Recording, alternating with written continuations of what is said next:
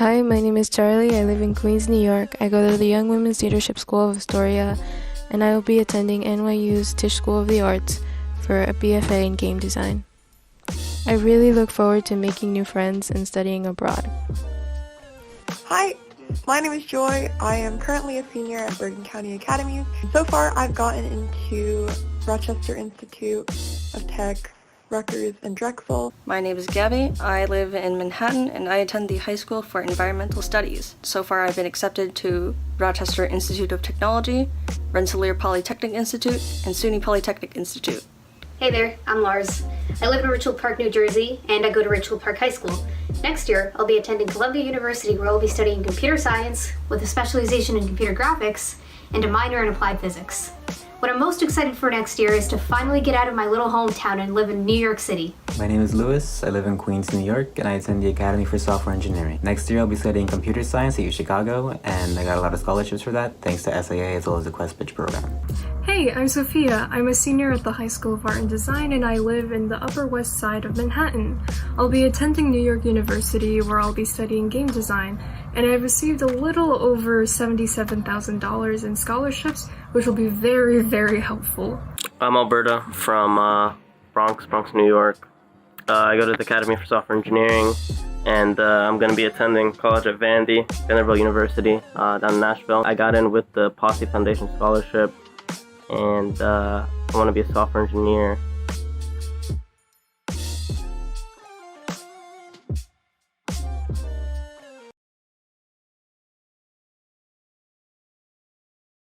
People of Earth, how are you? We are here for the Twilight Princess Live Time Attack, brought to you by Urban Arts Partnership, which I will be calling UAP for the rest of this event. My name is ALT Insider. I'm here with two legends in the booth with me. First, legendary Mario and Zelda speedrunner, of course. He is the former world record holder, or one of the former red record holders of the very game we are watching right now. Samurai Man, how you feeling? Hey, I'm doing good. Thank you for having me for this amazing event of getting 7 top of the runners to play at the same time for today and tomorrow. There we go. That is going to be very, very hype. I'm also joined by the legendary person, or one of the legendary people, helping make this event happen from UAP. Jason, how you feeling? I'm excellent. Excited to be here today and watch some Zelda. There we go. We are all here 24/7 for the next 8 hours at least to watch some Zelda here. We got 7 players playing for a nice prize pool, which is provided by UAP, of course, which we're going to hear a little bit more about in a second. First, let me explain the format to you. As you see on the screen, 7 of the top players in the world right now in the same place, playing the same game in an attempt to get the best time they can. And they have 2 days to do so. Today until 6:30 p.m. and tomorrow until 6:30 p.m. Eastern Standard Time, of course. The best time over the course of the 2 days wins. There's unlimited resets. There's no rules about they have to do this first run all the way through, anything like that. They can choose to reset whenever they want. And like I said, this is sponsored by Urban Arts Partnership. But before we get to all about Urban Arts Partnership, I want to ask Samurai Man, can you tell us a little bit, just the outline of this run? What are we going to be enjoying for the next 16 hours of our lives here? Well, you're going to be enjoying currently the longest 3D Zelda speedrun out there.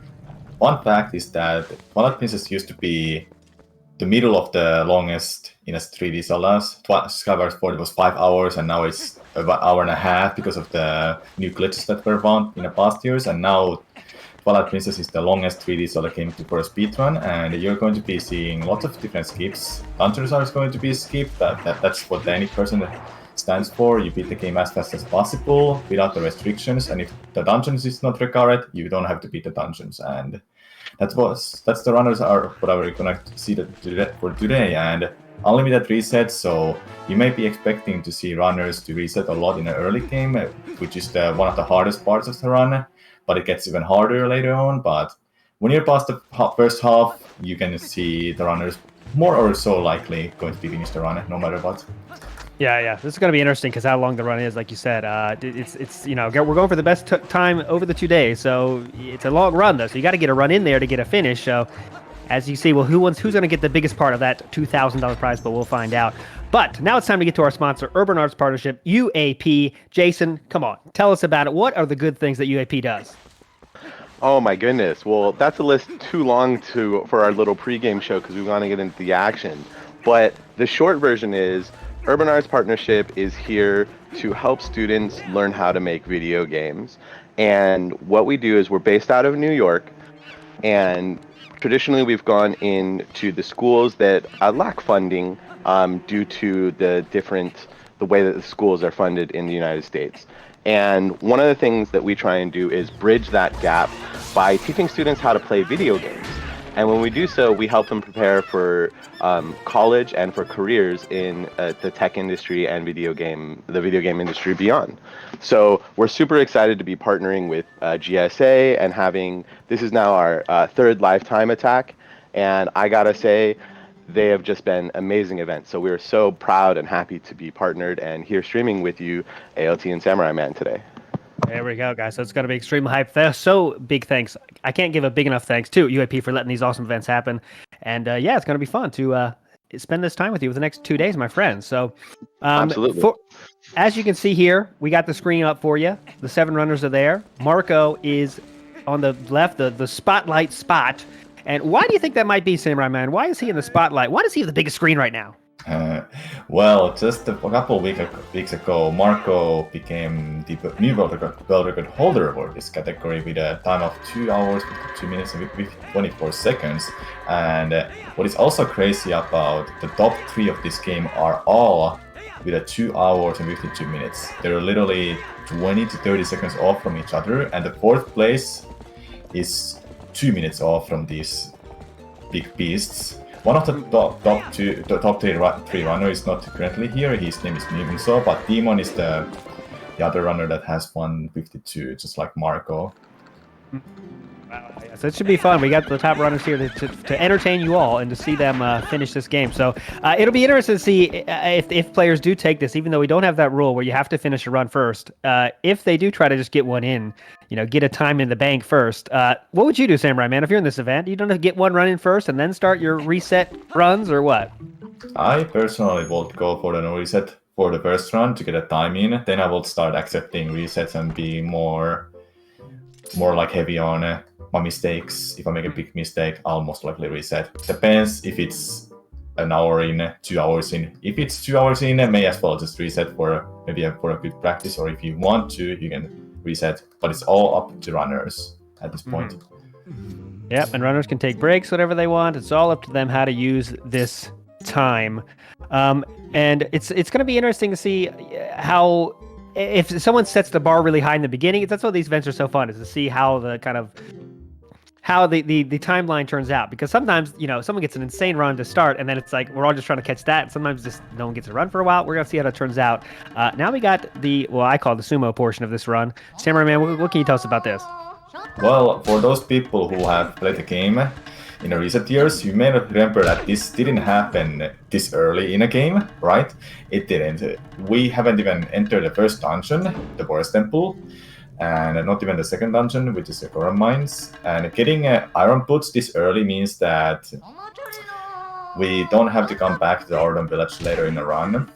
And why runners are able to do this is because of the glitch called Back in Time, which is a frame-perfect glitch that happens in a way that you void out something voids out, you drop out of bounds, or you void out in anywhere that lets you do that, and you reset in a specific frame, and it lets you play in a startle screen, and that way you can get a sword and shield and tamed Epona. And getting a tamed Epona means that you can get iron boots early, because the game has a set flags, or set options, let's say, for if you have done this will unlock later in a game. And that's what runners have done. Because of Back in Time, they're able to get iron boots. But it also gives runners a little bit other issues that has the solution. There is going to be a glitch, or the skip rather, coming up in a few minutes that they have to do, because if they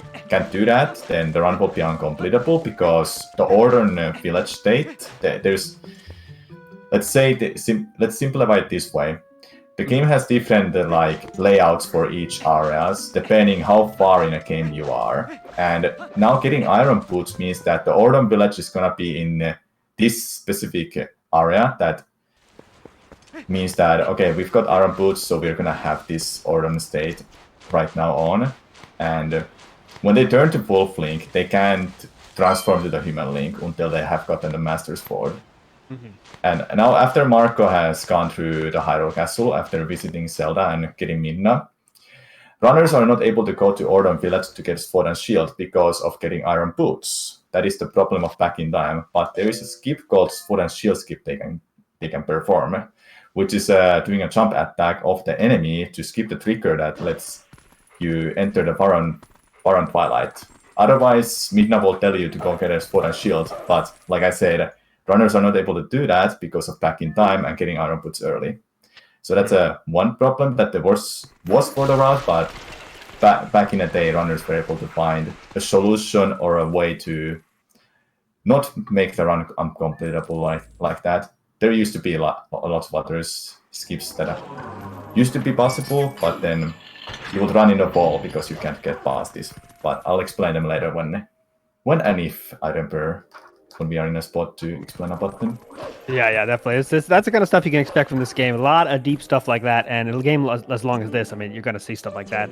But I do want to, Jason, we're not just going to talk about the game here. We're going to talk about some awesome rewards and stuff about the charity. So, Jason, hit us with that too now, please.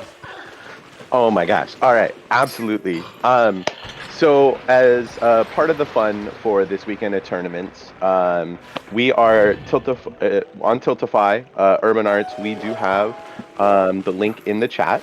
So we would love for everybody to check that out and go donate. We are having a raffle of a Sonos Move speaker. So everybody who donates $5 or more will be entered in for a raffle to win an awesome Sonos Move speaker. That's one of the really nice ones. It's got all the fancy stuff, amazing music quality. And we'll also be giving away some of our cool SIA, our School of Interactive Arts, hoodies. So those are actually one of our top donor rewards. So if you check out our Tiltify page, and you can go under rewards, we have actually a new set of price points for these rewards. So we have stickers, we have a cool pin, we have a coffee mug, a beanie, a snapback hat, we've got some t-shirts, a tote bag, and a hoodie. And so if anybody wants to make the donations on there, head over to the link, click on rewards, and you'll see those very awesome rewards. We will ship internationally, so we can definitely take care of that as well, and get entered into the raffle to, win a cool prize. And of course, every donation is going back into the classrooms. That's the teachers. And I forgot to brag when I was talking earlier. I have some new statistics. We like stats here in Speedrun, don't we? Oh yeah, definitely. How does 100% college matriculation sound? If I knew what matriculation meant, I would say yes. That's good. So, a lot of the peers for urban arts in New York, there's about a 50%, about half of them go on to college after high school. Our students, it's been 100%. The students that are learning to make these video games, they're moving on to college because we also help them with college prep. We give them exploration, we help them with their financial aid applications, we help them with their scholarships. And I have new statistics for our students and our June graduating class. We reached 250 schools last year, at least one student. We had 250,000 students that we spent time instructing last year. As I said, 100% of our seniors are going on to college, which is huge. And on top of that, they have already secured over $5 million in scholarships and financial aid. So this is awesome. Those are lives that are changed. These are people that are going to go make the future video games. And I'm just so proud and so happy for all of them. And when you donate, this is what you're doing. You're going to be changing lives and helping these kids get to college. And they're going to be making the next video games that you're going to find on Steam. And they're uploading them, and it's going to be great. So thank you very much for letting me brag about them. I'm going to hop off and let you all enjoy the tournament and the action. And I'm excited to see how it goes today. Before you get out of here, Jason, we got to ask you, what's your prediction? Give us the winner. Are you allowed to even do that? I mean, that should be a question. What's your casual guess? Right? Well, here's the thing. I live in California, So as a resident American here, I'm really feeling, I'm hoping that JD is gonna surprise a couple of the international people and take the top spot today.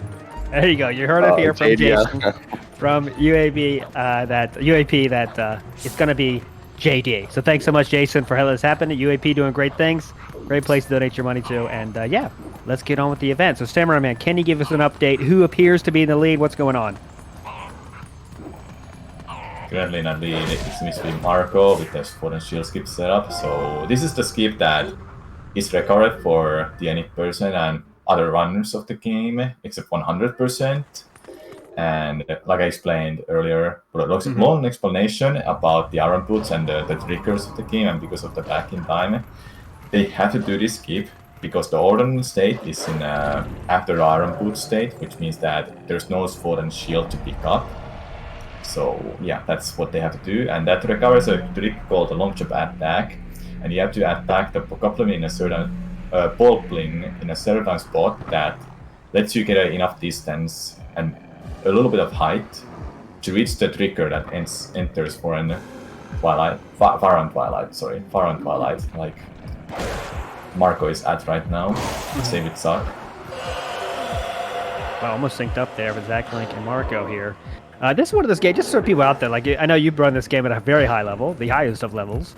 Let's say you want to get into this game, and I want to run this game myself. Some people out there might be thinking, how long does it take? I mean, there's just so many things you got to learn, right? How long are we looking at in terms of time frame to, get a good run in? Not a more record level, but, getting a respectable run. How long do you think that would take, Samurai Man? For this kind of game, I would say that in a few weeks you can get a decent time, but even in a couple of months you will get even better time. And this game is full of surprises, how many hard tricks there are, and also any percent for this game used to be one of the hardest for runners to start with because it wasn't well understood how certain tricks were done. So that's why many runners who started back in the day, they did no save and quit at first. Okay. Yeah, that makes sense. You got to do so much. Also worth pointing out, this is a very international field we have here. We got people from America. We got number one Marcos coming in from France. Demons coming in from Sweden. This is a really international field we have here, which is always nice to see. And yeah, who's going to take it? We're still very in early days here. We're going till 6:30 Eastern Standard Time today, my friends. So hope you're strapped in, got your popcorn, and are ready for the action.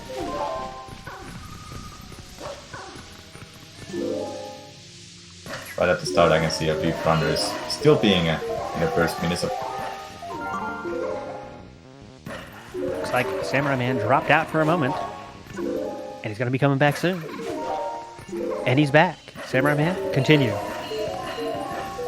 So what I was about to say was that Bruggles is right now at the start of the game where he's carrying the rock and trying to go through this gate, then set up himself to get it back in time, which is one of the very first tricks the runners are going for at the start. And like I mentioned, back in time is frame perfect, but did you know back in time for Twilight Princess was the first back in time ever found for 3D Zeldas. And the back in time found for the Pin Faker and Skyward Sword happened after Twilight Princess. But what's also funny about the Pin Faker and Skyward Sword back in time, they're not frame perfect. Wow. So I guess, can you describe that a little bit better? You keep saying that. What does that exactly mean? Like, what are you doing when you say that? When I say a frame perfect, and there's a single frame in when the game runs that works for that glitch. The game runs in 30 FPS. Some games runs in 60 FPS, but Twilight Princess runs in 30 FPS. So out of those 30 FPS, there's one frame that works for getting the back in time. And if you don't get that frame, you just go straight up to the main menu, which at this point is pretty much just a reset and start over the timer. Yeah. If you're going for world record, definitely will be a reset. But I guess these runners are going to fight through it a little bit more. Do you have is there any kind of limit on how many tries you would give it before you say, okay, I'm done? Or is it just one try and you're done? For the back in time, if I go with the side hop setup after the gate, I'll just go for it and see if it works, if I get the right frame. There is a right frame you can look at when you open the item menu, and you know that you're gonna get it when you just input the X start and B at the end, because B closes the item menu, then you void out during that moment. But there is a setup that is very consistent you can do that is on the other side of the bridge. Runners can go for that if they want to guarantee they're gonna get a run going. Okay, but some might call that the baby strats then. Yeah, that's what the runners will say, but I don't think top runners are ever gonna go for it unless they're in a marathon setting. Then they have to make sure that they're gonna get a run going. Okay, one of those. Okay, that level of if you gotta get a run, you do that. But if you're trying to go for the best time, you might do the big boy strats, as they say. That is true. Okay. So one of the tricks that we missed right now is Marco is in a Sacred Crow, and like I said, those who play the game, you probably remember that, well, we didn't get the Sacred Crow this early, huh? Well, that's because runners can perform a glitch called Early Master's Ford by using the Dark Beast that is in North Baron boots, and with that beast, runners can perform a super jump with Midnight Charge. And when it's done in a exact same, when it's done in a specific spot at a specific angle, not too precise, to be exact, they can jump out of bounds and reach to the Sacred Grove. And you don't have to do anything else here but just follow the school kit, get the Master's Sword, and you have the strongest sword in the game and an ability to warp anytime you want. And you can transform anywhere you want to, even in the Twilight worlds. Okay. Wow, okay. I mean, I don't know, the games like this that have so many glitches that you're saying, is this, how current is this run? Like, is this, how long has this form of the run been around? For the couple of years, it hasn't changed much. Like, the route is pretty same for the top level, and there hasn't been that many big skips found. More of like certain strats have been changed, or runners getting better, or buying a little bit of time saver here and there. So the route is same for the past year. It hasn't changed pretty much. Mm-hmm. All right, so again, Marco and ZachLink, again, basically synced up here, doing the same how right there. And I remember this puzzle casually. It's on Marco's screen. So annoying casually, but you'll see him just speed through it here.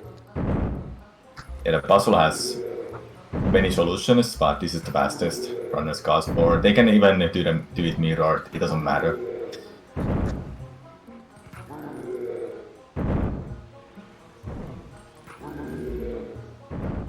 If you were to play the game normally, kind of fast, it will take you a couple hours to get Master's Sword without glitches, but these runners can get it in 21 minutes.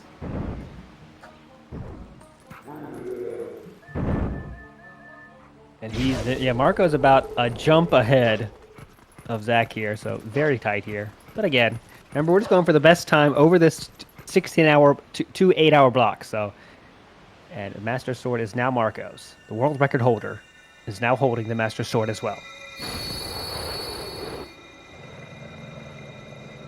This is one of the few long cutscenes that runners get to have in a game. There's not many cutscenes that are more than 30 seconds long.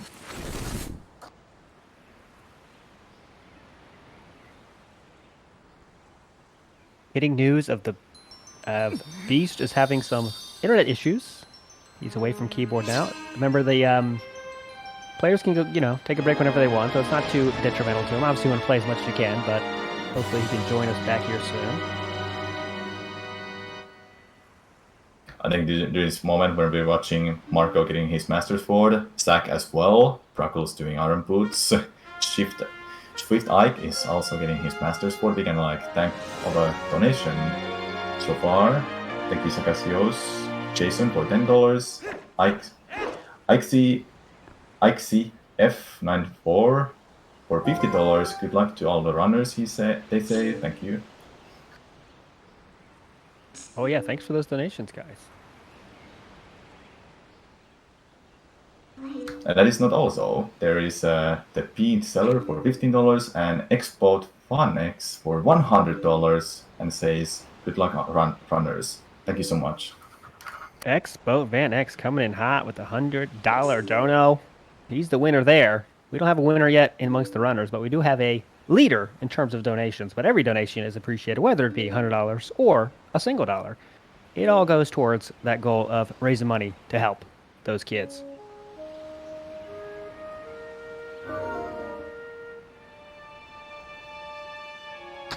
So, Alt, have you played this game in a couple of years? Last Oh years? yeah, definitely. I've played it. I played it when it first came out, of course, and I've revisited it. I was, when I went back to started watching this runs of this game to get ready for this event, I almost was because I've been playing Breath of the Wild like crazy. My kids love Breath of the Wild, so we're all playing that. The stockiness of Zelda was almost like, whoa, it's just a different feel. How he runs. It was kind of like. When this game came out, obviously it looked amazing. I love the kind of art style of this game, but like the stockiness of Link's running, was kind of like, it kind of shocked me a little bit because it's just not as fluid as you have in Breath of the Wild. Obviously, it's a much older game, but yeah, the game still has a certain kind of magic to it. I like the dark, kind of the darkness of it. It kind of felt like a darker Zelda game, and I always liked that. But never tried to speedrun it as you'd had, but it's just fun. Yeah, it's one of the darkest Zeldas with Majora's Mask. Don't know which one is darker, Majora's Mask or Twilight Princess, or the new upcoming sequel to Breath of the Wild that have been told that it's gonna be a dark game. We'll have to wait for that next year. Yeah, that should be pretty cool. I mean, if it's next year. I hope it's next year, but you know how that goes. So right now, runners can transform anywhere they want, and that's what Marco is doing, and Zach as well. They have transformed to the human Link, and they just use the lantern in a mist area that is a little bit laggy for some reason, and they can make this very fast with the human Link. They can transform to Wolf Link as well if they want to, but this seems to be faster as a human Link because you don't have to transform when you get to the Forest Temple. And Forest Temple happens to be one of the dungeons runners don't complete. All they need is just a Kelp Boomerang that happens to be the most useful item in the game. Okay. And the reason for that is how broken the camera is in this game. And I really mean it. The camera is the reason why certain glitch, or rather the trick is called long jump attack works. When you're targeting an object that is far away, on a high ground, instead of your, let's say Link is in a position is in a downstairs, and there's a enemy in upstairs, and you jump attack while targeting that enemy. Link is gonna jump attack very fast towards that enemy for some reason, and that can be applied to the Kelp Boomerang because the camera doesn't get unlocked from the boomerang at all, so it lets you do the long jump attack with the boomerang anywhere you want, as long as you throw it on a platform that is higher from a Link's position, or you throw it to out of bounds. And you'll be seeing that a lot throughout this run. All right, Samurai Man, you got to explain what's going on with Marco's screen right now. We saw him do the jump attack into the wall, get out of the game, reload the game, come back in the game. Looked like he was running through the menu. Come on, explain to the people what was going on there. Yeah, so that is another way to do a back in time. So if there's a void out, you can do it back in time. If you know the frame you have to reset the game at. And what runners does here is to reset the game in a back in time. They reload a file that they saved after they got iron boots. They saved the game. And this goes way too detailed information, but I will make it sound simple. So they reset the game in a back in time. They reload the file that was saved after iron boots. Then they restart the game and mash start before the King Bulblin fight starts. Why does it in a King Bulblin fight? Because when you do back in time, or you put in a main menu, you are in an Elden Bridge. So that acts as like a King Bulblin fight arena as well. Wow.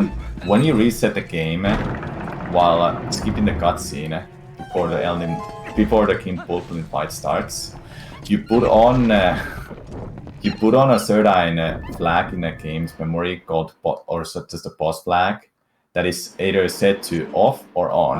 Now it's on because Marco just got monkeys, and that lets him to enter the Ook fight right away.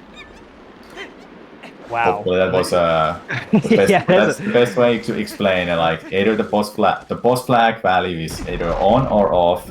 It's always off when you're not in a mini boss fight or you haven't started it. Usually it goes on when you start the mini boss, but it goes off as soon as you have started the fight. If that makes sense. So the cutscene helps you to have it on if you skip it at the right time. This is Ook, so there's a little bit of RNG. The luck element is there, how many times it jumps. And next to having Master's Board, runners can do one cycle, so they don't have to worry about Ook jumping again and again. As long as they do jump attack, quick spin hits twice, then a regular jump. A regular slash is enough to kill Ook, or rather beat Ook. There you go. We got a question in chat about the prize pool, so I'll be sure to tell you about that. Prize pool is broken up like this. First prize goes home with the prize pool of itself is $2,000, 2 G's, 2 racks, 2,000 USD, right? First prize gets 800 of that. Second place gets 400. Third place gets 300. Fourth place gets 200. And the rest of the runners don't go way empty-handed. They get 100 smackaroos for their time as well. So that's how the prize pool is breaking down today. And as we see Marco getting the coveted boomerang, as Samurai Man explained, the most important item in the game. So I guess I can start explaining about the long jump attack. Anyone can do it if you have a GameCube version or a Twilight Princess HD version. Because on the Wii version, when you throw the boomerang, the game just unlocks the camera off from the boomerang. And like I explained, the camera is the reason why long jump attack is very useful. If you weren't able to target the boomerang the whole time, you wouldn't be able to do long jump attack everywhere. You'll be seeing runners do it right away because they're leaving Forest Temple. You don't have to beat Forest Temple. Yeah, let's see this in action here. They'll be performing a skip called Forest Escape, just to short say that. And it's a little bit precise spot you have to be on because you can barely get outside of that. You can barely go above the trigger where Midna tells you to go back to Forest Temple and beat it. And there's a few ways to set up that. Some of the runners, they set up themselves to get hit by the trigger and go to the certain spot, or look at the ground for a texture. And Marco was barely on that texture he wanted to be on, so he has to do the setup again. Yeah, I think it's kind of good to see this again, see what he's trying to do here. Lining it up.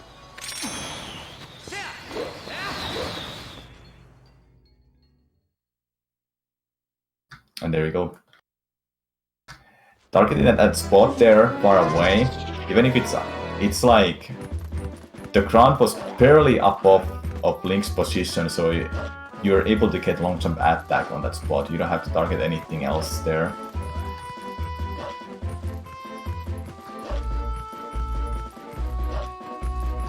Now the runners needs to go to Elden Field or Elden Twilight to continue the run. And here's another long jump attack Marco is going for, is that works because the boomerang goes out of bounds, and out of bounds works as the same as avoiding out and lets you get a long jump attack. There is a postman or mailman trigger that he just gives you the mail, and runners don't want that, so they skip that. And it's one of the hardest ones actually. It's a little bit precise, but it's not too difficult. There are even harder long jump attacks in the game. Yeah, so that's something we're going to be seeing a lot, right? I mean, is that the main tech you need to learn? Is that long jump? Yeah, it is the most useful, the easiest, and the main tech of this game to know when you run this game. It makes everything very fast, and most of the skips possible that are very big, such as Forest Escape, some of the time savers in other dungeons, but Forest Escape is one of the biggest ones. Also, you'll be seeing them across this huge gap in Katoriko Gorge. That is also... You can, to save this way, let's see, is Marco gonna get that? He didn't get it, okay. There's a 1 frame window he can get a jump attack and void out. That is unfortunately he didn't get it, so that might be a reset for him, but we'll see. Anyway, the long jump attack in Kakariko Gorge is a... You have to get out other side of the bridge, other side of the fence. If you get a focus on Zach, we can see how it's performed. This skip is a little bit hard to explain in a one go, but there's a rupee underground that is guaranteed yellow rupee. With that, you get a rupee text if you haven't had a yellow, red, or blue rupee at all for the save file when you started the game. You get a text box, you stand on a fence, and then on the fence you can roll to the other side of the bridge, other side of the fence, sorry. Then you do this small amount, a couple amount of side hops to get to the other side of the fence, closer to the other side where you need to land, like just Zach did. Then he did a long jump attack to across this huge gap, so he didn't have to. Well, let's say it this way: runners can't move the bridge from the Faron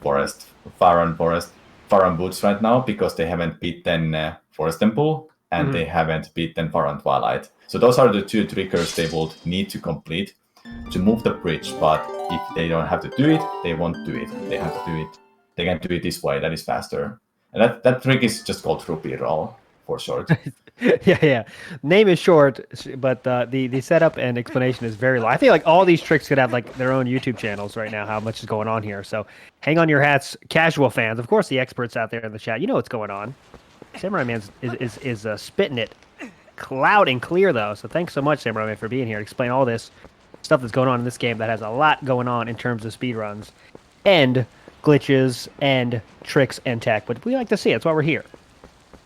Yeah, the explanations for the critical tricks I'm doing, I hope they're do good, because if you have never seen a speedrun of this game, I want to make it simple as possible for you to understand, for anyone watching the stream, how it's done, why it works, and so on.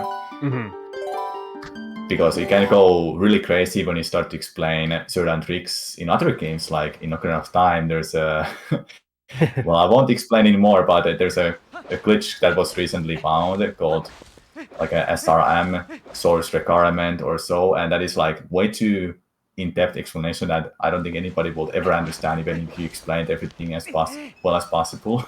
yeah. So luckily for this game, there's not that crazy glitches to explain. Yeah. I think we're reaching, like, speedrunning is reaching this point where now people are, like, trying, you've heard about these, like, put the system on the hot plate for a while, you spit on the controller for a while, you rub the B button on your head for a while. It's getting crazy in terms of what people are finding. So at least this game doesn't have that level of action, that level of tech we're not going to see. But speedrunning itself over the last, 2 years or so, has been like, there's been more and more crazy, like, just literally crazy tech like that being found. Yeah, over the past year now, for those who don't know, I explained this earlier, Twilight Princess used to be in a middle ground of the length for the speedruns. The Windbreaker and Skyward Sword were longer games to speedrun with a 80% route, but now they are shorter. 80% for the Windbreaker is shorter because of barrier skip, the very huge holy grail for that skip that was finally possible for the original version of the Windbreaker. Then Skyward Sword is like something I will never understand myself and don't even want to bother to explain, but it has something to do with the back in time, and it's extremely crazy how that stuff is possible, and making Skyward Sword an hour and a half long speedrun or so.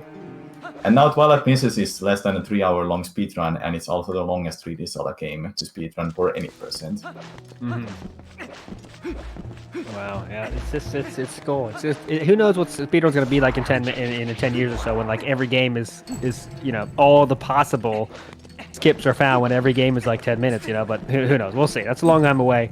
We got a long way to go yet today. As we see, Marco is let's see, what would you say the fastest pace is right now in terms of our runner, these 7 runners here? The fastest paces in terms of like who's the furthest or yeah, who's the farthest, right? Who's farthest along? Yeah. currently ZachLink is the farthest. He's doing a pillar clip to enter Lakebed Temple early. It's also one of the hardest tricks that were not well understood back in the day, but now we have gotten better. We've gotten new runners and new people to theorize how this works and why it works. So runners don't have to worry about, oh, that is unfortunate for Zach.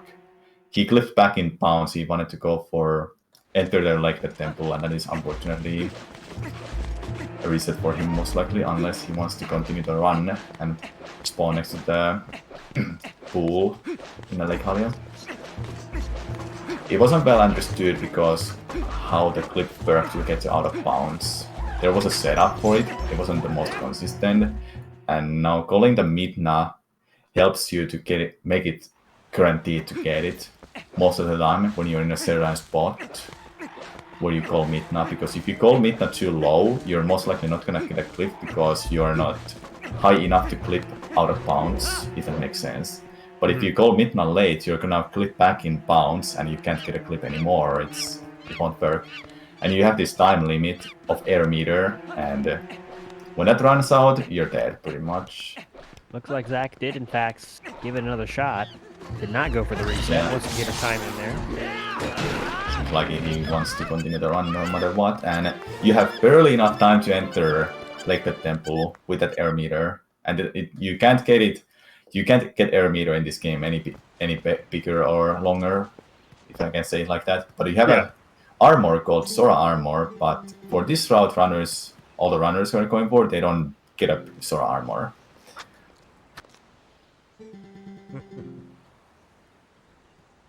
In Lakebed Temple, runners wants to get the dungeon item called Glove Shot early. It helps a little bit for the routing, and then especially it helps out that you don't have to find another way to enter the dungeon when the water is back to its normal height when you freeze the Sora's domain. So it's better to do it right now. Get the Glove Shot, get the Uku, and you can use Uku Junior to come back to the dungeon later. So in terms of world record here, you're looking at Marco here, still as a world record holder, even though we just changed to a new player in the main screen. Marco with the world record, 2 hours, 52 minutes, and 24 seconds. Second place, Nimzo, not in this event, unfortunately, but he is only 5 seconds behind. Demon in third. He is in this event right now. And after that, ZachLink here, JD. You see all the names. They're all in there. So it should be interesting to see who will pull this one out because they're just so close in terms of times, of best times. Bruggles now taking up the main view here. Bruggles himself, 10th place on the leaderboards.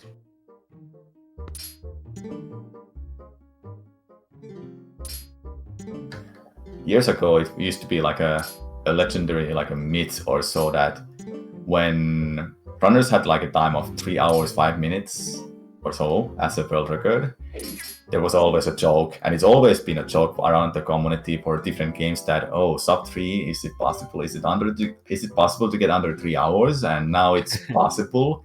There's pretty much 20 people in the world currently that has under 3 hours in this game. And what is even crazier is the top 3 of this game are within just a few 10-20 seconds of each other with a 2 hours and 52 minutes. Yeah, for a game that long, you're talking about optimization. That's an optimized run right there. Yeah, that is a very optimized run where RNG, the luck element, is like at the highest peak that you really need to get a good luck to have a slightest chance to get a world record. But it also matters that you have a really good movement. You don't make mistakes, because all the mistakes, they add up for your time. How about in this game? How much of does RNG play a part in terms of run? You know, it's always, I just think it's better to have for speedruns, especially in competitive speedruns, to have a little bit of RNG. Too much is bad, but how much does this game have? This game, I wouldn't say it has that much of an RNG, but there are like, let's say, small things like the bugs in Zelda Twilight and Zelda Twilight can have a little bit of RNG. One of the notable ones I can think of is the lily pads in Sora's domain. To kill those 2 bugs on a lily pad, that's an RNG that can be troublesome sometimes. Then there are the biggest one I can think of is Zelda at the end of the game, and can be troublesome because if she's not nice to you, then you're gonna lose easily like half a minute or even a minute in a very bad RNG. Oh, it's so brutal at the end of the run too. But it's very common to get a good Zelda still. If it's a decent or good, it's like not a % though, but if you get like a minute time loss because of that, then it's at the end it's a very bittersweet end then.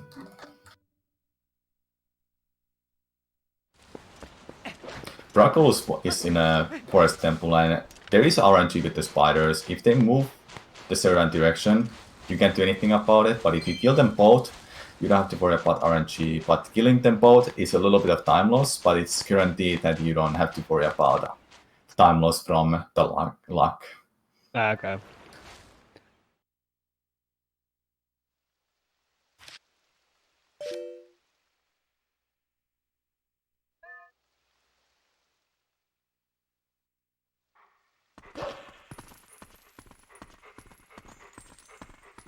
You may have noticed a couple of the runners, Marco and Demon especially, because they're from Europe.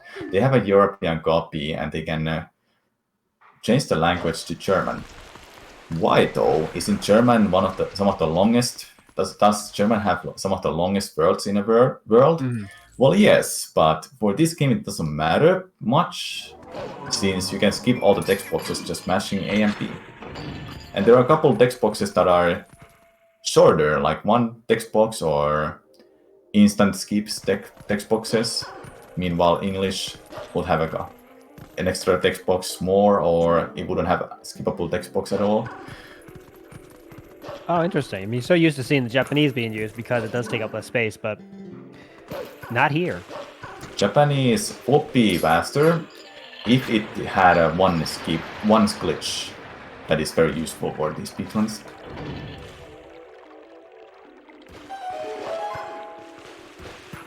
That glitch you will be seeing later, and I will explain what it does for runners and why it's useful. Definitely want to stay hyped for that one.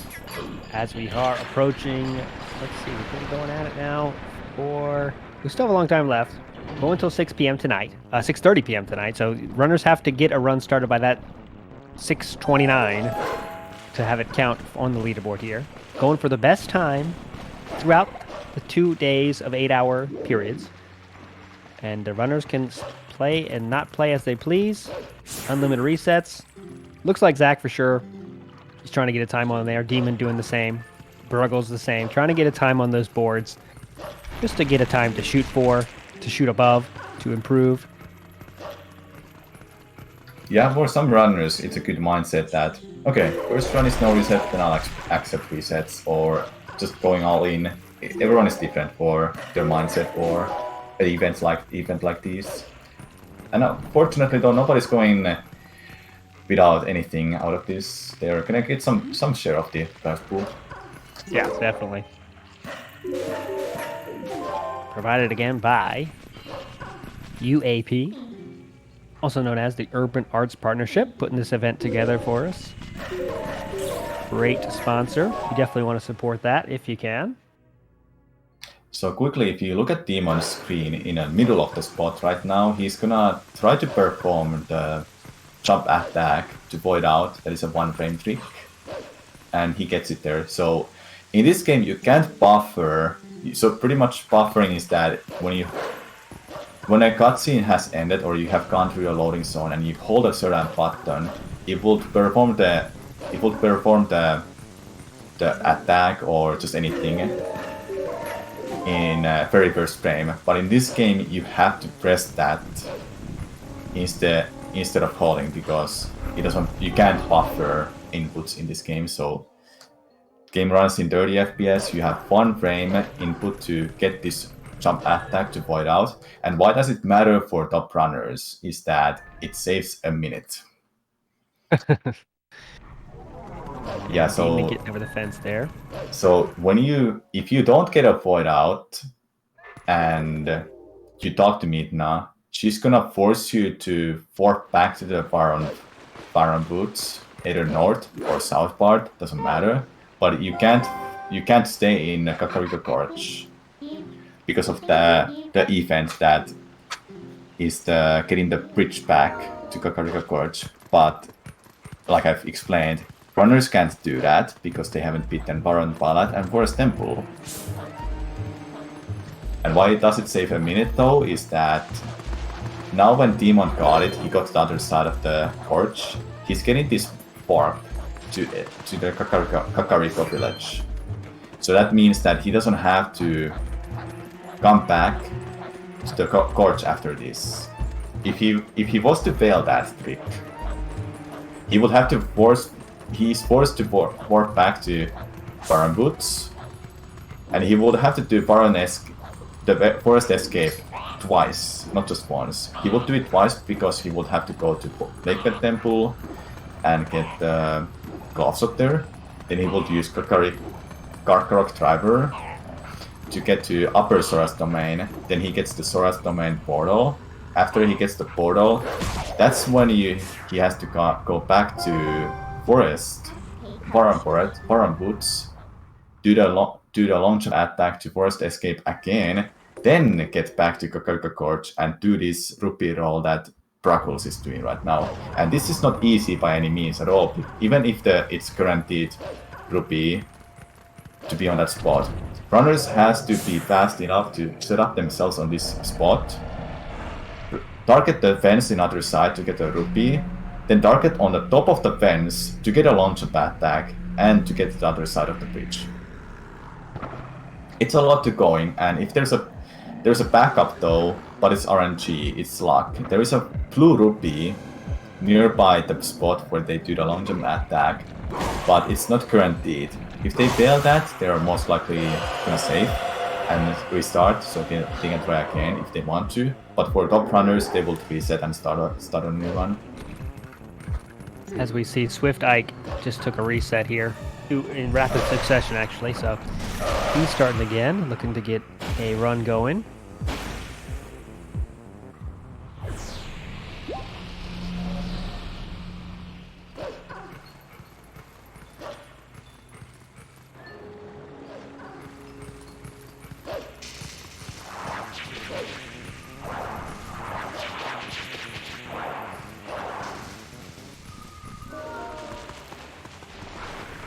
You might have noticed the runners are avoiding some part of the entrance when they are going to Kakariko village. There is a trigger for starting a team bullping fight in Elden Field, and that also changes the Kakariko stage, which is that, oh no, this kid is kidnapped. You have to save them, and if you happen to hit that trigger by accident, you have to do a backup later to get to the other dungeon. So it's faster to avoid it.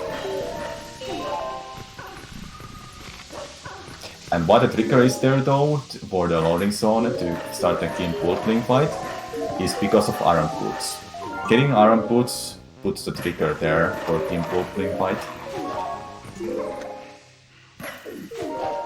It might be a lot of explanation when I'm explaining this, then I'm explaining that, but that's about the run, and that's the speed run.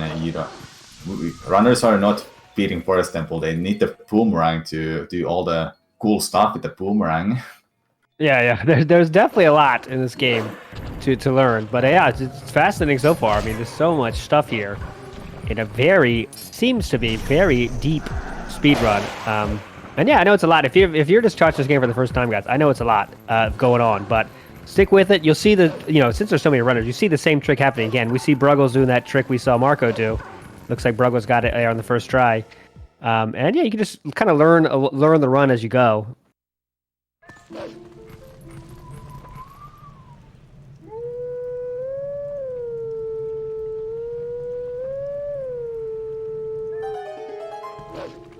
Thanks so much to those that have donated so far as well. X-Boat Van X still top dono with that $100 sitting there is the leader. Thanks for helping support a great cause.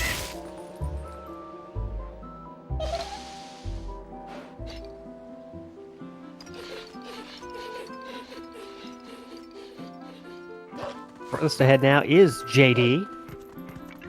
50 minutes into his run. At what point is for you, is it like, well, I'm not resetting anymore? Is it an hour in or so? I don't know. With 8 hours, you got to think about the time. I would say, hour and a half or so. What's your number there, Samurai Man? For me personally, it's less than an hour. I would still accept a reset. And past that, I'm considering. Usually I'm leaning towards no. Because imagine you have 5 hours of time. You reset 2 hours in.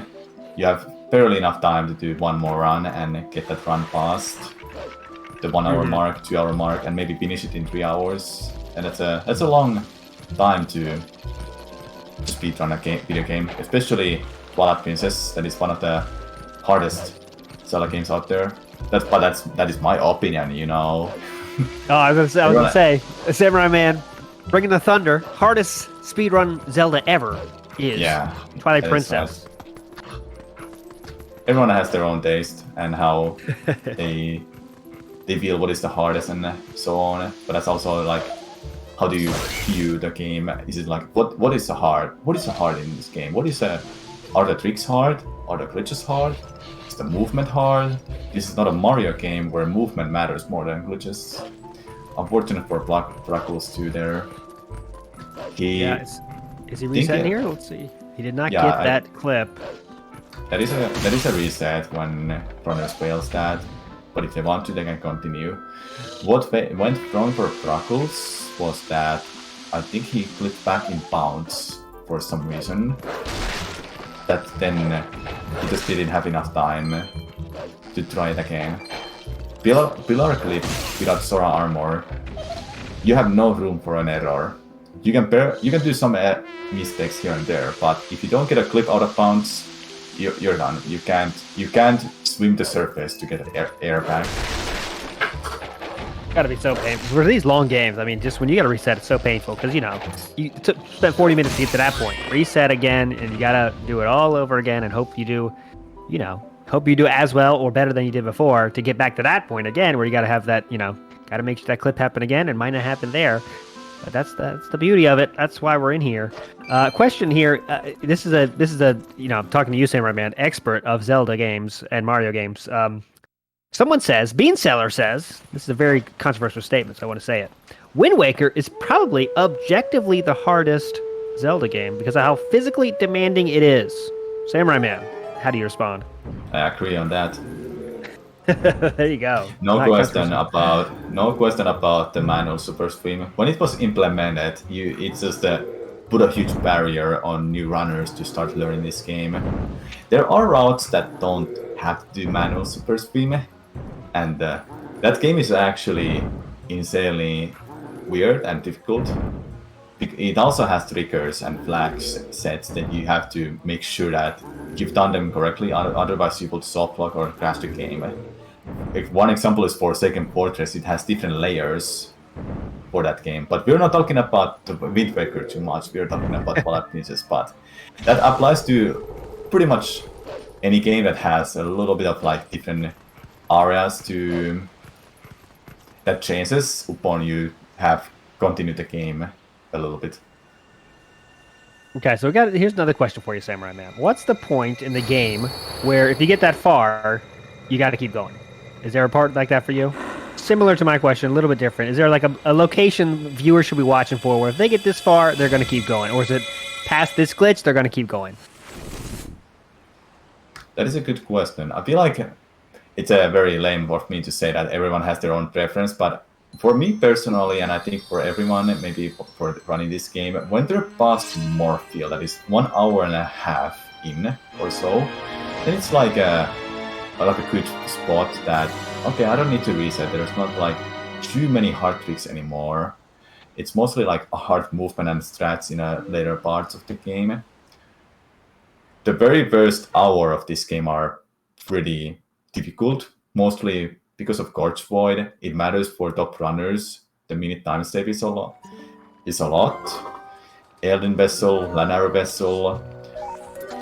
These are back-to-back Twilight worlds you have to go through as a full Flink to collect those tiers to get back the normal world back. Except Far on Twilight. Runners don't have to complete that. So they're difficult to optimize for sure, but to run through, it's not too difficult. As we see JD But taking to, the... answer... Go ahead. But to answer that properly, what's the cut point when you don't want to reset? I would say Morphle. Morphle can be difficult, out of your control boss fight. It has RNG, because the way that runners need to do boss fight is without Sora armor.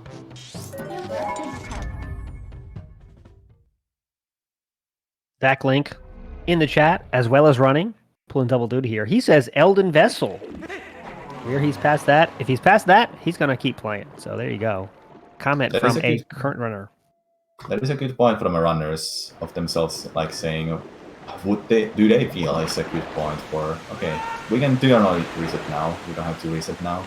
That's a good part, because Elden Vessel is one of the hardest splits, if not the hardest split in the whole run. There's so much stuff in that one single split if runners are doing the whole split for themselves, because runners can have any splits they want, any amount of splits for anything if they want to.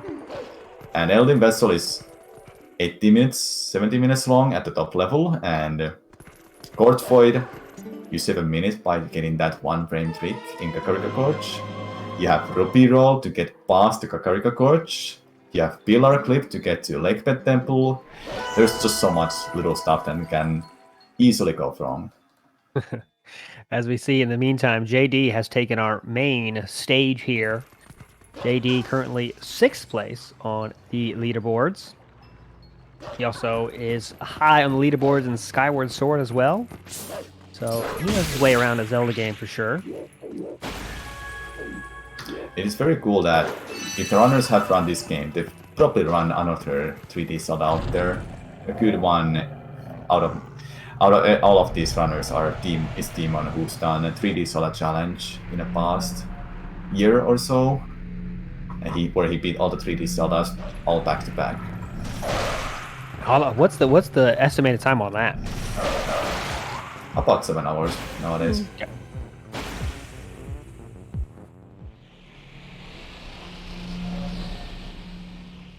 I'm gonna try to get an update on Wildebeest here. He has not get a run. He's not seen much screen time. I think it was internet issues, but we're gonna find out. Hopefully, he can get some runs going today because he has not had anything going yet.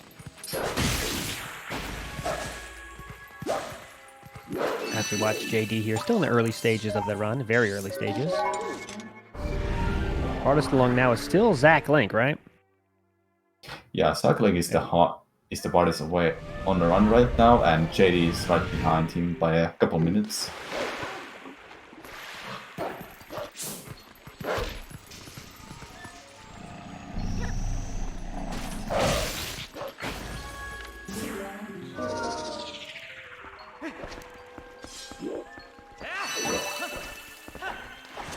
This trick here that JD is going for is a side hop from the water wall. I think it has a better name too, but there's a few frames window to jump, side hop off from this water wall and land on this ledge.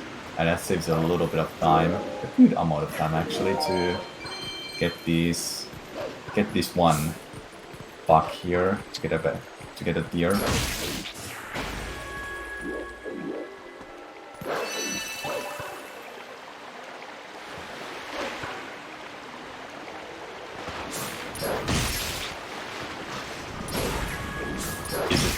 This what I was mentioning about the RNG. The lily pads can be troublesome sometimes how they move around, and these bugs, they die slower if they hit the water. If they happen to hit the lily pad, they will die faster. One of those hundreds of small instances of RNG that happen.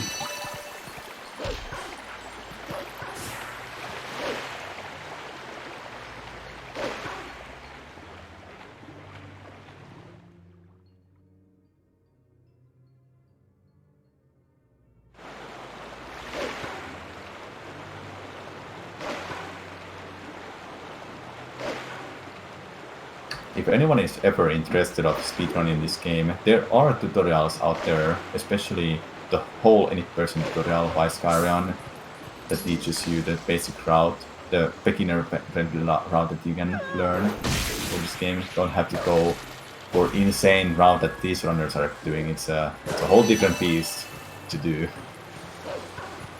Yeah. There's definitely a lot of... This game is a very active player base. I was almost shocked when I went to start to do research about how many players are in it. It's a lot of people running this game right now. And so, yeah, they'd love to have you. This game is like... Sometimes it dies down a little bit with activity, but there's still a couple runners who love the game and they want to play it. Then sometimes we have this kind of scenario where we have the top 3 runners within less than a half a minute of each other, and they were active for the past 3 months or so, and still playing too. Yep, and it's like that's what these events like this are great, because he does, revitalizes a community. Sometimes they can, if they need to be, they're kind of quiet down. You add some money to a prize pool to things. Sometimes people get a little more incentive to pick up a game again, and also, just people watching will also say, "Hey, that looks cool. I want to try too." Because as you can see, this is a very complex run. And I know that's a cool thing for a lot of people. Some people like the simple stuff, like your Mega Mans or something, but a lot of people like, other people like, deep runs like this. So there's a speed run for everybody out there. So maybe this is yours.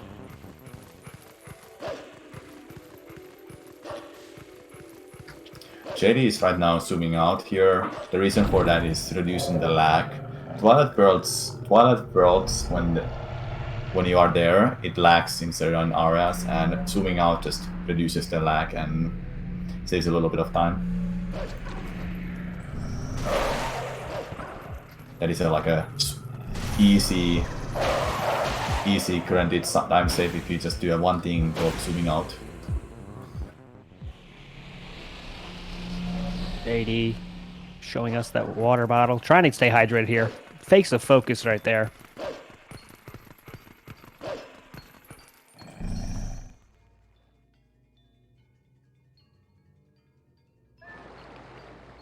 If you're just joining us, we're here for this Twilight Princess live time attack event. 2-day event here, 8 hours each day.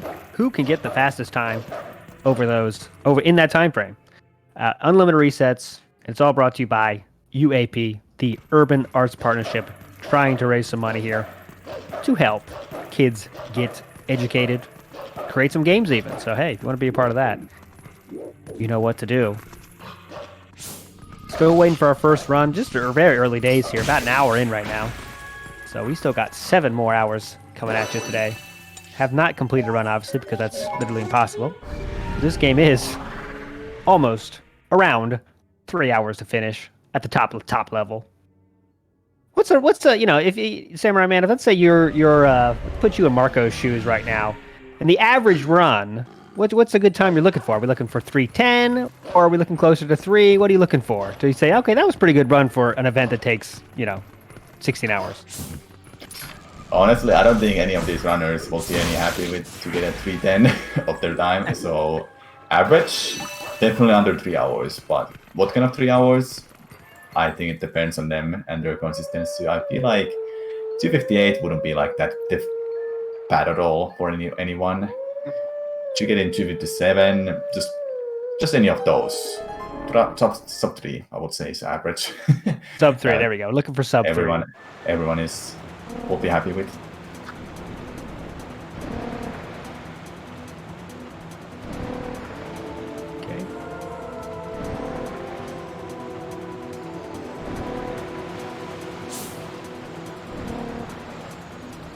Okay. Chat's saying we should do the 3D Zelda challenge for the next event. The run takes... we need like 18 hours, yeah. It wouldn't be that bad of an idea to get a one specific runner for each game and have a relay out of that. Yeah, there you go. That'd be cool. But it'd be kind of hard to do live time attack when the whole thing takes like 7 hours, like you said. We have to be like a real race, yeah, or just a straight up race. Yeah, that's a different one than if you accept presets. I think next time we should think about like the other side of things, like a 10-minute run. You could try it like 1,000 times in the 8 hours. That could be interesting, but.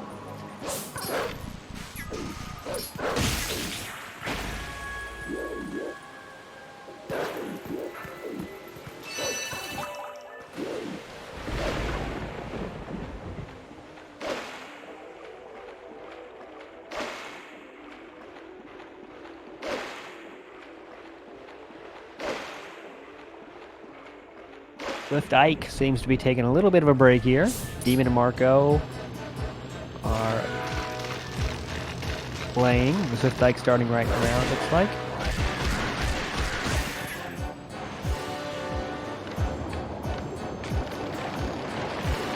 What's Jay doing right here, Samurai Man? Just playing with his camera, or is there more to it than that? What is JD doing here is he wants to attack Puck in a specific spot, so then the Puck wouldn't move in a way that, to make it sound simple, you want to attack the Puck on a spot, on this spot, so the Puck will move in this kind of way, so you can attack it again before it starts flying up, because the hook is slower for a Puck, for the runners, and you just have to wait there until it cycles over and it start trying to attack Link there.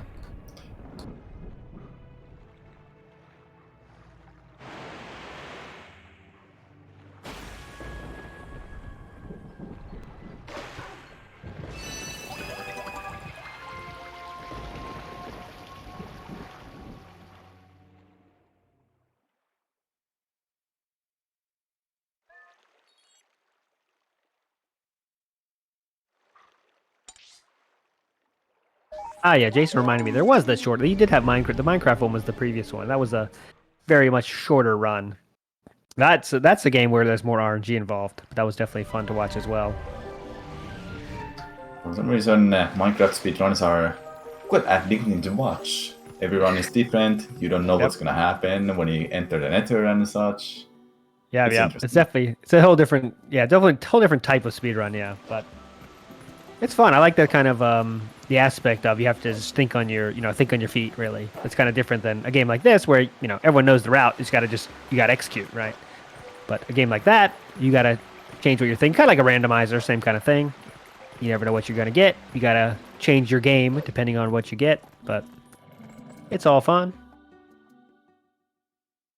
When it comes to Minecraft speedrunning, what really is a huge skill that helps for getting a better time in Minecraft speedrunning is thinking ahead of a time what I need to do when I get to this situation. What do I do when I get these items? It's so much different than the basic Mario and Zelda game where you have this set route and strats already. But Minecraft, it changes on fly. Every run is different, it changes on fly. You got this item, now you can do this. Every speedrun is different in some way.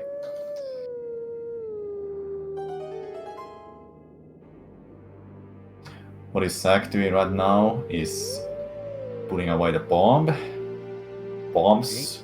He needs to empty the bomb bag to get water bombs, because this bomb bag runners are getting right now is a fake bomb bag or lent bomb bag, some call it. And they need a real bomb bag because the lent bomb bag disappears as soon as you die, you game over and restart, or you save and quit and you restart the game the ball that way, because it doesn't get saved for you. You need a real bomb bag for the rest of the run, because you need water bombs to beat Morphil and the Sun fight in Zelda Twilight too.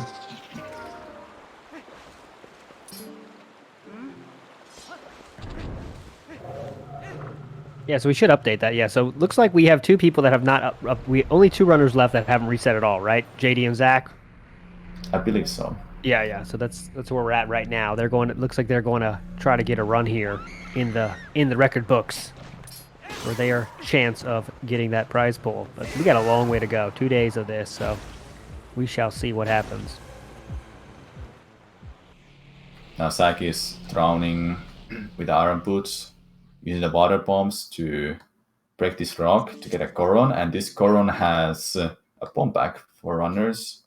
It's a real bomb bag now, so they have to empty that to get new water bombs, and they have the water bombs for the rest of the run. Also good to point out, Marco and Demon are on the German text, so for that Coron bomb bag text box, you can just mash through it, all the 3 text boxes, you can just instantly close them. And meanwhile, other languages don't have that. It has to let it scroll for a few seconds.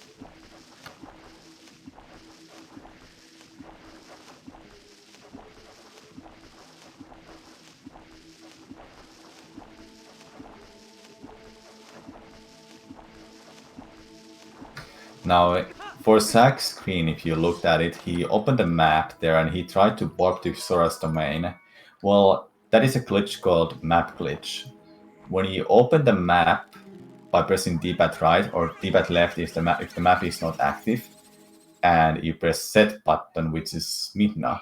When you press those simultaneously, literally on the same frame at the same time, you can try to warp away somewhere. You have to, I mean, so to get it to work.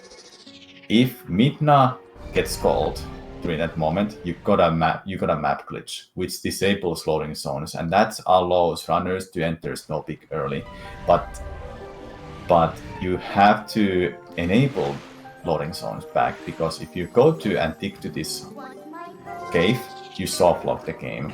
Fortunately, there is an owl stone they can use to enable loading zones, because that is not exactly that is like a fourth loading zone they go through to enable the loading zones back.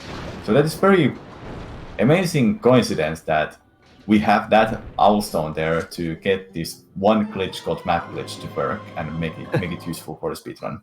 Wow, because there's nothing else in this map that enables loading zones back. You can't enable them back if you don't go through the loading zone that warps you somewhere, or you warp somewhere to get it back.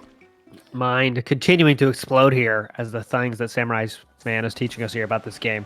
Very complex here. Really cool stuff. I'm loving it. But we got a question here I want to answer. What happened at 6 o'clock is the deadline, right, for each day? So basically, you just have to start your run before that 6 o'clock hour strikes, right? So if you start your run at 5:59, you can finish it, right? So it would behoove the runners that, you know, maybe aren't on the best of run to say, hey, well, I'm just going to try one more time. If they're, let's say they're 45 minutes in or so, it's not going so well, you might want to reset and just get one more run started at 5:59 to try to get one more good run. But we'll see how that turns out, where it turns out on the schedules of everybody in terms of their run frequency and if they finish or not. A lot of variables here.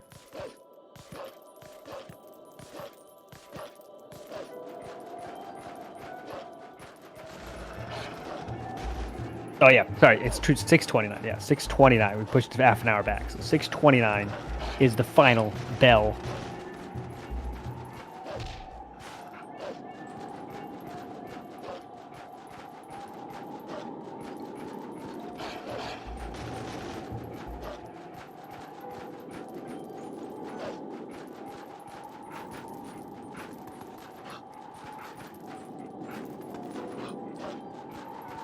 ZachLink and JD are about to go to Snow Peak Ruins, one of the dungeons of the game. They have to enter the dungeon to get ball and chain. And this is ridiculous, but it's the truth. The only reason runners has to get a ball and chain is the sand fight. There is a one phase in a sand fight that requires a ball and chain. Nothing else works for it. It's been tested. Only ball and chain works. That is the only reason we need to get a ball and chain. It is ridiculous, but that is a long backtrack for just being able to beat the game. If there's ever a way to damage Sand face with a Blizzard face without the ball and chain, you will save minutes and minutes of the speedrun, and you will be a legend. There you go. That's all the encouragement people need out there. I think need to find it. Need to find that. We need to get a bounty on that or something. There you go. That would be an amazing bounty. That would be an amazing bounty. And the requirements will be like you have to find a way with these and these items only, because maybe doing a backtrack and getting a fishing rod maybe will damage Sand. Sure, like anything else, I guess. But it will be ridiculous rod chains for sure. Ball and chain, however, is a very strong item. For example, Deku Toad mini-boss in Lekpet Temple, you only have to hit 2 times with a ball and chain to beat that fight. That's how strong it is. Also works for other mini-bosses like Aerofloss in City in the Sky, and Death's Fort in Arbiters. What JD and Zach are doing right now, especially Zach is now in Snow Peak. He's already done this, but JD just did a long jump attack to out of bounds to spawn nearby Yeto, and he's doing a blind snowboarding. This is called blind snowboarding because you can barely see in front of you. What is benefiting of blind snowboarding? First, it's faster. Second of all, yeah, you don't have to worry about the. Well, actually, there's only one reason it's faster. But yeah, it's good. The downside of that, you don't get rupees of this blind snowboarding, but it's fine though. It's fine. There are rupees enough to get throughout this run. You need 300 rupees to fix the cannon to enter City in the Sky. Okay, I was going to ask you about that. Like, so is resources any kind of as you said, you need 300 rupees for that, but is there any kind of other resource intensive things in this game or no? It's only 300 rupees you need for the whole run to pay anything to enter the dungeon, especially.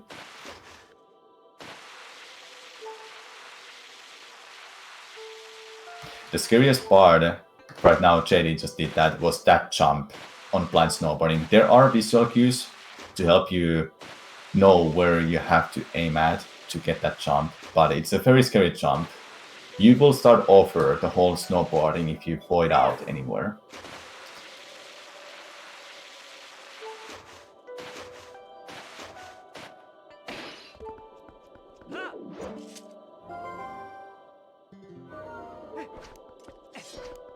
Suck just killed Deadhammer. I think that's what was the mini boss name with the ball and chain. He's getting the ball and chain. He's getting the 100 rupee from an armor right in the next room. Then he's gonna get another 100 rupee when after he save warps, and that's 200 rupees right off the bat like that.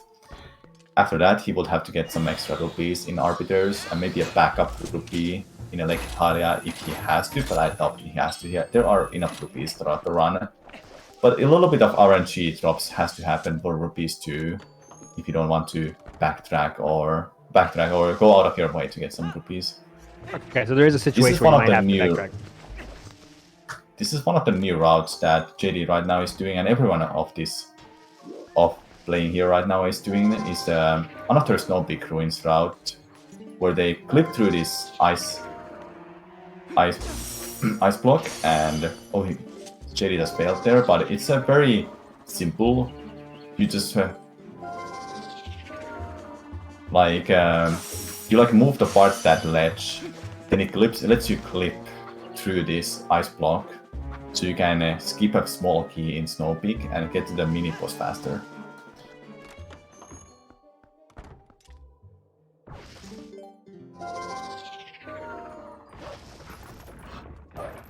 I remember Snow Peak when I played it casually. Snow Peak was one of those, I don't know why, but it's one of those dungeons that sticks with you kind of because it's so unique kind of. It's just like, kind of like a sidetrack of the game, even casually, but just something was special about it, you know? Yeah, it doesn't feel like a dungeon, but it is a dungeon. Yeah. If that's what you like, or like the repairing. I was surprised but a little bit for my first time. I didn't know English too much, so I didn't understand the story, why you have to come here, but now as an older, I understand, okay, because of Mirror Shard, we need a Mirror Shard of this dungeon to continue the game.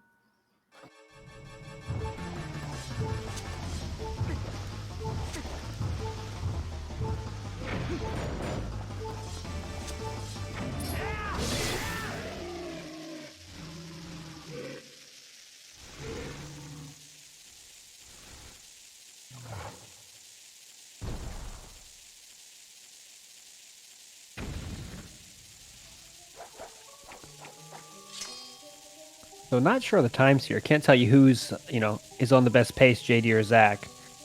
But as you can see, Zach's a little bit ahead. Oh, there you go. Now we can see. So, I don't know. It looks like JD might be having the best pace right now. I don't think he's 3 minutes behind in terms of where he's at in the game. Might be close, though. Now the times are up there.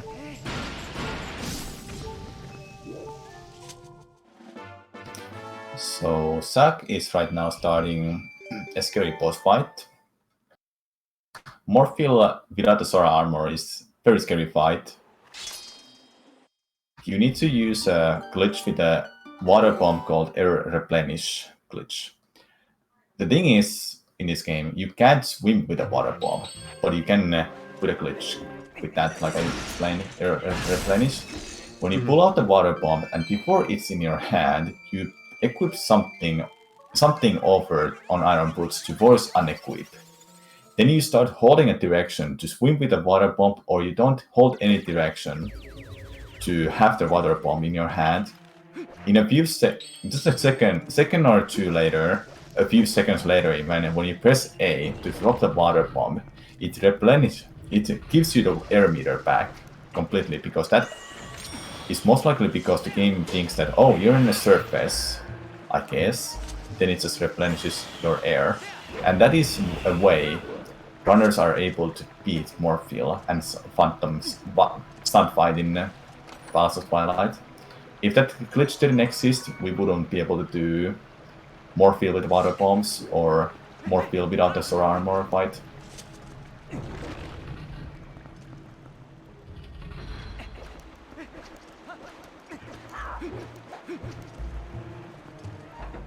What is also important to note for the Morphle fight, runners equip iron boots before they claw shot the eye and damage Morphle. If they let the Morphle to launch Link off from the Morphle, then you will most likely never survive with that air meter you have left. You will have to wait a few seconds. The Morphle is gonna drop you off. Then you have to sink. You don't have enough time to survive that, so that's why they equip an iron boots. Then they force an equip after they have damaged Morphle enough before it tries to drop off Link from its back.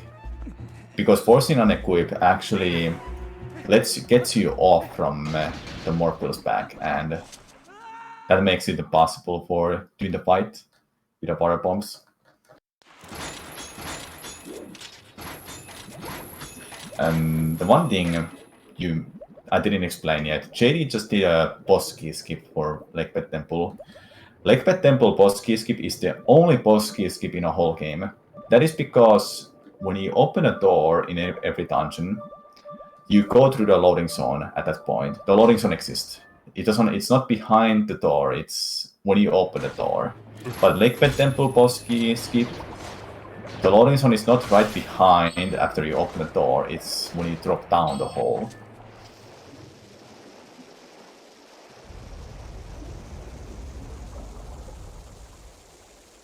So when you drop down the place you clip through, it loads the screen anyway.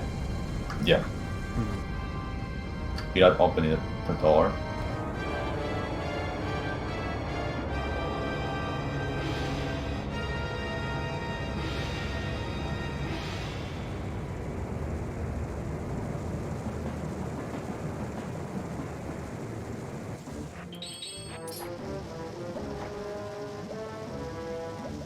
With a water bomb, they have to make sure they drop it before it explodes. Otherwise, they can't get the air replenish.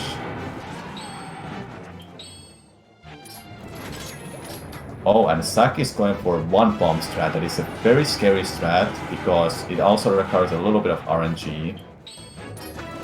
Oh, here we go. And he gets it. There you go, Zach coming in clutch here. JD as well is impressive, Zach. Let's go. Good job, by Zach. The thing about one bomb strat for Morphle, it's barely possible just because of RNG for the Morphle fight.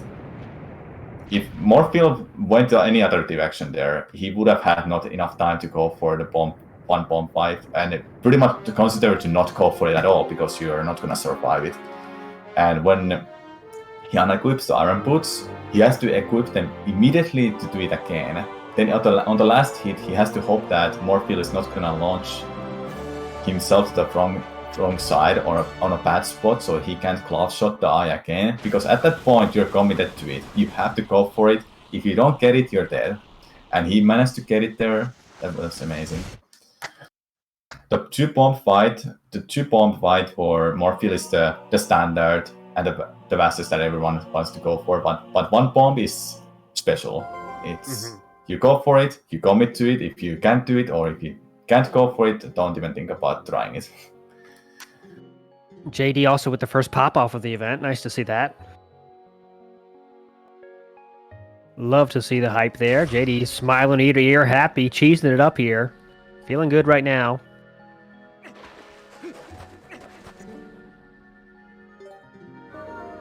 Nobody has to pick up a hard container, but it does help to refresh your health completely if you're at low health.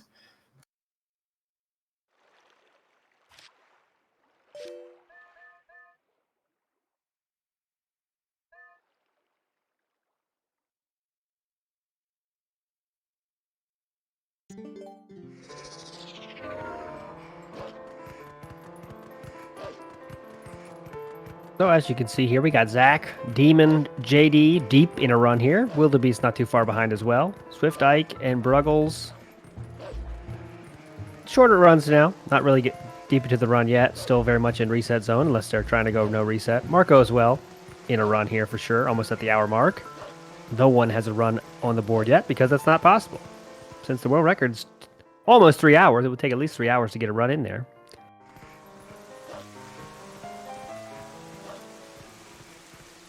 Right now there's not like anything special explaining for JD and Zach. It's just a small optimizations here and there for movement in Midnight's Desperate Hour. One thing to note though, you may have noticed, if you paid attention during the Morphle boss fight, how were runners able to do ending blow on Morphle without having the ending blow skill? Well, for some reason the game doesn't check for that. And at this point, the game assumes you have the ending blow, may as well just allow you to do it on this. But the thing is, you can't beat the game without ending blow and the Master Sword. You need the ending blow for Ganondorf, that's correct. And the Master Sword, of course. That is why other runners and the Grand Route does Owl the Stone in Sora's River, because that's the fastest one to get. It doesn't matter in what order you talk to the Golden Wolf to get a hidden skills, they're always in a set order. The first is hidden skill, then is a shield pass, then is the rolling behind one, I think. No, Helm Splinter, I think it was. But anyway, the first hidden skill is always ending blow, and that's the required to beat the game.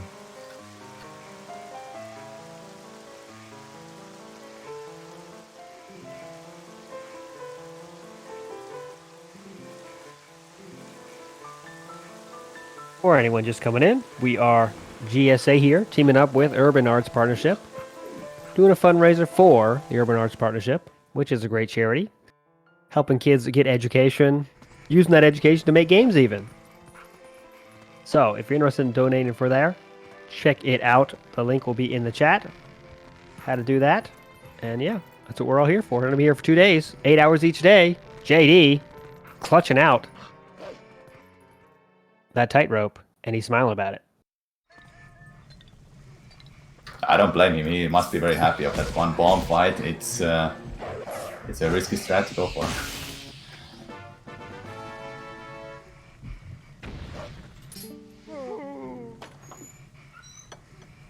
But they're pretty much halfway in this run, and they still got a lot of stuff to do. Lots of different crazy strats coming up still. Yeah, if the first half an hour and a half is any proof of that, it's gonna be there's a lot of stuff happening in this run all the time, as Samurai Man is so eloquently describing for us all. But yeah, the second half starting here for JD and Zach. We even talked about like what's the point of no return, or the point when you don't want to reset, and I would seriously still say that it's Morphle. After Morphle, you get to go to Arbiters, which is my favorite dungeon actually. It has some cool stuff in it. It has RNG, it has luck there, but design-wise, for speedrun rigs, it's in my opinion the coolest dungeon to speedrun, alongside with Still in the Sky. Normally, when you play the game casually, after this you would have to go get the Master Sword. runners have it right now, so they don't have to worry about that. Instead, they can go straight to Arbiter's Grounds.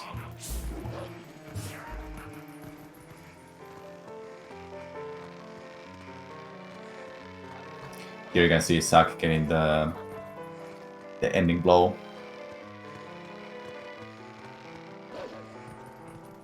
There are some interesting theories about this Stalfos, don't you think, Alt Insider? Have you heard about them? No, go ahead, please. So, like, some of the theories are like that is the because of the Ocarina of Time, one of the lines that is said in that game or somewhere in other games have been said that if you go to Lost Woods and you get lost there, you become a Stalfos eventually. Oh, okay, I'm down with those kind of theories. And there's like a theory about like that specific Stalfos being a link from Majora's Mask and Ocarina of Time. I'm down. That's what I remember at least, but hard to say for sure. That's a YouTube video for sure. Someone should make that if they haven't already. I'm sure they have. ZachLink now taking up the spot as the main screen there for us. I'm sure that there are some theory crafts videos like that about Zelda stories, Link becoming a Stalfos or so. But someone in the chat saying he was a Majora's Mask Link, and that is true. In Majora's Mask ending, he gets lost in a Lost Woods. Or he casts back to the Lost Woods and probably eventually gets lost.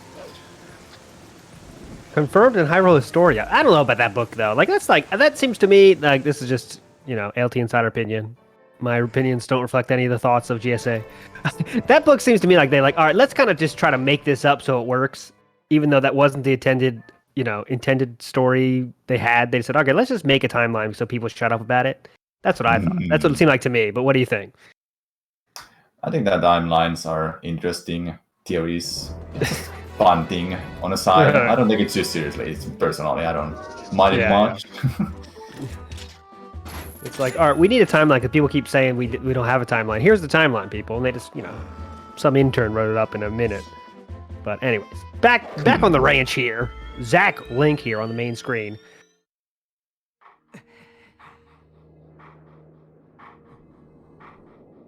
They need Ivor's memo to enter Gerudo Desert.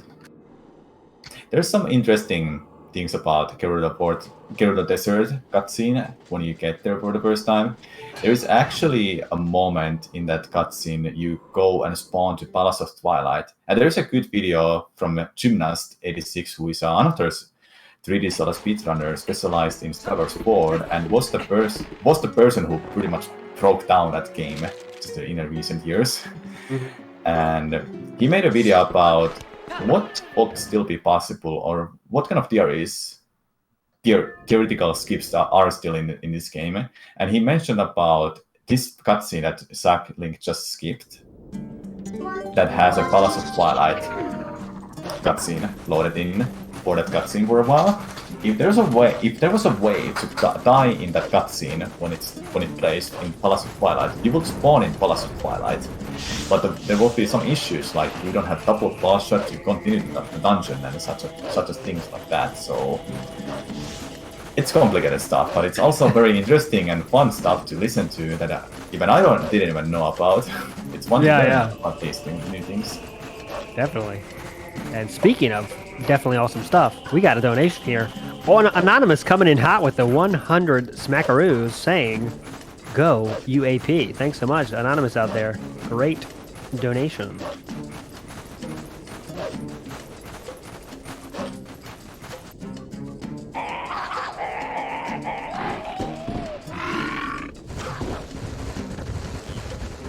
Chat was mentioning Demon also got a 1 bomb Morphil, and that is impressive. I know Demon practices this game at dawn, just like all the runners. They practice off stream. So like, behind the scenes, you may not know. Many people see the stream and they're like, oh, you do lots of speedruns and such for this game. But many people don't see the behind the scenes how much time some runners actually put time into practicing. It can be 50% of runs, 50% of practice, or even completely different, like 90% of practice and 10% of runs. Mm-hmm. Everyone is different for that, but yeah, that can be a very powerful move to do. You do lots of practice, then you do a little bit of runs here and there, and see what you have to work on after you've done some runs. Yeah, the Demon himself coming in. He's third on the leaderboard. Again, very high on the leaderboard himself. Zach on the main screen now, fourth on the leaderboards. Again, we're talking less than a minute behind. Yeah, these are Less than a minute behind Demon, so it's very tight. So it could go anyway to anybody today. But that's interesting about the practice. Doing practicing and runs. Because if you're streaming and you got a lot of viewers and stuff, people always want to see runs, right? Like runs. But that Samurai Man. People say they want to see the runs. So is it tough to kind of balance it out? Because you do got to practice. You can't just do runs all the time. You got to keep the viewers happy, but you also got to get better at the game, not just do runs. Yeah, there's definitely a balance, like how much you need to practice off stream, or if you want to practice a lot off stream. It can also be not so beneficial for you to over practice, like putting just hours and hours of practice. There should be a balance how much you need to practice this day and what you should practice. Then do runs, and everyone agrees that runs are the entertainment, practice is not, but it depends on other runners. Yeah.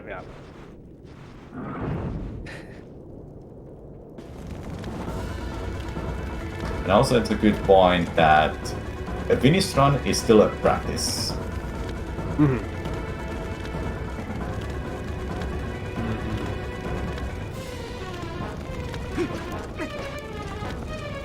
We need to switch on to Demon as the main screen here shortly, because he is doing really well right now, and I think it's fair to say it's this pace of anybody, Samurai? If I'm not wrong, and that might be like a world record pace, but I can't remember what is the world record pace or the world record time for leaving Lekvet Temple. Chad is saying he got 1:23:20, which is when I hear that, I'm like, well, that's very crazy, because my best run has 7. These are runners are on another level, that's for sure. Yeah, we got to switchboard. We got to talk behind the scenes, get that screen up there. Demon should be in the main screen here pretty soon, if he doesn't. He's at that great of a pace here.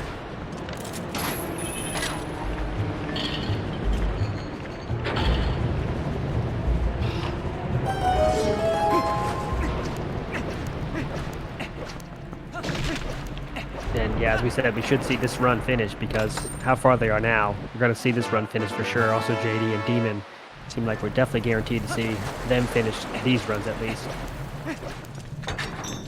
Swiftike first to the Arbiters. Had some issues to enter Arbiters. He was failing the setup a little bit to get out of bounds and get to the kill fight. JD is doing the same thing. This LJA, long-term attack, or some runners have even said Gale Slash, just for short. You can barely get out of bounds on that spot, and that way you can get to the King Bullpin fight. Though before the King Bullpin fight, they had to do map glitch to disable loading zones, so they don't void out.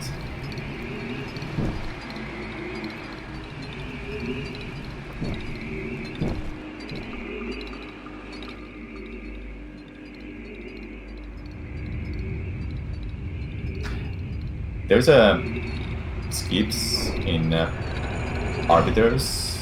One of the few dungeons with it was actually very revolutionary. Not revolutionary, but it was big for Twilight Princess community to get a skip in Arbiters, or just get any skips to help for sub 3 hours margin. This is a bow skip that Zach is going for right now, and let me tell you, the old setup that did for bow skip is something you never wanna go for. It's you need to slide off the pillar and get a jump off that pillar to land to get to the ledge, grab the ledge like Zach just did. But that setup, what Zach just did, it was so much more consistent and better for runners that they don't have to worry about very weird angles to get on the pillar and get the jump off from it. It felt like an RNG at that point.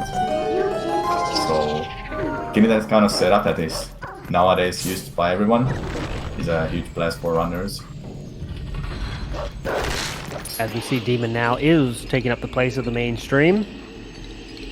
Third place on the world record leaderboards, Demon. On a great pace right now.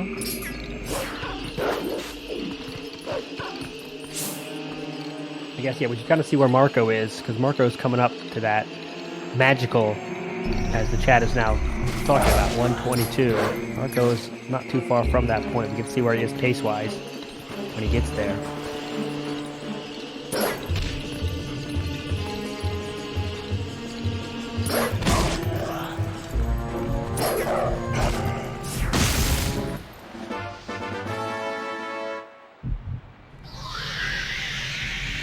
When doing the bow skip in Arbiters, the game pretty much checks have you done 3 of those bows. The very first bow you fight in Arbiter's Grounds, it gives you the scent, then you will find all the other 3 bows, but it doesn't matter which bow you beat first. You need the scent to get 1 bow at least. And the first bow you skip, you don't have to beat it. The game only checks for those 3 bows. Other bows to get a door open.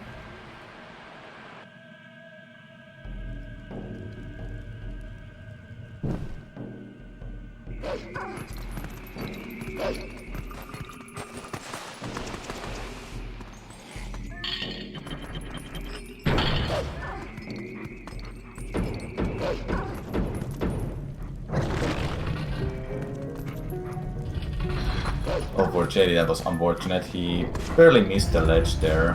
There are a couple of ways. There are really nice ways for everyone how they approach the pillar to get a jump off from it.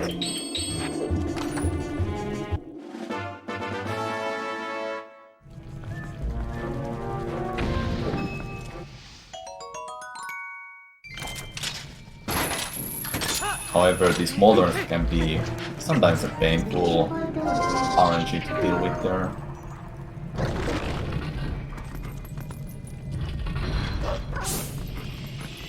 JD having some issues with the bows. That's unfortunate. Yeah, it seems to be stuck there a little bit. Wish we had his webcam up to see the contrast of his earlier happiness now. Run, have a little bit of a hiccup here. No big deal though. This long of a run. Still want to get that time on the board here. Again, we're going for the best time over the course of these 2 days. But you gotta have a time on the board to get any parts.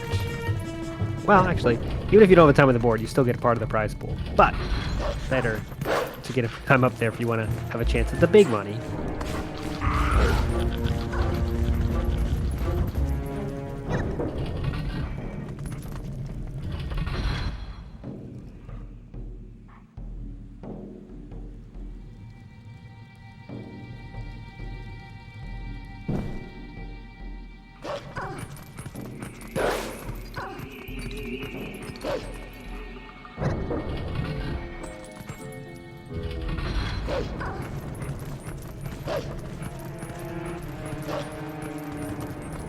So you noticed earlier ZachLink was pushing this block fully to open the cap there.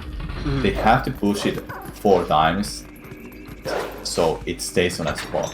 Otherwise, if they don't do that, they will have to do boss skip again.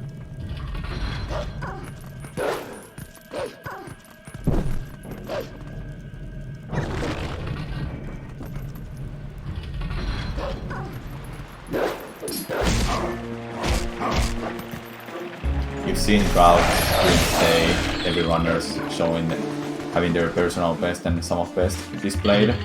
I personally don't think that sum of best never really reflects or tells you how really good you are at the game, because you can have the best sum of best, but you wouldn't have a world record at the time. But seeing all these runners having their personal best and sum of best next to each other and being 3 minutes or 4 minutes off for 3-hour-long speedrun is impressive. Just goes to show how little mistakes they've done or how little time they lost to the RNG. Oh yeah. JD coming in the chat here. Not very happy with how things are going right now. Maybe he wishes he could go for that reset button, but he's gonna finish this one out, I feel. Yeah, at this point, resetting, it kind of will feel bad. Yeah. For you. If nothing else, just get a little practice in. Even if it's any time on the board right now, you know.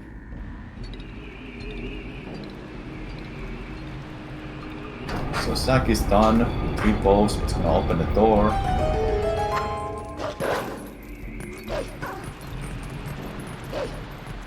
Normally you would have to go to the right side to go through this end part to get the spinner, but you can go left way and go past this pillar to get to the boss key and get the spinner faster.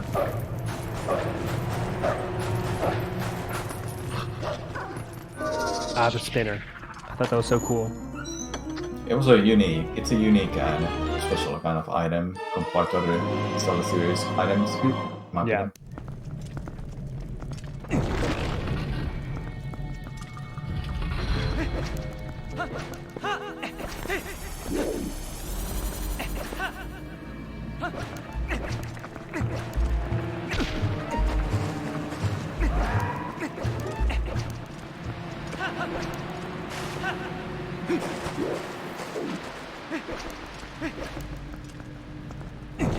If you look at Zach's screen, he's doing some new strats, harder and faster strats in Arbiter's Grounds.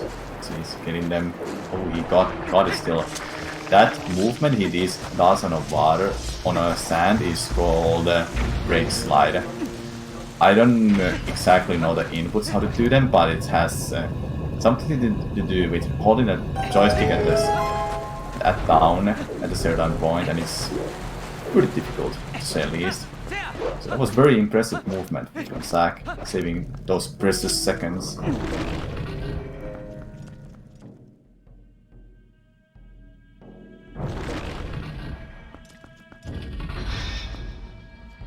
Coming up is a mini boss of Arbiters, Dead Sport. There is a skip for this, called Dead Sport skip. It used to be TAS only pretty much. TAS only is a dual assistant speedrun. Shortly said, there's a you can create a perfect speedrun to play as a robot by doing paying advance, slowdowns and such. And I was actually able to make it RTA viable. Now runners are going for it to save those 10 to 15 seconds ish. But the thing is, it's pretty precise still. Like it is timing and it's position precise. Zach did indicate it there, unfortunately. But the idea is using the midnight charge to get up on that ledge to skip the boss fight, mini boss.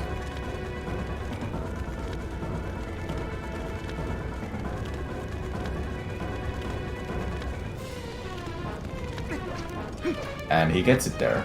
Got it second try, which is faster than doing the fight normally. Right away if you didn't go for the skip. What's the limit there? If you got it on a second try, you're still faster than doing the fight normally, but doing it on third try, barely any faster than.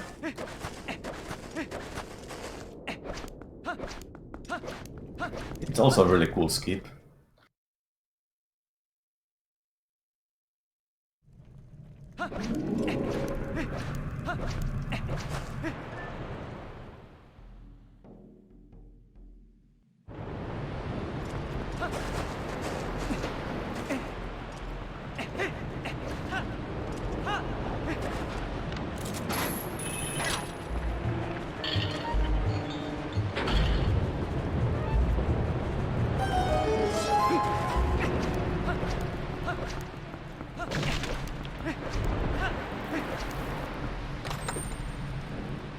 Rapidly approaching our 2-hour mark here. We are going till 6:30 p.m.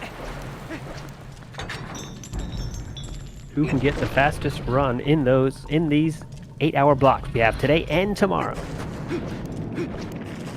No runners with the time yet, but we got a few runners working towards it. Let's see who can get on that top of the leaderboards to start. Still very early though, of course.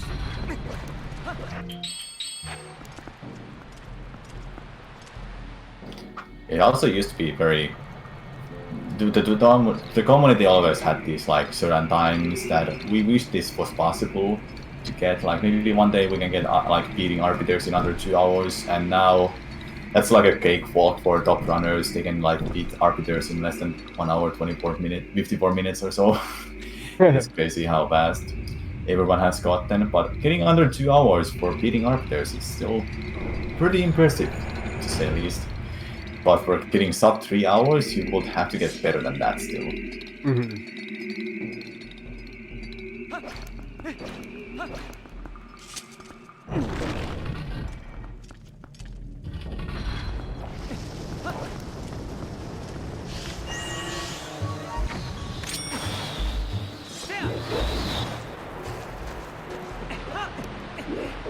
Timon getting very great post skip there.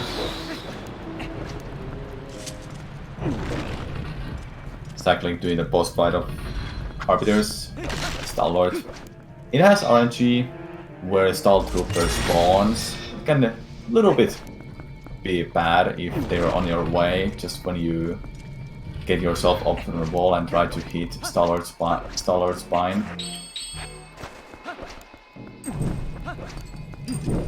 But other than that, when the first phase is done, the second phase is just getting the strats. Oh, unfortunate for... Actually, he can still make it. The second phase is pretty straightforward. You either spin around with a spinner in the middle arena to hit the Stalwart, or you can do a couple of strats to hit Stalwart even faster, to knock him down and do the bunch of quick spins to finish the fight faster.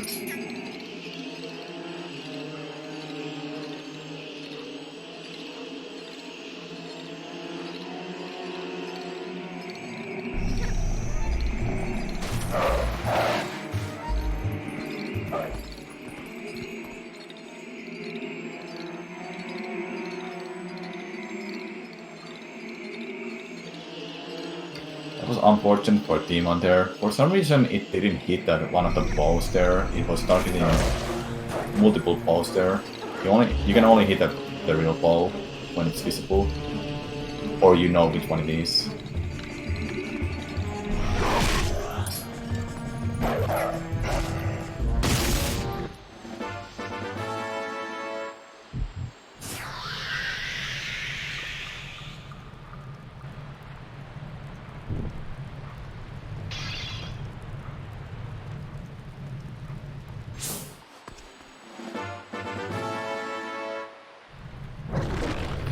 And those are the amount of quick spins you need for beating Stalwart in the first cycle. For the second phase, Zach just did it, no problem.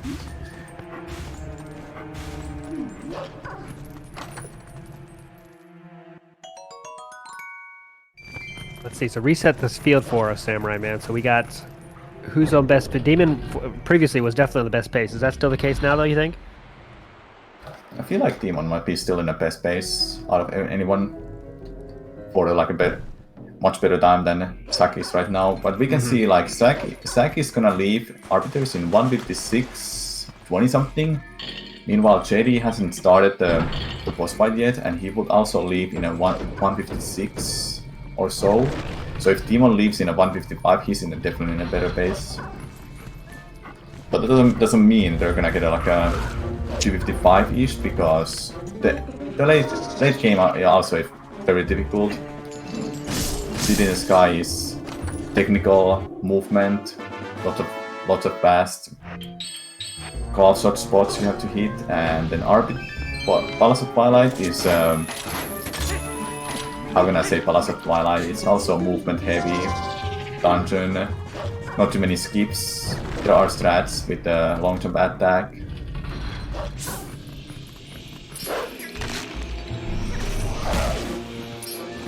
And after that, all that, you will have Hyrule Castle and Zelda, Puppet Zelda Bite, that has RNG. Yeah, that's a good question in chat. What does LTA stand for? So LTA, someone else answered, thanks to Electric.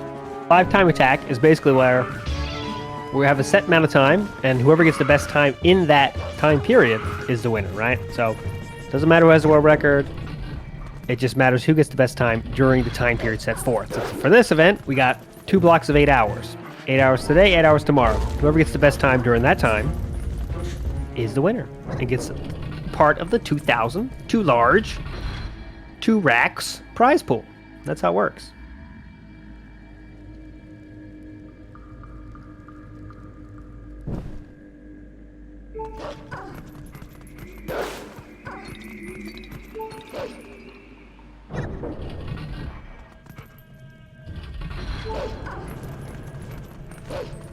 So, as we approach our 2-hour mark of this event, me and Samurai got to take a quick 5-minute break at the most.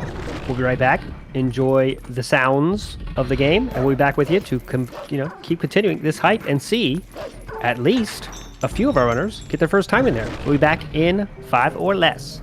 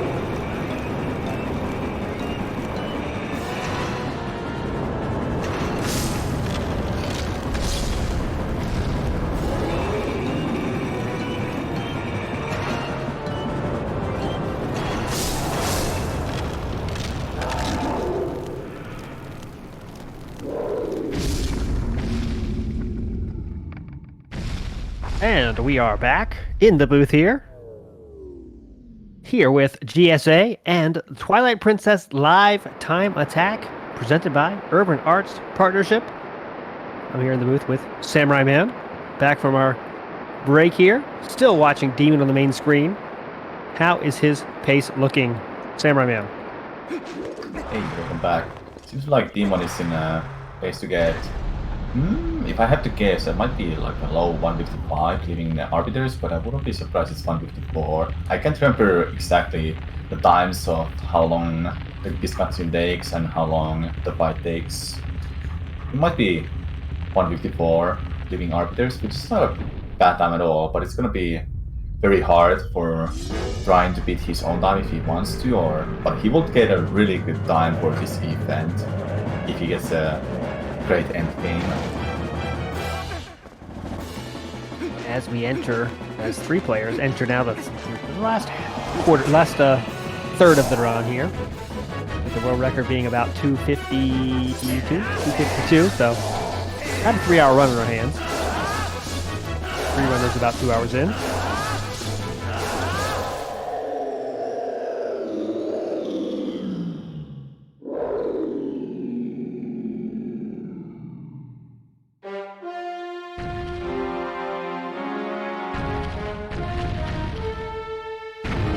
Marco had another reset.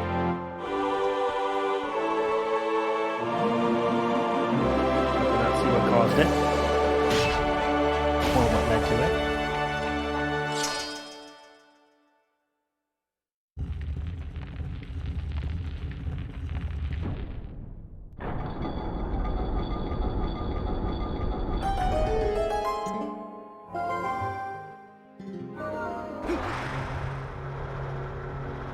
Okay, so Demon is leaving Arbiters in 154.13, I think it was, and pretty much delayed the last parts of this game, City in the Sky, Palace of Twilight, Hyrule Castle, you can beat all that within an hour, even less than that. And some of the fastest times are like 58 minutes or so, but 59 is crazy good for getting the late game done. So if he gets that kind of time, 59 minutes beating the last blitz, he will be getting 253 as his final time, if everything goes correctly as he wants. Alright, so you said we can see a nice time. Crazy good time. That would be a crazy good time for this kind of event, just putting the boundaries very high up for anyone to try to beat to get the first place. But that's all up to Demon and not make mistakes and hoping that Zelda is not too troublesome at the end. But these dungeons, runners have to go through, City in the Sky, Palace of Twilight are not that easy compared to other dungeons and other stuff they've had done before. You can see Marco now kind of aggressively resetting here. What is he resetting for that early in the early game for? Pardon, what did you say? So Marco's kind of been aggressively resetting here. He's reset 3 times now in the first 2 minutes. What are we looking for there to see if he resets or not here? The gate clip is one of the biggest reset points right away. If you don't get a clip within a second try, third try, then may as well just reset. You're just a minute in, it doesn't lose much time to restart again.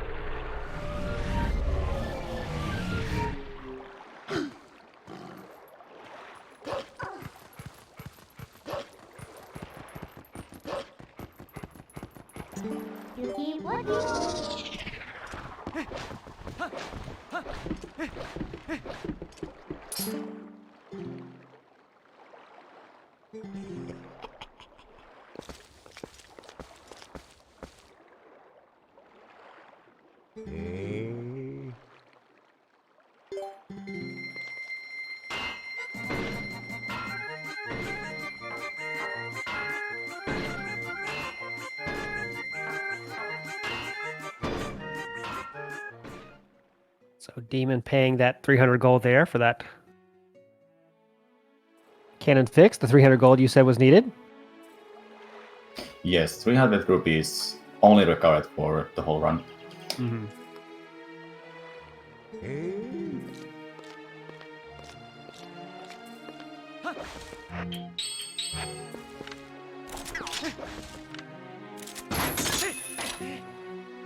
Now with Zach and JD being a little bit ahead, we haven't been looking at the City in the Sky much, but now with Demon, we can start talking about what is happening in the City in the Sky.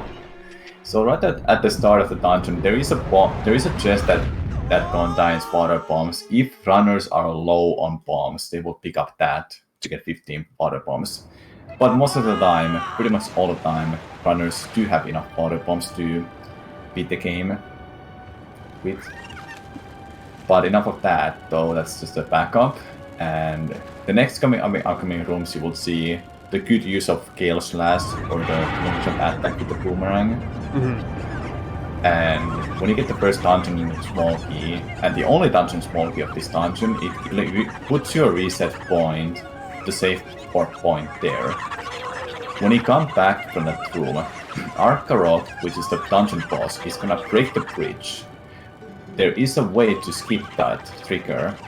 When you skip the trigger and you continue the dungeon to get the double claw shots, you save warp. You can spawn next to the small key chest, and that is faster to get the boss key and get to the Arkarok first one.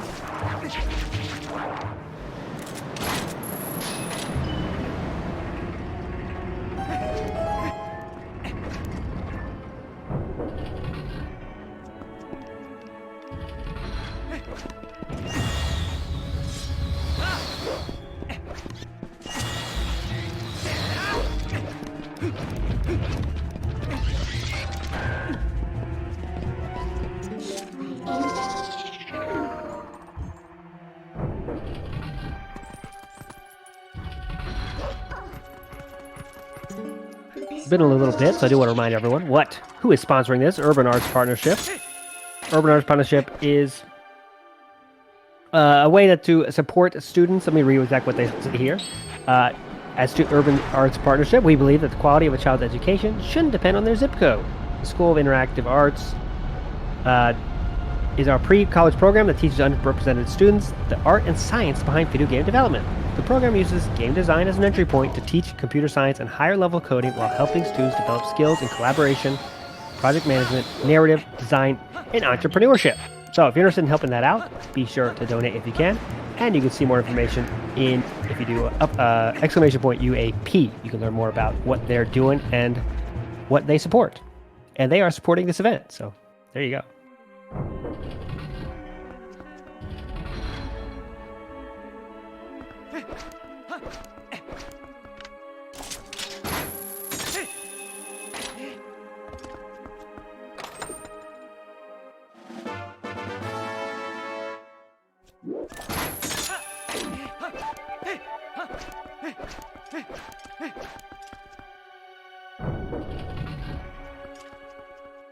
It's great to see 6 of our runners are past the 1 hour mark, then 3 of the runners are past the 2 hour mark. Meanwhile, Marco is getting out of boots, but he'll get a run going, I'm sure of that. Just having a little bit of having rough luck with early games so far. I'm not too happy with them so far. It's much easier to reset early than when you have to run 2 hours in. Oh yeah. Marco here is the resident world record holder as well, so don't worry about him. He'll be fine.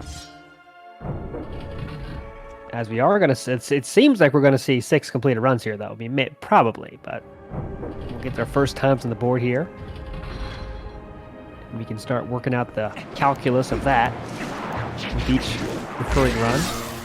Now they got to start thinking about, do I want to improve that run? Does this run have a chance to beat my first run? That kind of math comes into play.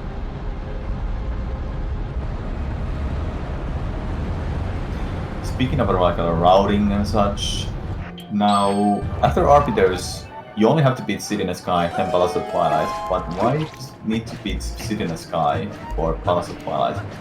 Simply said, City in the Sky is the only dungeon required to enter Palace of Twilight, and Arbiters, of course, because you can't get to mirror chamber before beating Arbiters. At least I think so. And mirror shards have no effect on getting the Palace of Twilight. It's just being City in the Sky. The game checks for that. So Snow Peak Ruins is only entered to get a ball and chain. Temple of Time, no need to enter.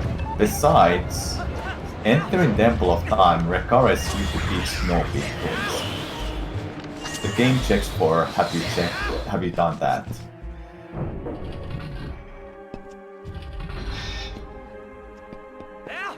Then so happens that the City in the Sky canon is always there, but entering it normally will require you to get a Dominia rod that is in a Temple of Time, and a long side quest to go through to get the statue off your path to unlock the cannon. But runners are able to bypass that statue with the Midna, calling the Midna and turn into full fling on a certain spot to clip through the statue. And that saves a good lots of minutes, half an hour maybe, 40 minutes, I don't know. It's a lot of time saved because that's a big time save. Anytime we're talking about tens of minutes.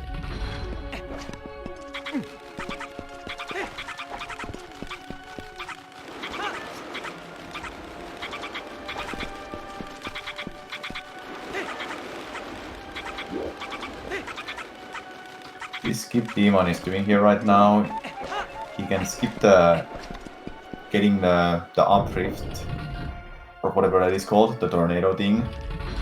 You don't need to spawn. You don't need to unlock that. If you're able to use Uku on a certain specific spot to get enough height and distance to grab the ledge to skip that part. And here's a mini boss for the City in the Sky.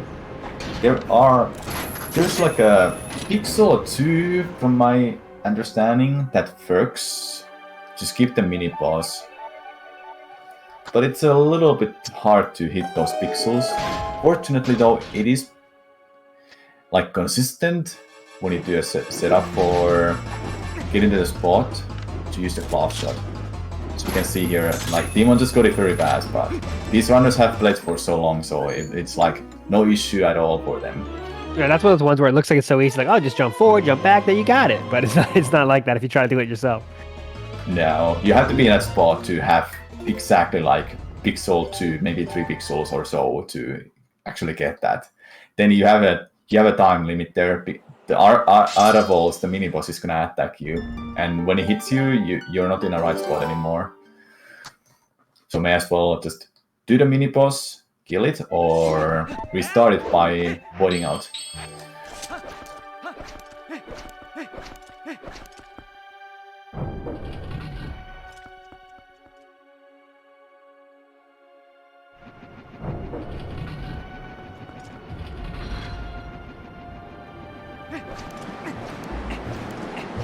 After getting double class shots, Arkarok trigger for breaking the bridge is not here anymore, so Demon and all the other runners, they can just roll past that.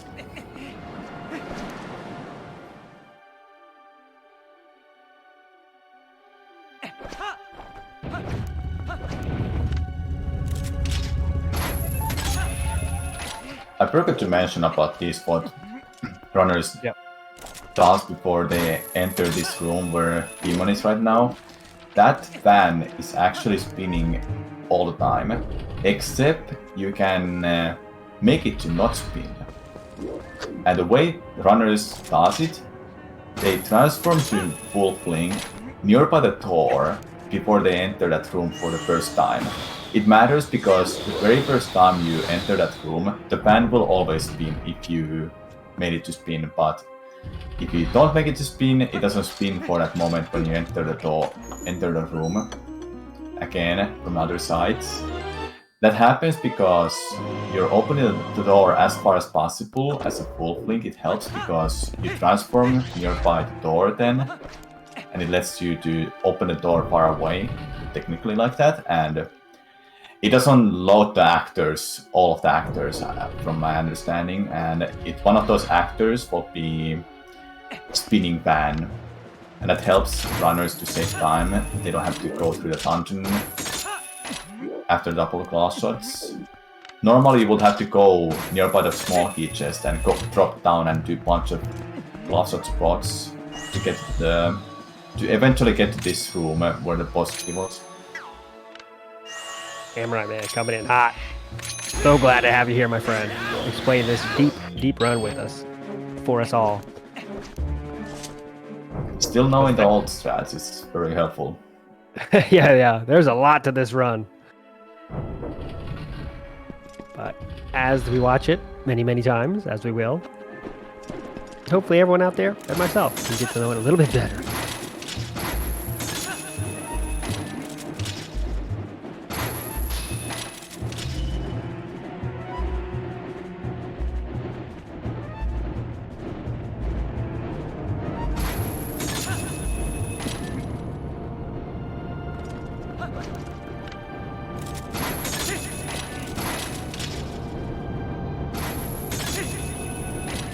These moving balls or so with the class shot spots are in a cycles, but if you're faster a little bit like just Demon like did there, you can skip the cycle there or so, saves you a little bit of time.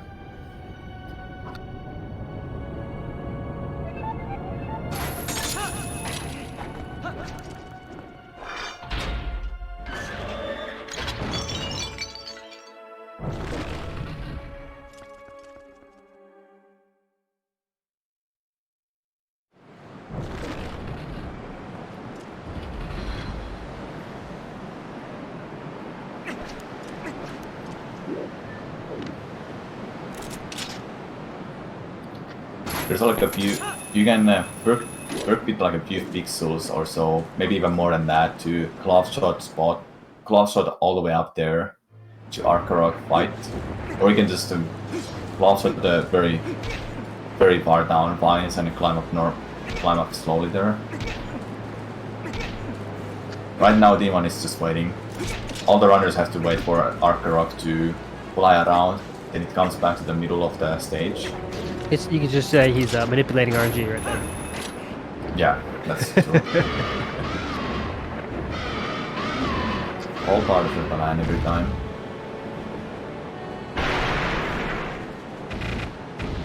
And the first thing they have to do right away is try to get the ball quickly like Demon just did, so he can glove shot the tail again from Arkarok and take off the armor even more. And now starts the second phase after this cutscene. Arkarok takes off the armor completely and then you can hit the weak point when you're all the way up with the other glove shot spots. Don't remember those names of the things that starts flying up after this cutscene.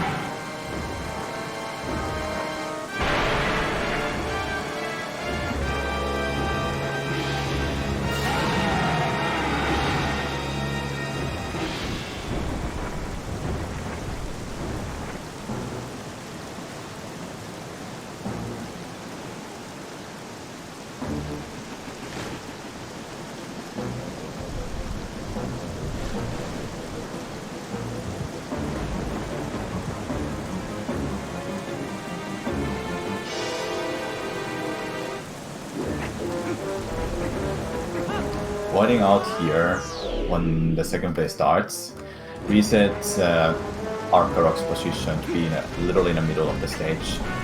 It's faster. And now this is gonna be a tricky part to explain. What's gonna happen here is runners can manipulate Arkarok's attack here by making him to stop fire breathing at a certain height with the iron boots, so it's faster to get to the back and damage. They do it like this, like for the first two phases, then a third hit has to be a little bit different because Arkarok is gonna turn around and fire breathe that direction normally. If you do the fight normally, it will turn around, but the first two phases you just have to wait for it to stop fire breathing.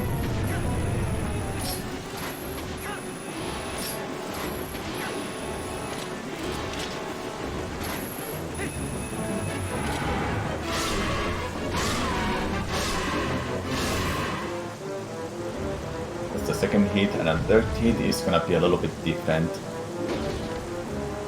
They have to take off the iron boots before they go up, all the way up to those glove shot spots things. And how this is gonna work, they will have to use glove shots 3 times, turn around and time it correctly to use the iron boots to fall down, then unequip the iron boots as soon as Arkarok starts fire breathing. If the timing was correct, you're able to glove shot to the back and do the finishing blow to finish the fight. So this kind of fight is like more of understanding and knowing what do you have to do and what's the timing of using the iron boots.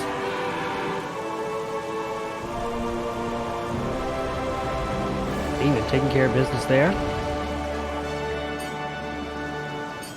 I think, who do you want to focus in on for the kind of the closing here, Samurai Man? We should be JD or Zach? Who do you think's going to finish first? Zach, I would say. Yeah. Alright, so let's see if we can't skip to Zach here, so we can get our first finish of the game on the big screen here for all the people out there. Zach Thank you so much. Thank you. Zach just got the light sword, which is the dungeon item for Palace of Twilight. It's just added to like upgraded master sword really that helps you to get through like that dark mist that is blocking the second half of the dungeon. Also kills all the dark enemies first try, just one hit.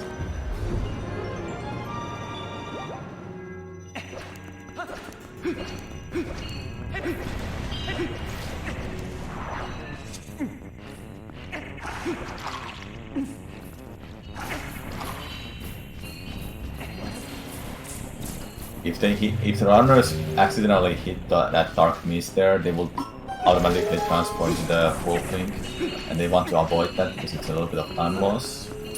Hitting those light balls, it makes the platform to appear, which is why they need the light sword. If the dungeon will be unfinishable if you can't do that.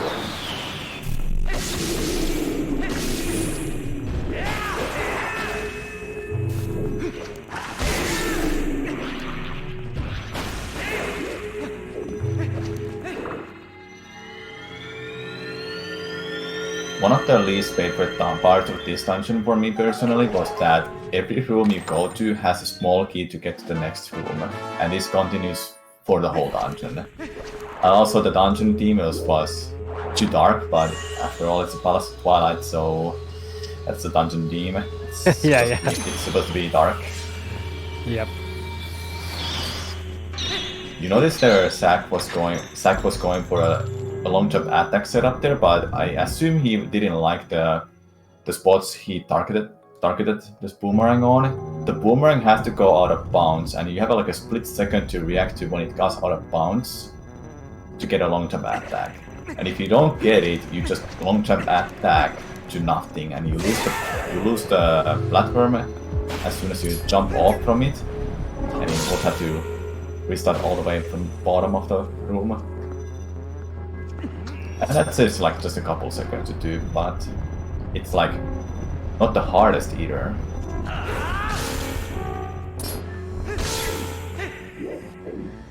Oh no, what happened there, Zach?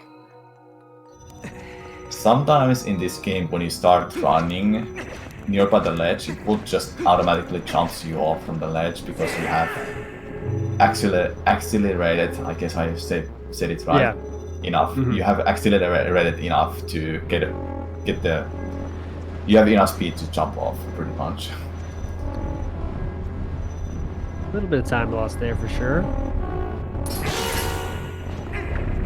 Hopefully he can recover here to get a finish here for us on the way forward. For the jump attack for the layman here, let me ask you to make sure I understand this correct. You target two places with the boomerang, and the boomerang has to travel out of bounds, and then you jump during that point, right? That's one way to do that. Yeah.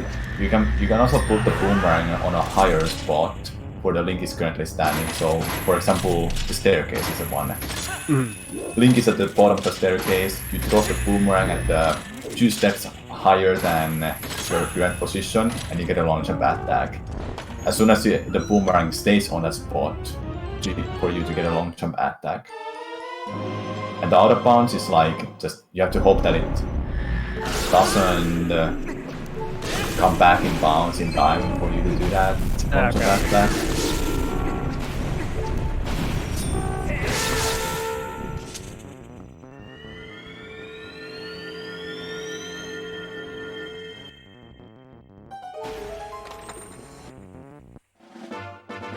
It is a very cool trick and glitch for this game.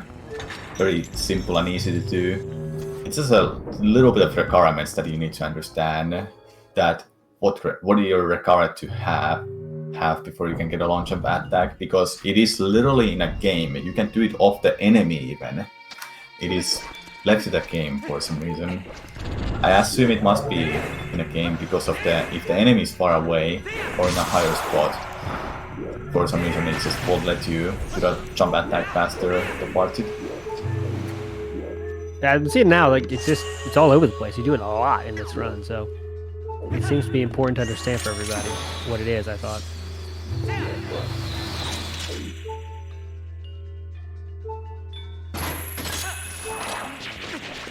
This room has a platform that is an early elevator, we call it, and one of the tricks Zach just did there was a long jump attack to that platform.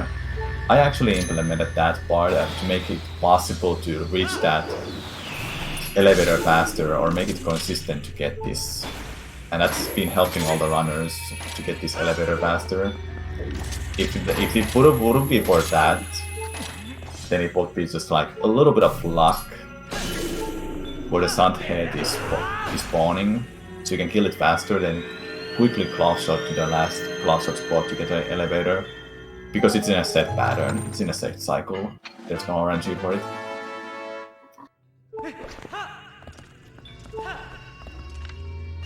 So the one example here, like I may have as well not explained that heavily, but when Zach was on that platform, rising up, if he targets the frame of that part where he just targeted, or the side that is on the top of the staircase, that's where he can get a long jump attack guaranteed, because it's not at the lower staircase, it's at the bottom, top of the staircase. The only risk of long jump attacks failing is that you just miscalculate where the boomerang is for your jump, or where it is when you jump attack. If you realize that it's in a low spot or it doesn't go out of bounds, you're not gonna get a long jump attack, and you may realize that. Sometimes you may not want to realize it because you want to go fast. We all want to go fast in speedruns.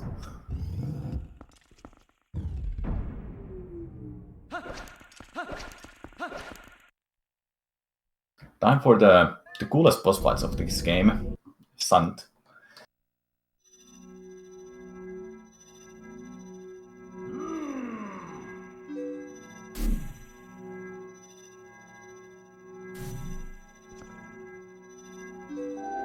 Sant is a series of old bosses you've done in this game.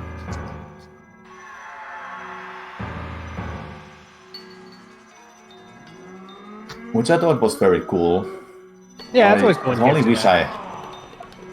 I wish that it would have gone through all the dungeon bosses. That would have been very fantastic. Oh, you just wanted a pure boss rush? Yeah, like I had like a one of each dungeon. Yeah. But that would be eight dungeons to go through. Yeah.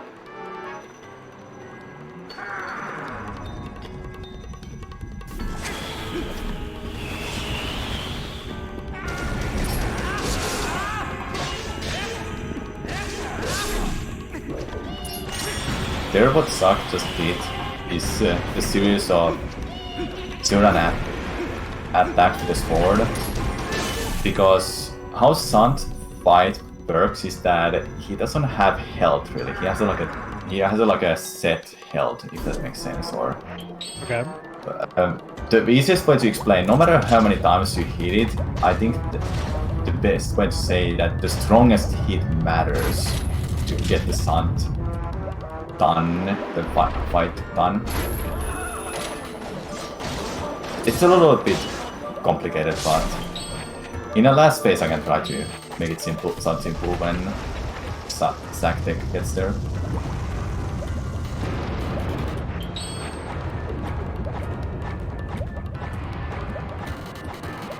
Or should I say, for the first example, the very first phase you did, the Baba fight, when runners are doing their combo attack, where they slash the board 4 times with the sword, the 4th hit is gonna be like a strong hit.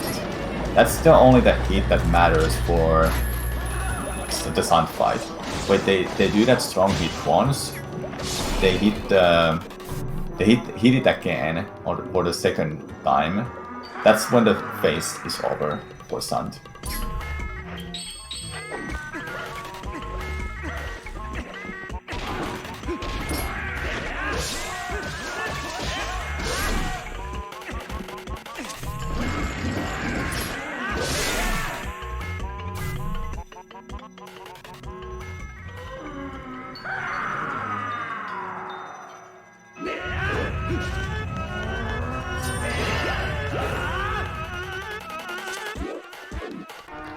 And this is the only reason you need Ball and Chain for box. Yep, the whole side quest just for this. If anyone ever finds a way to damage Sant without a Ball and Chain, you've saved the runners multiple minutes. Samurai Man is putting a bounty down. How much you got, Samurai Man? $20? I'm not USD? saying anything right now. Not right now. So the last phase now is the fight in a Hydro field for some reason, or Hydro, like outside of Hydro Castle. Here, runners only need to hit the combo hit the combos hit, like the last hit matters, like I said. There's the one, there's the second one. Now Zach is gonna make it to the third hit here, and that's the fight. So if you wanted to go to quick spins or jump attacks to Sant, it doesn't matter. So for some reason it's the only like the strongest hit matters. It's like I can't remember. Like someone said that Sant has like a timer or like a set damage that it just cares about until it's beaten. So like weak hits don't matter. I'm sure some of the runners can explain it better than I do. I don't know exact details of that. That's like too complicated. But that was fun. That was Zelda Twilight. That was Zelda Twilight, and now they only have Hyrule Castle left. 2 hours and a half-ish in. Almost done with the run. Yep, definitely entering the end game here. Should see our first times on the leaderboard here shortly.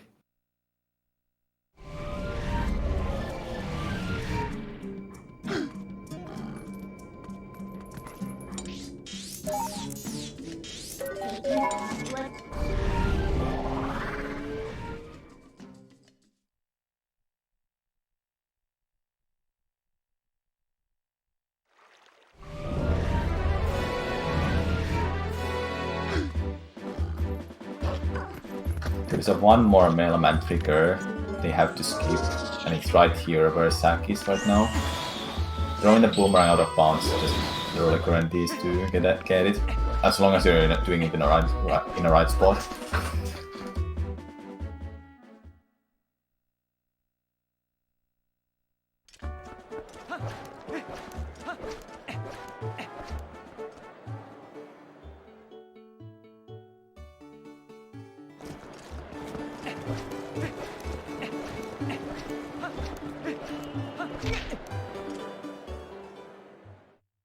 Here's one of the longest cutscenes for runners to have a break on.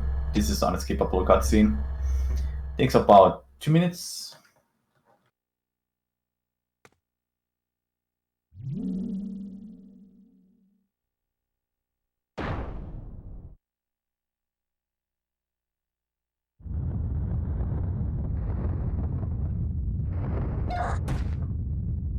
JD now in the Zant fight has started his Zant fight.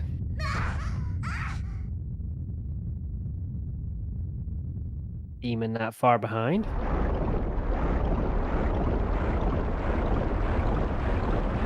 Bewildebeest in the city.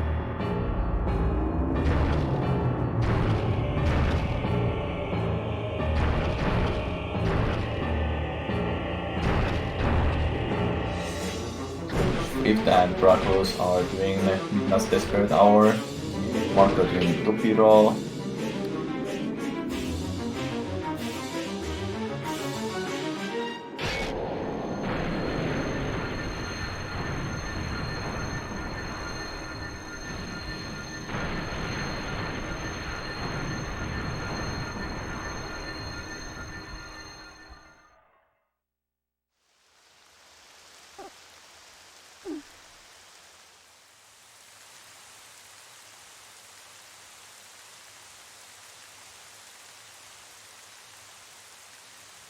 So Demon just went for very risky long jump attack there.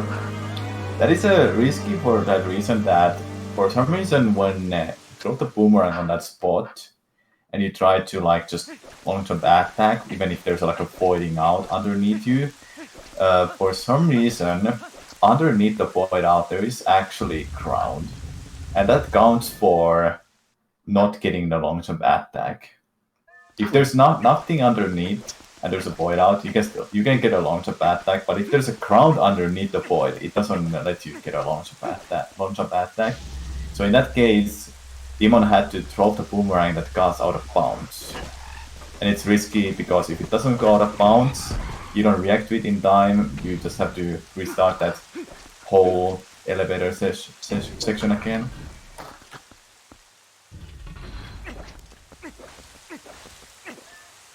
I'm here to tell about all the time saves I care about. I'm a speedrunner after all, too. Yeah.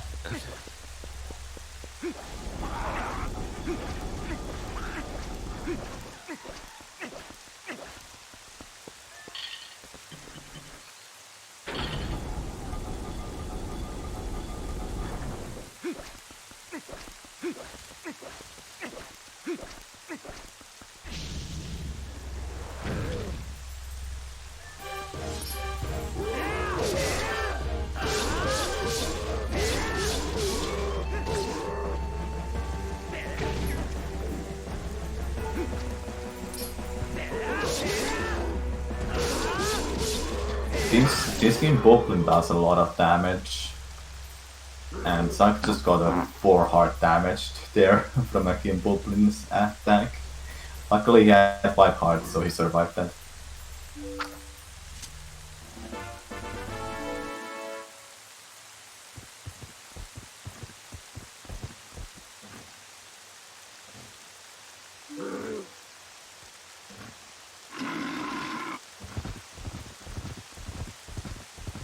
Zach, aware of his heart level, he states in the chat.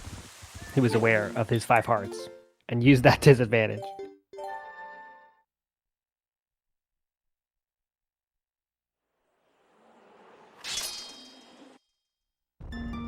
Not much longer left now on Zach's run.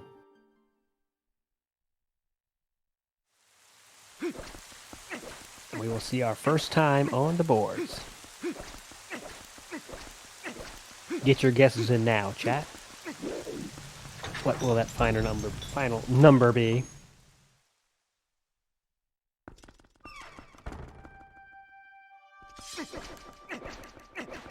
I'm thinking this might be like 2-6. Can't remember how long it takes for even a Hyrule castle when you're at this far of the castle.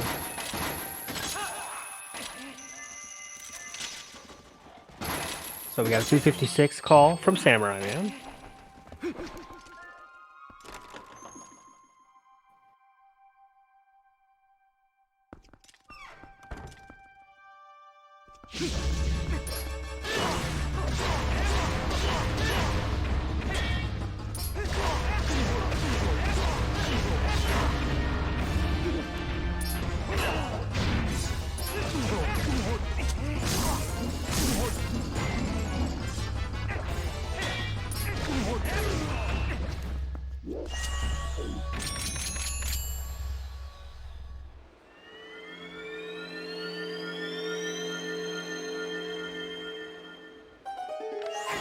Question in the chat, no way to Dark Knight skip without jump charge?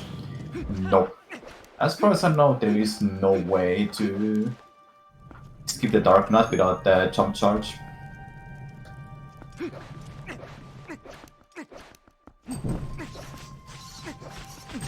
In the right side of the room, when you enter that room, there is a blue rupee that is granted rupee drop. Blue rupee. You get a cutscene. You get a blue rupee text out of that. And if you're in the right spot and you do the jump charge with a hidden skill nearby that rupee, you can actually jump attack far enough off from the trigger so you can skip the Dark Knight fight.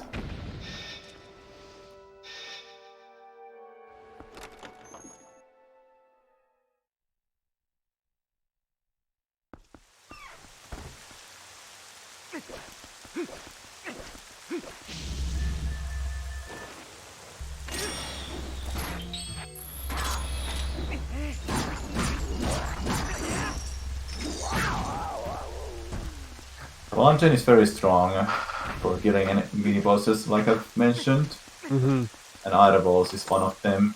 Needs to hit 5 times after you knock it down with a claw shot, and that's it.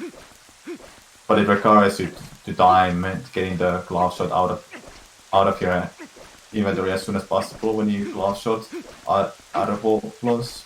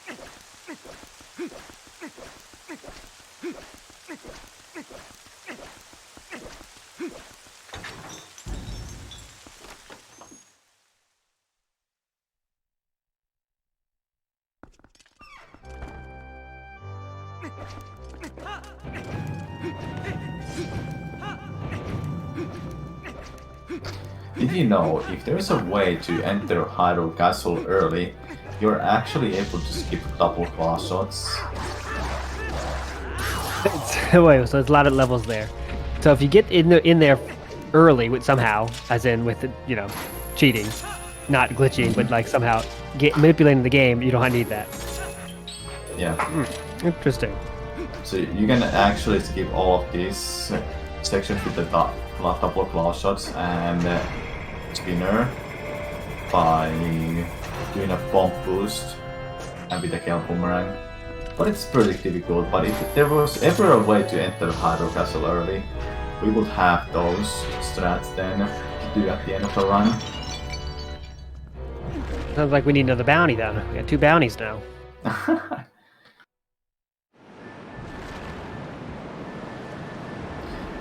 Stack at the end there for the Dark Knot. For many years nobody even knew that was like a thing, but all of a sudden someone found out that you can just glove shot that and skip the Dark Knot fight. And it was just there the whole time that it was found. Saves a nice view. Good seconds there. Not just a few, like maybe 20 seconds or something. So this is Puppet Zelda. It has the RNG element there, so shortly say that the fastest fight requires you to get Zelda to attack you in 7 cycles. These are called cycles when Zelda attacks you with a light ball that you can deflect back, like in a Ganondorf fight in Ocarina of Time. You can deflect back like in the tennis. Then the Triforce is an attack, and swooping at you is an attack from Zelda 2, and those are just called cycles. So right now, Zach is in a 2-cycle Zelda fight, and the best fight you can get is 7 cycles.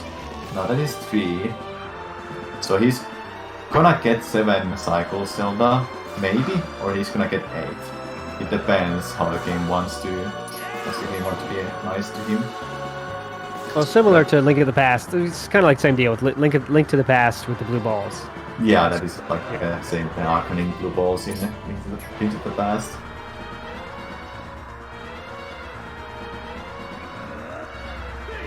That is currently 5, and there's the 6th. So let's hope that Zack gets 7 cycle Zelda there. That is the best fight though, and okay, that's 7, so he's gonna have possibly 8 or 9 cycles Zelda. Let's hope it's 8 though. It's been a very fast fight though, so that's an 8 cycle Zelda. It was a very fast 8 cycle Zelda though, so wasn't that bad. Because it's also luck or RNG how long Zelda wants to just chill and throw before she attacks you. Yeah. Next is the Beast Cannon. You can knock off Beast Cannon even just as a full fling. You don't need a ball and chain for this, but it helps to make the fight faster by having ball and chain for this.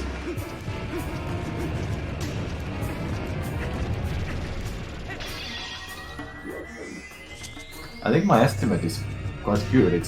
I said 256. Yep, that's what you said. One guy in chat agree with you as well. One person in chat agree with you as well. The scary part about Beast Cannon is that what way it knocks down for the second hit. It could be like, if it knocks down the other way like it did for Zack, it can be scary to bonk all of a sudden to the pillar because you don't have enough time to go and attack Beast Cannon. And also for attacking Beast Cannon, runners are doing a jump attack, then 4 hits normally, then they do a 4-hit combo. So 4 normal hits, just 4 normal hits without finishing the combo, then they finish it off with a combo so they can deal enough damage. So, which means that Beast Cannon is at the low HP, or it doesn't have any HP anymore, because it's impossible to beat Beast Cannon without knocking it down as a full thing at the end. You've done enough damage, there's only gonna be one portal spawning. When you get that, you know you can just go to one hit the Beast Cannon and it's dead. But you're required to use full blink at the end to knock down Beast Cannon. Because if you use the bow or a ball and chain, it just walks away. It doesn't want to take the damage from you to knock down. After that is a horseback, pretty straightforward fight, and literally the last thing is a sword fight with Ganondorf.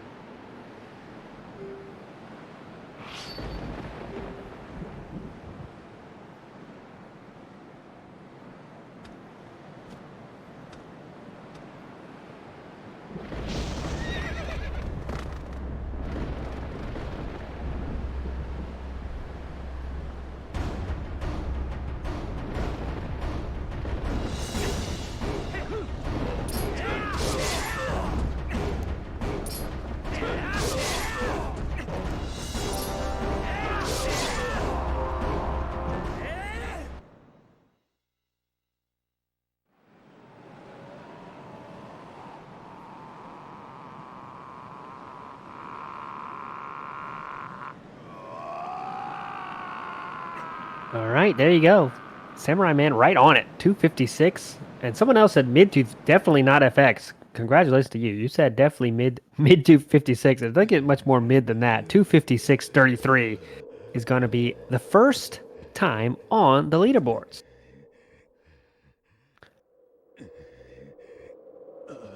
By ZachLink99, the current person in first place, because he has a run no one else does yet. But that will change over this weekend for sure.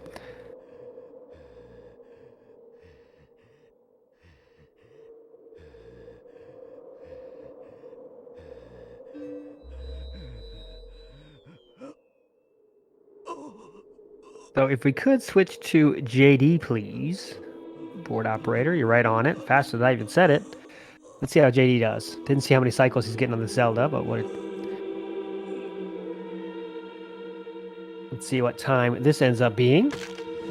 Again, ZachLink there with the first place time now of 2:56.33.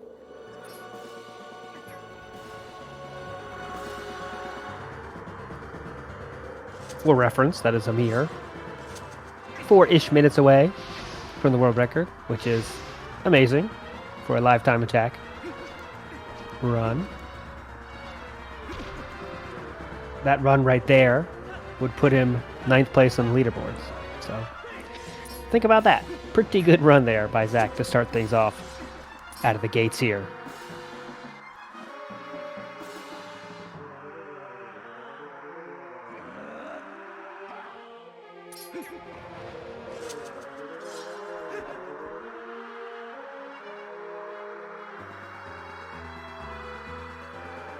Yep, Gorilla, that's pretty much it's lifetime attack being whoever can set the record, whoever gets the best time in this time for this event wins. So we got 8 hours each day, Saturday and Sunday.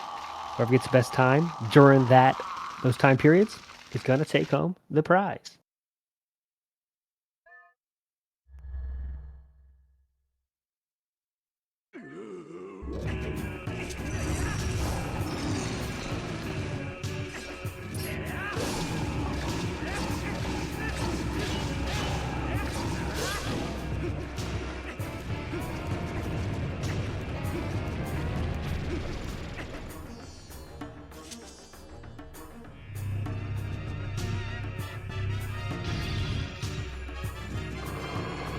Yeah, Zach taking a break.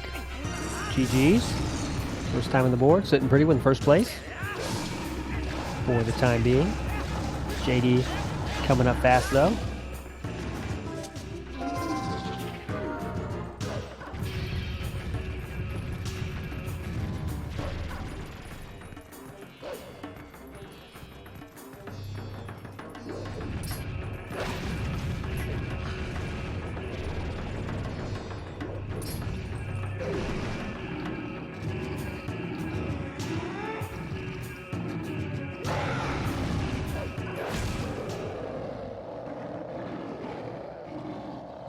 Yep, JD's time will be second place for now, no matter what it ends up being.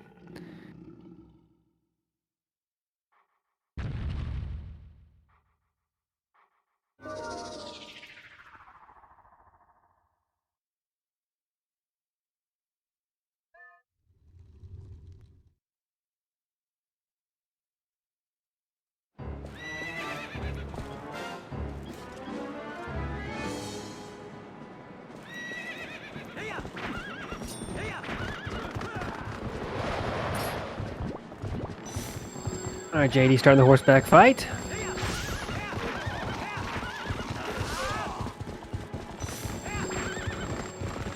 The Demon is possibly in the running to get to first place. A little bit of time left, of course, but we'll see. But let's watch JD for now finish his first run, his first completed run.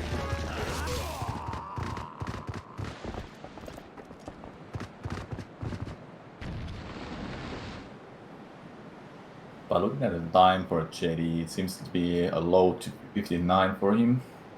And Zach finishing in mid to 56. Pretty strong time for an event like this. Mm-hmm. That's top 10 world record time.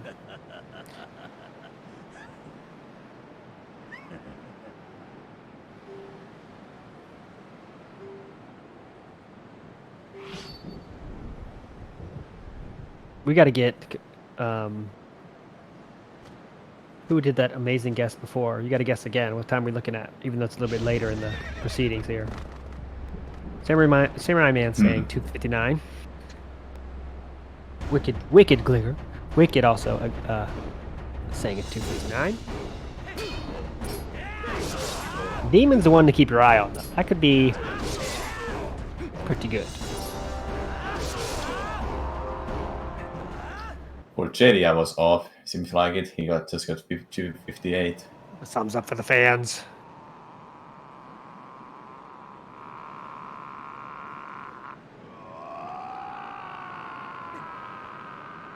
Ooh, 58. 49 for JD. Nice to get him right up there.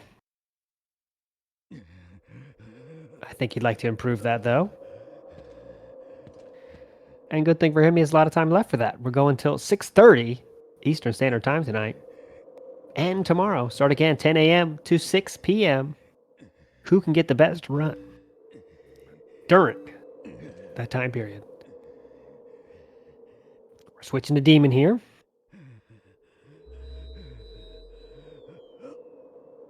.248 starting the fight with Zelda. How many cycles does he get?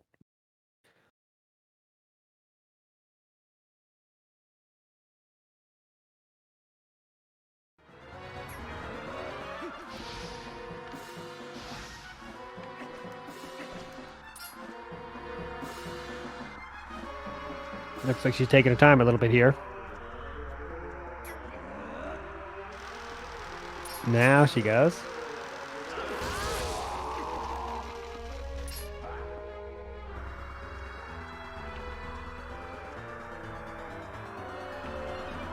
Zelda not playing as nicely as she did with Zach there.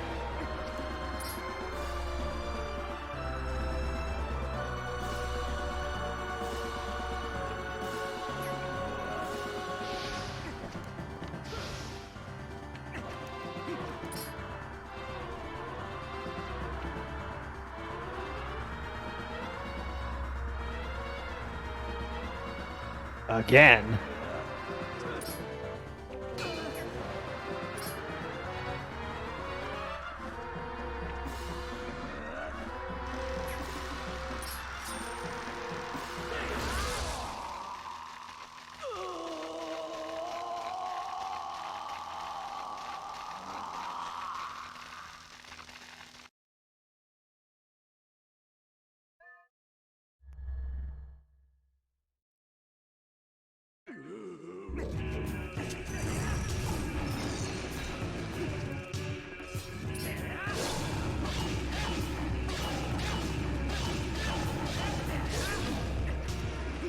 Samurai Man back.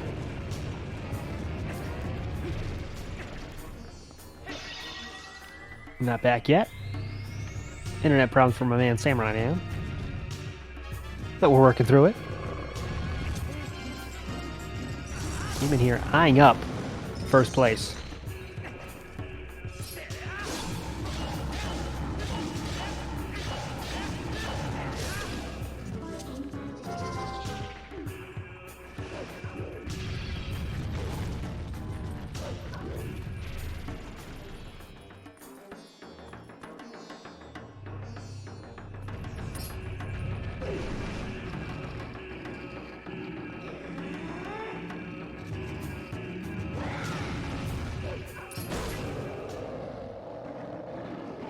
Get your guesses in now. Wicked calling a 253.47. This is closest to. Doesn't matter if you go over here. For the guess in the time game here, Wicked says 253.47. First one on the board. Definitely not FX. Waiting for you. You've been the prodigy so far. No one can deny it. Cappuccino coming in hot, 253.48. We got a 254. We got a 53.47. Let's see what happens here.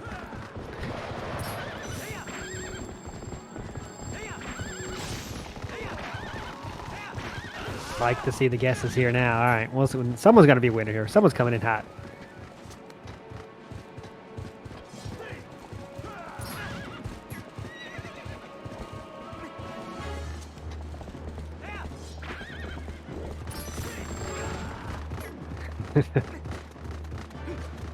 Demon have a little bit of difficulty here.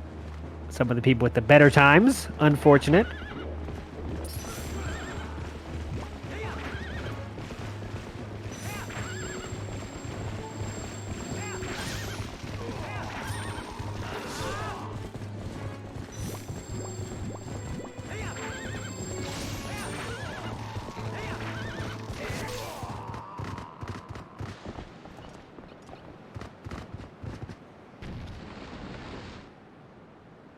Alright, getting close to that end now. Who is going to be the closest and win the admiration of thousands?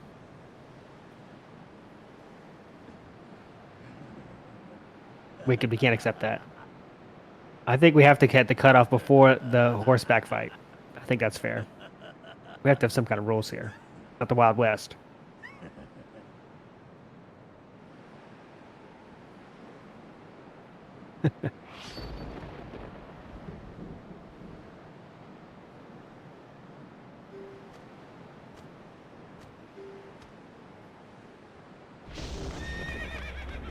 All right, here we go. Demon, provide us with that third time, which will clearly be the new first place score. First place time.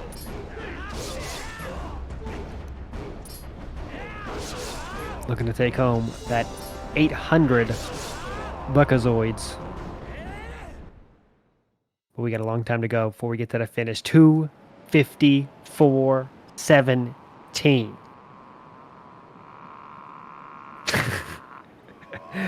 Wicked, you did call it exactly, but that was after the horse fight starts. I'm gonna call that.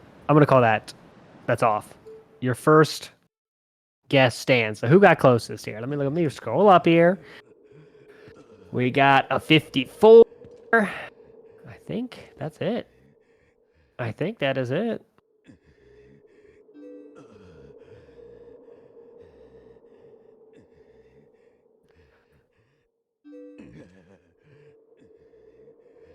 All right, so we got 3 times on the board now.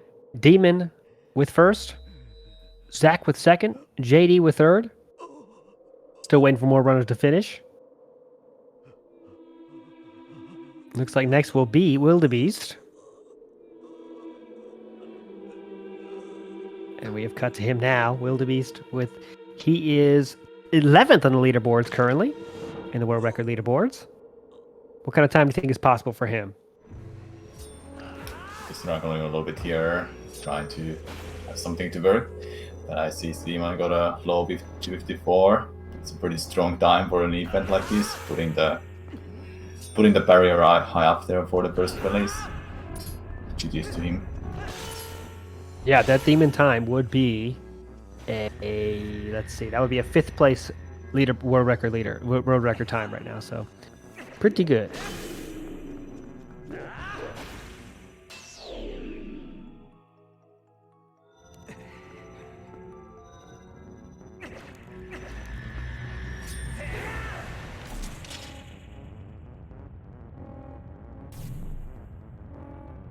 We already got some guesses coming in for Bees, which is extremely early, but that's cool.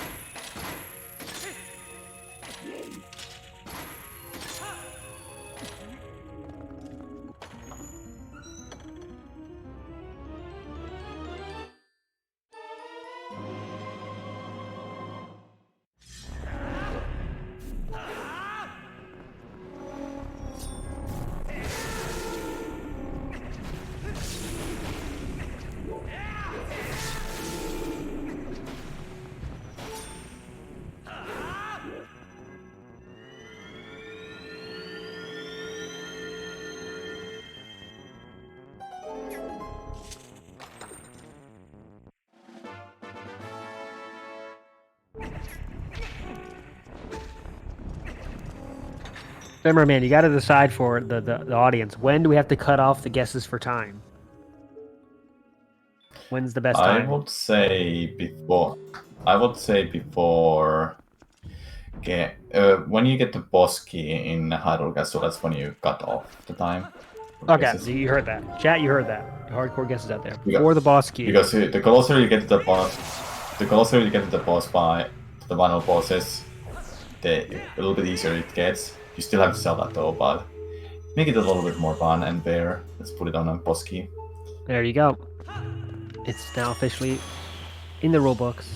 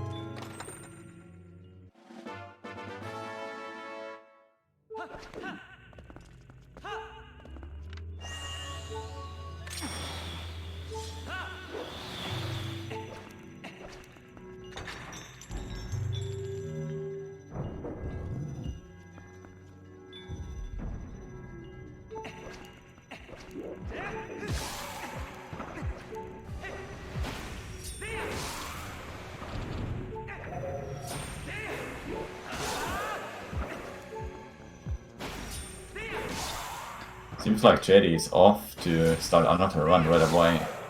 Wow. just want to throw those runs in. I would bet definitely take like a break for the credits at least, then start another run. If I was doing runs on this event. It's exhausting to do a 3-hour long speedrun. Even longer than that. Back to back to back, yeah, but JD going after it. Demon and Zach taking a little bit more time, which is understandable. We have till 6:30 p.m. to get your runs in for today, but of course there's another 8 hours tomorrow, so no need to rush, especially if you think you got a good time up there. If you're Demon, you might be sitting pretty, saying, "Oh, I don't have to do any more runs for a while, see what other people do. I set the bar that high, let them come and get it."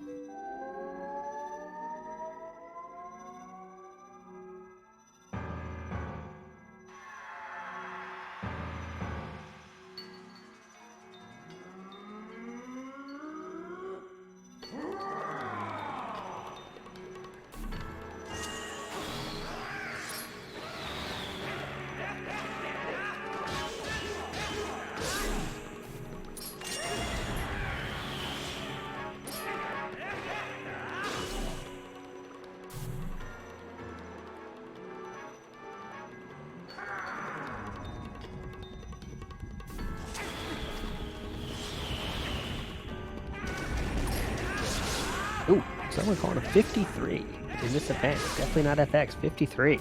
That'd be a time you had to be happy with. The bean seller agreeing. Well, we're only 18 seconds away with Demon, so yeah. 53 is possible there's the event. Have to be happy with that time, you'd think.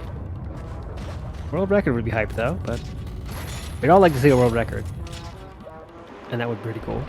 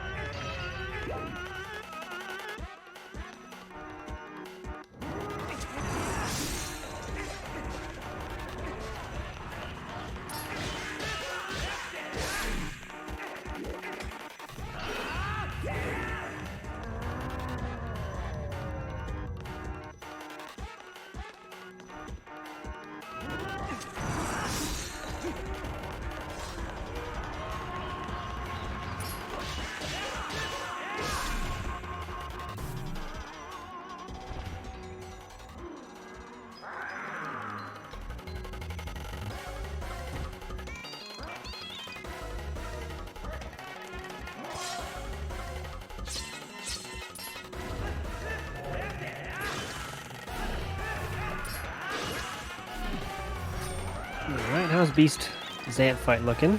Let's see. Pretty strong.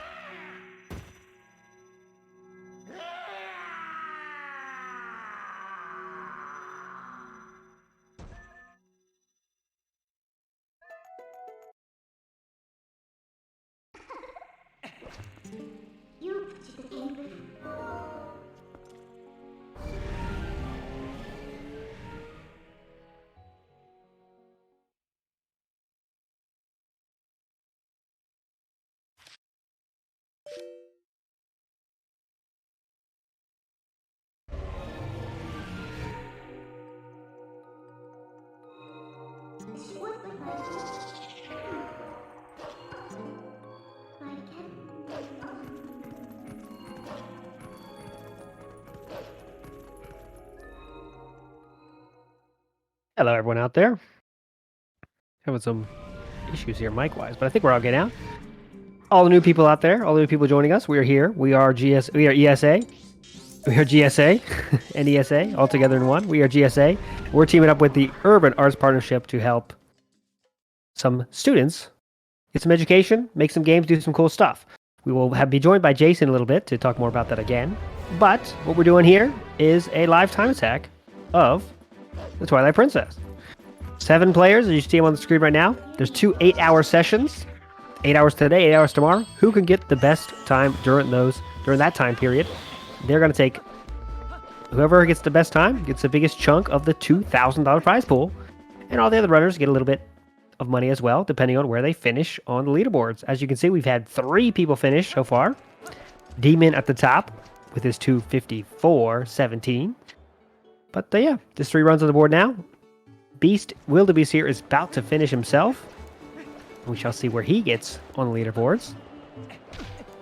And I hope you're all enjoying yourselves here.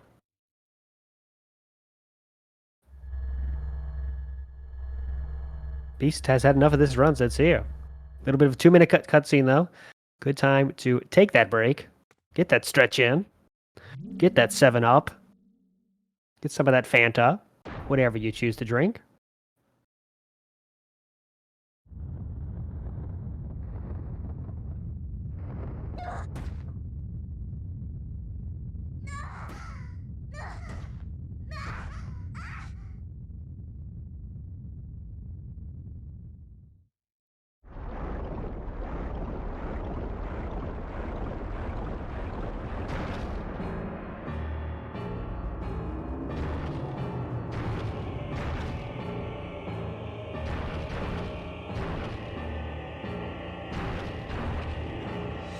Let's see how long it takes ZachLink99 to do another run here. They have been away from the keyboard a little bit, which is always good.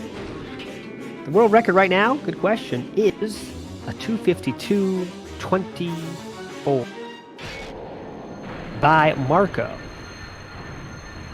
who is about an hour and 50 minutes into his run, or 12 minutes in his run, at the top there, in the middle. Demon, who is in first place now, he has a 3rd place time.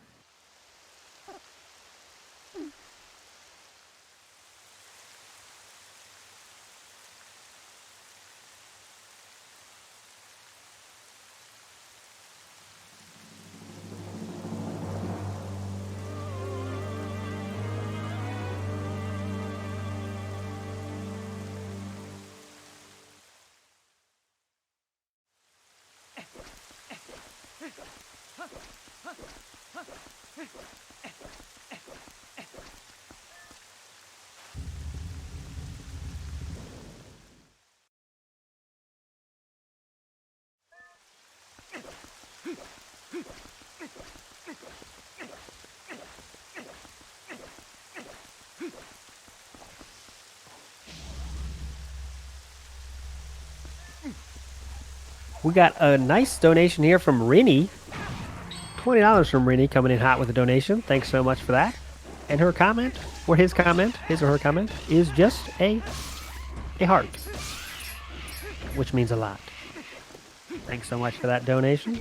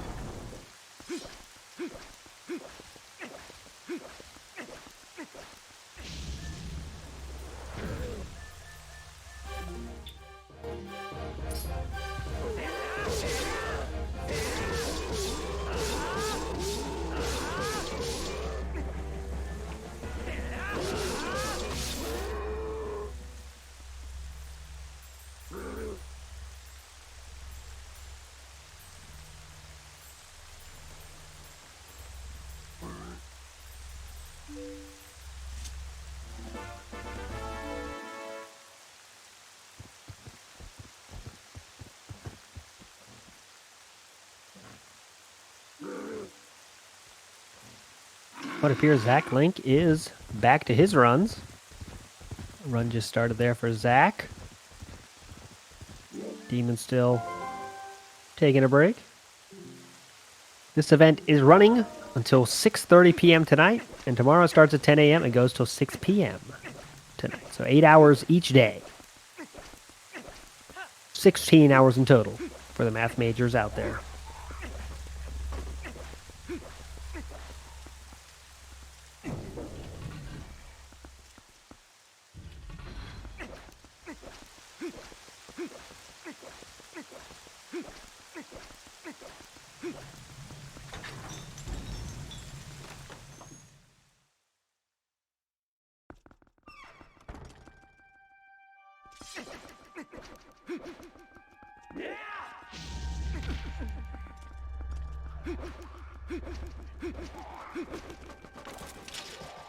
If I were to guess what time B is gonna get, I would say 3 hours and 1 minute. 301. The first guess here coming from Samurai Man himself. 301. What say you, everyone out there in chat?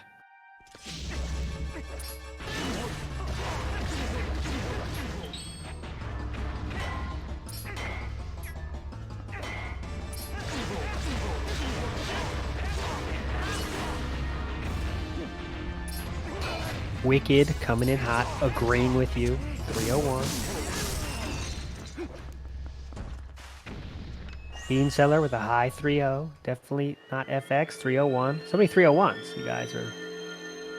We got to start going to the next digit. If you all say 301.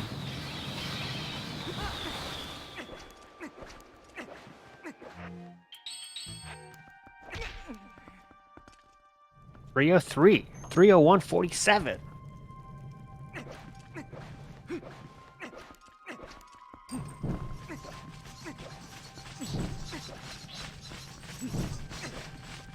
So it seems like Samurai Man, correct me if I'm wrong, the ending of the game kind of doesn't have that much in terms of glitches and stuff to do. Is that fair to say? Or unfair? Or is your mic not working again? I trust it's the latter. There you are. What do you think? What do I think? I'm thinking this is a great event. I'm glad to be here. So here, you must have heard me. So what? It looks like the ending of this run doesn't have much to do in terms of special crazy stuff. Is that the case?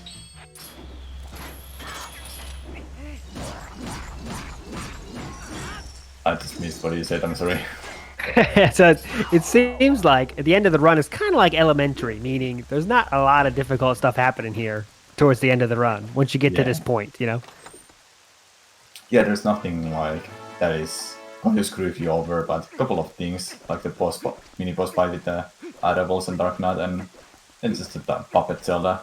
Mm-hmm.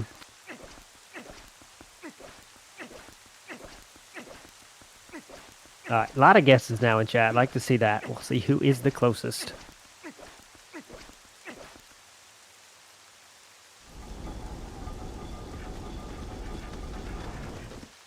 JD with a fresh reset. Only Demon not competing at the moment.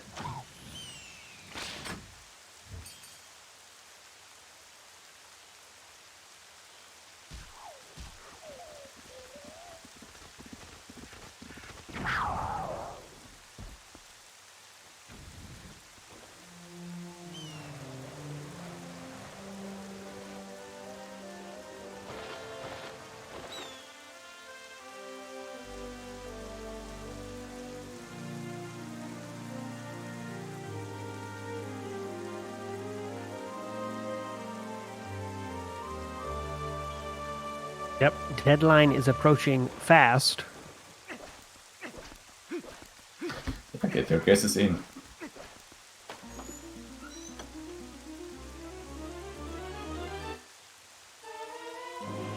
All right, there it is. I'll give you a few seconds buffer, but there you go. Bean Seller coming in hot.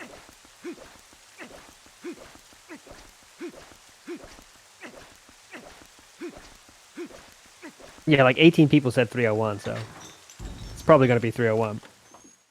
Or you could all be wrong, but we'll see.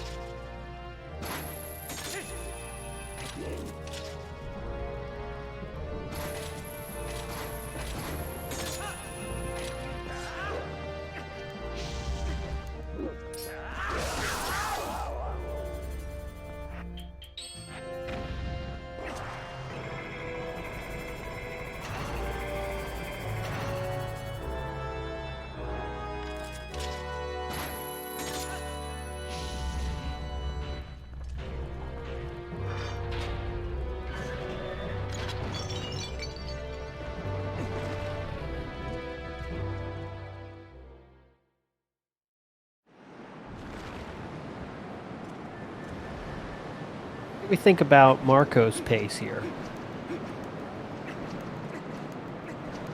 Marco's pace looks like he's gonna beat Lakebed Temple in 125, which is not that bad of a time, but probably not something he was looking for. But that can be a good, strong time to finish the run still. Here comes Zelda for Wildebeest here. Let's see how many cycles we get.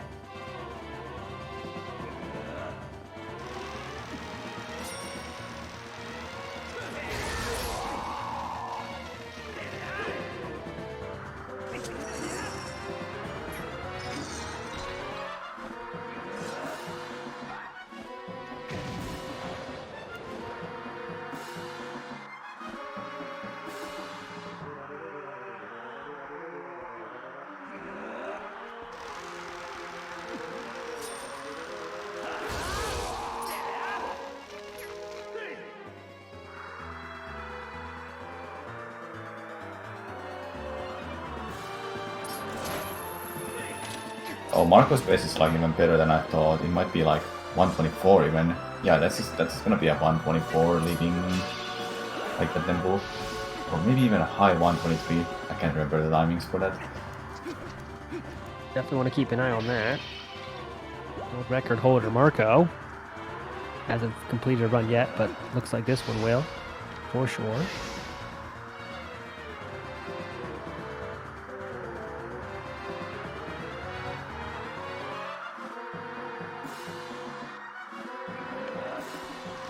Few resets now for both Zach and JD. JD have a little bit of a longer run here, but reset it a few times before that.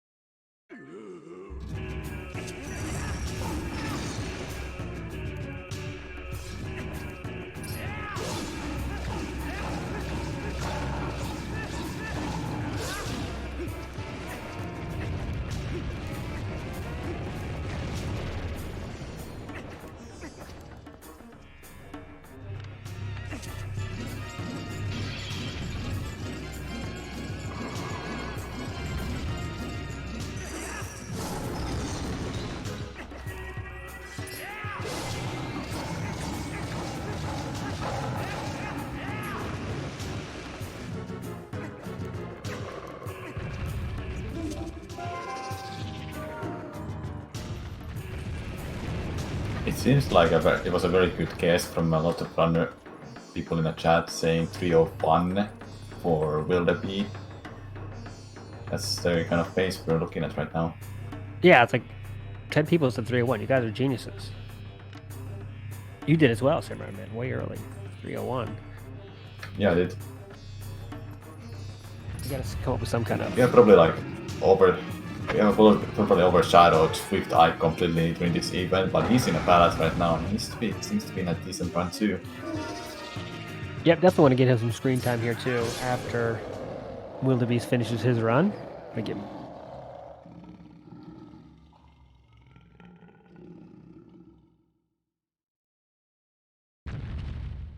We're so close now to the end for Wildebeest.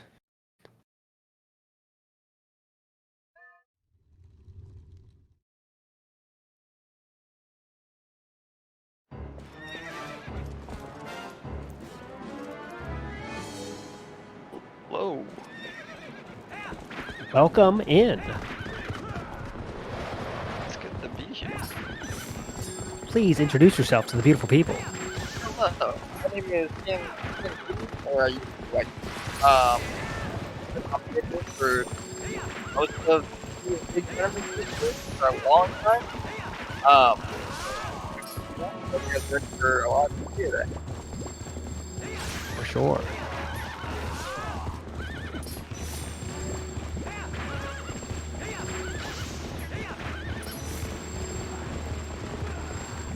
You guys can barely hear me? Yeah, it was a little bit robotic there, but we're working through it. That's rough. There you go. All Okay, right. now you're sounding clean and beautiful. Gotcha. That's the Gotcha. There you go. There you go. Nice to have you in here. Yep, it's good to be here too. So how have the races gone so far? Pretty good so far. As you can see, we got 3 completed runs. Wildebeest right behind him here. That will probably be 4th place. Actually, it will be 4th place. And yeah, the world record holder Marco looks to be coming in with a good time as well. So we'll see what that turns out to be. You never know. Yeah, so I'm guessing for a good portion of this, we have seen people who have mainly had to reset the early game. I'm guessing that's something that's super common to us. Yeah.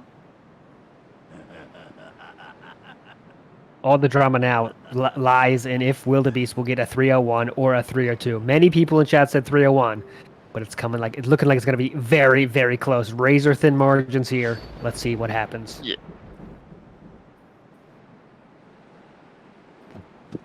Does it happen for the fans So out there? this fight, right as you take control, it's going to be exactly 12 seconds is how long this fight will actually last. So if it starts before it, as long as he doesn't miss a jump spin attack, we'll actually know in just a second. There we go. It's going to be close. He has a super thin margin here. He cannot miss a jump spin attack. Will it be a 301 or 302? Fans at the edge of their seat here. It is a 3-0. Like I said, 301.58. Literally 2 seconds off of it. There you go. 301 fans out there. Samurai Man too. Shout out to you who stepped out, but Samurai Man got it right. People in chat got it right as well. You guys were epic. Awesome, guys. That's pretty incredible. I see what you did there. All right, so now you guys know the rules of the game. It has to happen before the big key, the last big key. Okay, guys. So I think we are going to switch to Bruggles though, and are we bringing in? 1 second. I think we are bringing in Jason from UAP one more time to say a quick hi before we get to our next group of finishers.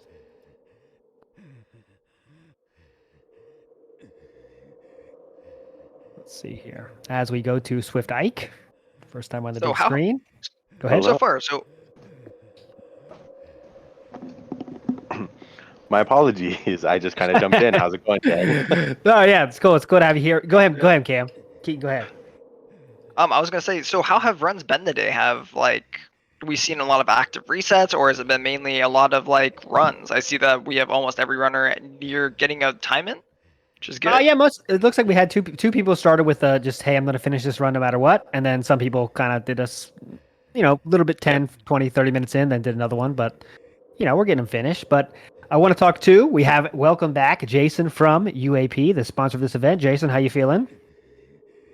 I am feeling great. I've got a cat purring in my lap, and some awesome runs have already been finished today. Oh, there you go, Jay. So we want to bring you in. I saw you in chat. Someone donated $20. You said, hey, you can buy something for a student with that. Can you talk a little more specifically about where people's money is going for this? Absolutely. I set up some fun little milestones for us. I had it wrong. It was a webcam, not a drawing tablet. But all of these donations are going directly into our students. We've been teaching all pandemic, and we do year-round classes, including over summer. So we've got some fun summer camps coming up where we're doing programming classes and workshops and all of that. And all of these donations, big or small, they're all going to sending webcams so that they can do the virtual learning. We're giving them digital drawing tablets. $100 is giving them access to, Adobe Creative Cloud for a year, so that they can, use the awesome programs that are going to, those tools carry on with them into college and then into their careers. And then they're going to be making the next Zelda for us all to speedrun. Sounds good to me. It sounds like a good thing to donate for. Also, I wanted to ask, how did you get involved in this kind of charity? What kind of does it mean to you? Well, I actually have a personal connection to charity runs that goes back years ago. Friends and I, we actually did Mario and Zelda gaming streams. We weren't speedrunners, though. We were just playing for completionists, and we played for 72 hours straight, raising money for a local hospital here in California that helps kids. St. Jude's. St. Jude's. Everybody knows St. Jude's. What am I saying? Yeah. And so when I was approached with this because I've worked in the video game industry a bit, and UAP wanted somebody that understands what's going on and can really get involved with the Twitch community. And then there was the opportunity to work with GSA. And I think there's really something special about the speedrun community, because every new game has its own community. It's very special. And so the UAP and GSA partnership has just been, I think, very wonderful. We're so honored and privileged to have the speedrun community support our cause. But I hope that many of them see themselves in these students. And see the good that we're doing, and these donations are just everything. So whether it's $5, $10, get 100, like get one of these rewards, get yourself an SIA snapback hat and look fly on the street, and then get back to some speedruns. There you go, guys. So I'll let you go, Jason, but I've got to ask you, we got Swiftike on the main screen here. Can you give us your guess for his time? What do you think it's going to be? Oh my gosh. Is he gonna unseat Demon? Going for the 253? Wow. No. Let's go for a low 257. 257. You heard it here. Jason with the 257. Jason, thanks so much for all you do, and we'll see you down the rest of the event for sure. Yeah, pleasure. Thank you so much, both of you. All right. We are back at it. Way too early for you. No one has to guess yet. It's way too early for your guess, Keaton, but can you explain to the people that might not know what's your history with this game? So my history with this game, it's a bit funny. Basically, I was a new runner into the community, and we had a huge tournament that came in named Wolf Dash, which just ended a couple weeks ago. Zach being its winner, and the finale being between two very, very good runners, which was Zach and this other runner named Nimzo. During my race, my laser disc reader actually died. Like, it fully died on my Wii. So I had to forfeit. The person wanted to do a rematch with me. I won that rematch. Then I get bumped out the next round. But it was overall a super fun time. The rest of Wolf Dash, I was the commentator for 75% of it, I believe. Oh, wow. Okay. And so for commentating TP, it's like, this is just like most of my year. A lot of this year has been spent commentating during their tournaments and during other races for this. And I'm super happy to be here to actually help out with A, charity event, and B, watch all these runners. I know almost all of them personally, a good amount. Like, Bruggles I've talked to, Ike I've talked to, Zach and I are good friends, Beast and I are good friends. Bruggles I haven't talked to as much, JD's a super close friend of mine, and then Demian and Marco I haven't talked to as much either. Cool. Well, nice to have you here. Big member of the community. And this event, highlighting the Twilight Princess game and the Twilight Princess community. It seems to be very active. I was like, when I started the research for the game, I was like, wow, there's a lot of people playing this game right now. It's been crazy. So that whole thing, like I said, Wolf Dash really prompted a lot of runners to come back. Not only that, but we had a huge community member known as Demon, and if people are known to the Zelda community, Demon typically likes to rotate which games he plays. He's going to be attacking his best times at, and he decided that he wanted to return back to TP, which is huge for the community. We also have, I believe Marco was an Oot runner prior to this. He has a big community and a great following, and he's been here going at this game like crazy. Ever since he's gotten into it, he seems like he's been addicted at trying to push down his times and get better. It's been amazing to get to see him do what he's done in a year, which is taking world record, which is almost unheard of in TB's community. It's amazing to see him. Yeah. Really cool. And Marco is on a hot run right now. We'll see how hot it is. Not quite sure yet, but it is hot. As we watch Swiftike getting closer to the finish here. Yep, Ike's going to be wrapping up, so I'm guessing you know how the whole flow of the game is. So this is one of the weirder sections of the game. Palace is definitely an area where a lot of people can make or break the run, if you know what I mean. Yeah, there's a lot more risky, there's some risky stuff that we do, known as like a lot of these out of bounds Ultra A's, and as you saw, Ike didn't want to mess around with it. I don't think he's been doing it as much, or he doesn't like that one. Basically, like, there are times where if your positioning's weird, or if your boomerang targets aren't the greatest, or a little bit out of place, it can stay in bounds, and so you can go for it and just fall down because you don't get an LJA. Yeah, we've been learning a lot. Samurai Man was dropped a lot of knowledge, and we expect you to do the same, Keaton, about all the depth of this game is really impressive. I mean, there's just a lot to it. it is insane how much exists there and how different all of these runs are going to be from each other. All of them are going to have different highlights, different ways that they tackle the game, and what they're going to do with it. Cool thing about Ike too, this is him returning to any percent right now for this event. He is typically a hundo runner as of like, I think it's been like 4 months almost. He's just been very much attacking 100%. He's done amazing jobs pushing his time. I believe he has second place right now for hundo. That category being 6-hour run or something, right? Yep, it is a very long but a very, very intense run the whole way through. It's just a run that keeps on giving. Awesome. Yeah, this is a little bit of a longer run for these kind of a live time attack event, but it's pretty cool. I mean, it's kind of it makes you think more about is this run worth doing or not? What happened? Come on, I was reading the script. I jumped down and got shot by one of the ores from the Twilight head or the Zan head, which I have not seen in a really long time. So how have you been enjoying getting to see TP?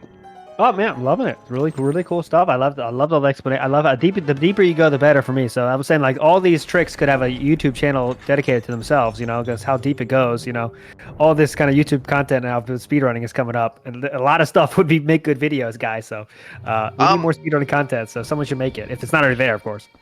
We have some community members that have put in a lot of time into making videos and like helpful things. I think Bruggles has helped out a little bit.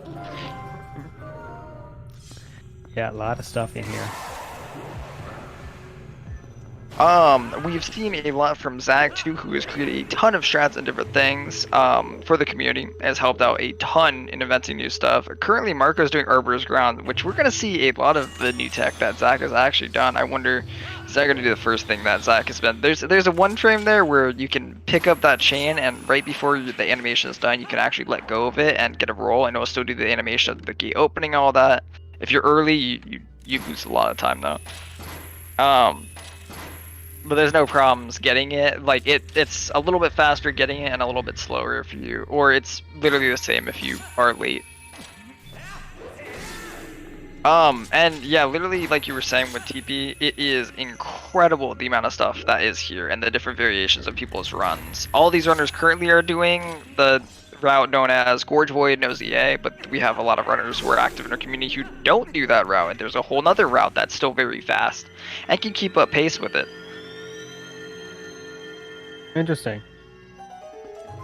Yeah, that route is known as so there's Bite no ZA, so there's Bite no ZA, Bite ZA, and then Gorge Void ZA. It usually revolves around what you're specifically going to get. So you're getting the Zora armor, are you using Bite, or are you using Gorge Void is pretty much the specifications of what people do.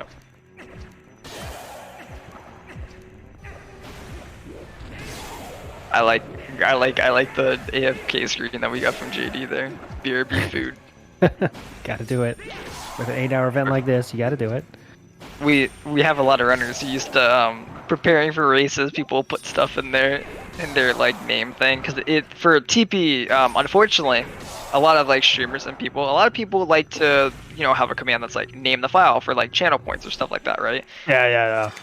TP unfortunately we can't, we don't ever keep the file that we start on. Unfortunately. It is quite unfortunate for it. Yeah, so I was gonna ask Samurai Man. I should ask you the same. What's kind of your point of no return for this run in terms of if you were in this event? When's kind of like, okay, this run's got to finish, or I can still reset if something bad happens. Typically a big point for people is more fuel. More fuel is kind of that be all end all for a lot of runners. If your more fuel goes well, she's heavily RNG based. And even if you're good, it sometimes just doesn't matter. She can be very, very, very annoying and mean to runners. And pretty much after that point, a lot more of the run is in your hands and a lot more controlled by you. And that typically ends up being my, like, okay, I'm not going to reset. That doesn't matter. Yeah, that'll be fun. Once people get the run up there, it's going to be interesting to see what people say. Hey, I want to keep going with this one, or cut it. I wonder if we'll see more resets. I mean, we're obviously going to see more resets once people have a run, but Yeah, we got 3 more runners still looking to get their first run up there. Again, the hype about Marco's run is still growing. However, we want to keep Bruggles here on the main screen for a while, get him some screen time. Yeah, I'm going to go check Marco's splits because I think he has them open on his side. I can go check. Marco is our current world record holder, which is incredible. Demon being very close to him in time. Zach quickly catching up to them too. Yeah, only the first between first and third is less than, let's see, how long is that? 15 seconds, less than 15 seconds between first and third in the world record. So pretty crazy. Yep, we have some incredible runners in this community who have pushed this like crazy. Actually, a lot of these guys have been here for ages too. JD's been in this community for years upon years, like 6 or 7, I'm pretty sure at least. Like he's told me about runs that I will never fathom their existence because of how different they are. Well, it's nice to see this community getting its day here in the sun. This year has been one of its peaks for sure. And it's been really good to see. We've seen a lot of new tech happen, a lot of new movement, a lot of new changes. I will literally directly shout them out when Marco's going to be using it. But we have definitely changed, and we are kind of notorious as being that Zelda game that isn't really that broken, or the one that hasn't gone, it's like barrier skip, it's, giant time saver. We've seen SS with back in time, reverse bit warping, all of that, followed by what am I trying to think of? I mean, Wind Waker's always been a little broken. But it got its barrier skip, which was huge for it. We have Ooh and MM, which has we got moon warps in the 3D game for MM. We have moon warp in the old one too. We have SRM and Ooh. Like, we have all these crazy things, and TP kind of resides as one of the few Zelda games that really still has to go through a lot of its game, collecting a lot of its items. Not as many as the Hundo route does, because our wheel looks so much nicer than a Hundo. I don't know if you've ever played TP on GameCube or Wii, but man, near the end of the game, that item wheel is crammed full of items. It feels so weird. Yeah.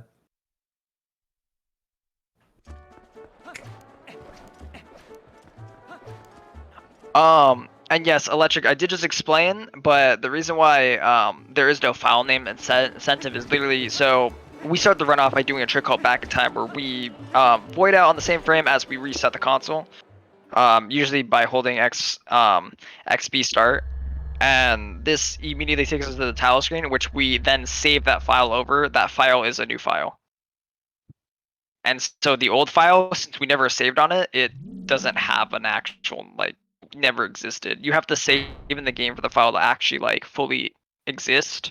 And since we don't do that, we immediately do back in time. Our file will always default to link. Okay, did you check on Marco's splits? How are they looking?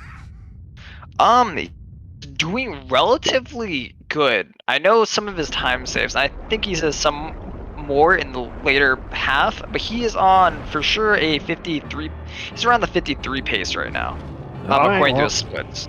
That'll be pretty hype. So that's a long way to go, though. We've got a long way to go. Shouldn't get too excited, but it's there. Possibility's there.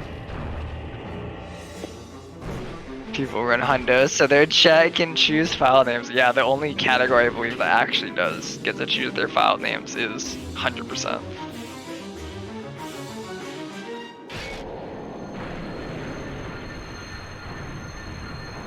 So I'm gonna ask you, too. You like to be called ALT or Insider, real quick? ALT. My short name. ALT. Yeah. What's your favorite dungeon from this game? You know me. I have said it before. It's the cabin. Snow Peak. It's awesome. Oh, it just really changes me. Yeah. It just changes your it's like changes what you think a dungeon is, kind of. When I first played it, I mean, casually, of course, it's like, wow, this is different. I still remember that feeling when it was like how long years ago now. You definitely don't even, as a kid, I remember getting there and I didn't even think it was a dungeon for half the time. You realize, you're like, wait a second, this is a dungeon. Yeah. Somewhere in there. Just cool. It has a different feeling. Sticks with you. Yep.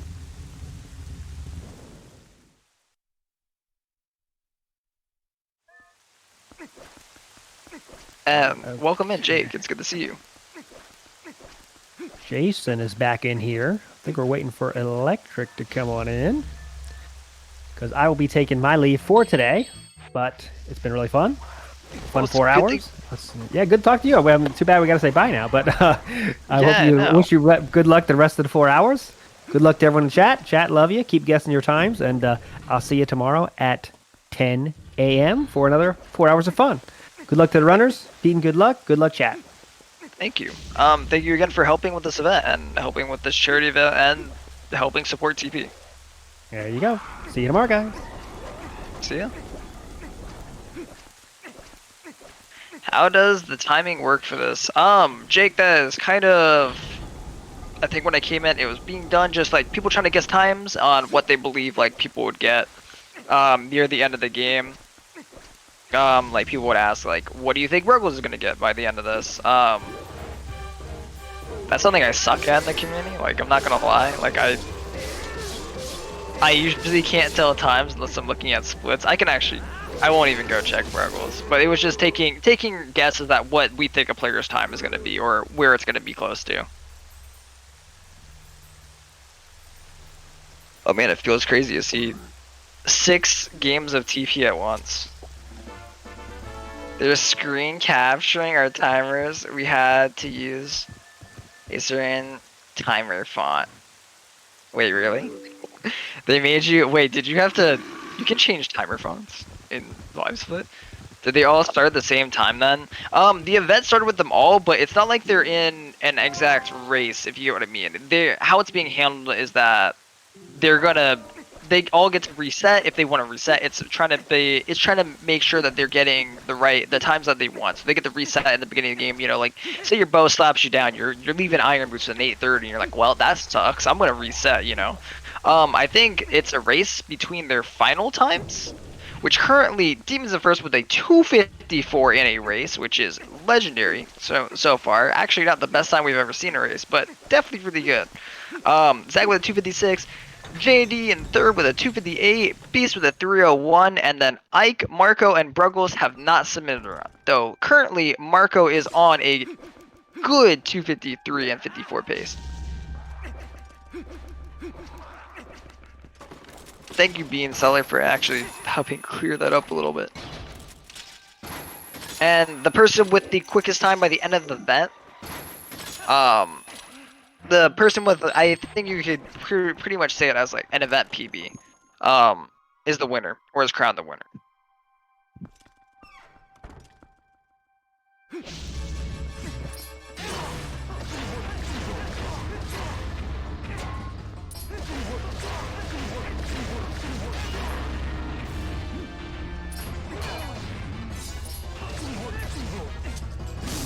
Bruggles here clearing up this Dark Knight fight, and then we get to see him get up to the end.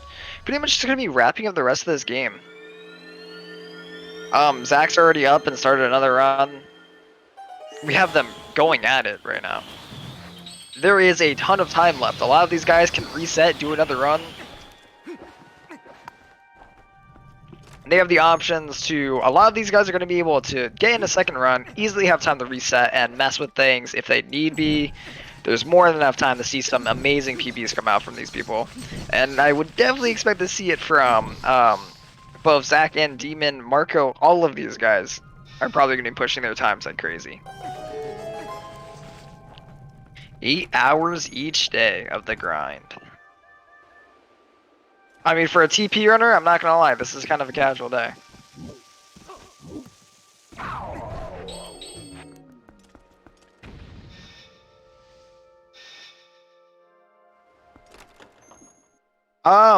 FX, we have 4 hours left in this event. They're good for a little... Yeah, they have 4 hours, starting about now, left in this event. They've still got a little bit of time to keep restarting. Yep. Oh, they're able to keep going even after, so say they were a little bit going past the time. They're still good to go. Good to know.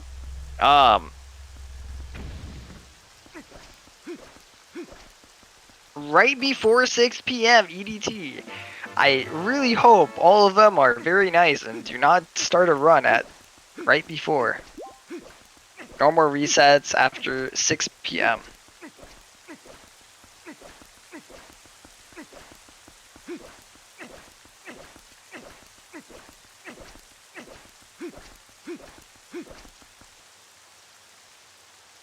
I'm really lucky. I'm actually free for like 2 hours after that. That's pretty good.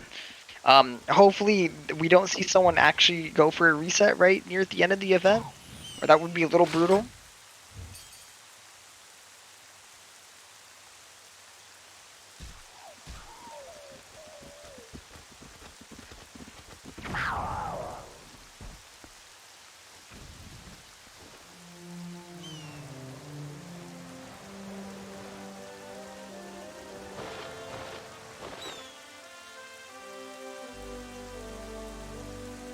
Yeah, I did hear that we started this whole entire thing 30 minutes late pretty much, so pretty much all the times are going to push back 30 minutes for like in terms of this event's length and all that.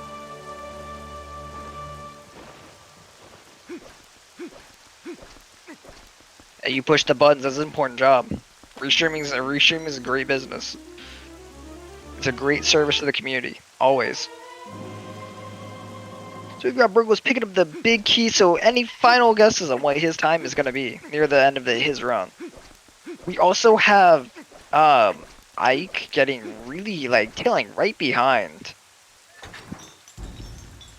A little bit behind Bruggles. I'm trying to think myself what Bruggles' time is going to be. I'm guessing we're looking at, like... Oh man, this is the one part, no matter how much I commentate, I am not good at actually being able to tell times between segments.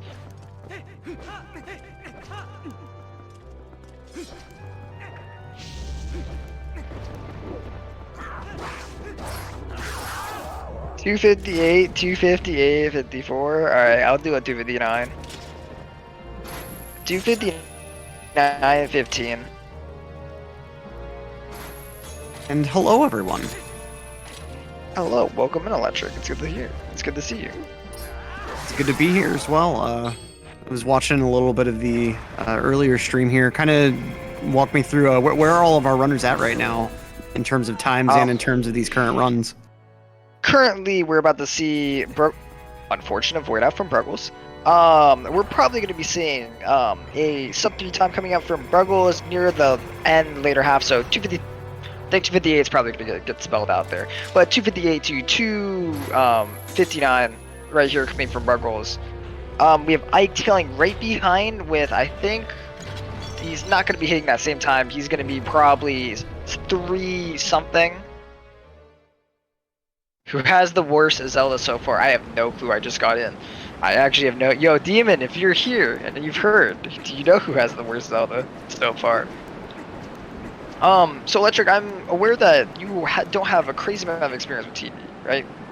Right, so I've watched runs of the game. This is kind of what I'd refer to as like a spite speed game where I hate this game casually. I know it's a controversial opinion, but because of that, I really like watching speedruns of it and seeing the game kind of get broken. And it's a really interesting Zelda game too, where you have virtually every other 3D Zelda being extremely broken open. But like you were talking about earlier, this game has still stayed pretty resilient.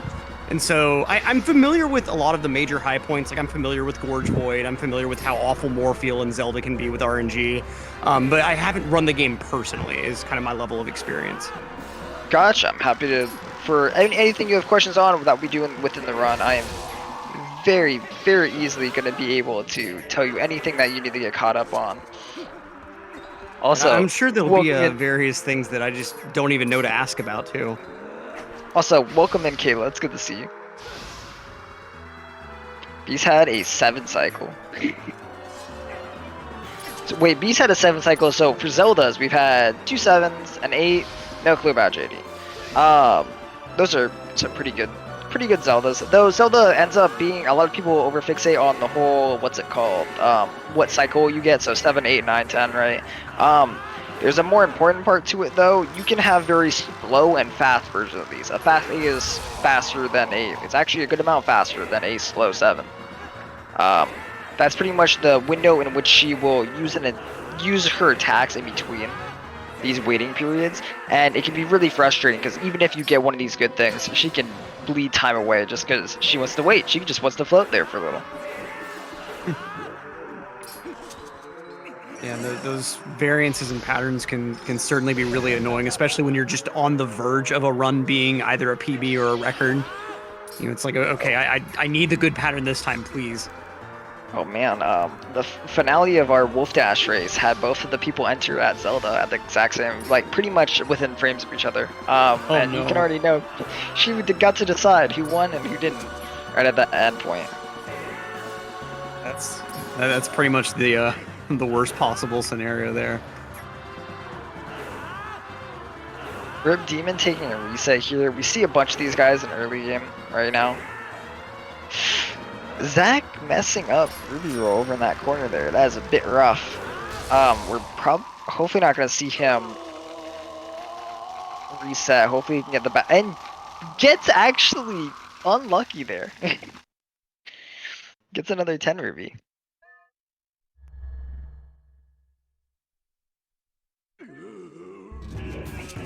Definitely some cool things. We're going to see Ike and Bruggles literally finish within minutes of each other and literally have times within minutes of each other. That's going to be super cool to see.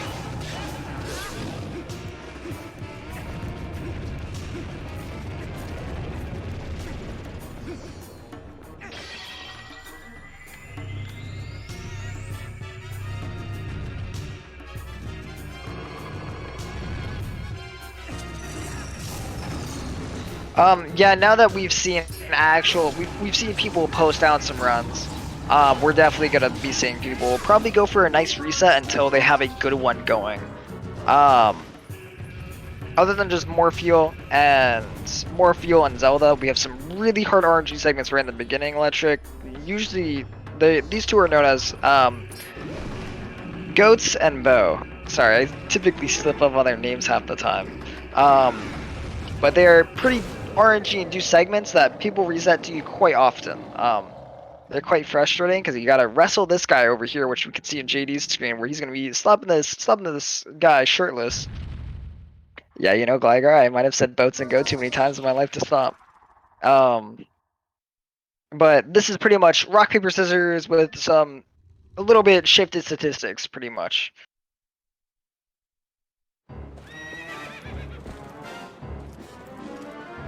Yeah, and what's the purpose in the bow fight specifically of like mashing A? I know that there's some sort of mashing going on a lot of players' controllers during that fight. Basically, mashing between, this is very precise, you need to be mashing between 12 and 15 A presses a second. If you were mashing this correct amount, you can pretty much push him off in one cycle. You push him further, pretty much, with that range of A presses. Rip Bruggles, I'm missing 2 shots, by the way. But pretty much with that amount of mashing, you can get him off. You'll see them slap him once and then immediately push him. Push him off. That is the main thing with bow. Is just getting that good mash to make sure. Bow is the #1 cause of controller deterioration in runners. Yeah, only the A button though.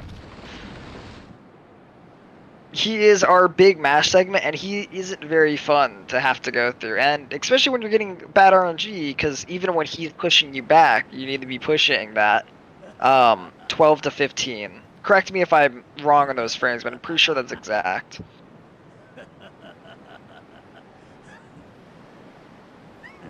We're about to see Bruggles finishing out here with definitely a 259 now.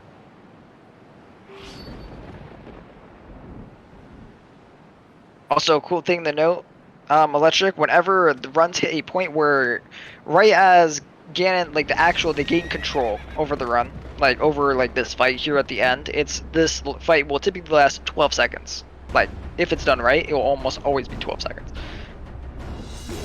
Oh, interesting. I knew it was short, I didn't realize it was quite that short though. Probably one of the least intimidating Ganons within the series. Literally, it's so easy. I mean, in appearance he's certainly intimidating, but like the actual fight is just nothing. I guess the devs figured you fought through enough different things at this point. Nintendo's notorious for making some pretty easy fights, I'm not gonna lie. The only one who stands strong is, man, Majora do kick some people's butts, let's be honest. Very true. But a lot of the Ganon kind of flop over really easily. Yeah, I mean, you can fight Demise with a blindfold on. Man, yeah.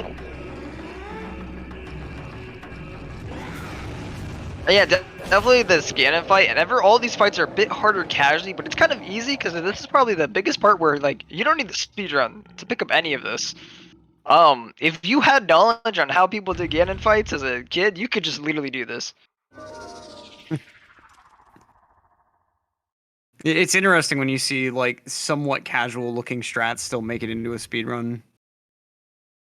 Ironically, that like DB's got a lot of things that kind of sit in that. You know, it's weirdly something that you could just pick up and do. We're gonna see a lot of tricks that are like the opposite though, where it's like, hey, nope, devs definitely expected 13-second Ganon fight. Yep, yeah, 12 to 13-second Ganon fight. It's intentional, fully intentional.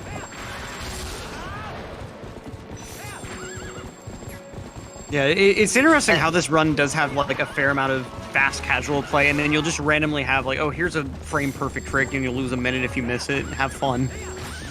It's certainly a bit imbalanced with its difficulty. You have some other speed games that are reliably hard all the way throughout, and this is just selectively very hard. Yeah, this run as a whole is definitely super hard. Overall, it's definitely got kind of a notorious name in Zelda overall. And thank you, Amaterasu for the raid. Thank you so much. Welcome in, Raiders. I hope you're ready for some TP. And two things I want to say. Congrats, GG to Bruggles. He is now in the, I believe that's going to be 4th place slot, taking Beast, taking the lead on Beast there, and getting close to actually bumping on one too. GG to your 259.26. But let's see Ike wrap up here with a 3. This is going to be 3 hours. I don't think we're going to see a 351. We're not going to see a 301. I mean.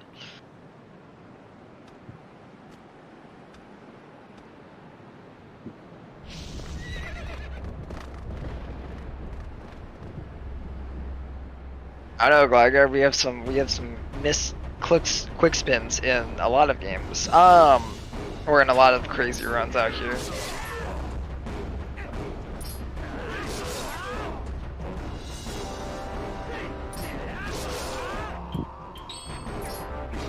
Quick spins in this game are literally impossible. How are they different from other games? So a lot of the other games, especially because I do a lot of MM and other games like that from the Zelda series, a lot of them are like spin the crap out of your stick. Just spin it like crazy, right? TP, you spin slow and methodical. I wish I was kidding on that. Spinning like crazy, you can spin too fast. You can literally spin too fast when you're doing quick spins. It's bad to spin fast. You need to spin with a clear, good circle, and that's how you get these.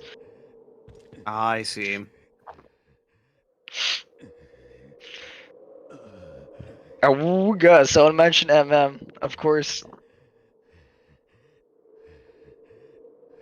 Wait, you took off the iron boots? Did you take off the iron boots on accident, Ike? That's an F.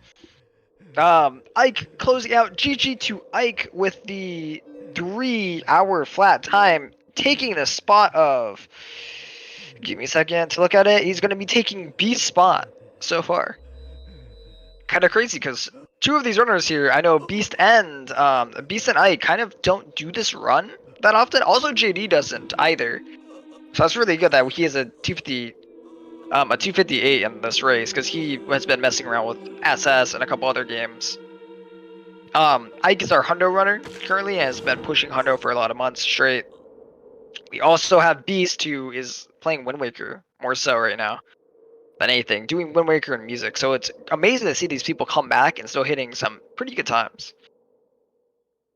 And speaking of hitting some pretty good times, what kind of pace would you think Marco's on with this run? Marco is, I can literally check back to his splits again, though I don't think, Marco has flipped a little bit of his piece up a little bit. We're still looking at the possibility of a 254 here, but those chances are getting less and less with how the splits are going right now. He's doing very well though, and I know in that final one, he messes up his Zelda fight pretty badly. And he can definitely earn back a lot of time on it.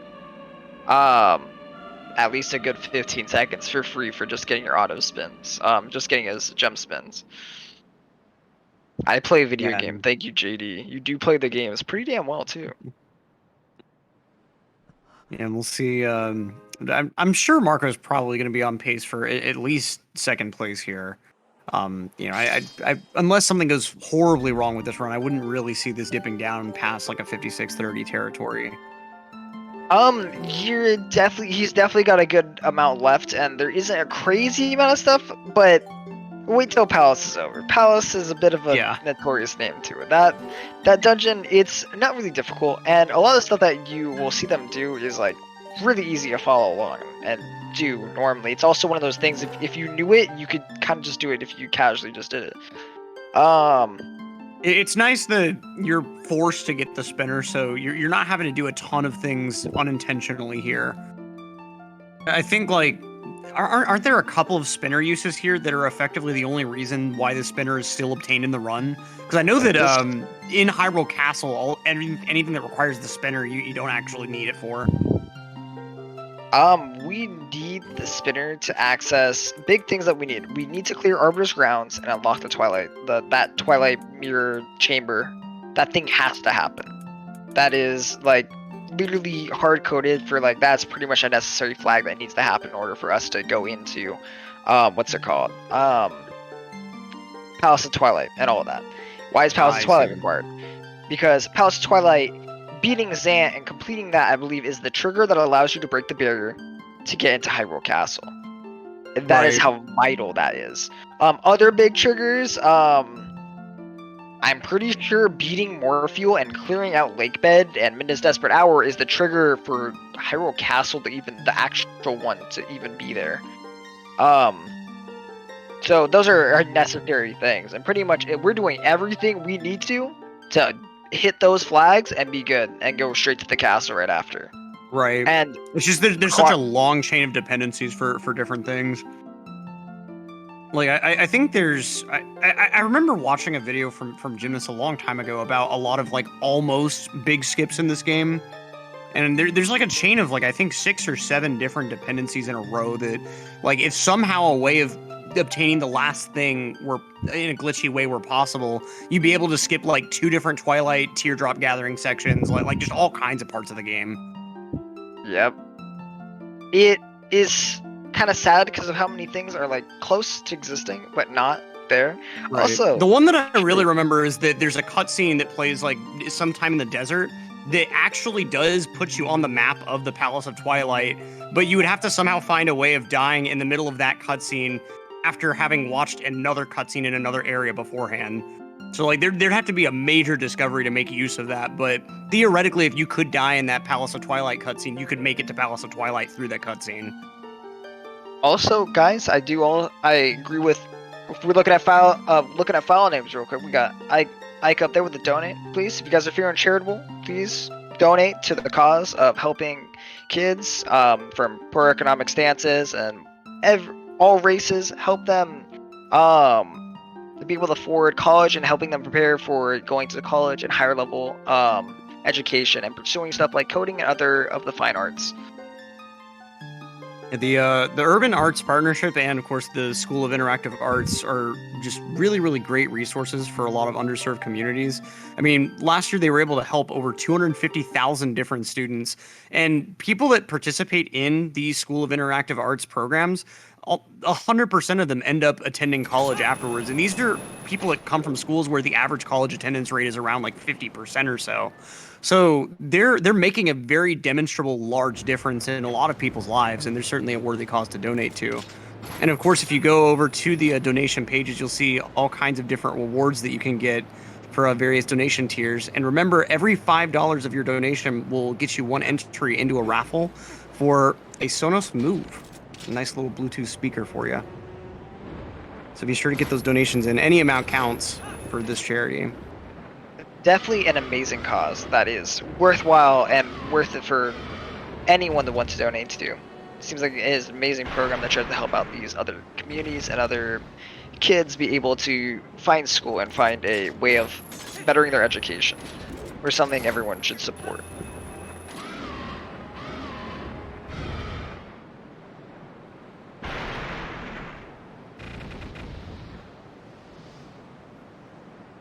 So we got Marco in this dragon fight.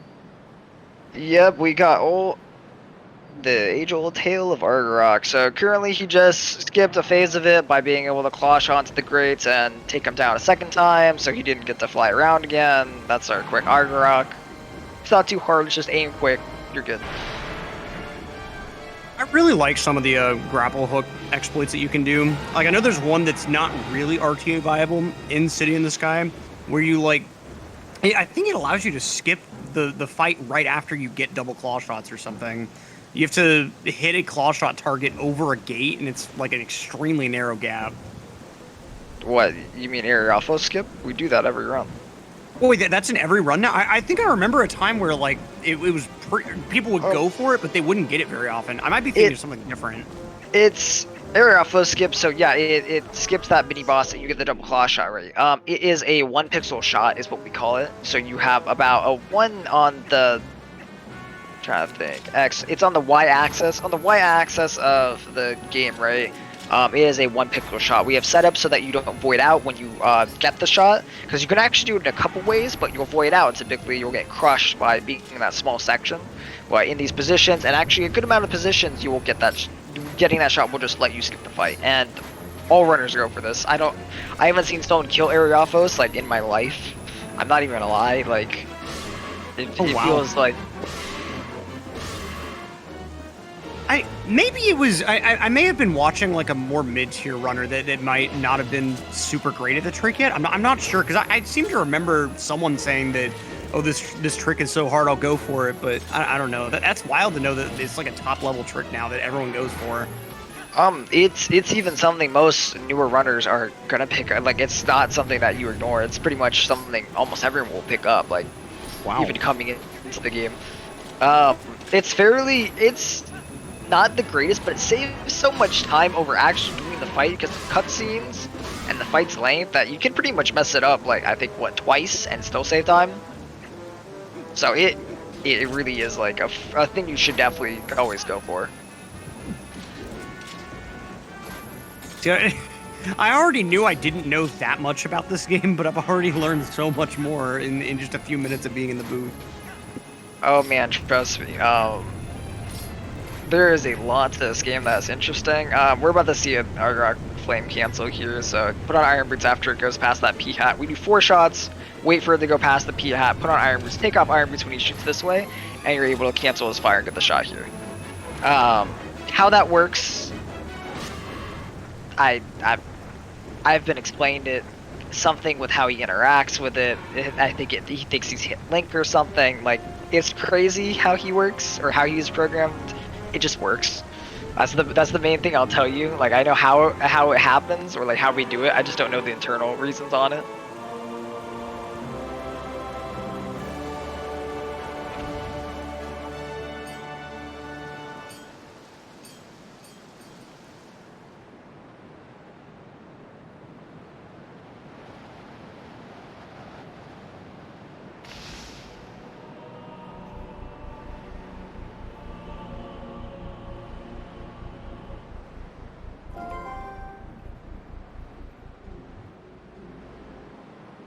We got B slapping down Bo again. Oh man. We're gonna see a lot of this guy. He is definitely gonna be the face that we see quite often in every reset. Zach over here in Elden Vessel already. I'm actually on very good pace right now. I know he had the reroll slip up, but he should still be coming out of here with a decent time. Probably not crazy good for his standards, but it's probably still pretty damn good overall.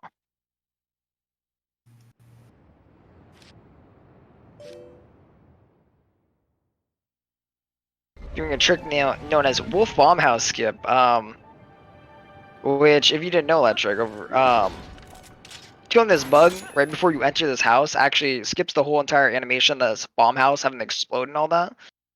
Just killing that bug makes it collapse instantly as you enter, pretty much. Like, when that bug dies, it just goes into the state of being collapsed and all the tears spawn instantly. Oh, wow. Another cool thing.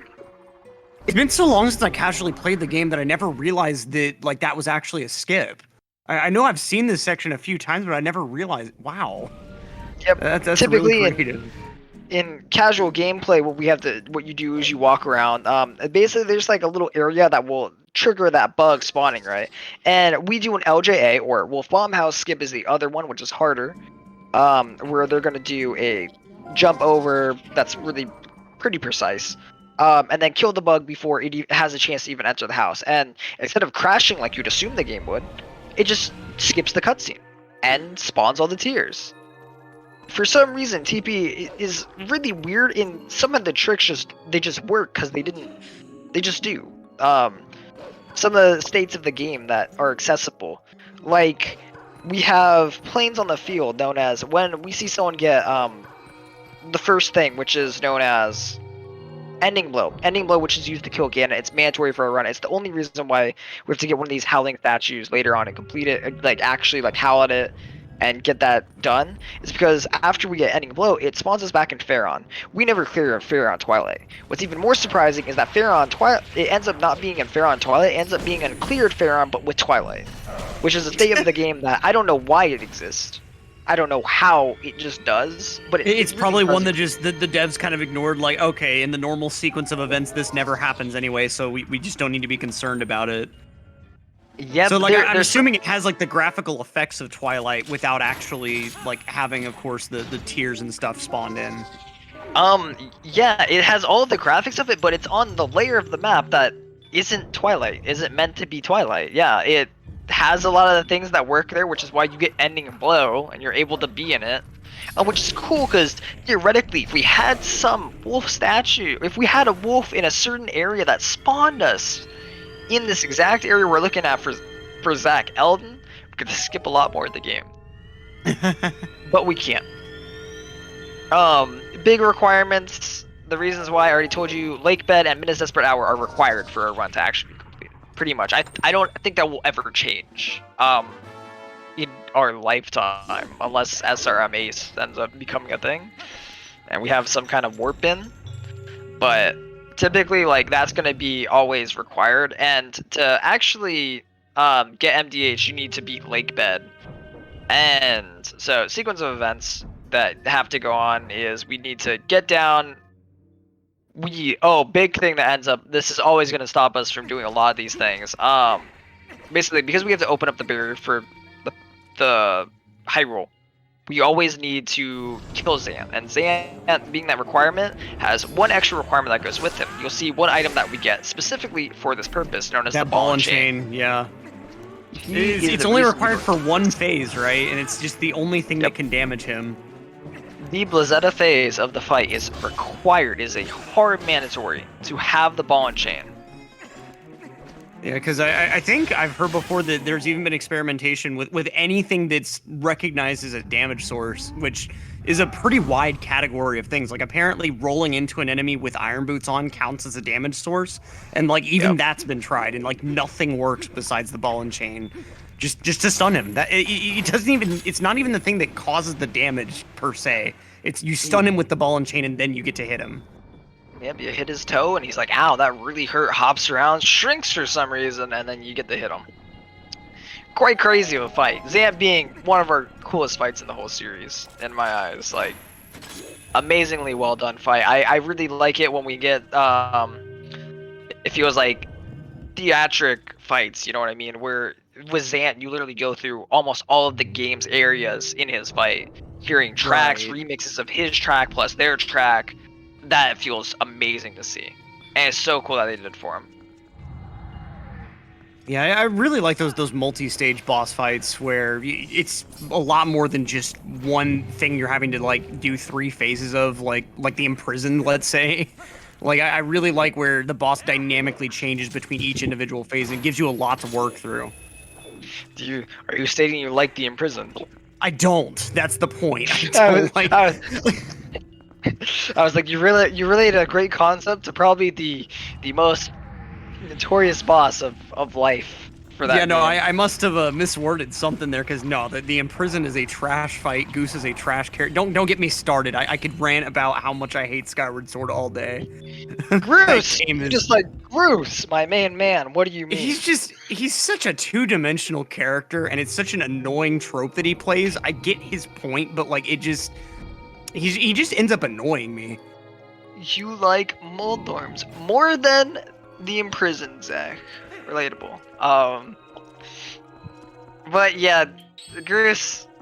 I mean, I love SS to death. I'm really excited for SSHD to come out. Actually, we're probably gonna see a lot of these runners. I know Zach is probably picking up. I know JD is probably picking up. There a lot of these guys are. We're gonna probably see a lot of people playing SSHD for a while, because that game's whole trick. I'm sure you've seen it back in time. It's the game that literally uses Yeah, it's the title screen game. I've heard it called a few times. It is played a lot on the title screen, more than you would expect any game. If you were a kid and you were told, yeah, the speedrun of Skyward Sword is going to be done mainly on the title screen, you're going to get 0 items and beat the game blindfolded if you will. You probably wouldn't believe it. That is its run. Yeah, I'm sure if you would have told the people that originally discovered Back in Time and Twilight Princess that this isn't going to be anywhere near the most broken application of it, they wouldn't have believed you. After seeing how kind of useless it ended up being for Wind Waker, like seeing it get some use in Twilight Princess, I'm sure a lot of people suspected, like, okay, we're not going to be able to make much more use of this than we're getting here. And then, of course, someone discovered, oh, you can arbitrarily set flags in Skyward Sword just by hitting the reset button at the right time. Like, wait, what? Also, to answer chat just a little bit, yes, this is any percent for Twilight Princess. This is a time attack for any percent. Also, why Skyward Sword will guarantee not have Back in Time. This is a 100% known fact. You can't soft reset. Period. On the Switch. There's no console reset. There is no button combination. There's nothing. You can't do it. The trick is gone. And it's really unfortunate. The whole thing that allows Back in Time to work on any of the 3 games that it applies to is the fact that when you hit the reset button, the console doesn't technically completely terminate the software. It just resets to an initial state. In this case, like, it's hard-coded, bring the player back to the title screen and, like, allow them to go ahead and select a file and everything.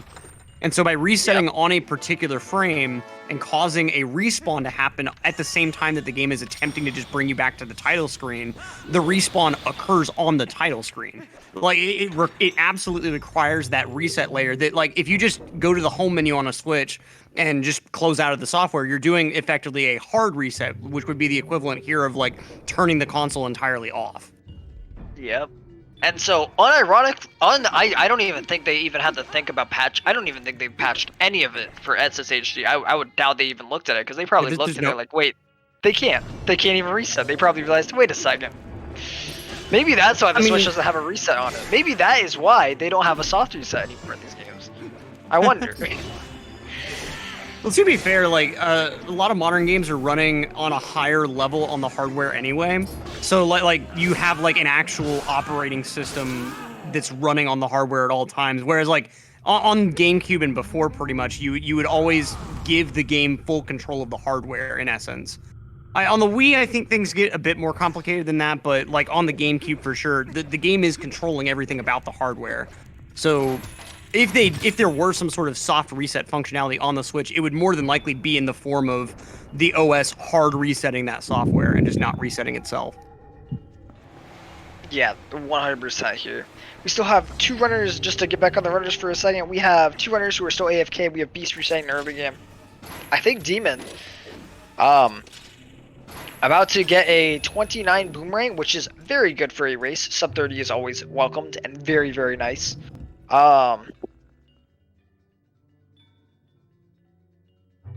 I'm trying to think, actually, is this going to be a 28? This is going to be a low 29, I'm pretty sure. That's an incredible boomerang for race settings. That's going to be good. Zach is on, I know he's not PB pace or anything crazy, but he's on a decent run here. I think he's probably like a minute or something behind from PB. But considering his PB is a 53, that's still pretty good. Oh yeah, especially for a race setting like this. And that could easily put him towards, like, the top half of this leaderboard. Let me actually go check what pace he's on to his splits. And if you guys haven't, also, shout out to the runners. These guys are amazing.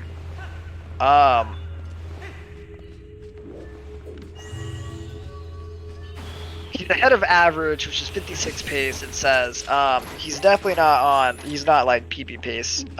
But still a decent run for him to take a better half here. I think he has. He can definitely save times when it comes. He is exactly. He just switched for me. I'm pretty sure he's listening. Compared to his PB, is about a minute 30 seconds away. Like off of PB here. ZachLink is still PB law. You lost a minute in the city. All right, Zach. All right. Starting to question that PB of yours.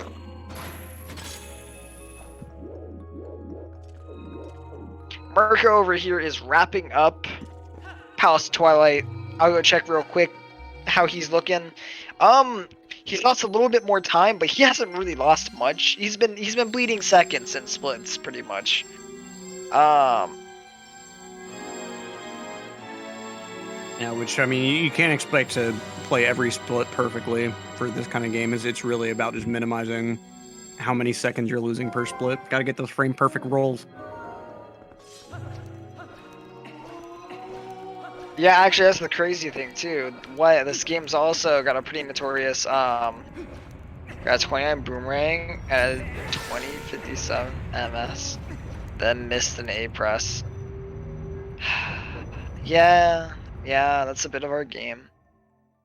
If anyone's wondering what the notorious A press is, we have a trick known as Gorge Void. It pretty much decides if your run's gonna lose a minute, save a minute. It's one frame, you get it or you don't. It's You about a have minute. exactly one frame that you can open a menu to. It's like you manually warp away to a location you actually want to warp to, and if you miss it, you're forced to warp to a location you don't want to warp to. Is that right, or? No, how it works is basically when you kill the Twilight, I can't remember the little Twilight guys before the portals. Their name is just out of my head right now. Right. It's like the normal sequence is like Midna tells you about the warping function and makes you warp somewhere else right then. Yes, she unlocks map warping, so opening up the map and warping away. Basically what we do is we hold L and A to jump attack off to void out, so we skip actually doing that.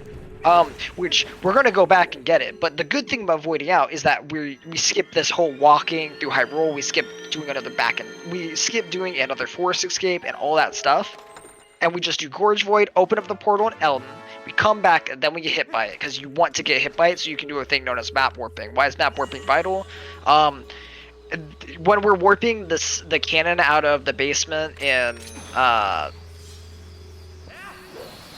Kakariko, we're gonna need that map warping in order to actually warp it out, because of how the guy in there is bugged. His name is Shiro? Something like that. Basically, he's bugged in there and you can't Z-warp it out. You have to map warp it out. Unless you've beaten Temple of Time, which is a big change. Shad. His name is Shad. There we go. Basically, Shad cock blocks you from taking the cannon out. It makes our run longer. It would actually save a lot of time to be able to skip map warping.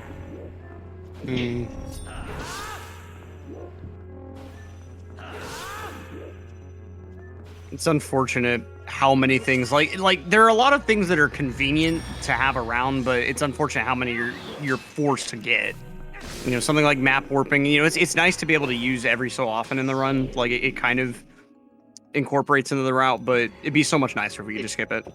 It's good because the less warps you do, the better. Because map warping is definitely faster than normal warping, but like it's definitely if we could skip it, it would save a lot of time. It would skip us having to go through that Menda, that warp, all of it. It would be very, very good if we could skip a lot of that stuff. You know, unfortunately, we can't.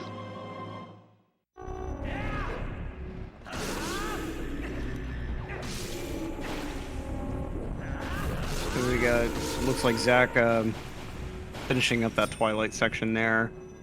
Demon trying to get a run started. Meanwhile, Bewildebeest trying to get over to the slop session.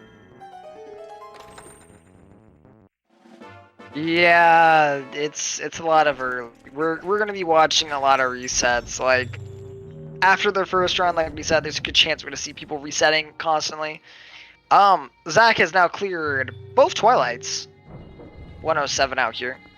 Doing relatively still very good. Like, this is a very, very solid base run that he's on. Hopefully he gets to keep it up and keep this going.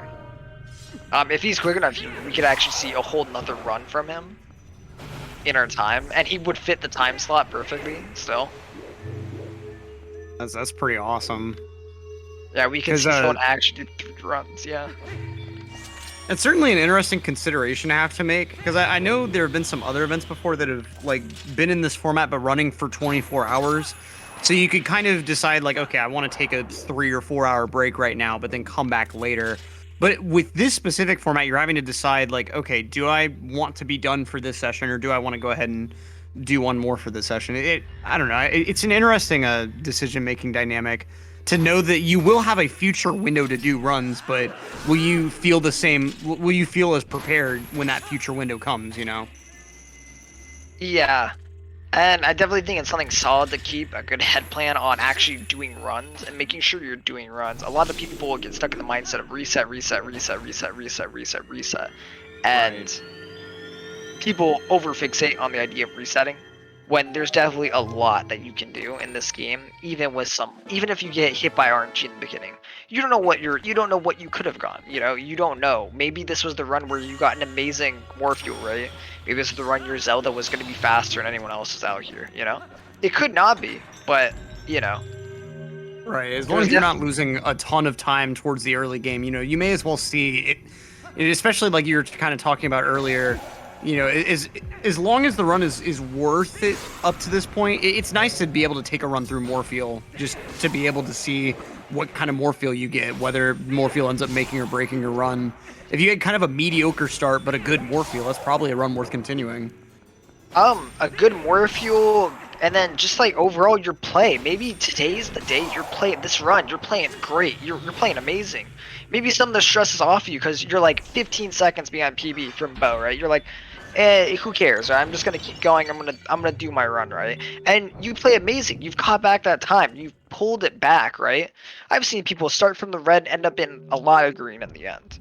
And it's definitely worth not just spam resetting until you get perfect RNG on some of these things.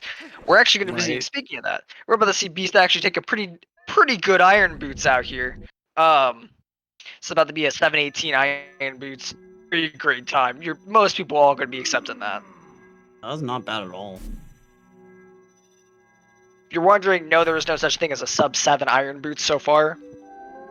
Theoretically possible. It's never happened only. By a runner. I'm pretty sure it's never happened by a runner. It will probably not happen for a while. The amount of RNG you'd need and being very good in the amount of RNG you need all at the same time is incredible. Yeah, because, correct me if I'm wrong, the goat segment occurs like right before that fight too, right? Or is goats right after?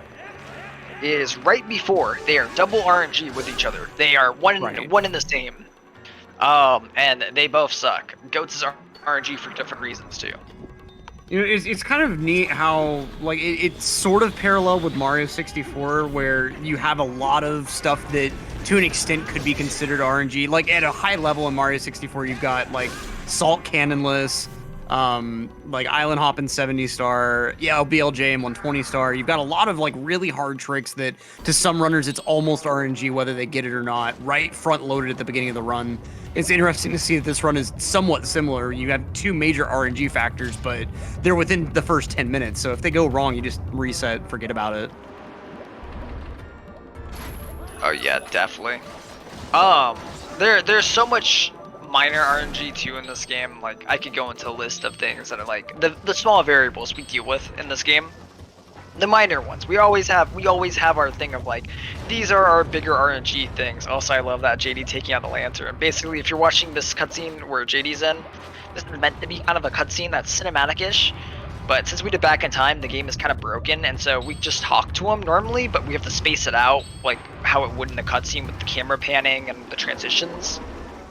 No clue why it's programmed to do that, how that even happened, but it does. But like I was saying, there's definitely like tons of different like insane little parts that have small RNG in them. How enemies interact with you, a lot of things. Like you could have some tag rocks and seen in the sky that just knock you off of things for fun. Like you're setting up an LJ and one just pushes you off. It's like, oh, okay. I guess I did just want to lose a minute. It's neat how a bunch of different speed games have those little RNG minute things that you wouldn't think about as a casual viewer, but as a runner, you experience them firsthand. Like, there's a lot of enemies in Mario that I didn't realize they were randomly placed until I started running the game and noticed, like, okay, this isn't in the same place as it was last attempt. Why? Yeah, every time it's just a little different. Even this big trick known as sword and shield skip, which is a big reset point for people too in Twilight Princess, is a very hard trick. It's probably the least friendly trick for new runners to pick up, and for anyone. Especially because you have to pick it up. It's completely mandatory. Since you're doing back in time, if you don't do SNS skip, you get soft lock. You are 100% soft lock. Yes. You literally are mandatory to do it. I think all runs do him. Unfortunate for Marco. No, he rolled a little bit farther and then doesn't get the cycle hit there. That sucks. God, like, he could not roll in that other direction. The ice physics just were not playing along. Yeah, this ice physics area it's weird how ice works, but you have to be really careful because you can kind of get messed up by. Okay, good. He gets that hit. He's out. That's good. Man, what a cat jam we have going on for y'all today. Marco does have a ton of restraint though, because like if you were watching his face cam, like all the way through him reacting to that mistake, he was pretty calm and collected. But as soon as he finished off that phase with Zant and he kind of moved into a dead period, he immediately let that rage out at that mistake. You say that right as he looks like he's about to let out a howl because he missed a move here for Zant. That was quite funny. That fight is incredible. Even learning that fight for Speedrun, I think that fight's so fun. That fight is really, really fun to learn. We just do it fast, pretty much. We don't use... Well, I guess for the more fuel phase, we have to do the bomb refill thing, but it's not too bad. I don't know if Ike is used to this new movement here. This is actually something new. We see Ike messing around with, this room currently. So this is the room that got pretty much changed completely. In our Snow Peak Ruins, we got a reroute for that dungeon on how we do it and our way to the ball and chain. And basically, we found out there's an ice clip that we use that saves around 10-12 seconds. I saw that on Twitter or something. Yeah, it's incredible. It's one of the bigger time saves we've ever seen in TP. It's great to see. And it freshens up how this run is done. So I don't think he's actually experienced this existing in his time right now. I don't think he was doing any percent when this was created.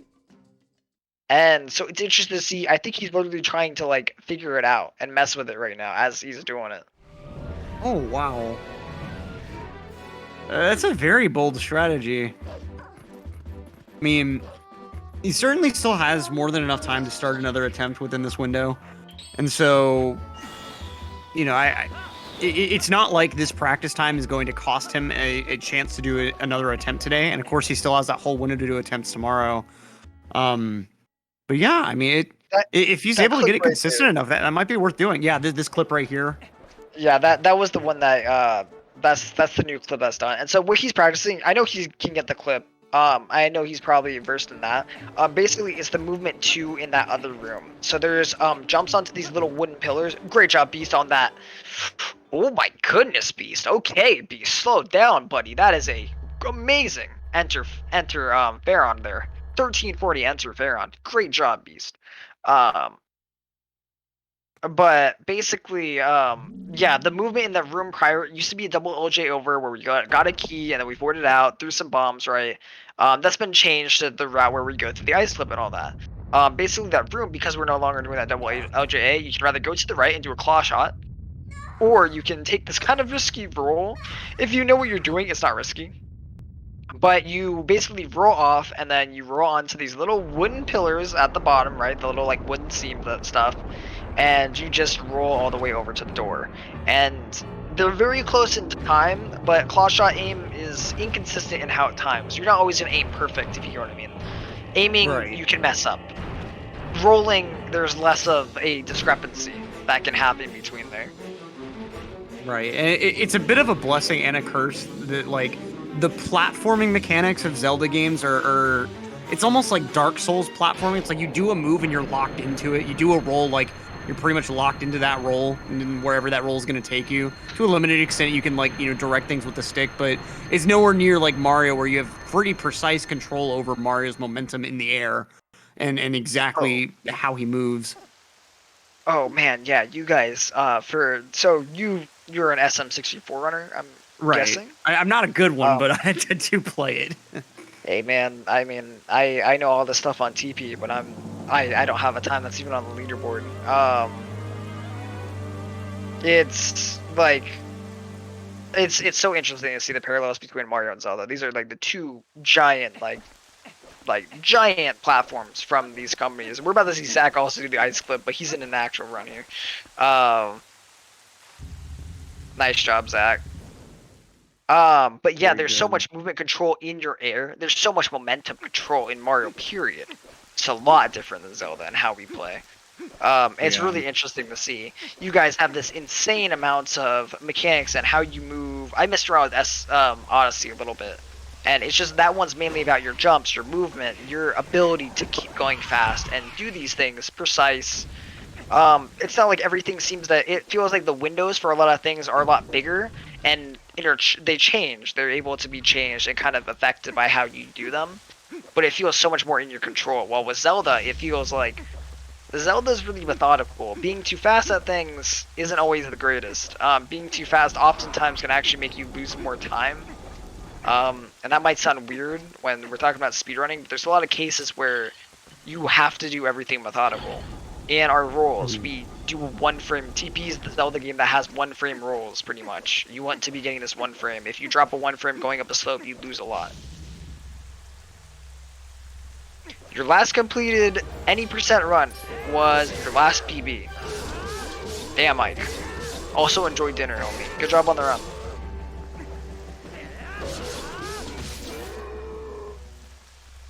Yeah, it's really interesting, like you were saying, how like Zelda and Mario, they're such big properties from Nintendo, but they're also like very different games for speedrunning, but they still have such huge communities.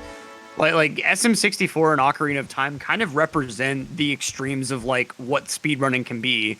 Like on one end you have people just ultimately with Mario, you're effectively playing the game just at a very, very high level, sort of as intended. You're making as much use of the movement mechanics as possible.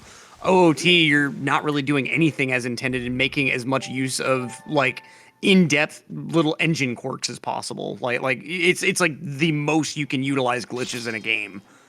And so it's just so interesting how between those two games you see a lot of what's possible in speedrunning.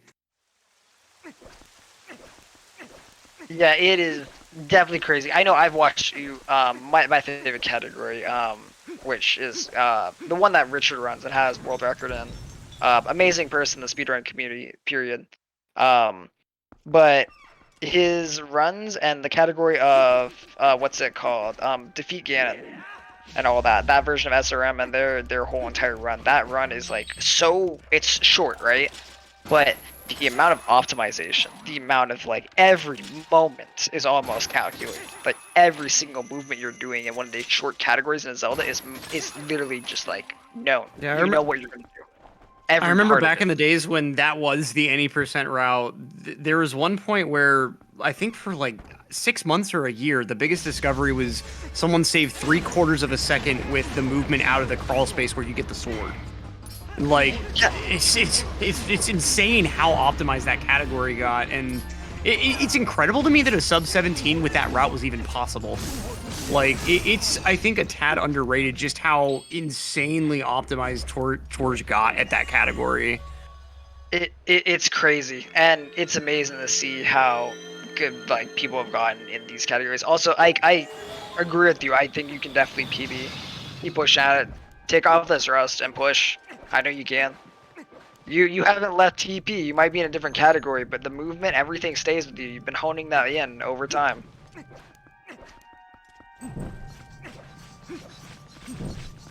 It seems like most games running hundo is a really good idea if you want to improve at the game as a whole. It's just there's also a lot of games where Hundo involves something really annoying, like Hundo. Before SRM, Hundo was kind of a mess. I'm not gonna lie. I know it sounds like a really fun category to run, but there's just so much dumb stuff in that category. So Jake over, it's funny, that's the route I'm picking up. There's my buddy Jake over there who does it. We're back to no SRM for Hundo. That's the main category, actually. Oh, okay, I remember for a while people were messing with the SRM route for Hundo, so that kind of got... It was known as SRM Lite. That route was like an SRM Lite, usually using, Jake can correct me if I'm wrong here, but it was using only level 1 SRM. So, like, only certain things were allowed. And then when SRM was fully allowed, they decided to go back to Hundo no SRM. Gotcha. I know that route it's a little notorious, but it's also it's amazing. That route is really incredible, but I've heard the SRM Lite route is just wonderful too. Though it's probably, just looking at it objectively, it's probably one of the hardest routes out there. It is really rough. We have things definitely. Like JP Postman, I mean, shoutouts to you, buddy. Did JP Postman ever get understood? Like, did people ever figure out whether there were certain times where it was just impossible to hit the... Because I remember after, like, Majin Phil's Hundo run, there were a lot of people looking into it to figure out how in the world he managed to miss it, like, 30 times or something. It does have a very technical explanation now? Okay, that makes sense. I would expect it to by now. Jake, you need to send me a paste-pen of it one of these days. I understand a little bit, but man, I'm gonna be honest, I'm still like, I want to know a little bit more on it. Also, good job to Zach. Was that was not a 1 bomb? Was that a 2 bomb there, or was that a 1 bomb? If anyone can tell me. So someone put Zach, Bean Seller, you put Zach, but then with a, not like this. Petition to take down Comcast. I am all for it. Please. Please. I'm all for it. Take down Cox while you're at it, please. They're horrible too.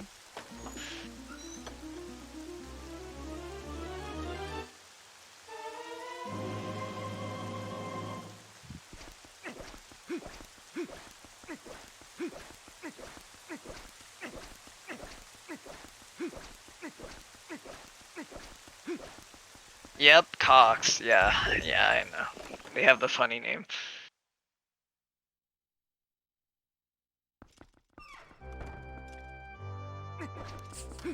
That's going to be leaving with a 25 lake bet. I know that's not the greatest lake bet in his eyes, but he did miss Ruby Roll, and like, that's going to be pretty down. It's impressive to see that he's still keeping, like, the missing Ruby Roll and having to restart the game. Like, basically, I can explain Ruby Roll when we see another runner at it. I'll have one of them highlight it when they're approaching it. I don't think anyone's coming up towards it. Maybe JD in a little. Did JD just reset? Oh no, JD's practicing. I'm pretty sure. Or no, he did just reset, I guess? Here's a question I've always had, and I know this is like slightly unrelated to what most of these runners are dealing with. I know there's this weird thing with the flags in the Forest Temple with the monkeys, where something that you do on one file causes all of the monkeys to be saved on the main file you're playing on.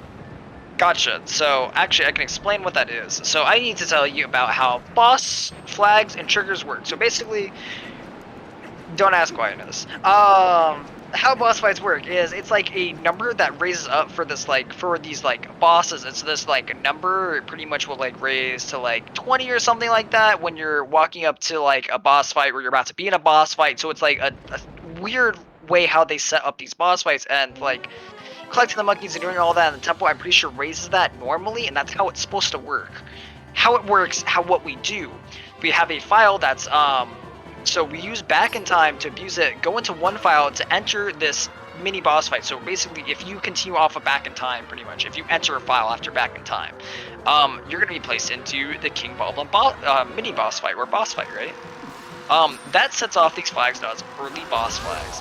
So that number value is raised, we reset right as the fight is starting, so we keep that number. We then go through the door, and it gives us the monkey because it thinks we have that number. And so it gives us these monkeys to go to the other side, because this number value is saying, hey, he's supposed to be going to the boss fight, go. go. It's just it's giving you them for that reason, right? I see. And So it's the boss fight itself happens to set a variable that normally is set by the things before the boss fight. And so because of that, once you activate the boss fight artificially and you re-enter on your main file, it thinks that you've already gone through all the predecessor stuff since the variable's already set right.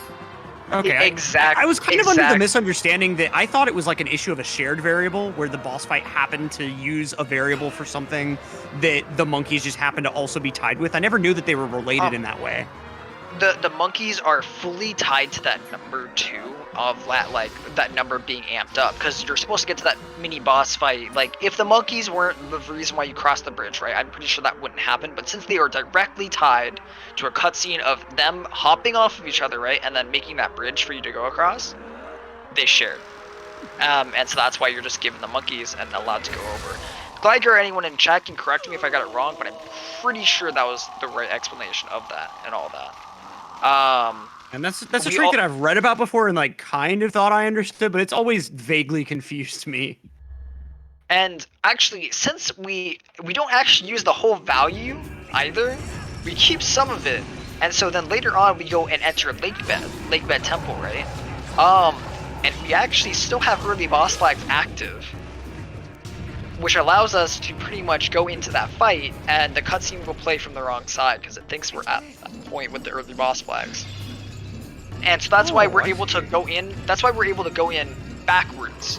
We actually enter the fight backwards. We're supposed to exit with a claw shot, and we're able to see up and look at him like you would when you normally enter. Because early boss flags is saying, hey, you're supposed to be fighting those, and you're able to just start the fight that way. It's really interesting that's how that works, but that is. Wow. So, yeah, it's another one of those things where it's been so long since I played the game casually, I never realized that you enter that room backwards because of that.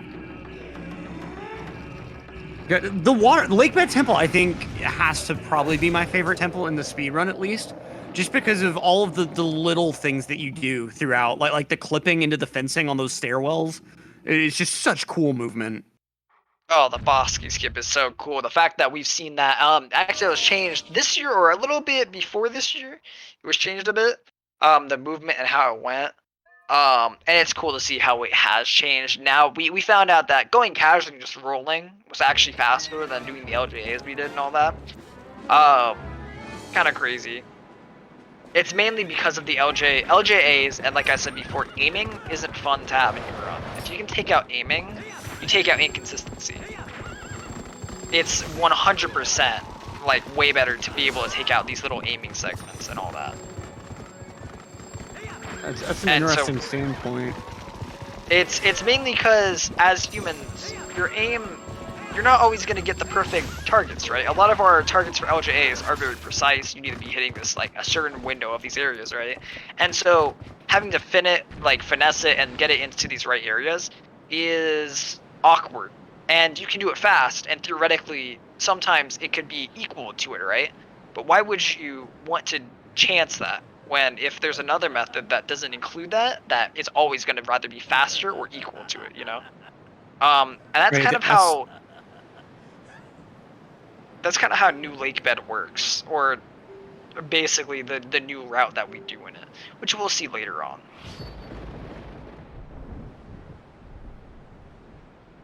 And that's certainly an interesting kind of perspective in terms of like as a casual viewer, I've always thought it was really neat how this game has LJA with the Gale Boomerang. It's a unique item and kind of a unique exploit that I don't really think any other 3D Zelda game has an equivalent of. I mean, of course, other games have their own really broken movement, but I never kind of thought of it as also being an inconsistent item, despite being the thing that makes a lot of major skips possible. The item nice itself, little moonwalk from JD there. That was hype. That is so. Our brake sliding is super cool. Also, GG to Marco with the 255 coming out here. 255.24. Nice. He is going to be taking second place there. Shredding a lot of the people in the competition. Taking second place. Incredible job. Yeah, that is a statement right there. And that's with a fair amount of time lost within the back part of the run. I mean, within the last like 15 or so minutes. So that's going to be interesting mentally. I would think that might make him continue some more runs that may not have a ton of potential in the early game, just because he knows that this run didn't have the greatest end game, but still very solid. Yeah, definitely. And, When we're talking about some of these people at the top here, when we're looking at Zach, Demon, and Marco, like these people, they're PBs. Like they could be a minute, 2 minutes behind PB. That's still above a lot of these times we see on the board right now. Demon at 54, which is a minute 30 off of his PB. So he could be a minute 30 behind currently, right? But it's like, hey, you can still beat the time you currently have up here. And a 54 is amazing in a race. A 55 is amazing in a race. Absolutely. A 56 is pretty good in a race. And I have no doubts we're going to see Zach. He's probably going to be hitting. I have no doubts in him being able to hit probably a 54 in this too. Hopefully we get to see it. I have faith that we can see Ike hit a PB in this. JD, I know, like, he can de-rust this out, and he's been practicing up. I was talking to him yesterday, and he was practicing through some things. Even for someone like him, there's, like, stuff he still hasn't learned in this game. That's just how, he's been here for years. And there's so much that, like, you can learn in this game. It's incredible. That is a hard thing to do. Like, on the surface, you think that someone having been part of the community for years is inherently a good thing, and it usually is, but one thing that can be hard is to remember to, like, always continue learning. You know, and I think there's a fair number of people that once they're in a community for long enough, they kind of feel like they've pretty well learned everything they want to, and so they kind of just start grinding without, like, continuing to update their strats. And it can be hard to just continue having everything be up to the standards of newer people that are, like, continuing to push the game's meta further and further. That's actually why me and JD ended up being really good friends. When I met him, I got to because when he had been coming, he came back to the game for Wolf Dash and stuff like that, and he's just been hovering the community and started to come back. And one of his close friends, I hear, also might be in the near future. But it's incredible how much he was excited to see all this new stuff. He actually had the opposite of that kind of perspective. He wanted to learn. He wanted to update everything. He was like, wow, this looks super cool. I want to learn it. All of the new movement that has been made, he's learned, or at least attempted, or is learning and is trying to implement into his runs. It's an amazing mindset to have, and that's why he came back and destroyed his old PB's time. He is currently, I think, 6th place on the leaderboard right now, because he has that mindset, and he knows he can do more. He was just happy with his time. He was very happy with his personal time, and that's why he started moving on to some other games, right? But I know he has some desires to do the Zelda 3D challenge, and so, you know, he's trying to pick up all of those. And the 3D challenge that's a daunting task. I remember watching both Demon and Gymnast prepare to start doing runs of it, and it's so much stuff you have to learn. And it's nice Bruggles, that, like, the N64 Zelda any percents are, like, really, really condensed now, but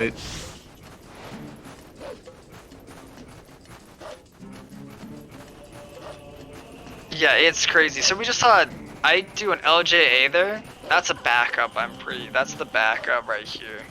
To the strat. I'm hoping. I don't know if Ike. So Ike is in that case if he's been running Hundo, and they do a completely different lake bed. So I don't think he's learned the different lake bed we have, and I don't really blame him because it's not something he does ever in the other way. If you get what I mean, because Hundo's gonna do lake bed completely differently. And so new lake bed's different. You know what I mean? right. And yeah, like we've seen Bruggles say, like, learning these new things keeps you up. It's like, yeah, sure, maybe these things only save a second here, a second there, but the more you add them up, they're gonna start saving this 30 seconds over the run you just lost on someone else, right? Who wanted to learn these things and wanted to push further. There's super small things I can tell you. Zach has taught me some of the even more crazy stuff out here. Every time you open up the menu, if you're L targeting, it's 1 frame faster. is tech and TP. That's crazy. But what? it's not worth to go for in every case, right? Because L target can mess up your movement and stuff like that. But when you're in the air and there's nothing that can mess you up, you can freely L target open up item menu. So there's those small things like that. Also, there's a really funny one that's a meme in the community, which is clockwise spins in a lot of fights actually save a single frame. Oh, wow. Zach doing new movement here, which is this walk up form instead of doing a spin attack. That saves a very little bit amount of time. That one's really weird. So there's also one thing I do give for some new strats is definitely risk reward, and I think it's a big feature that is also concerning towards it. How much risk is there for the reward? You know, if it's 1 second, chancing a like 1 minute loss or 30 seconds loss, right? Is it worth it? Those are some of the ones that I do agree with, though, is when it's like maybe sometimes it's a little bit too much, you know? That one that Zach did is kind of that debatable one where he walked forward to get that boomerang target, and it's only faster if you do it pretty relatively quickly. If you slip up, you probably just lost a lot of time. And the other one is extremely consistent, like 100% consistent if you do it right. Yeah.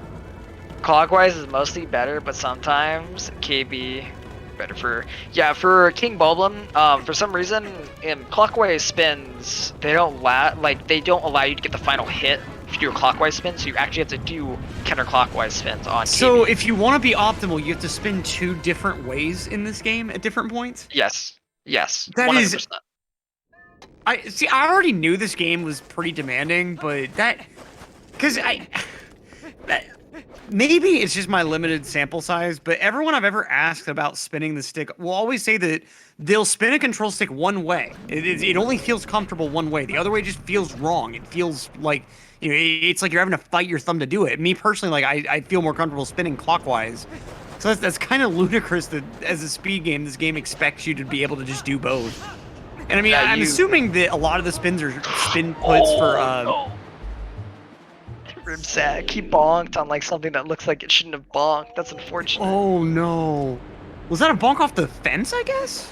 Yeah, that was a bonk on the fence, but it was like the edge of the fence's collision, so it counts as a bonk. That's unfortunate. Also, people, hey, Katie, how you doing? I hated this room casually, I remember. That's the new tech that Zach is doing. So if you let go of this chain early, or if you let go of it on a one framer, you can actually roll over to the other side and beat attack forward, and the door will open. You'll already be there by the door. And that's a new tag. So Zach here is gonna have a huge showcase of dumb stuff here. So you know that whole moonwalking thing we talked about, which we the brake sliding, Zach is one of the people who's now implemented into the run where it's actually viable. And what? Yeah, last I heard it was like useless, or it'd be really hard to make use of. It's over 10 seconds of time save, I believe. It's somewhere in the Zach can literally correct me in the chat. He's in a big cutscene, I'm pretty sure. How much time these brake slides are going to save, but he has implemented brake slide movement, and it's amazing. It's super cool. We've seen a lot of AG actually change due to this. It's not like a reroute, it's like a bunch of rooms got their routes changed, or how you tackle them different now. Oh, wow. 8 seconds sounds fine. Gotcha, Zach. 8 seconds of time save off brake slides around there when this new movement that comes out. It's interesting, too, how, like, I remember I hated the first part of Arbiter's Grounds casually. I think, like, the last half of Arbiter's Grounds was kind of okay, but, like, this Poe gathering stuff, I absolutely despised. I'm not even sure why, because, I mean, I wasn't trying to speedrun the game or anything. And it'd be nice if there was a way through this gate that didn't involve standing there for, what, 17 hours? But, you mean Ruby sliding? Yes. The great things we do have, you know. Wow. Low percent. What a category, man. What a world we live in, where TP, you know, is notorious in way too many ways. It really is like the redheaded stepchild Zelda game, but there's so much to love about it when you really sit down and watch it. Like, it's a really, really cool game. It's hard not to fall in love with this game, with how much is insane that is here, and how much you can do.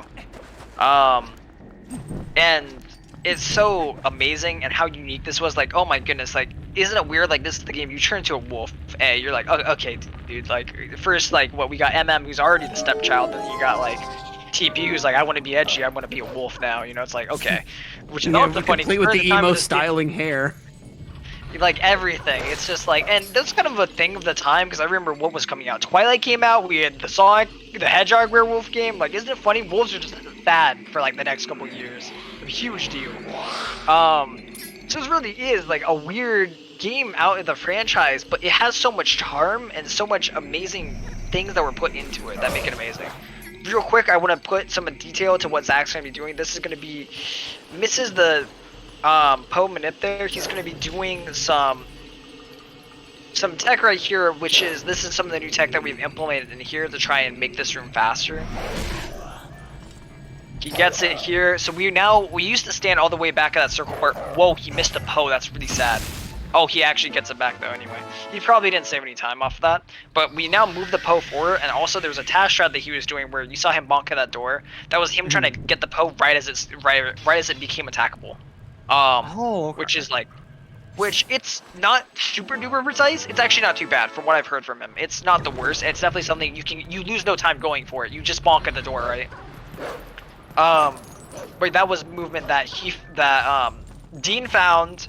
I showed Zach because I tried helping Dean with making it, and then I showed Zach, and Zach was like, okay, let me mess with this. And now that movement's here, and he's implemented even more into it. This is a movement called skipping red ruby chest. So there's a red ruby chest over to the left there, from that after pushing that block, and most people get that. Zach actually routes his rubies in a way so that he's able to get enough so that he can just skip that chest overall, and does that cool movement where he hops through the wall over there. When one of the runners is at AG again, I'm thinking we might see Beast there. I will 100% tell you, like, this is the chest that people typically pick up and that Zach skips. It will save around, optimally, everything goes your way 5 seconds. It almost always will save you time though, if you hear what I mean. I see. So it's not always going to be that, but it typically will save you a decent chunk of time. And how does the rupee routing work out for this game? Because as many runs as I've ended up watching, I can't exactly remember what you need the rupees for at the end of the day. Alright, so before entering, basically what we want is when we're coming into AG, we need to be at 240. At least 240 is what we typically need. So within the run, you're going to need to collect at least 40 rubies is what you need. So the rest, the 260 other ones, you can get some of these guaranteed things that will always be like, you know you're going to get these rubies, right? So the 40 rubies you're going to need to collect through the beginning of the game are going to be used, and then the rest of the rubies that you're going to get from these stagnant things as the 200s in Snow Peak Ruins, which is another thing that we use. Basically, because of the ball and chain, you can break this armor, kill these little like bobobs, or bubbles, that's what they're called. And they drop 100 rupee. So that's where we get 200 from, is in SPR we kill 2 of them. Also, speed rat movement here from Remy missed. There we go. So he used that rat to actually cancel the animation of pushing that gets faster. The ruby, I never realized you could cancel an animation like that. Yeah, it's crazy. We literally manipulate. We call him Remy the speed rat. Yeah, Remy from Ratatouille. But he's basically used to like just knock us off, and he's kind of notorious at times, but we've kind of gotten him to like, you basically move him over so he jumps to the left and misses you, and then he like preps up to attack you while you start the animation, and then right as you start it and actually pushing it, he knocks you off and you're able to just leave. With the rubies, real quick too, then there's 60 red rubies you'll get here, which you get from killing 2 redeads, which they're just in the way. You're gonna kill them, right? So they're free money to go pick up. And then there's that red ruby chest I was talking about, right? And that's gonna be your 60. So 40. So you need to collect that 40 and then 60, and then the 200 in SPR, which leaves you at 300, which is max. That ideal max is needed to access City in the Sky. We have to pay to repair the cannon up into City in the Sky, which is 300 rubies. Oh, okay. I forgot you actually had to pay to repair the cannon. I thought that quest didn't involve a payment for some reason. Fire, the clown, is very, very stingy at times. He very much wants us. Actually, it's even more crazy. I had a meme of this at one point when the whole like trade offer thing. It was like, you pay me 300 rubies, I give you the rest of the run. It's crazy. So actually, Fighter is required 3 times in the run. We have to talk to him 3 times. He's actually access to 3 points. He's access to Doran's Domain. He's access to Gerudo Valley, or Gerudo Desert. He's also access to City in the Sky. So this clown, this random irrelevant clown who will never show up in another game, needed. Yeah, he just 3 times. Well, isn't he like sleeping he's doing something weird when you first meet him, or you first meet him in the Twilight casually, right? Yeah, you meet him in the Twilight, and he's like asking, he's like, man, I really, he's like, maybe there's customers. Like, oh no, this is how you actually trigger in the Zora's domain. He's like, oh, is that a customer? He's like, oh no, that's a monster, right? And you go kill it, and that's the Kagarok and the archer. You kill the archer, you ride the Kagarok up to Zora's domain. Second time, he has the cannon, and you hand him the memo that you get, and then he's like, oh, Gerudo Desert, gotcha, and shoots you up there. And the third time, But apparently shooting he you got... straight up in the air, that's where you need to pay him. Yep, he's like, okay. He's like, for when you bring him the cannon, apparently, you know, he got his engineering degree, went to college, apparently got his master's, repairs this cannon for you, only for the low price of 300 rupees. Cool movement Zach's doing that's new. There's a side hop there. This used to be considered tasks only, but that side hop actually made it a lot more human doable. It has a lot of that frame. is sick. And brake slide right, he misses the brake slide right at the end. Unfortunate. This next year, we're probably gonna see Zach go for some other brake slides, real quick. So I'm assuming what should have happened is whenever he actually shielded there, he should have ended up in the brake slide. There you go. Sand. Yep, you saw it right there. He just got that brake slide that allowed him to just keep walking through that sand and not be slowed at all. What? That's That's so cool. And then over here, Zach doesn't do it just there. He also does it on the movement over to Death Sword. So he's gonna get up here, he's gonna roll brake slide, and boom, he's gone through that section. Oh my god. This is so cathartic because, like, I remember this section as being such a slog casually. Like, you know, all those beetles crawling all over you and, like, the skull enemies in those rooms, they just start ganging up on you. Like, it gets so slow. You have to just keep fighting everything off of you, keep, like, getting on the solid ground so the sand doesn't absorb you. You're just sliding right through it. Yeah, it's crazy. And I know a lot of people have picked it up. I know JD's picked it up. I know Marco picked it up. Actually, it's in his world record. It's one of the reasons where he found time save. If there's a notorious thing in TP2, apparently when you find 10 seconds or so, apparently people just find up in it, and so, you know, we get people with these giant PBs out of nowhere. That roll that Zach just did there was to reset Death Sword's position so that he could go for Death Sword Skip, which is a super jump that is extremely hard and precise. Unfortunately, does not get it there. This was a trick considered to be task only at one point, along with one bomb. It's always interesting how task only can be kind of a, like, fleeting term. Like I've heard of a lot of things that were called task only that ended up becoming viable at some point.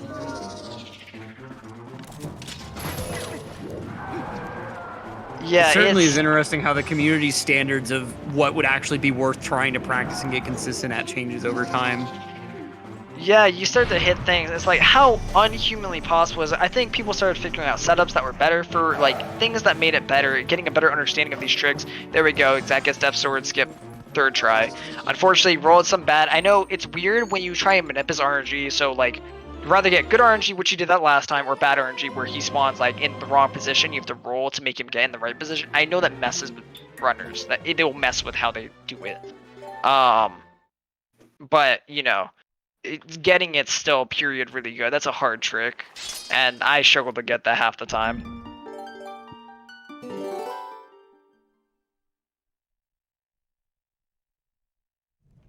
But thank you, Zach, for showing us that movement.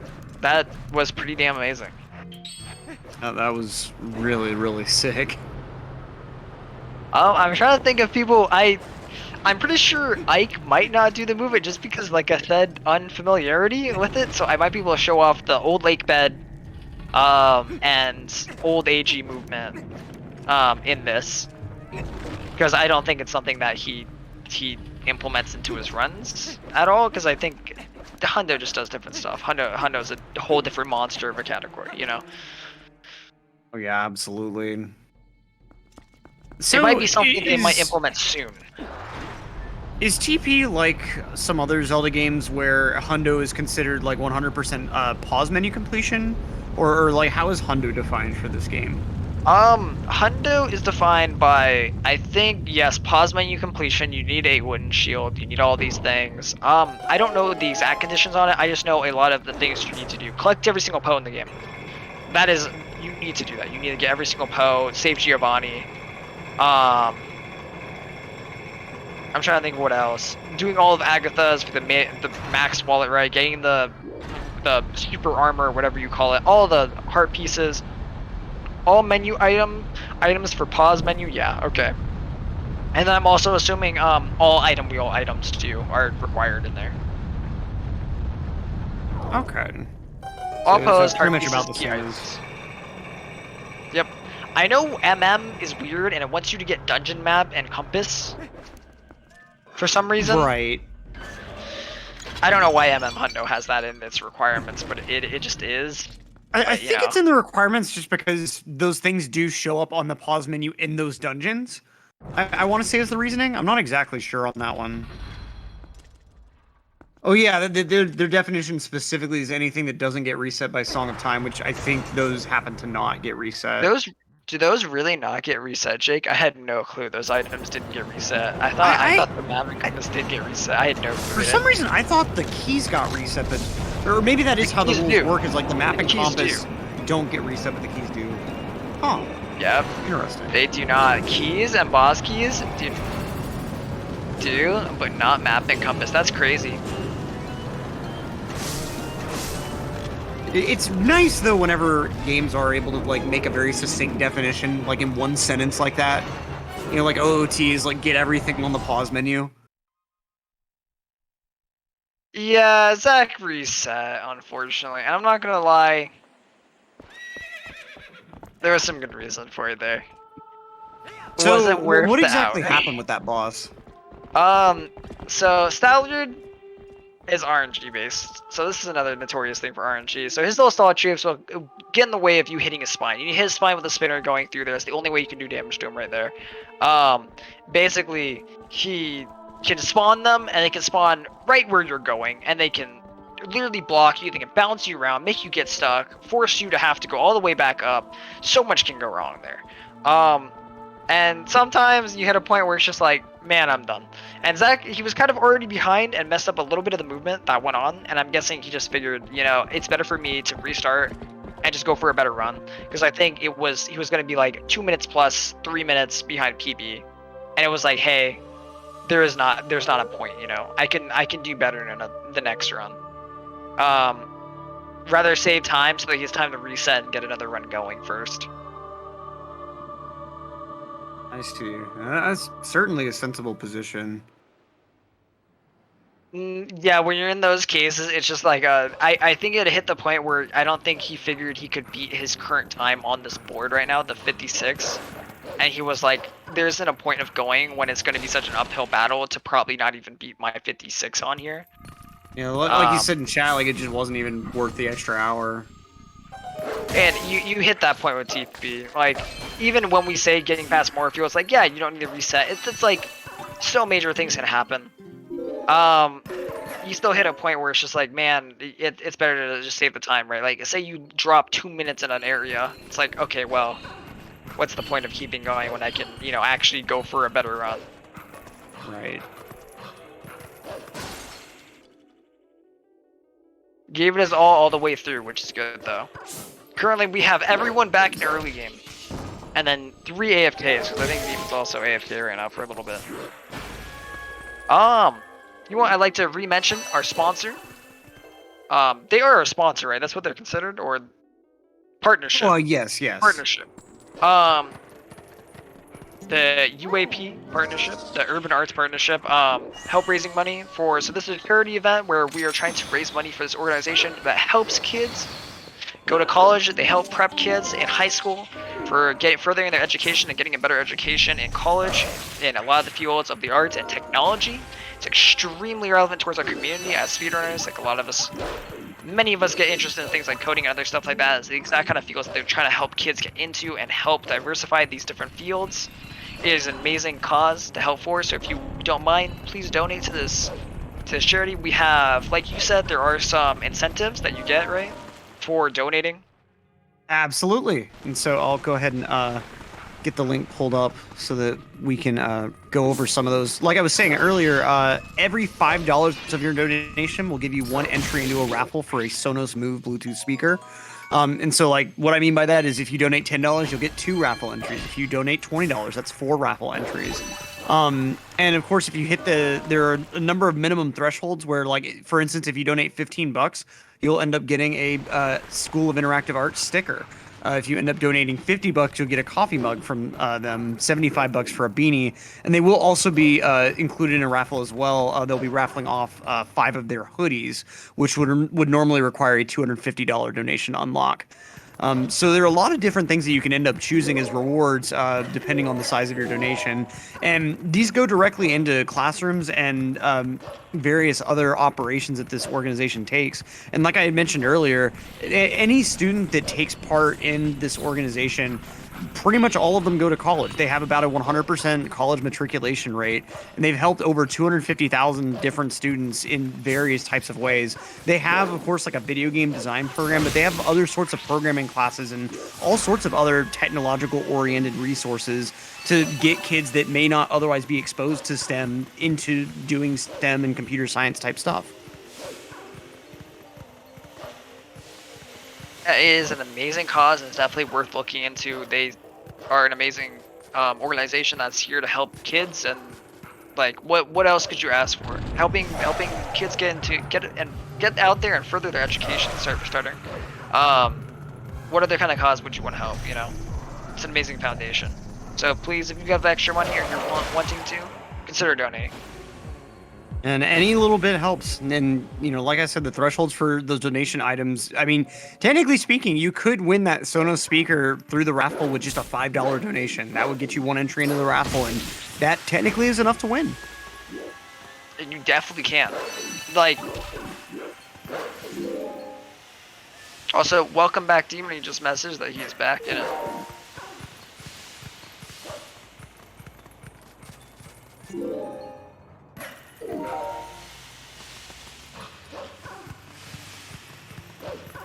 Also, be sure to, if you haven't, go leave these runners a follow, stuff like that. A lot of them are streamers or trying to be streamers, or, you know, trying to build communities and stuff like that, and it definitely helps out if you guys go support them. They're all amazing people. I've met and talked with literally almost all of them. The only 2 who I can say I haven't talked to that much is Demon and Marco, and they're very nice people. All I've heard from them is great things, and they've been great people in the community to deal with. I've personally watched Demon and Marco a fair amount, and especially with Demon, like, it's just such a chill environment to his stream. He really maintains a very nice, relaxed atmosphere, and you can certainly tell how much time has gone into just letting himself not get tilted at things and, like, kind of building patience for the game. Because, I mean, this is a very tilting game if you let it get tilting. You know, it can take you like an hour to get a run out of the first 7 minutes, and then you suddenly get an hour down the road and suddenly Morfield just says no. You know, it gets really frustrating, but a lot of these runners are able to maintain a lot of composure and maintain some really just nice, chill atmospheres in their streams. Really, a lot of these people have really good attitudes. To run this game and be good, you need a good mental and a good attitude. That is something I can't understate.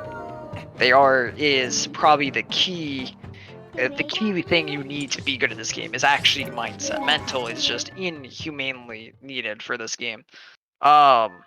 And not only needed, but in the process of speedrunning this game and grinding your time down, you build those sorts of skills. If you aren't really that great at being patient, if it's something that you focus on trying to improve at, speedrunning will help you improve at different things like that.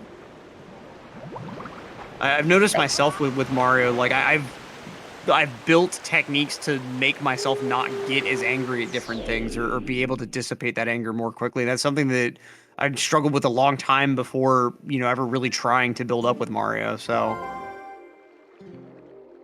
Also, yeah, 100%, Saren, Beast not only is a speedrunner, but he's a music person who does remixes and different versions of a lot of our classic video game music, and recently, he's been going through Golden Sun and doing a lot of its music, and that game is fantastic.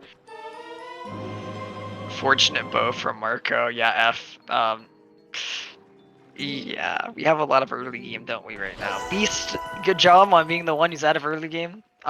Typically, Saren too, if you're listening, pretty sure you are. Oh yeah, you don't have us stuff and you can hear us. We'll keep it on whoever actually is kind of has a run going, and then I'll focus it on others when we get to that point, or I'll ask you to switch it over to someone else if there are more people like going further into the game. But right now, through early game, it's probably best to just have someone who's not in early game.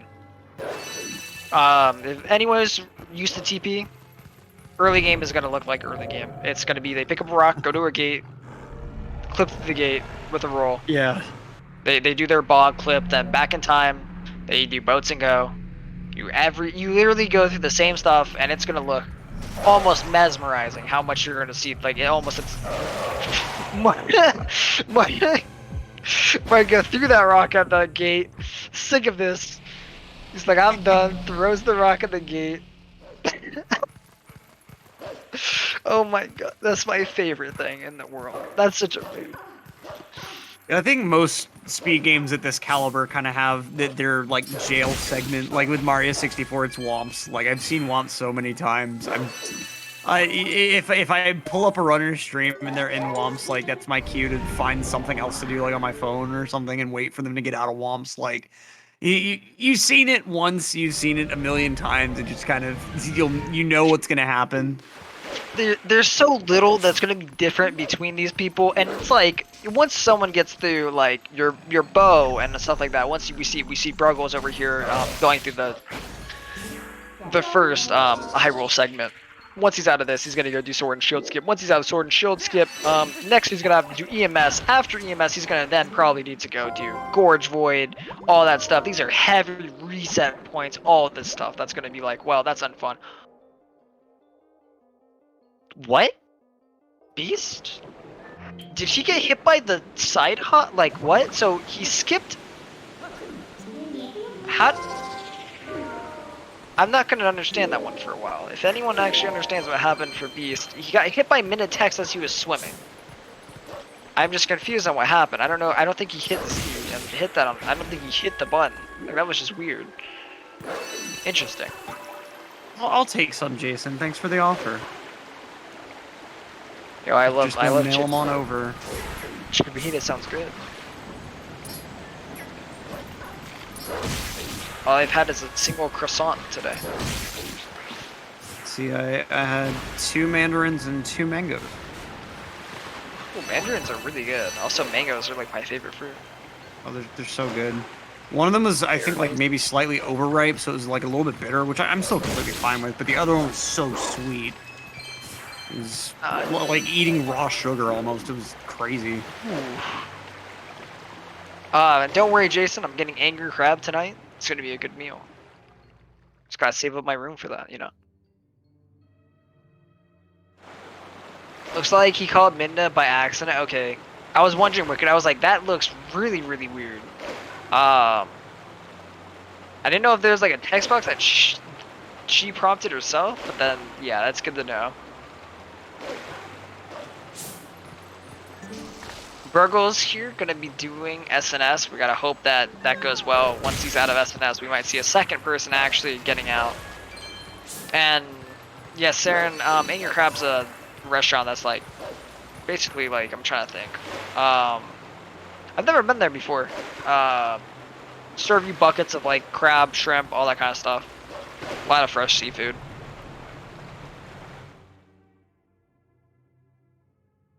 Now, with Sword and Shield Skip, what makes it hard is that you're trying to not only reach the loading zone for the Twilight area, but you're having to jump over a different loading zone, right? So we're trying to jump over into, so we're jumping over one Minitex trigger to get to another Minitex trigger, which is the Enter Pharaon, or to Enter Pharaon Twilight. Gotcha. 'Cause it's like if you come up short, Midna will tell you like you can't go this way and turn you around. She'll say, "Damn boy, you thick." I wish I was kidding on that. No, like genuinely, that is the line that you get. Interesting to know that this game predated a meme trend by 10 years. Yeah, I know it is. It's mainly Minna trying to using the word thick as in you're like thick-headed. You didn't understand. I said go get a sword and a shield, and we're like, no, we want to hop over. You know. So the big thing that ends up happening. So the movement that you see for sword and shield skip, it's an LJA. He's JD, done with what an are you enemy doing? instead of targeting with the Gale Boomerang. Yep, it is an enemy LJA. Why is JD playing the game casually right now? I'm interested. He's got the fishing pole. His timer's gone. What's gonna happen to the rock though? The rock is just gone. Okay. He's doing hundo? Are you practicing hundo right now? I think he is. Okay, JD, come on. This is not that bad. He's trying to hop onto this. There we go. And then he's going to hop up onto the house. This is how hundo movement works. And he's going to pick up this money. This is for the slingshot.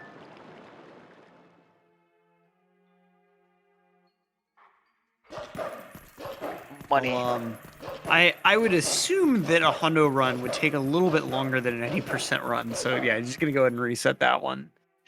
I think he was just having fun for a little. I think he just wanted to decompress, enjoy himself for a little bit. I didn't mean to call you out, JD. I just realized that you're picking up the fishing pole, and I was like, I don't remember this being in a run.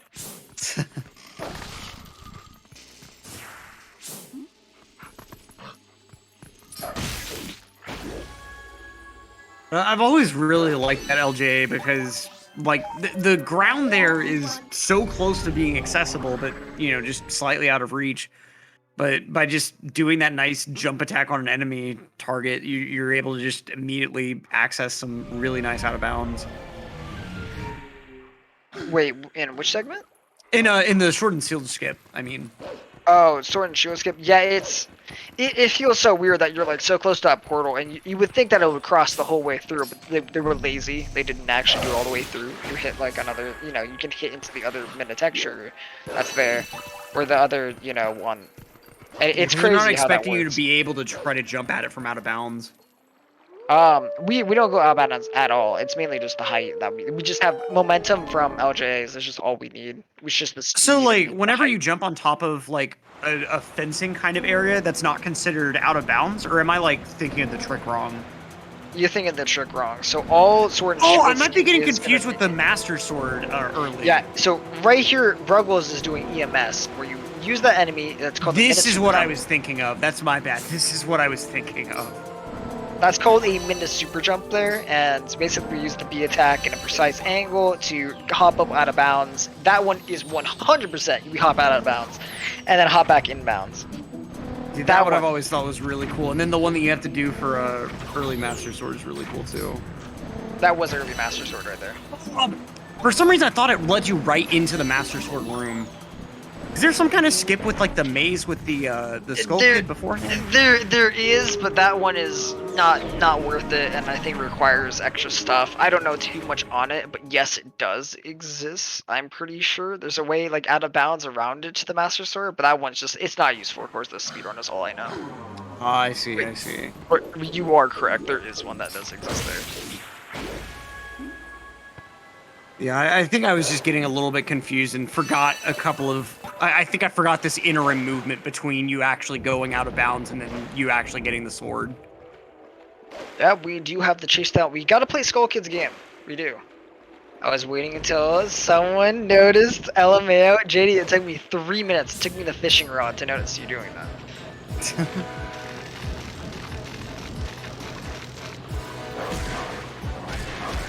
So we got 2 runners AFK taking a break right now. We have 5 active runners going. Beast, Demon, Marco, JD, and Bruggles. Oh, I mean, JD's also kind of AFK too, I think. Maybe just taking a quick break before. Zach practicing in the background, of course.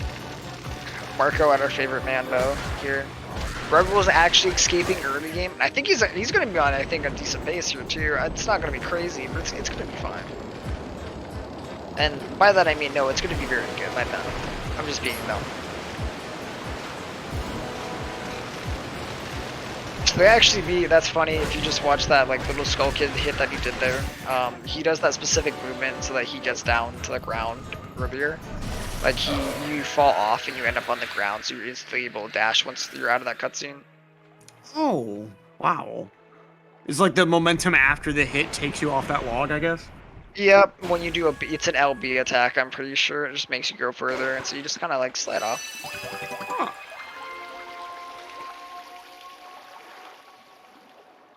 I guess I've just never properly paid close enough attention to runs of this game because there's so many little skips or little tech things that I never realized were here. Oh man, if you want to know, I can teach you so much. I can teach you way too much that exists in this game. I can teach you about the C-up transforming. Did you know that C-upping before you transform into human saves frames? Only in specific areas. I believe it after the L targeting makes pausing faster. Or It makes the item wheel. menu. Yep. It's kind of crazy the stuff we do. I guess that's just stuff that has to be considered with a game that involves menuing, which is one thing that I'm somewhat thankful is pretty much non-existent in Mario. You pretty much have no menuing in 64. Oh my goodness, what? I know in 16 star you guys use the Bowser to go back to the main part of the castle. Like that's like the most menu you do is you're like, oh, pause, exit. Oh yeah, pause and exit course.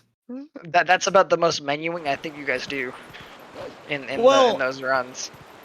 Probably the most convoluted thing that has to be done is once you finish a star and you get that save and continue text and you have to scroll down to continue without saving, for a lot of painting reentries and stuff, you want to have the stick facing towards up for whatever movement you're wanting to do, basically like the frame after you press A for that continue without saving prompt. So there's a lot of stuff where it's like your movement after the star is stick down twice, press A, then immediately throw the stick to like up left or up or something else like that. And say you hit A like a couple frames too early and it doesn't register the A press for the continue without saving, suddenly you're going to be over the save and quit option and your first instinct is going to be to press A again because you didn't get the continue without saving that you wanted. And so like it's very, very easy to save and quit just out of the interest of trying to save like half a second on a painting reentry. Like it gets kind of stupid sometimes. Oh yeah, those little minute things. I didn't think about that too with SM64 and how like definitely like being able to do the save and quit things quickly and effectively is like vital. Yeah, it's kind of hard. Then there's a menu glitch that some people will do where if you hold left when you're in the star select, once you get to the continue text after the star, you'll actually be able to scroll the menu a lot faster by just holding down. Normally, you do want to press the stick down, release, then press it down again, because holding the stick down will waste some more time and like having to wait for the menu to scroll. But if you do menu glitch, that means that you have to like time the A press for continue without saving that much more, since you're able to move over the option well before you're actually able to select it. Damn. Yeah, and it's the harder part of it, of course, though, is like you have to press A, and then immediately after you press A, you need to have the stick somewhere like either directly up or up left for most paintings. Occasionally you'll get lucky, like THI, you can re-enter by holding down, and so that one's not hard. But BBH, I think, is probably one of the hardest. The re-entry for BBH, I think, is especially hard. Which one is THI? I'm being told now to remember that this is not a Mario event. So. Oh man. I was about to say, what is THI? I know BBH is Big Boost. THI is Tiny Huge Island. Is the worst stage in the game. It's the one where there's two paintings to enter it. And you can do a camera setup during the re-entry to make it so that the painting that you want to enter is just in the straight down direction. Damn. Things you never think about. That's it's kind of like with TP. There's a lot of little things that, as a casual watcher, you wouldn't think that you'd have to consider to go faster, but just I don't know. Movement that you guys probably don't realize even exists. So you see how like they just place down bombs, so they're walking and stuff like that. That's be dropping bombs, and then canceling, taking. So we basically we take. Hold on, give me a sec. My voice is dying. No worries. While you're taking a moment, so I know that the reason that you're having to just drop bombs randomly, like you need to have an empty bomb bag before you actually open that water bomb chest. But like, Oh, yeah, yeah. I've never realized that there's like a tech to it to make it so where you're able to drop the bombs without losing time.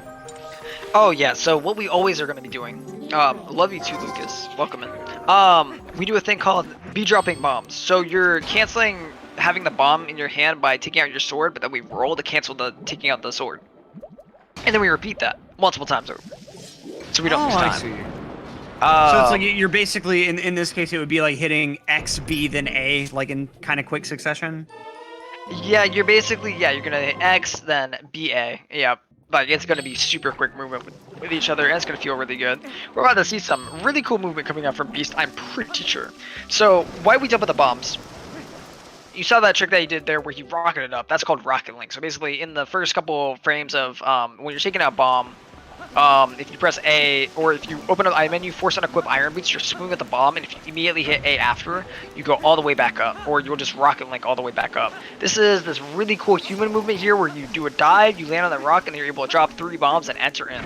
There's a super new movement and super cool. There's also another one that's called where it's with a side hop in the Iron Boots, and it's a little less effective in my eyes just because of equips needed, but this one, they're both super cool to look at. Now, how new is this tech? A lot of this tech has come in 2020. Like, oh, wow. Or no, 2021. No, 2021. Like, it is this year. A lot of some of this movement we're seeing 2021. Jeez. The Snow Peak Ruin thing I was talking about, 2021. The Arbor's ground movement, 2021. Like, a lot of stuff. We have probably found, like, what, like, almost 30 seconds plus this year in movement? That's wild. Yeah, the TP has definitely been popping off lately. Yeah, we were do like you the think most... that a lot of that is kind of due to like some I guess refugees from other Zelda communities that like they kind of want a more pure quote unquote game experience? So if we're gonna get into it, don't mean to get political on us on the Zelda side, but yes, SRM and Ace and a lot of the votes that have happened in Ocarina of Time's community and MM's community has directly influenced the fact that a lot of people moved over. We've seen big names like Pope, Marco, and others move over to TP due to communities and dissatisfaction through things that have happened, you know, changes to routes, not finding the game fun anymore, right? Stuff like that. Definitely influences runners coming over. Now when we get people like, you know, Pope, Marco, and these bigger name people to come to our game, it becomes really big, and it starts to really start popping off like crazy, because now we have really active people who are influential to the Zelda community in here to like participate with us, right? And not only does that boost hype, that boosts the amount of like viewership we get, the amount of people looking to run, the amount of people wanting to join and start running the game too.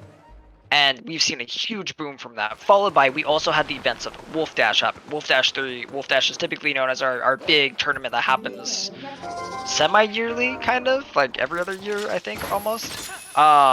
Which is huge because it's a big any percent race. And it's super fun, and it was really, really active and had tons of active people in it, and was amazing. We saw tons of PBs. We saw the world record get broken 5-6 times this year during it. Oh, wow. The PB, so the world record when this year started, during the beginning of Wolf Dash, so January time period, was a 54:09 by Case Master. The new record is a 52, let me go check Marco, a 52:24 by Marco. So almost 2 minutes off of the record. And we know for a fact 51 is possible, and maybe some 51 too. It's gonna take like the last time that Demon was like seriously grinding, I want to say he was grinding for a 252, right? He was grinding for a 253 was the thing he really wanted. Right, and then I think I remember like he kept grinding a bit after he got that because like he was halfway wanting to get a 252 God run, and then like now we're in like mid 252 territory for the record. That's just insane how much this game has progressed. I also got, you know, it's like you would kind of want people to be entering the community under like better circumstances. You know, you wouldn't want it to be like people leaving another community, but at the same time, like it is amazing to see how that growth in the community has caused so much of a revolution in like how the run is played. And it's definitely had some growth, like I said too. It wasn't just that. It Right, was right. there was also some growth in it beforehand, right before like a lot of stuff in those communities happened. But I'm not going to like dance around, act like it didn't have any influence. I've spoken to the people who have come over and the communities that have come over and said, we came from here, we're now here, right? A lot of different sections and games and categories have actually benefited through others falling. Unfortunately, that's how it happens, you know.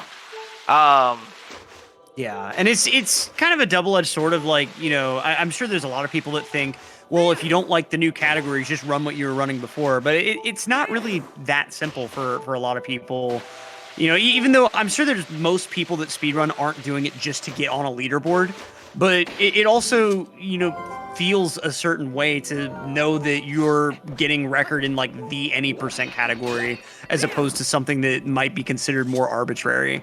I've always been of the mindset that like if you like a category, no matter how arbitrary it is, like run it. But I can certainly understand people that don't have that mindset personally. Yeah, I definitely think having the section you're grinding on the main leaderboard feels good. I know there's motivation to have that progress and say, oh yeah, I got a good time, post it to the leaderboard, right? And though I don't think there's that much value in the leaderboard, I think there is some nice fun to it. You know what I mean? It's nice. Yeah. Like, I'm not going to not run a category just because it's considered a meme category. Like, if I ever did pick up MM, I was certainly most interested in, like, all masks or, like, something else that would end up being on the... Right, like, it's... I think MM Hundo is so cool, but I just wish it didn't have the heart pieces in it. If there was a Hundo no heart pieces, like, that would probably be the primo Hundo category for me as, like, if I ever got into the game. Oh, but man, the heart piece of the problem for you. I was thinking more about, you know, collecting fairies in every single dungeon. I think that's kind of cool. Like, I think that the fact that you're forced to go through most of the rooms of the dungeon is kind of a neat feature. And there's a lot of fairy collection that's really neat. Like, you'll break bubbles in, like, weird ways and then use the Great Fairy Mask to just gather them up while you're doing other stuff. Yeah, it's super cool, and it's also there's ups and downs, dude. Of course, it's MM. There's some really big benefits and some amazing freezer clip, amazing movement throughout here. Beast, by the way, that was really good. How he's been doing. I think he's on a really decent pace here. Also want to mention, so there's a 2-second time save. So basically, you step up to the greatest man ever. I'm sorry, like he just undoubtedly is. His name's Yeto the Yeti. Makes soup for his wife, you know, like absolute king stuff, you know. He's the GOAT character. He is the GOAT, and he asked you. This is what even helps him be the GOAT. He looks at you and he meets you. He's like, "Are you on a spiritual journey, friend?" Like, and so most runners say, "No, I'm not." You know, they don't want to go on the spiritual journey. But it saves 2 seconds to not. It saves like 2 seconds or something, a little bit less maybe, to say no to him, right? And but Beast, in fact, did say yes to the spiritual journey. He went on a spiritual journey with Yeto. So congratulations to Beast, the actual winner of all of this here.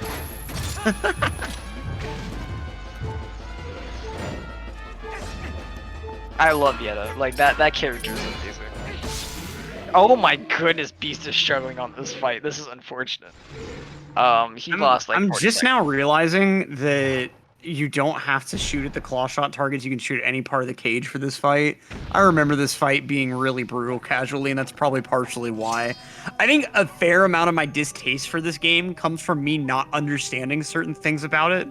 Like, I know this is just going to make people laugh at me, but my first time through this game, I didn't realize that whistling grass was a thing. I know that, like, you're guided through a tutorial of how it works. Like, I forgot about it or something. I don't know. And there was a point where, like, Epona was halfway across the map from me, and I just walked and got Epona back. And I was mad the whole time I did it, but I still did it, because what else was I going to do? And so, like, I always had this mindset of, like, oh, yeah, the horse whistle that you get towards the end of the game is stupid, because it's kind of like a teasing item. Like, oh, you could have called your horse the whole game, but instead we locked this item to the end. And I told that to someone once, and they were like, did you not know about the grass? And I was like, no, I didn't. You didn't even realize there were claw shot targets. You just tanked the ball and chain. What's even more funny is in that fight, we don't even typically a lot of runners don't even use the claw shot. By the way, we just saw Beast collect those 200 rubies. Those are the rubies that we're gonna be using. Welcome back, Ike. I'm excited to see you run. So those are the 200 rubies that I told you are always we're getting in this run. Because to pay fire you need a 300. I'm trying to think what else. With that Dark Hammer fight, we pretty much literally we roll around him, put a bomb behind him, drop more bombs because we need to empty out the bomb bag for this segment that you're about to see Beast. So he's gonna go up here, he's gonna drop his final bomb in a second, and then he's gonna go pick up some water bombs. In his permanent bomb bag instead of the temporary bomb bag, which is already gone now. I can explain temporary bomb bag and all that if you want me to in a little bit. But I just want to state a couple. We're about to get to another section. That'll be really cool, and I'll explain it with Beast. But yeah, for that fight, I definitely want to get some deep analysis on this lake bed temple movement, because this stuff is so cool. This is the new movement here. So he puts on Iron Reach, jumps down, and he's already at the boss key skip. Typically, if you do the other movement, you have an LJA there to get over here, and you kind of have to move over. And you see, he skipped that. He just jumped down, turned around. He messed up what he did there, though. He messed up what his movement was there. I do not think he did the back hop, which is really important. So this changed from the other one. That's probably him resetting. Unfortunate. Basically so it changed in one way. When before it used to be three backflips, and then you move over to the right, or you just move to the right, and you just kind of nudge to the right, and then you'll fall in. The new movement is 3 backflips. Third one, put on iron boots, back hop, because with doing a backflip, the iron boots is a back hop, and then I see. Shuffle to the right with L target, and then you make it get in. Well, now we have Bruggles up here. You get to enjoy. Bruggles also doing. I'm pretty sure this is a good run for Bruggles. Everyone else is stuck in early game. JD currently making it out. I think Demon making it out. Marco about to make it out once he's through this. Big thing is once you're past Hugo, you're a little bit more past the nightmare of the run. You know, you kind of have a bit more.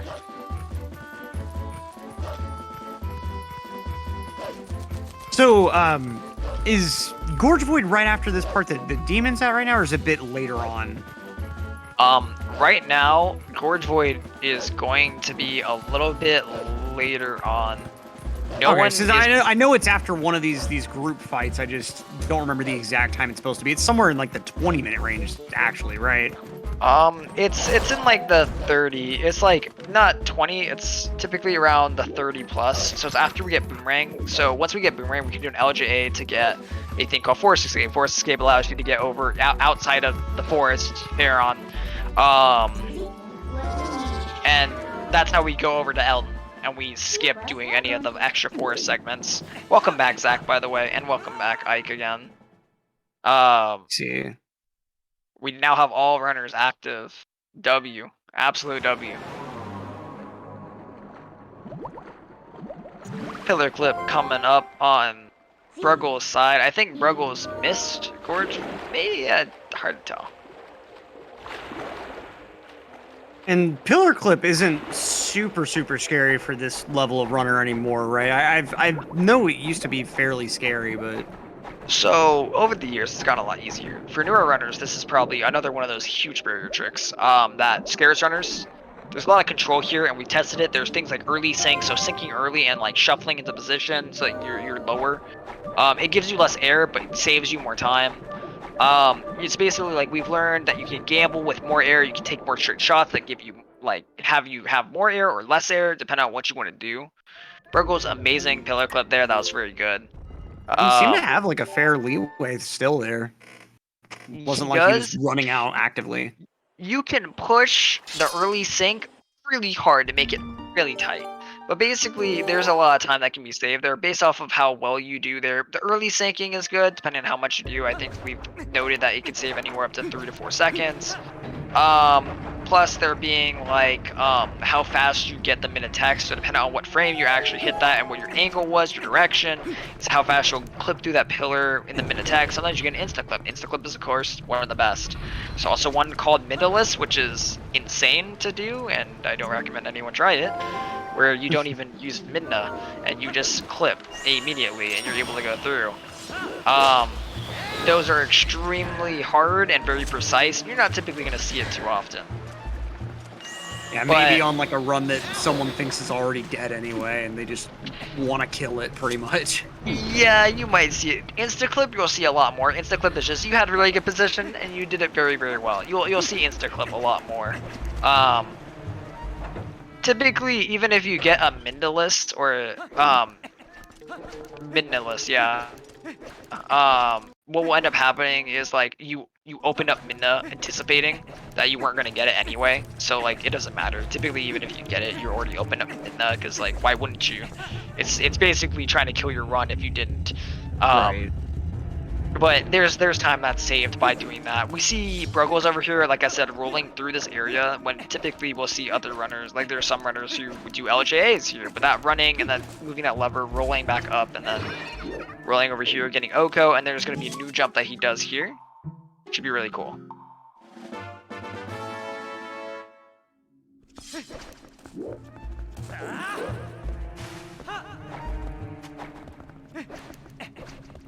Puts on iron boots to try and fall a little bit faster there. Boom. Also cool tech that we do. We put on iron boots in the air so that we get weighed down and go faster. That is a neat tech. Was there a dono? Shoutouts to Expo Vanette or Boat Van. So Boat Van, X in the beginning, X at the end. Thank you for the 100 and the good luck to the runners. Thank you so much for the dono. And shoutouts to IXEF67 for that $50 donation. That's 10 entries into the raffle. And also a choice between a coffee mug, a pin, or a batch of SIA stickers. Was it IXEF? I thought it was. Maybe my thing is a little... I want to refresh my page real quick. I think we currently hit one of them. Send a student to college. Send a student to college. Applications plus SAT prep. That's a big goal to hit there. We are currently at 555 or 535 raised today's event. Thank you guys so much for the donations. And shoutouts to that anonymous $50 donation. Good game for a good cause. This is certainly a pretty good speed game. I've got to say, I'm not sure that I can say it aged super well as a casual game. Like, it's still fine. I'm not going to say it's a bad game at all.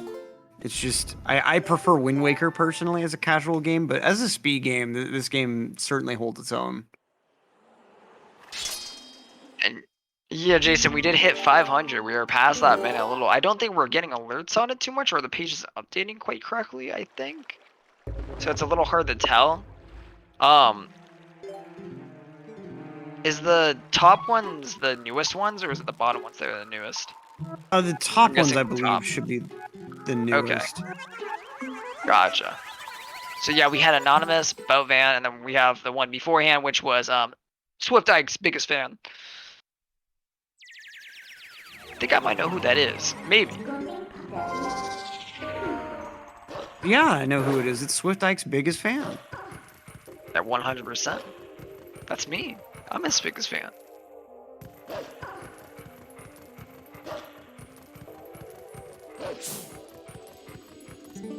Oh, okay. I gotcha. So the bold one is the one. So that's who I read off the boat. Okay. Gotcha. Figure it out. I now understand.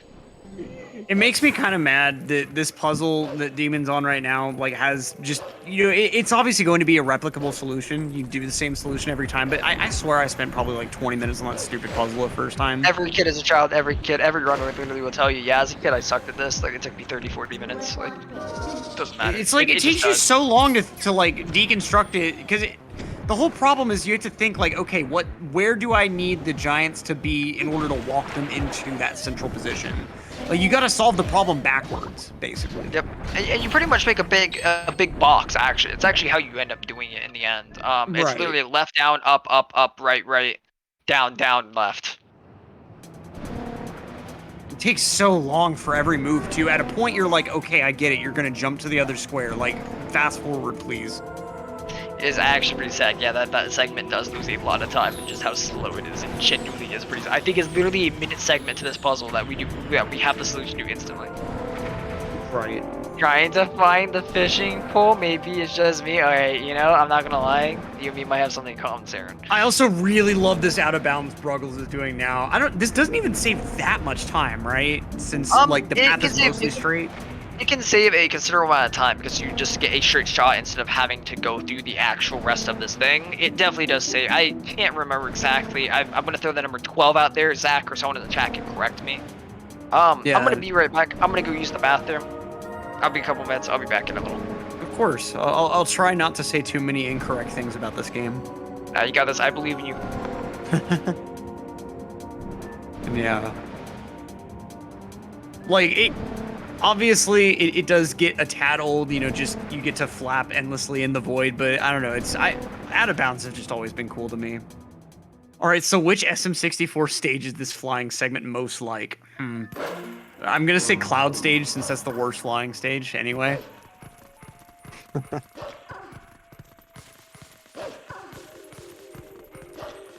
Flying is an art in any game that it's featured in, except for Skyward Sword. Skyward Sword's flying is just trash. It can't be considered art in any form.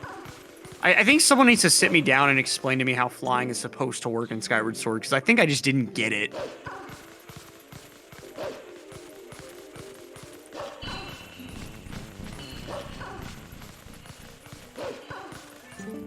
Did I just get Saren to laugh on stream? That's gonna be my headcanon, yeah. He unmuted just to laugh and then remuted. That's how funny I am. I wish that there was a slightly better way for the developers to have implemented these mid-to jumping sections, because it does get a little bit stale to just press, you know, just one jump button over and over. Like, these would be such cool platforms to try to navigate up if you had, like, some degree of actual control, but it would probably be extremely difficult with how thin they are. So we've still got a couple of runners in the early game trying to get out of the reset area.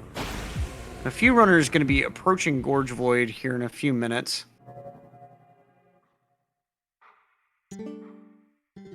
Right, Saren? Like, such thick plot armor around not giving the player the basic ability to jump. That's one thing that just constantly bothers me in most Zelda games, is that I can't jump manually.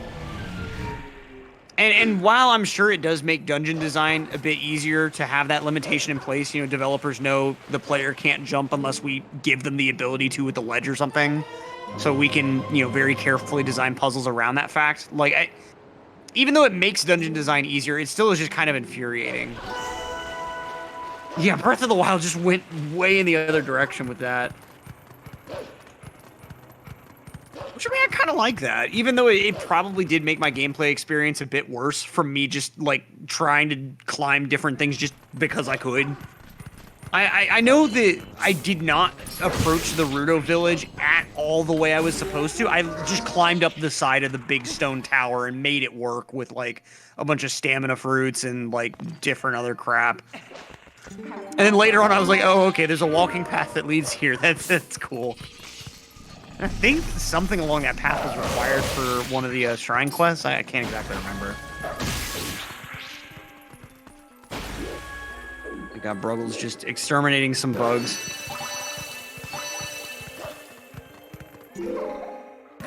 This is my obligatory Skyward Sword anti-gripe. As much as I rag on Skyward Sword, I think Skyward Sword's Twilight sections are much better than this game's. But it is cool to see how you route these Twilight sections for a speed run. Casually, it's just really annoying because everything is just a mushy mass of darkness, so you can't really tell where all the enemies are going to be.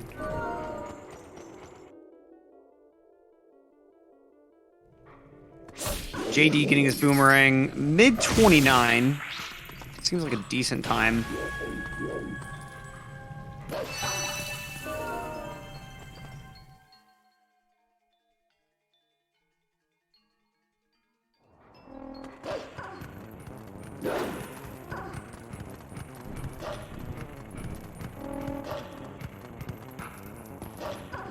And Bruggles just continuing on with this Twilight. Looks like Swift is just still taking a bit of a break.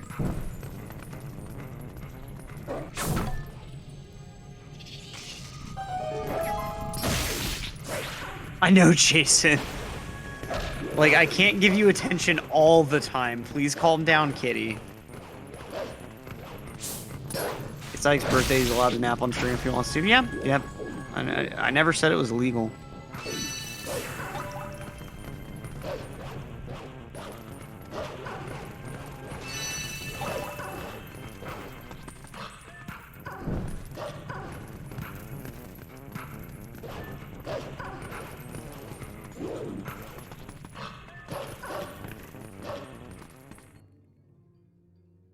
What have I been running lately? Still just Mario. I've been mainly practicing in the background. Haven't been doing a ton of runs on stream recently.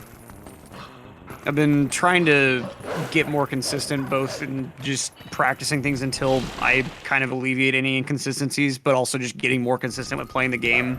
I've been really bad recently about, like, I'll play for a few hours one day and then not play for like 3 or 4 days. And with any speed game, but especially with a game like Mario, like, you just can't do that and play it at a remotely high level. You have to be playing pretty consistently. Or if you are going to do that, it has to be after you've played consistently for a long time. How dare I have a life? Yeah.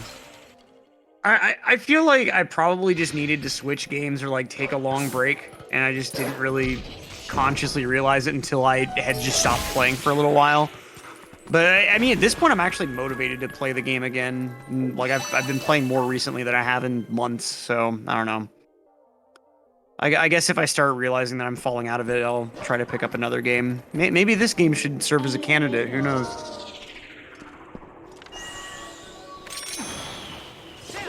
Bruggles about halfway through the Twilight Gathering section here. Meanwhile, Bewildebeest trying to get through this early game slog, getting past the bow fight. Pronto run no hard pieces. Yeah, I'll pioneer that category. See, I think my mental justification for that is when you get down to brass tacks and think about it, MM has just more filler heart pieces.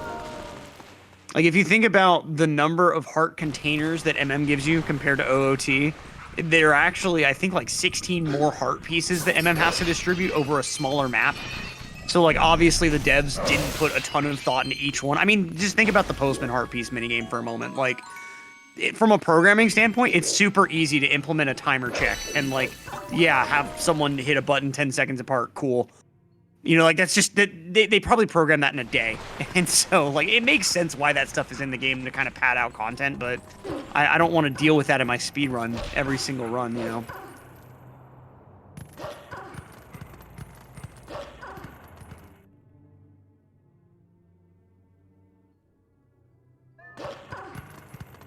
On JD having to reset, I'm assuming that was a Gorge Void fail, since they were coming really close to Gorge Void anyway.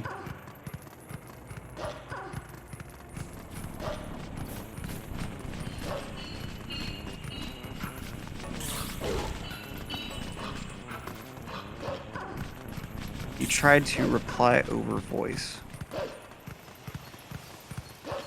Oh, I see.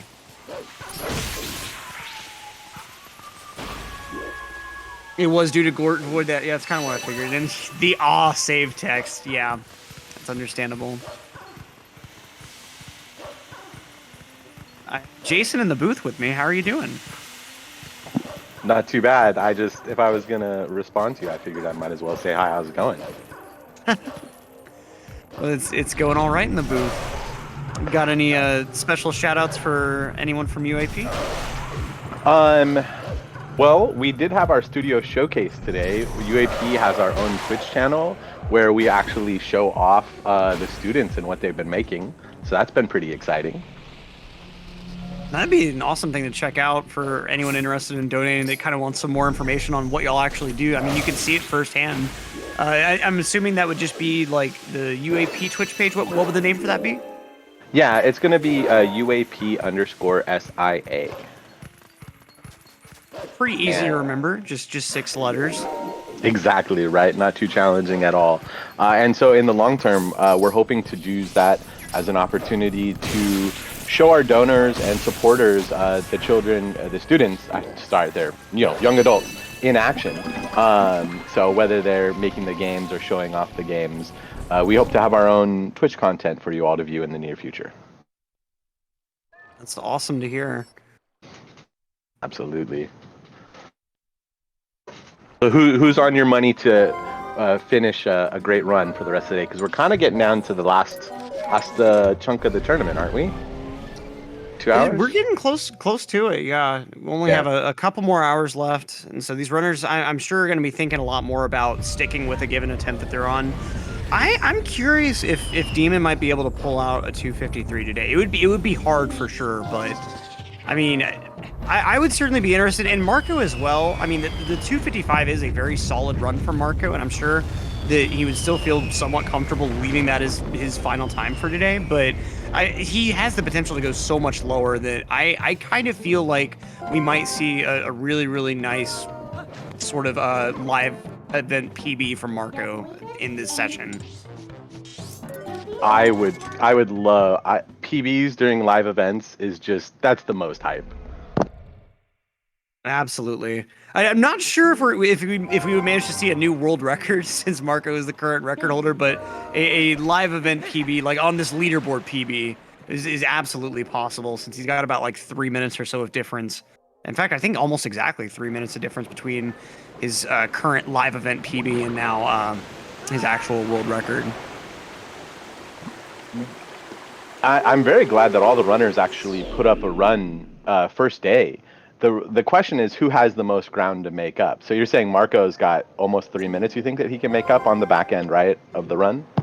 Well, not entirely in the back end, but just compared to his PB. And I think for sure, like on just a given decent attempt, he could pretty easily swing a 254. I think that at the very least, he's got the potential today to like come within spinning distance of Demon's time, if not potentially surpassing it. I think ZachLink99, his current time on the leaderboard kind of betrays his actual skill. And we could certainly see if ZachLink gets on a really nice run, he could actually upset Marco's time on this leaderboard before the day's over. I definitely want to see some shuffle before the day is over. I want to see somebody get an improvement and knock somebody else down a little. Absolutely. We had Demon with a successful Gorge Void. I meant to point that out earlier. That is massive in terms of... It's one of those things that like you pretty much need to continue a good run. You're expecting it if the run is going to be considered good, but it still is just such a brutal trick. I think most runners will have a visual cue for it of some kind. I think a lot of visual cues will be based on when a certain part of the portal in the sky passes the top of the screen. But it is a true one-frame input. You have 1/30th of a second to make that Gorge Void input to get your long jump attack to actually make the Void out happen.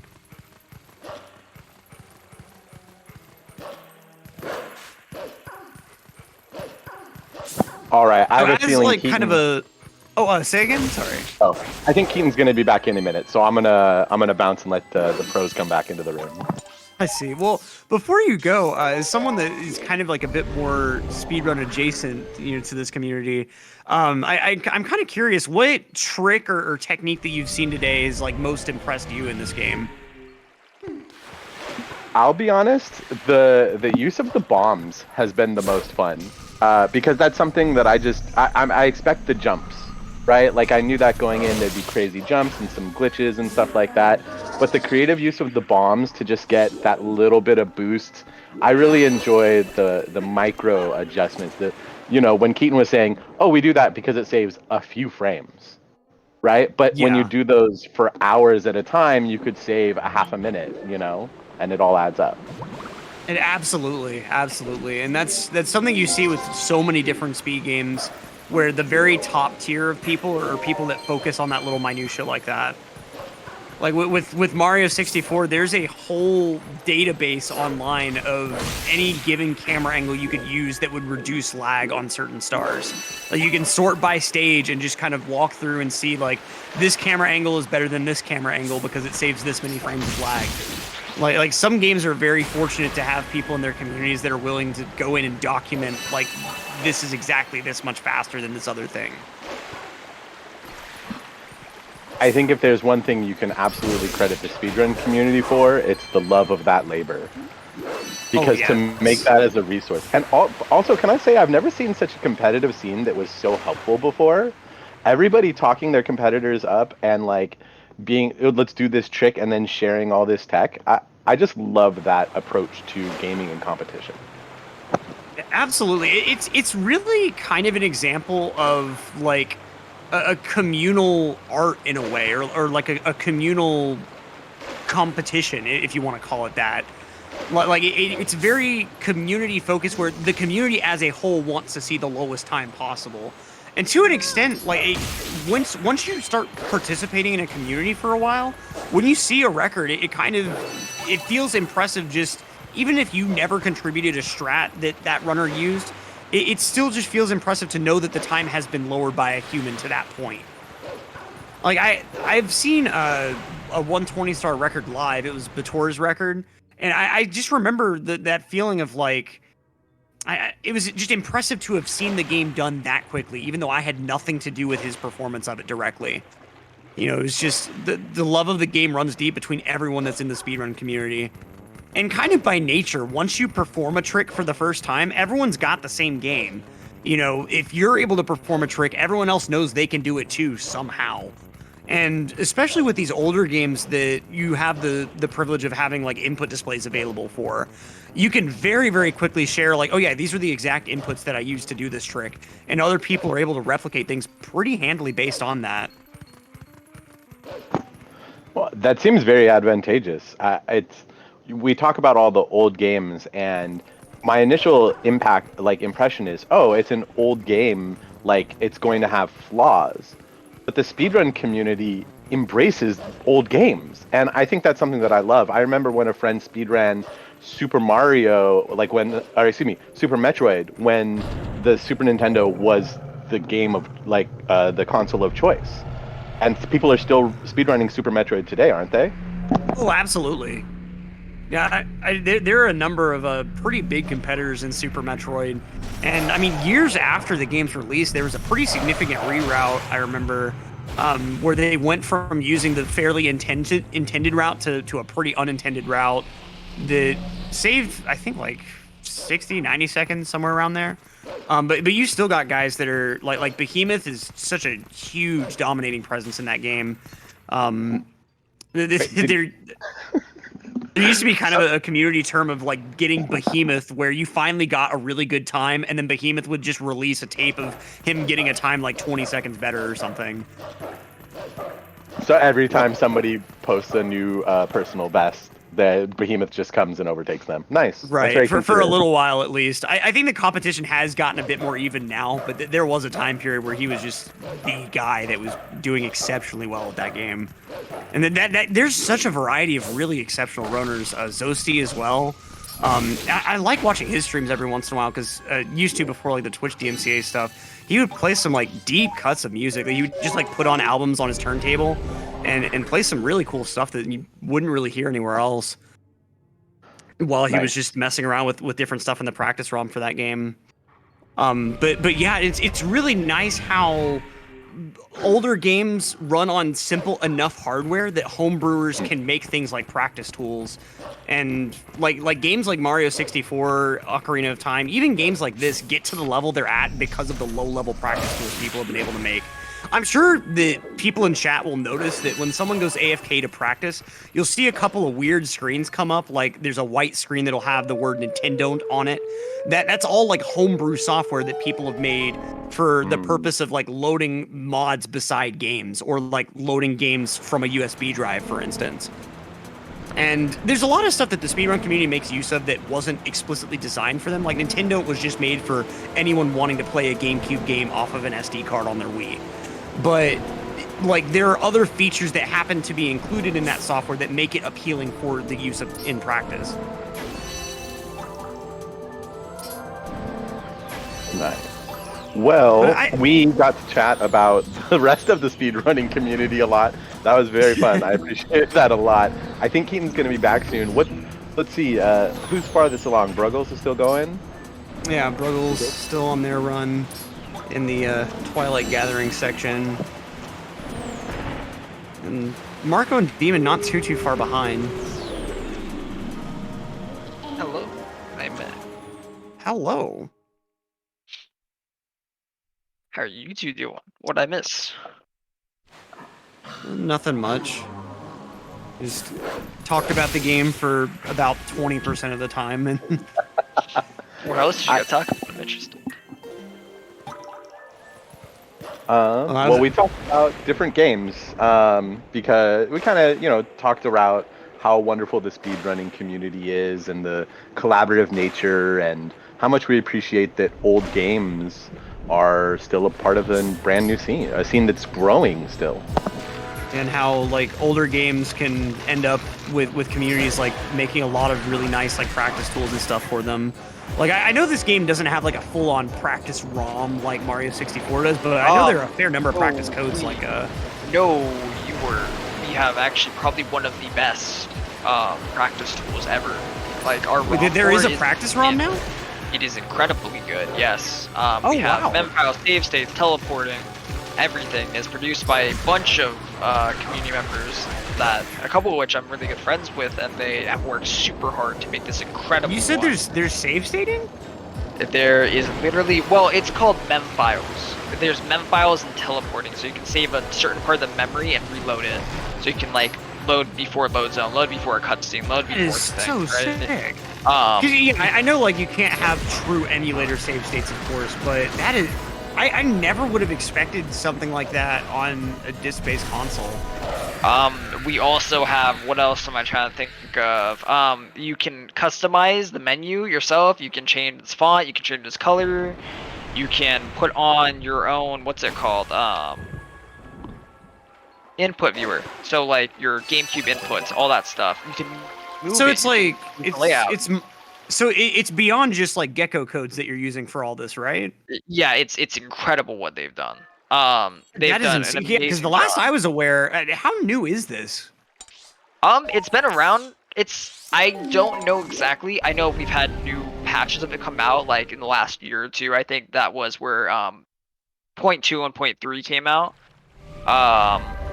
I just know that like it's decently. I think it's probably maybe 2 or 3 years old. I'm pretty sure one of the older community members can shed some light on how old it actually is. Because I was always under the impression that TP was one of those gecko code communities where like you would have like basic level select and stuff like that from gecko codes, but not like a full suite of tools like what you're describing. That's incredible. Pretty much 2 years old, yeah, and it is fantastic as a tool. Shout outs to like that is Kip, and I'm not everyone gonna else who lie, works that on is a huge factor in like whether or not I would ever want to run a speed game is like how good practice tools are for it.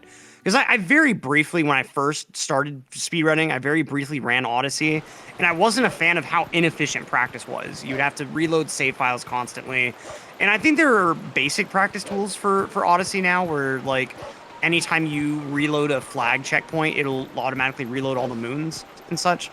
But like I mean, when I moved over to Mario 64 and saw how efficient practice can be with like kind of like what you're describing with mem files, we just call them save states for convenience, even though they're basically what you're saying with mem files. Like with how efficient practice can be with that, I would never want to move back over to a game like Odyssey where practicing it is effectively just playing the game casually and reloading save files a bunch. Yeah, it feels so bad. I feel so bad for communities that don't. Good friends with Alberto, Wind Waker HD runner, who's amazing, right? Yeah, and Wind Waker HD doesn't have I'm sure they may have some sort of gecko code adjacent type thing. I have sat with him, and he has a lot of save files. Let me tell you that. To get a hundo on those things, he has a lot of save files that he's made himself. There are games that don't have these things, and like Zach answered, it's been about 2 years old. How long this? It's known as TPGZ is what it's called. It's probably one of the best things that we have Okay. in the Zelda community. Like, it's very good. It's got some bugs. It's got some things that get worked out, but they've done So, incredible. This is a dumb question at this point, I'm sure, but I'm assuming that there's a comparable practice ROM for Wind Waker now as well. No clue. No clue about Wind Wakers. Okay, I wasn't sure if you would know the answer for that one, but I was under the impression too that Wind Waker didn't have a good practice ROM either. Different communities have different things. I know MM has a decent one, but I think a lot of people would still say TP's is like really like TP has some real cool stuff. Like there's even customization to you can choose your colored tunic and save. You can make changes to everything that you've done and then save the changes. So every time you boot it up, the changes you made to the layout, the font, the color, everything where you move the input viewer, all of it can be saved. So every time you boot it up, it's there. Your stuff is there. Ah, I see. You can literally like, it's crazy how much control we have. Not only that, but we have multiple sections that are accessible. So we have no, I think it's all dungeons, 100%, 100%, and then any percent. And yes, JD, it should be going to 6:30. Should be when it cut off is, if I remember, Saren. Or one. Yeah. So yeah, exactly.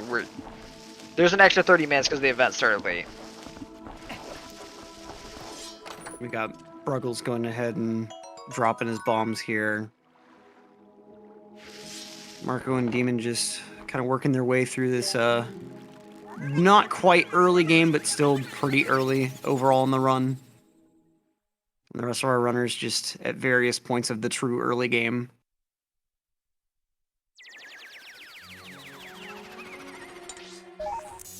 That is, I don't know how I didn't know that for so long that y'all actually have. I think I had heard somewhere that TP had decent practice tools, but I didn't realize they were that good.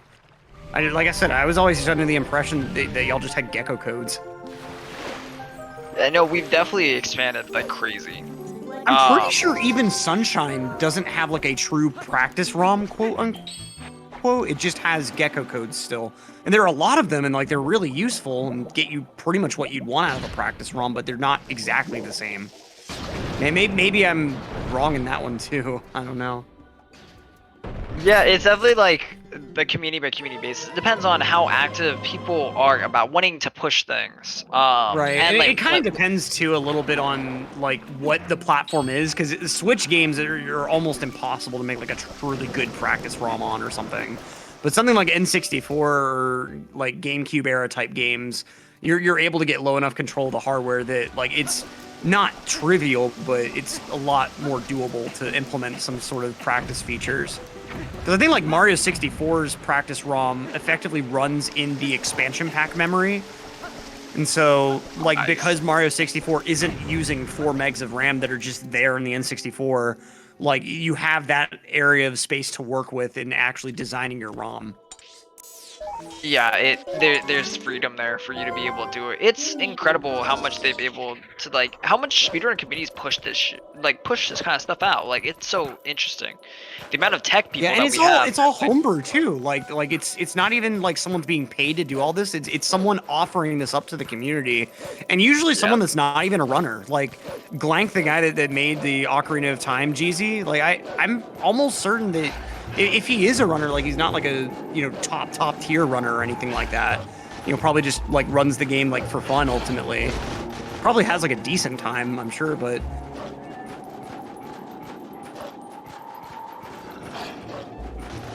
I'm trying to think. I know there's actually a lot of speedrun communities actually have people in the behind scenes, the glitch hunters, the route fighters, the route makers, stuff like that. There's a lot of people that go in the speedrun communities.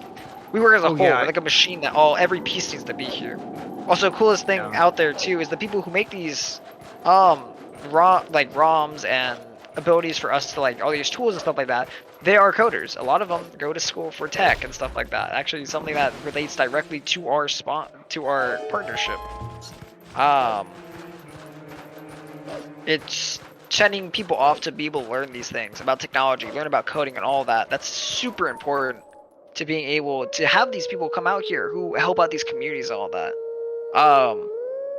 big reason for people to donate to urban arts is for something like that, because a lot of these people come from these tech fields and help out. A lot of people in the community understand tech to some level, especially these who make the tools. Yeah, absolutely.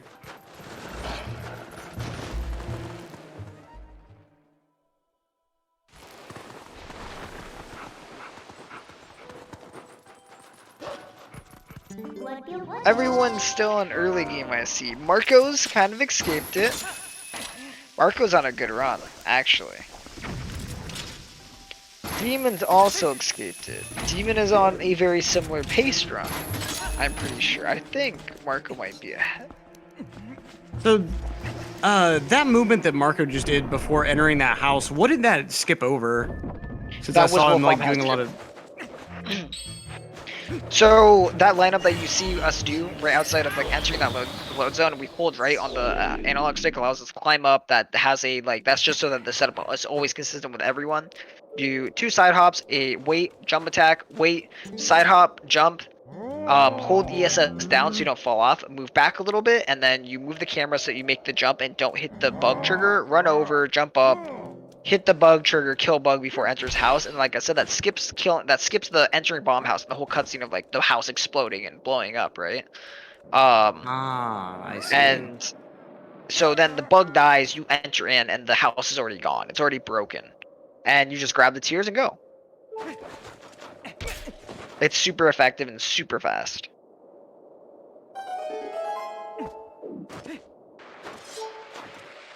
But now we got Bruggles about to slide down the slope here. So I'm sure there are a few like optimizations or like different things that you have to keep in mind when you're sliding on this sled for optimal times. You move faster in the air. Spin attacks help you stay in the air. So that's why we jump spin. There's different routings that people do. Some people like to be a little bit more risky. You can take some left movement up there, like up on the mountains, and make some cool jumps. Me and Zach were testing a while back ago about trying to optimize this even more.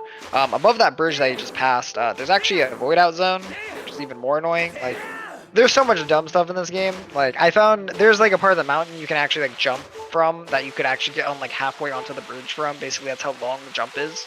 And it doesn't matter because you void out anyway. It voids you out above anyway. It's kind of sad. There's a lot of other tech that we try testing out here, and it just leads to void outs. It's kind of unfortunate how linear this part kind of is. If you're wondering why is there still Blizzard here, I don't remember this being so blinding. That us skipping the Twilight Messengers. There we go. I just realized that's their name again. The Twilight Messengers, known as Messenger Skip, there where we basically do an LJA to hit another load, so that we spawn in and then we're talking to Yetta already. Bruggles just did movement to skip a minute text there. But basically, skipping those Twilight Messengers doesn't spawn the portal and doesn't get rid of like the fog and the blizzard, and so it's hard to see. We do a thing called what they call blind snowboarding. Oh, I see.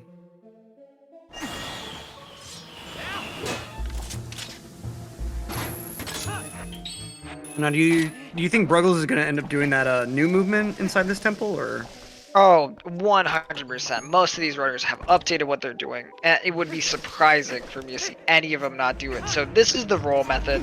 You can also claw shot over, but see, now that he has this, he's just able to place bombs. He's perfect. He doesn't have to worry.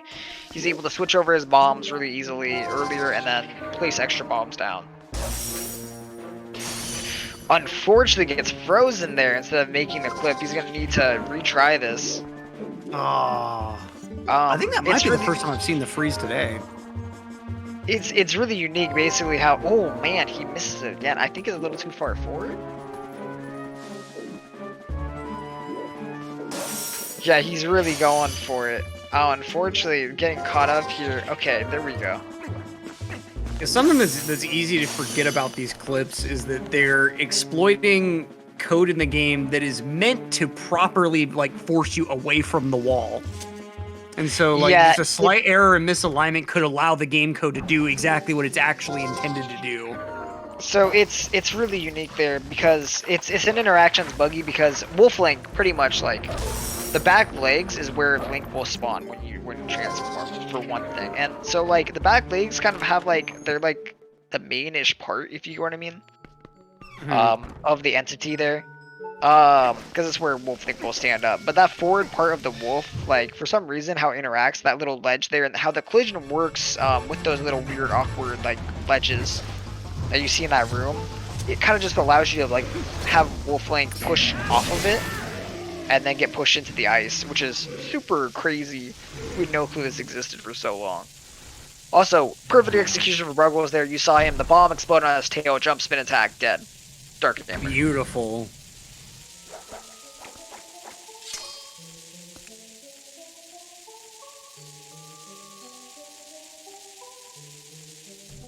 And we got Zach and JD getting somewhat close to Gorge Void within the next 10 or so minutes.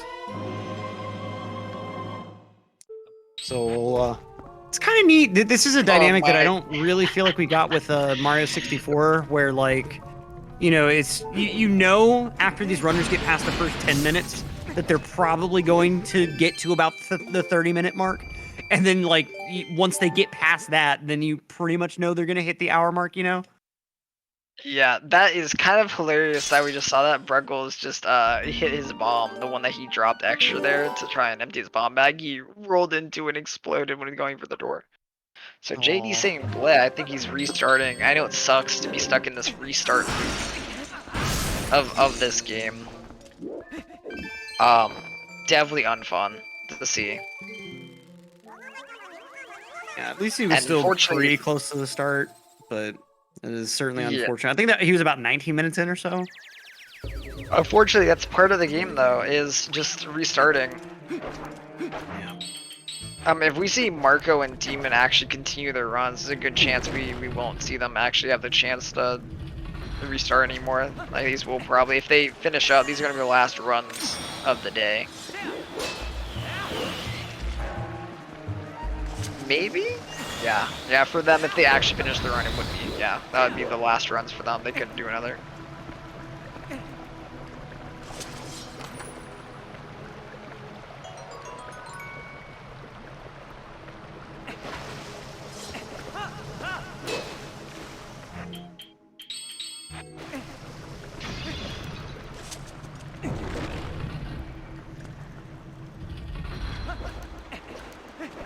Anything gonna take a minor break here. Marco Demon, both on like good pace here. Like 2 minutes within each other, very close to each other. I think they are. I'm gonna go check Marco's splits real quick. A minute behind, but I mean that like we said, that's still really good. That's still very, very good. That could still be a 54 easily. It could be a 53. Like, not bad. And I'm pretty sure he has time save.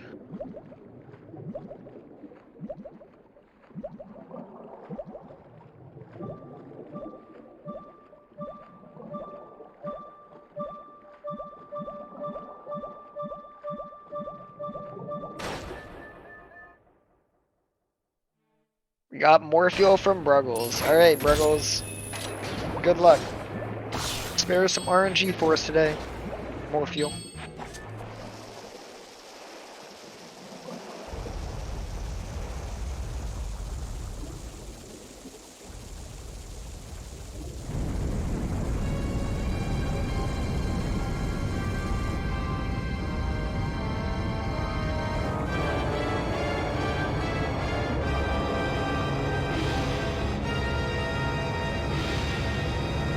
It's kind of crazy when you're looking at the board here.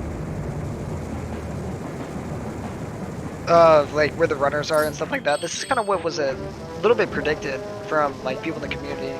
Team Marco on the first, second slot, Zach in that third, maybe second, maybe first over here. Then we got JD, Bruggles, Swiftike, Beast. Ike and Beast definitely like rusty in this category for sure. But it's good to see they've both done good times. I'm guessing we'll probably see a sub 3 from both of them, hopefully in this event. I'm very sure they can do it. Beast if AFK and reset his run, unfortunate. At least we still have Marco and Demon on theirs, though. Marco, Demon, Bruggles, you know, we got 3 runs going. That's fine. Don't gotta ask for too much more, you know? And it's kind of neat that they're not synced, of course, but they are pretty close together overall. For such a long run, you wouldn't think that you'd have nearly half the competitors at around the same point like this. Oh no, Bruggles, oh no! And good night, sweet Bruggles. And that's gonna be a reset from Bruggles. Well, I guess I spoke too early. I guess we move over to Demon. Yeah, and I'm assuming these runners aren't going for the most risky Morpheal, because you can do Morpheal with only one bomb, right? Isn't that the minimum?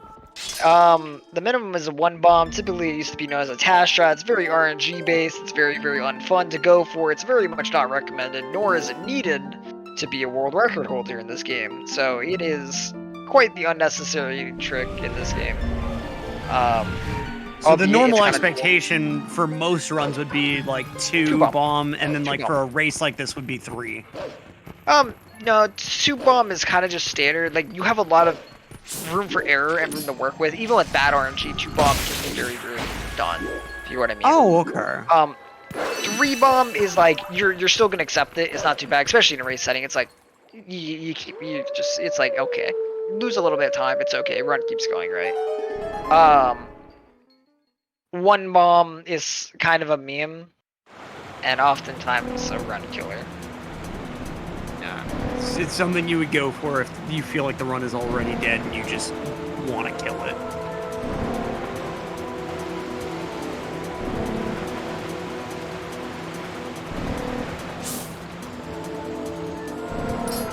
We got the flying section now for a demon side. Yep. Category section number 2. This is where we fly up, get our little tiers out of here. It's kind of interesting that I put tiers even in a flight section. I think as a kid I missed this for a long time. I couldn't find where these were. Yeah. They highlight them on the map and everything, but I think I missed like 1 in my casual playthrough or something. Oh, the one in Hyrule. The one that's by Hyrule Castle. Oh, that bug is out of the way pretty badly, and it's really annoying to go fetch him. This whole Twilight section was just so annoying. Like I mentioned earlier, I really prefer the way Skyward Sword did its Twilight sections. It's one of the few things that I think Skyward Sword actually did remotely right. Oh yeah, they're Silent Realms. They definitely do it really interesting. SS. I like both. Though I know a lot of people dislike Linearu. Linearu Twilight here, it's kind of a weird segment, though I think it's done fine. The only thing, the biggest grievance I have is this boss fight, actually. It's not the fight itself, it's the whole concept of this boss fight you kill is this giant bug, and it's only 1 tier. Why is it not like, it should be like 3, you know what I mean? Like, it's a huge, huge sucker here, you know? Why is it only 1 tier? It's like the mama bug of them all, so. Kind of feels like an anticlimactic boss fight. We definitely take care of it really fast. That's a quick hit there. We go to the edges here to manipulate how it's going to come at us, and we're trying to get it so that it comes kind of straight at us across the board so that we can do a backflip and then jump and hit it easily. Again. 1, 2, jump, boom. Gets on, hits it, and so we get to skip hitting or skip getting to having to wait a second for it to do another attack. Unfortunately, it doesn't get the cancel there. There's a really cool cancel you can do there where you bonk on one of its like little tentacles and it immediately ends the fight. Oh wow. Couldn't imagine it being like an even faster strat there, jeez. That is the fight thing. And now he's gonna move on to the whole segment that we've seen a couple times, prepping up for more fuel, ball and chain, and then, you know, more fuel time. We've got Marco now just entering the fight, so I think it looks like Demon's on a bit better of pace than Marco by like at least 30 seconds or so. I'm not sure exactly how long this boss fight is supposed to take optimally, but if you're just starting it, it's over a minute, I'm pretty sure.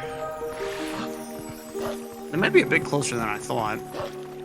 They're probably very, very close. I could go check Demon too real quick. ZachLink, I think, is getting really close to Gorge Void, right?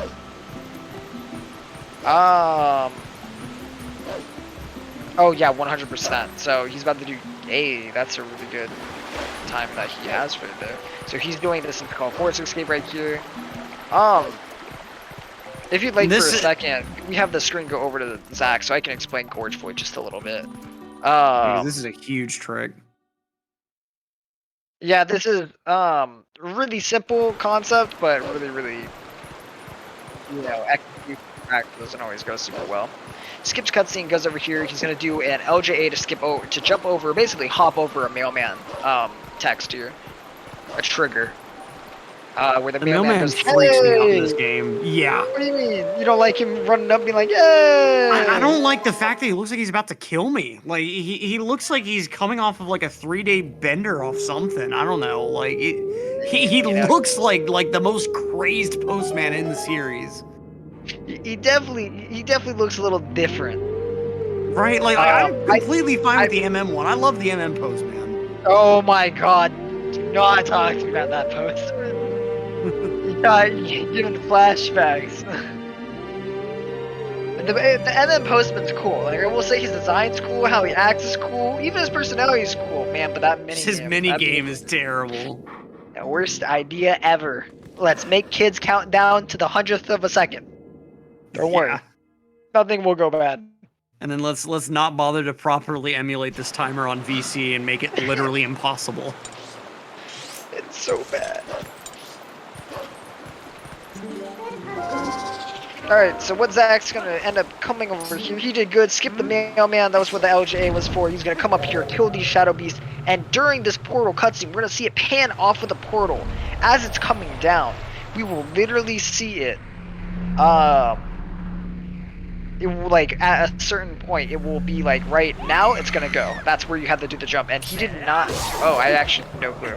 He did not get it, actually, yeah, he didn't. I was waiting for the, typically you hear the audio, he missed it, and I'm pretty sure reset. Unfortunately. You have an A press there. We're always holding L when we get the A press, and he missed it, so he's gonna take the reset. Yeah, it's like there's one frame there before Minda comes up, where you do have control over Link, and being able to input a jump on that frame would allow you to void out while Minda's trying to get you to warp away. It's not the Minda part, it's the cutscene of it, like, panning out. Like, basically, that makes sense. So during the, like, portal, the transition to it panning out to the bridge is where that frame is. Also, welcome back, Beast. Beast is back up.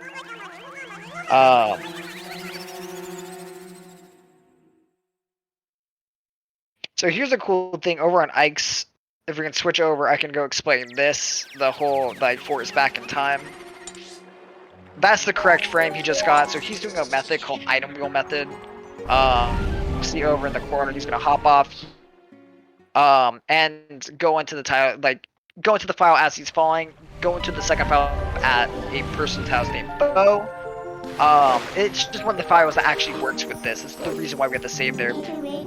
Resets, skips cutscene. We have the early boss here, and this is what I was explaining earlier in the run, where how the early boss fight gives us a certain value that was going to be used to go, all that stuff like that. That's tied to doing that whole sequence of back in time, going to that file, starting up that cutscene, skipping it while for that boss fight, right? And then going into our actual file allows us to. It's really cool. It's really neat that address just doesn't happen to be overwritten with the soft reset. Nope. Yeah, it's kind of incredible. TP is a thing. It's kind of incredible. Ike wishes to choose to go against RNG. So this spider named Nancy, typically coined as Nancy, can knock you off, or sometimes you get really lucky, like Ike did, and just went right up. Pretty good. Wow. Am I cutting out? A little bit here and there. To be honest, I kind of just assumed that it was my end.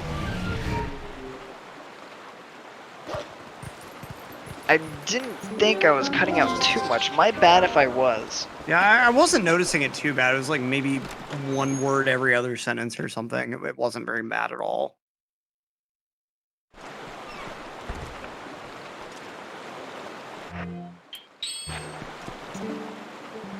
Also, whenever you're watching the stream, you'll actually see a green highlight around the person's name that's currently talking.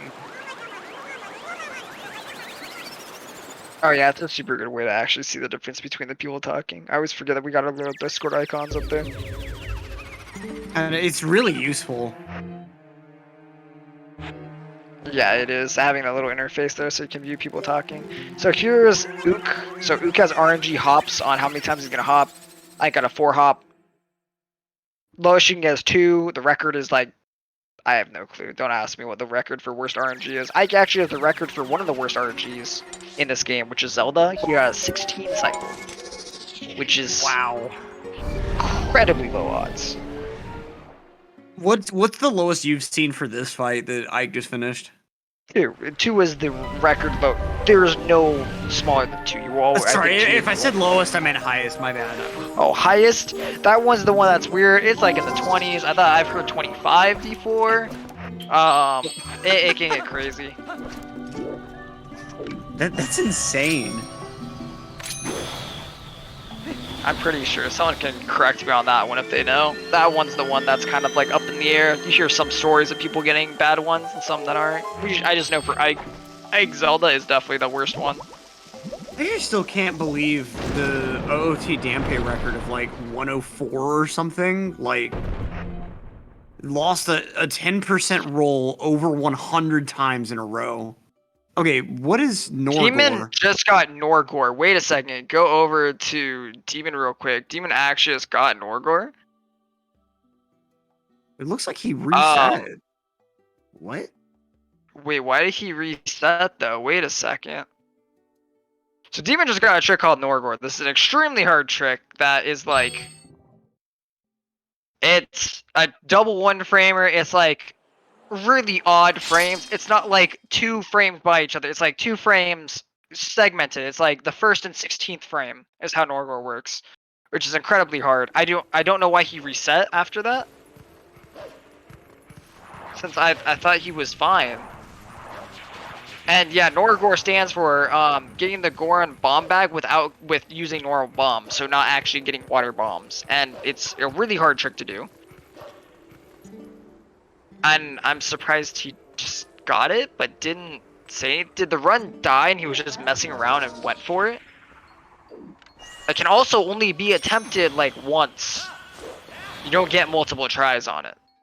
Oh, wow. It saves like 14 something seconds if you get it and loses a minute plus if you miss it, I thought. I'm guessing something else messed up prior, and then he went for it for the meme, and he got it. That's incredible.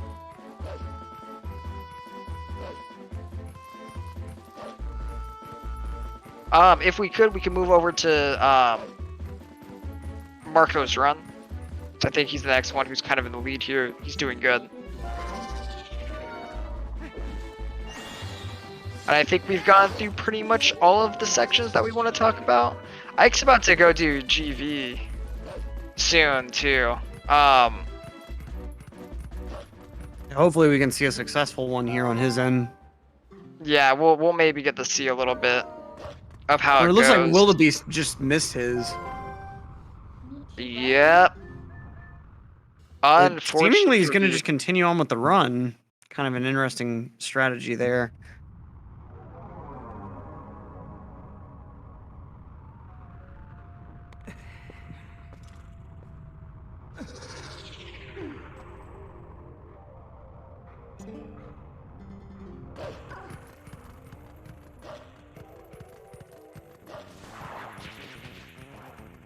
And when exactly does Morpheal kind of happen in the run? It'd be around like the 120 mark is right when it starts typically. Oh, okay.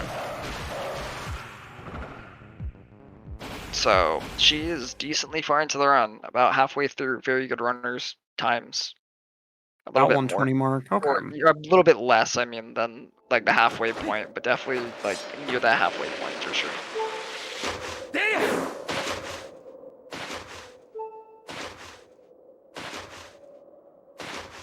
I like how we have the layout like shows their faces. That's super hype.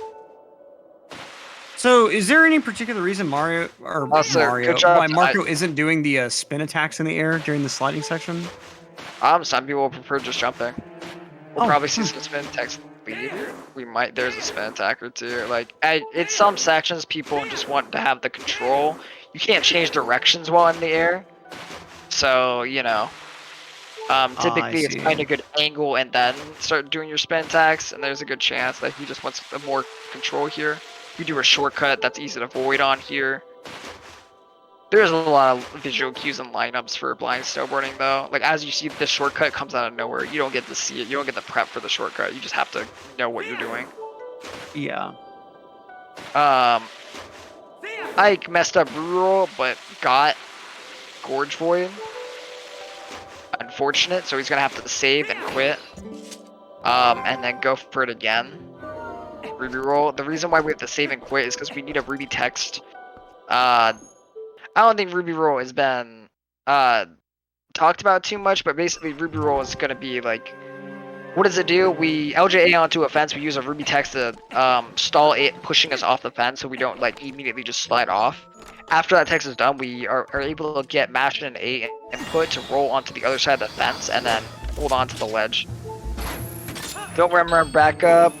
You ever just iron boots instead of Gale? I don't know. I don't think I've ever just iron boots instead of Gale. That one's interesting.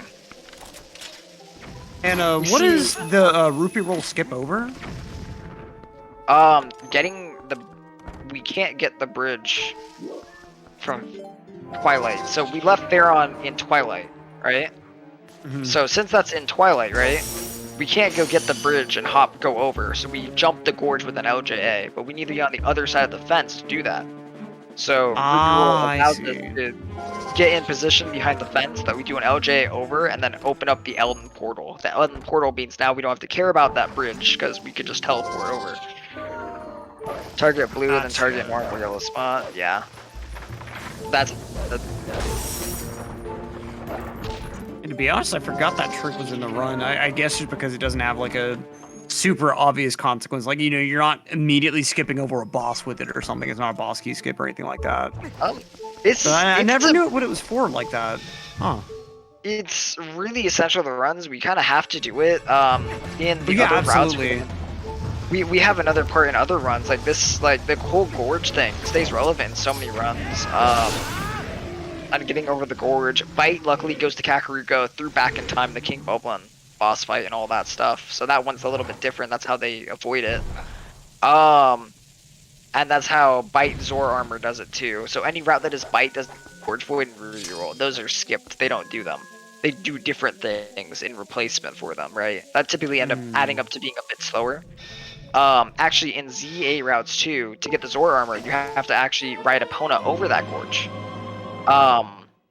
But you don't actually get to like, there's no bridge. You can't just, so you have the escort mission, right? Where you're taking, the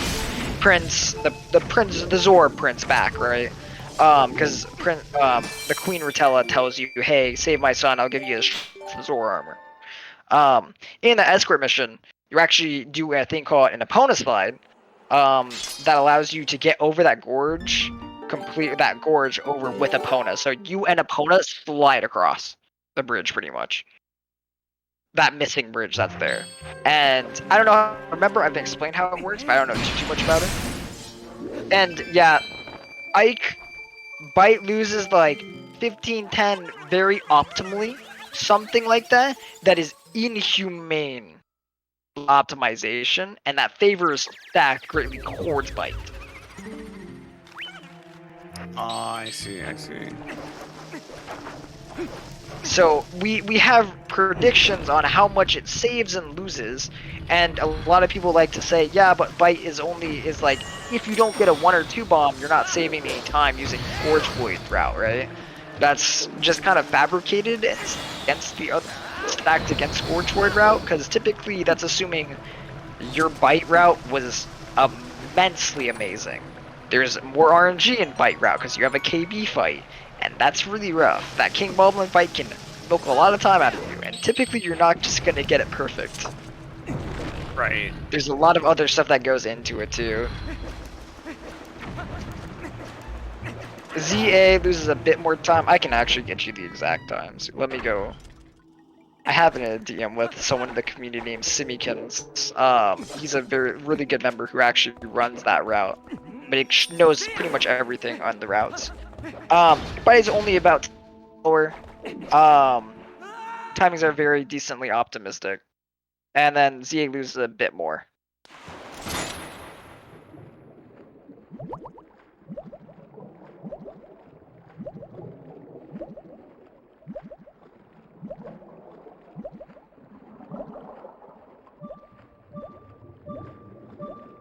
You got Marco going into his Morfield fight now. So we're looking for him to more than likely be just trying for, like you were saying, the standard 2-bomb. And if things start to go ugly, maybe see a 3-bomb here. Yep.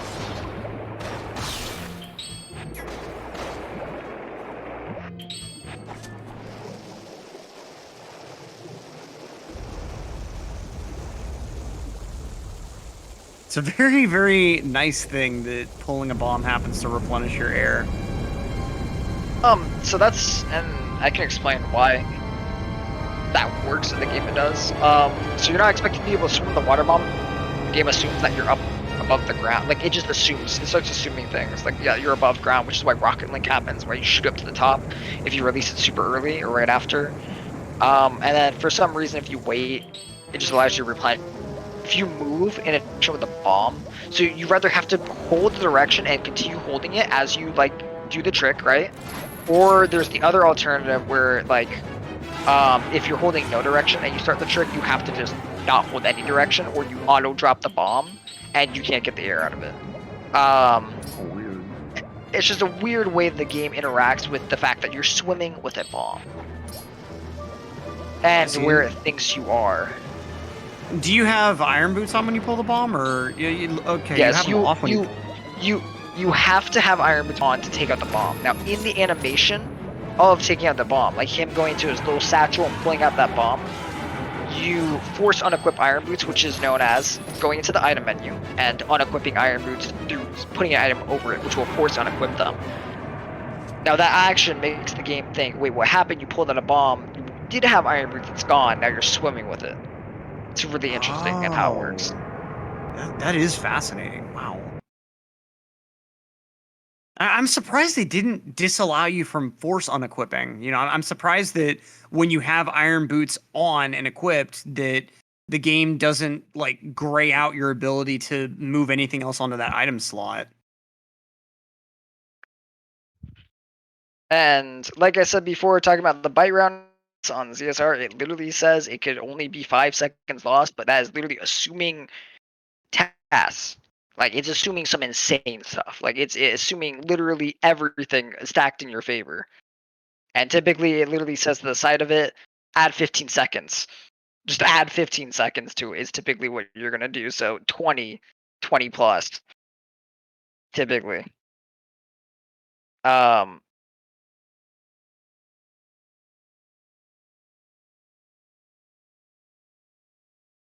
right. We've got Marco through Morfield, fortunately. Yep. It's kind of unfortunate that Demon wasn't able to join him side by side, but oh well. Unfortunately, you know, he did get Norgor. So, you know, he can't say he did that in this event, which is pretty cool. Yeah, he's got first place and he got Norgor in a run. That's I mean, with the way you're describing that trick with like 2 frame perfect inputs at an interval like that, that just seems like hell. It seems like something that would firmly remain in the realm of tasks only, that wouldn't even be worth practicing. I mean, I guess the one saving grace is this game does run at 30 FPS, right? Yes. It's weird because I know some people have tried the metronome and some people have a visual cue for it, and it's just been tested that it is not worth it. It is not worth killing your run to do this. It would literally be you get it, you don't, oh, you reset. You made it to this far in the run, and so you're on this run, right? You threw it for 14 seconds about. It's like literally 14, 16 seconds at most. Like, I don't even think the movement after it's optimized because of how rare it is. So, you don't probably know exact. Well, Marco's having some sort of issue with the audio that he's trying to fix on his end.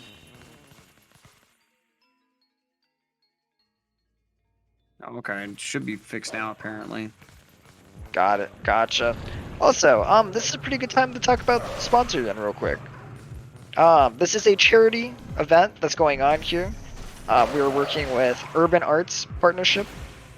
This is a school that helps, or this is a program that tries to help prepare kids for being able to go to college, to be able to prep for applications, SAT, the ACT, all these things to try and help prepare them to go off to tech schools. And this is for lower income families of different ethnic backgrounds all around. And they offer you all can take it kinds for- of courses in like all sorts of different realms of both computer science itself. You know, they offer like programming, various game design, like art design, but they also offer, like you were saying, like SAT prep, like time management skills, like all kinds of just a very holistic approach to everything a person would need to go off and succeed in college.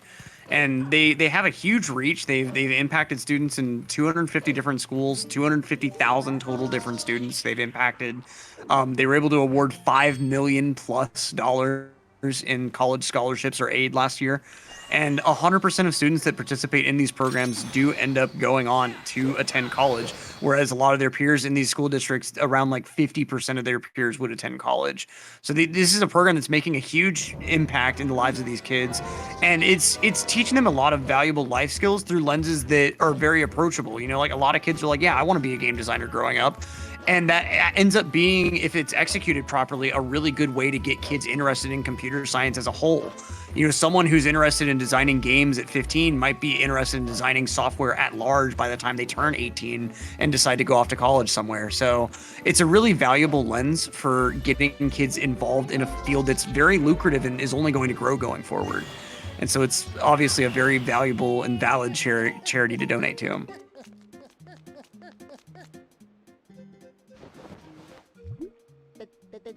And like we were mentioning earlier, there are plenty of donation incentives as well.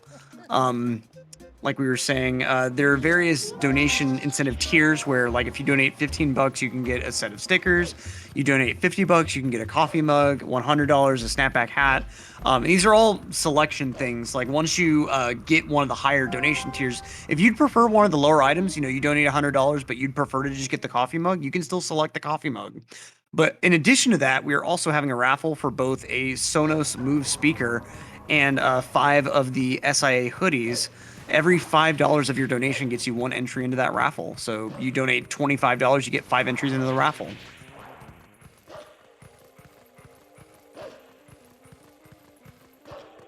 For anyone who thinks that is something they'd like to donate to, it's definitely a wonderful cause to donate to, helping kids get an education and further education, especially when a lot of us come from love for games, so game development, tech, other things like we've talked before, even tool dev, stuff like that.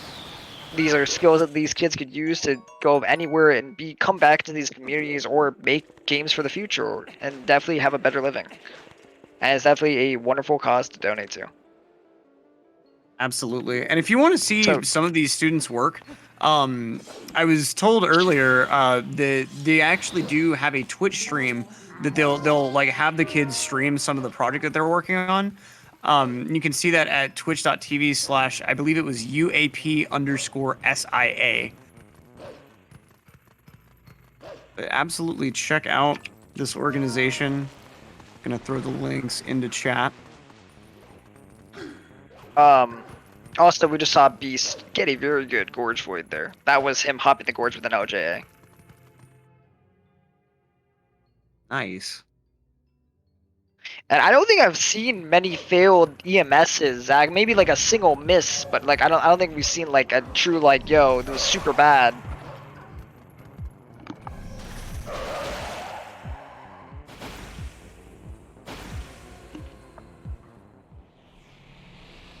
Marco, what happened to Marco? Oh, Marco tapped out. Unfortunate. What happened? What made Marco dip on that run? It must have just happened. Oh, he bonked and fell down while attacking the Boko. Oh, man. Oh, an MDH? Yeah, an MDH. Oh my goodness, that's so unfortunate. One of the fastest like race that. times I've ever So there was one person, Nimzo, a former world record holder, who has a 53 in a race. I think that is the fastest time we've ever seen in a race setting for this game. 53 something, right? Literally, that one of his biggest time losses in his run was he bonked in there. He bonked jump attacking a Boko to save time. He bonked and fell all the way down, and had to climb all the way back up, and still 53. Jeez. Just as an aside, I think it's kind of cool how the community seems to refer to times just by the last 2 digits, since, I mean, the 2 is kind of implied. You're not going to see a 154 ever. Yeah, it's like... I mean, I don't know, maybe if there's a huge skip or something, but... I'm doubtful of it happening soon. We may see something in the future, but I feel like TP is probably going to be that game that very much cycles around the idea of smaller time saves, smaller optimizations, things being found slowly yet surely. I think when so we as find well. barrier skip, if we ever find barrier skip, it almost makes you wonder if like someone has found barrier skip in private and just refuses to release it. There's been a lot of testing on it. It would be really cool if we saw it, but I don't know. It feels like it is definitely something that's unfortunate. It seems like situationally, it seems like a big part of it has to do with the tools you have access to, because people kind of forget, I think, that you actually have access to like a lot more of your items and other resources with regard to the Wind Waker barrier than you do in the case of the TP barrier. Like, since you're in a town, technically, like, you're really restricted on, I think you can only use like the lantern or something. Like, you can't pull bombs, you can't like shoot the bow, I'm pretty sure, right? But can you repeat what you said just a second ago? I was like you can't pull bombs when you're in the area of the Hyrule Castle barrier, right? In this game. Oh, you can't pull anything. You can't pull any items. It's like there the is only no thing you can items pull is the lantern, I think. Nope. Oh, you can't even do that? Wow. I'm pretty sure you can't pull literally anything up in that area. I think items are literally non-accessible. And I think I remember seeing in a video from Gymnast that part of the problem too is like there's a glitch that you can do that would disable the collision for like one of your obstacles, but then the next door that stands in your way won't work properly because of that glitch. It's like you need to be able to press R or A at the next doorway in order to activate the loading zone into Hyrule Castle, and you can't do that with this certain glitch active. You have to push it, like you have to push that door open to activate it. That's how that door opens, is by being pushed open with R.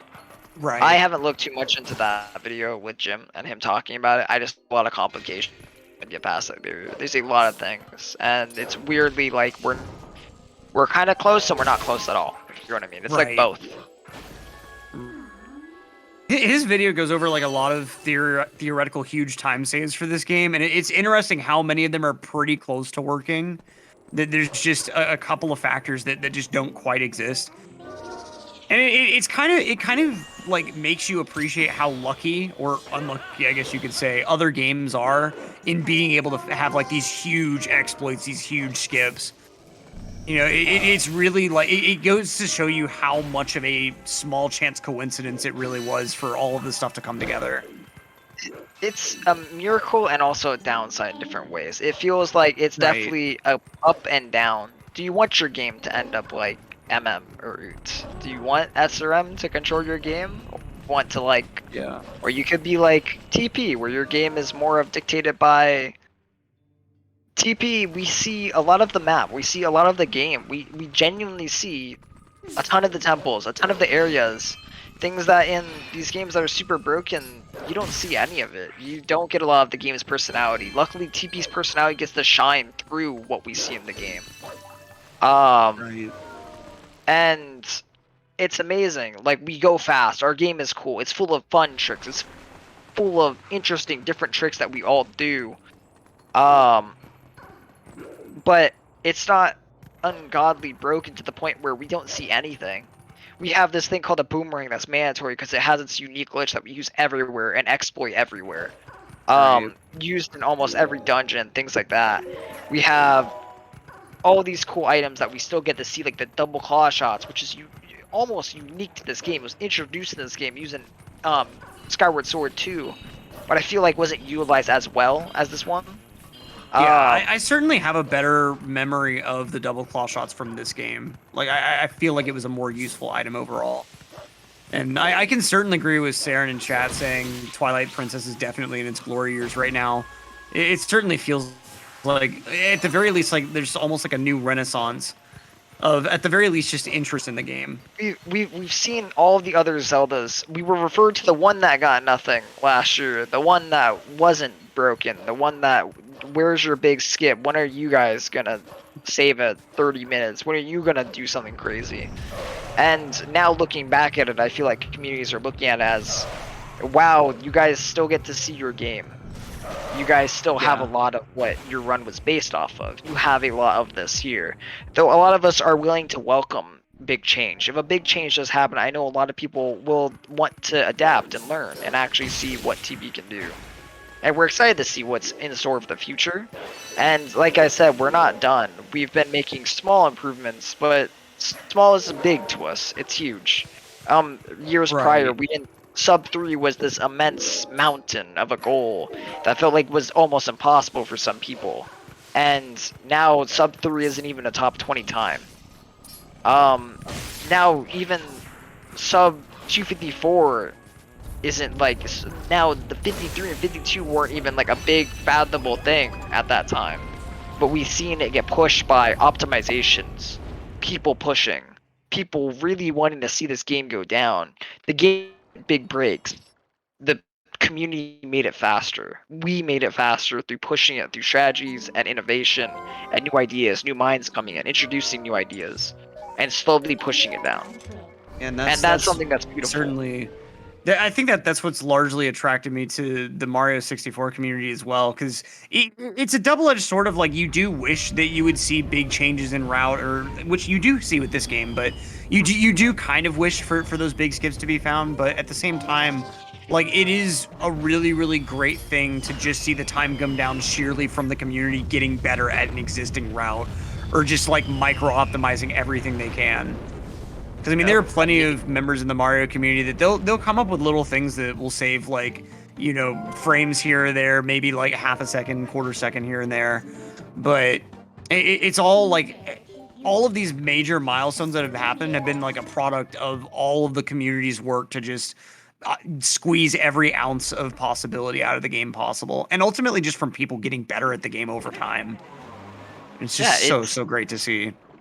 We learn, and there's always a forward progression with the community. It feels like even the starting mark, it took people years to get come into the world record holder now, a 252. That wasn't even something that hadn't even happened when he joined. And it's happened. He's done it in his time being in TP's a year. And we're seeing that benchmark get lowered and people push for more and better and just to keep going. It's incredible what we've seen this community do.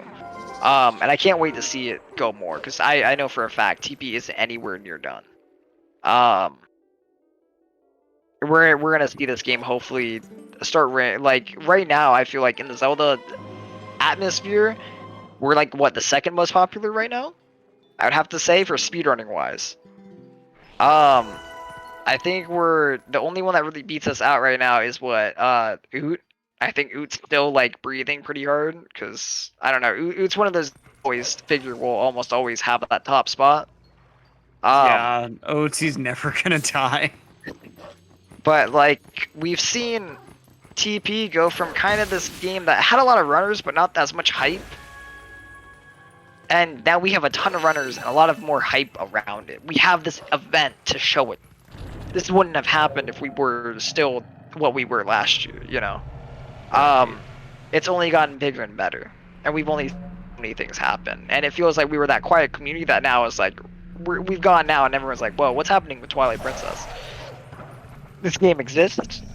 And then even funnier, people didn't even realize it was on the GameCube at the time too. Yeah, because that is one thing, though. If you want to speedrun this game on your Wii, that's kind of a dead community. We still have a small portion that are. Wii U and Wii. They're out there. But Because I mean, I know that there's mainly, you know, aside from this, there are the people that will run TPHD, and that's kind of an interesting run in its own right. But I mean, from my understanding, it seems like TP Wii is just this, but with less possibilities. So weird. Wii has more action. Wii is probably more broken than any other version of the game. Unfortunately, they fault from an exploit they can't use. They can't do boomerang LJAs, and I've been told multiple why it doesn't, and I can't remember exactly right now. But they just can't do boomerang LJAs, and that hurts them greatly. It's hard to say if they had it, if they'd be faster, straight up. They have things that just exist that don't exist in anything else. I know in their Hundo route, so there's a thing called Wii 1.0. Wii 1.0 is like atrociously broken. Just things are broken in that. Let me just tell you that. Wii has a lot more stuff like Ruby diving and other ways to get into the pillar clip, all that stuff. Like they just have so many different things that they can do. But suffer from the fact they don't have that LJA. They still have LJAs, but enemy LJAs are a lot harder and not everywhere. You can't just, you know, be like, oh, drag an enemy here, right? You can't do that everywhere. And it makes it quite hard for them, and it's difficult. Their difficulties. There's some other reasons in the differences that they have. But I know for Hundo, so in 1.0 Hundo, some stuff that's like, yeah, it's they can't pull the sword without moving or something. Or they can't pull the sword because you swing it. And I'm pretty sure that means that you're guaranteed to do an attack, which takes you out of the LJ. It takes you out of targeting. You can't target with your sword out and while the boomerang's out. That interaction isn't there. Like we're seeing with Zach over here, he pressed B to take out the boomerang or take out the sword while the boomerang was going, and so he can jump slash while it's moving. We just can't do that. Oh. That is interesting. I never realized that because I remember like just kind of looking at like I guess the ZSR page at some point for like Wii specific exploits or something, and I don't know. I guess I must have misread some stuff because I was always under the impression that it was less broken than GameCube, or that was why there was the lack of interest. But it makes sense that it's just that one trick that's gone. So how broken is TP Wii on 1.0? So you know how there's cave ordeals, that challenge of 50 floors where you have to beat a bunch of enemies in cave ordeals basically to get through all the floors. And 100% you do it because there's pose in there and you want to get those pose to complete the game, right? We HD and SD GameCube have to do have to actually do it, right? They have to go through the floors, do them all. TP Wii 1.0, they left the dev door open. You blow out the like fire in the entrance of it, and you're allowed to just go on. You don't have to kill anything. You're allowed to just skip floors. Literally. Wow. The amount of time they save in that area alone is insane. It's so crazy that that's left in. That's how broken 1.0 actually is. It's just LJAs definitely hold it back, and some of the differences between the games and what the Wii is able to do and not able to do. Also, its aiming system's weird, so Ariafo skip is very hard. That whole skip, like you were saying, like actually you might have learned it through the Wii version instead of the GameCube version, because on Wii, it is incredibly hard to skip to get the double claw shots without killing the guy. Maybe I did find myself like on a Wii streamer somehow.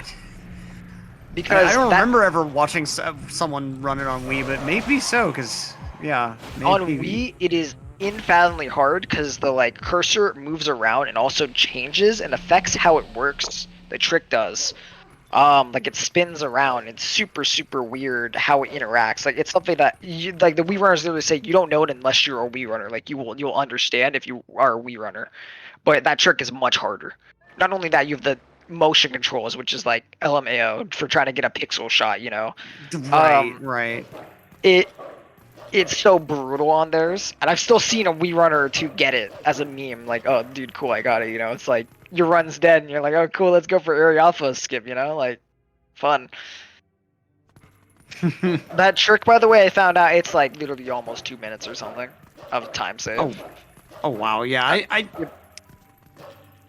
It's, must he have. has a- Maybe I he was has two thinking of something else cutscenes. somehow. I don't He know. has two cutscenes, and it's brutal how long they are.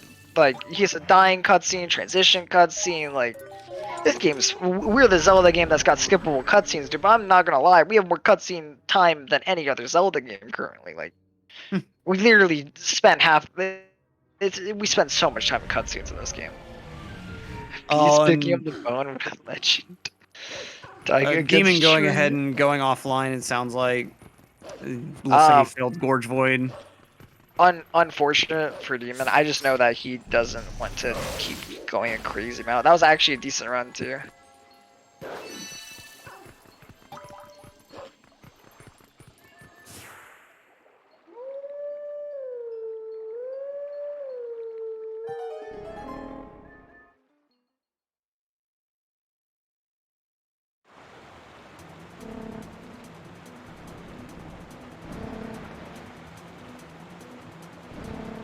I know for some TP runners, like this is definitely gonna affect, like going on for this long is probably a bit hard. Oh, I'm sure. So I know some people like to go 5 hours. Like typically you get one run done and you're probably done for the day.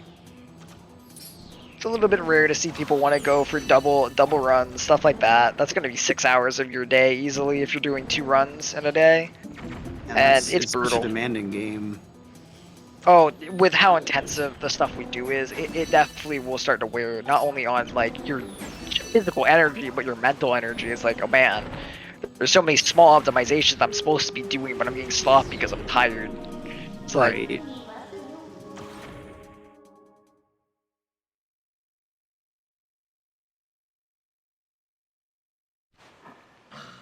and you get to a point where you're just having to rely almost exclusively on muscle memory, and that can really bite you whenever things just get slightly off, or like RNG just doesn't go the way you're expecting it to.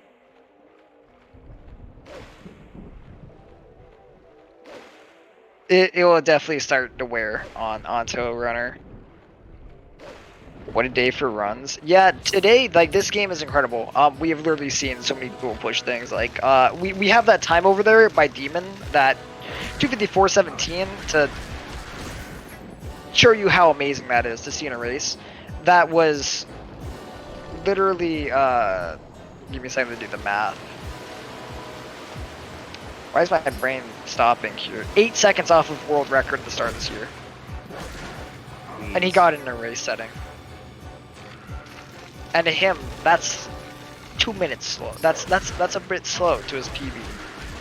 Like 6 months ago, wow. Man, you look at the speedrun.com page, is literally just new runs everywhere for TP. Actually, I can read you off them real quick. Let me go pull up TPs on how frequent this game has actually had things change. 2 weeks ago, Marco's world record. 1 month ago, Nimzo had a world record. Marco beat it 2 weeks ago. Just a couple, I think it was literally a week or two prior to that, Demon had world record. So all of these times, 4th place 1 month ago. Wow. 6th place 3 months ago. We have seen crazy amounts of progression out here in this recent time period. And we have people like Bruggles out here who's got a 256 right now 1 month ago. These PBs that are coming out here, Beast 2 months ago, 2 hour 57 or 257.24. Amazing times. Ike was 5 months ago with his 257. Like, how ironic. I literally said it's been 5 months since I've run any percent. That literally is 5 months since he posted his any percent run. Well, thanks for the raid, Demon. Oh, yo, cool. Wait, we got a Demon raid. Let's go. Thank you for the raid, Demon. Thank you for the runs today. All the runners.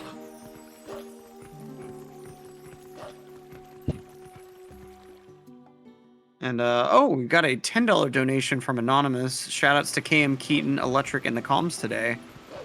Well, shoutouts to you, Anonymous donor. Thank you so much, Anonymous, for the call. Congrats to Demon for the first place run so far. That was a certainly solid run. Demon, I mean this in the best way possible. I really hope you or someone else breaks that tomorrow. I'm really excited. I want to see I want to see a person 53 in here. I think that would be incredible to see. I'm really hoping. I'm cheering all of you on for that. That would just be insane. It is. It sounds insane, but it's something I know they can do. These are amazing, incredibly determined people, and they've blown me away before, and I'm excited to see it happen again. Yeah, I mean, you have to be a strong-willed person to be able to deal with how long this game can be and just how brutal it can be at different points. Zach, right now, I'm pretty sure he did get Gorge Void. I'm very certain Zach is actually on good pace. Currently to his splits, he's only about 30 seconds off of his PB, which is a 53 PB, which is pretty incredible. And I know he's got time a whole minute later on.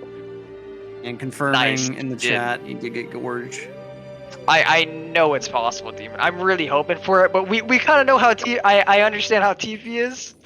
Sometimes you don't you're at the level of a pace, but you don't always get that pace, if you know what I mean. That's just TP. Seems like PBs and world records come when you least expect in this game. I mean, what, Marco literally like out of nowhere got like a whole minute off his time one day and was like, oh, here we go. Here's the world record that happened recently. It's like crazy. Also, congrats on how amazing you've done with Hundo 2, Demon. That's another thing. So, a lot of these runners we see, Zach has been picking up Hundo. Ike is a Hundo runner right now. Marco is a Hundo runner. Demon's a Hundo runner, and Demon recently broke the world record by a good leap. Very good job. And I know Zach is pushing to slam his time down too. And we've just seen a lot of improvement, everyone. I'm really started to see more of Marco doing it too. And it's an incredible route that's very different. And I think it's one of the longest Hundo routes in all of the Zelda games too. Like, we're just the long game, apparently. We just get to be long.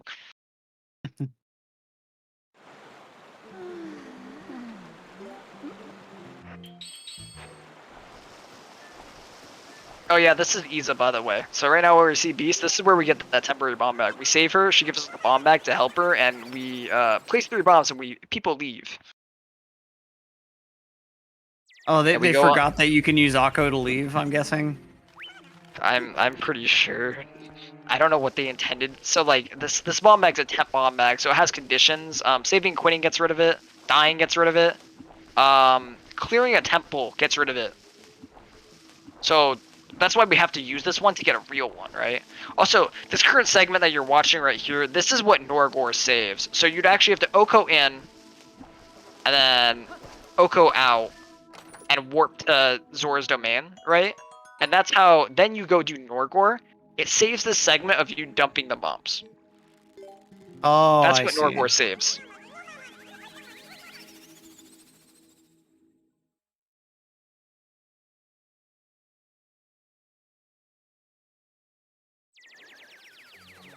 It sucks that a trick as hard as Norgor only saves a segment like this instead of like being able to save, I don't know, the whole ball and chain segment. It'd be really nice if like a trick as hard as Norgor was possible in order to skip Zant or something like that. If it was worth a minute or if it was worth like even a minute and 30, man, we would see people go for it. We would see people do it in a heartbeat. Like, we know it. Yeah, there'd be so much research into like the best method to do it reliably. Like, but the fact is, even 14 seconds is for TP. 14 seconds is a lot. That really is like we were literally going crazy when we found there was like 10 to 12 seconds in Snow Peak Ruins. This ice clip. We're like, oh my goodness, this is crazy, revolutionary tech. Like, write out the like scripture of the TP lore. You know, like this day will be remembered. And it's crazy that Norgor is 14 seconds. It's just that the fact that it's so incredibly hard and so punishing. That ice clip, right? You miss it, you're still gaining time. You still save time over the other route. The other version too had difficulties in it, and it had. I told you about the LJAs. Now, so sometimes they're inconsistent. It varies on where you stand, where you aim, and how the boomerang, if it stays inbounds or if it stays inbounds or actually goes out of bounds for you to do the LJA, right? And so sometimes it would go inbounds, and that would slow down runners. And so now that it's gone, that's even better, right? We lost an aiming segment, and we lost all of that, which just feels super good. So it typically always saves time, even if you mess up the ice clip and all that. It's really good. But it was very easy compared to like Norgor Say, right? Where it's like, yeah, sure, Norgor saves a little bit more time, but the amount of difficulty stacked on with it and the amount of punishment that goes along with it, not only that, just you only get one try. Like, what is that? So many other tricks you get multiple tries for. It's like, oh, you missed it, go for it again. It's okay. It's okay. It's fine. Norgor, nope. You only get one time. You get to throw that boomerang at the lantern to spawn a chest. You don't just get infinite spawns on chest. Right.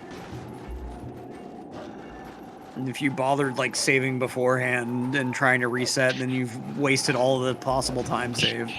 You've wasted I'm literally pretty sure saving and all that literally would lose you the exact amount of time that you would be saving anyway.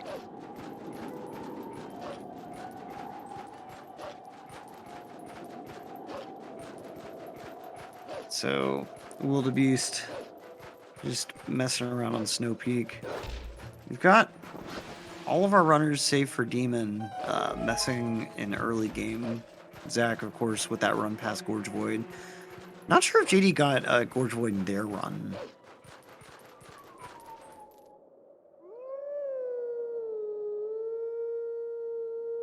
They got 15 minutes left to start a new run.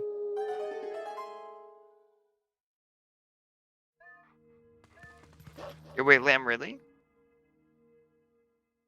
Another member in our community just got a sub 3. Nice.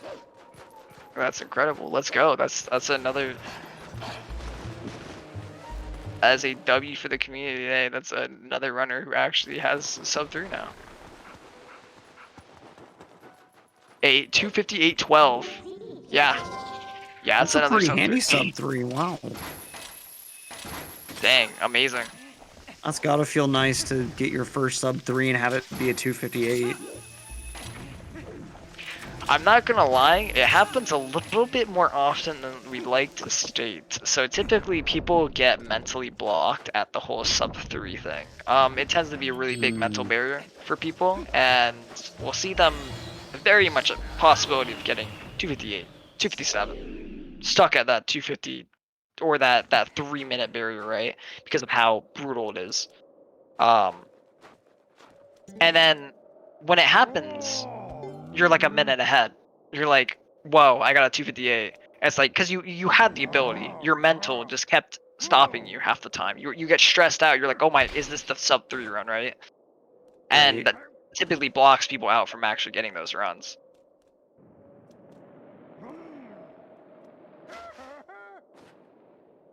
It's interesting to think about, huh? Oh yeah, the bot finally doesn't think that we're playing Sunshine anymore. Nice. Yeah, I figured that, like, the first time that it happened, I kind of figured that it was some automatic setting change or something. The second time, like, I was absolutely sure. Yeah, it's kind of funny how many people in the TP community actually have, like, played Sunshine or ran Sunshine in the past. We have actually a lot of people who play different games, across the board. I think I mentioned a few here. JD was really, really high up in, what's it called? Undertale speedruns. We have ZachLink over there, who was world record holder for Super Paper Mario. Bruggles from Wind Waker HD. I wasn't sure if that was the same guy, but okay, yeah. It is. Yeah, because I would have hated to mention something like that and have him be like, no, that's someone completely different, but I thought I recognized that name. Nope, 100% is. This run has to be a vacation for ZachLink compared to Super Paper Mario. That run is just stupid. There are a fair number of frame perfect tricks that are like have no visual cue, and that game runs at 60 FPS. I've heard him talk about it. He loves them both. He loves them both dearly, and I think they're both so unique. They actually got a huge time save recently. Crazy enough. Oh really? I didn't hear anything about that. Yeah, it's with damaging. It's in the world that you have to like flip the walls, like go on the roof, all that stuff with like the directional, like the like map flips, right? So like rotates and stuff like that. So like stuff will be on the roof that later on it'll be flipped to the bottom, right? They found out you can open chests through taking damage in the frame of it that are on like the roof. I don't know it exactly. Like Zach could explain it, but I don't think he wants to right now. But it's pretty cool. They found that. Marco, Oot Runner. You guys already know that. We all love Marco. We have Demon, who has run like what every Zelda game pretty much. Every 3D Zelda game at some point. Beast, who is a Beast who does Windworker HD. He has done MM2, I believe. I think MM. One of the categories. Yo, that is a weird transform that we just watched from Beast. Still gets the trick. All right, take it.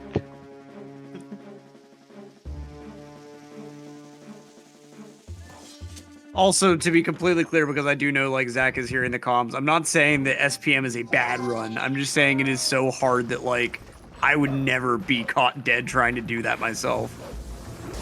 I feel like that run requires like monk level patience. You definitely run into some levels of people like crazy. Glitchless Hundo is the MM run he did. There we go. That was it. JD, other than just this, I think also has a really good time in. Let me go check. I want to make sure of this. Legend of Zelda Skyward Sword. Let's see what JD's time even is. JD is 6th place in both PP any percent and Skyward Sword any percent with a 127.39 in SS. Like crazy. Actually, just above Demon too, who's in 7th there. But like, I don't know why that failed. What failed? Did Bomb House get fail or something?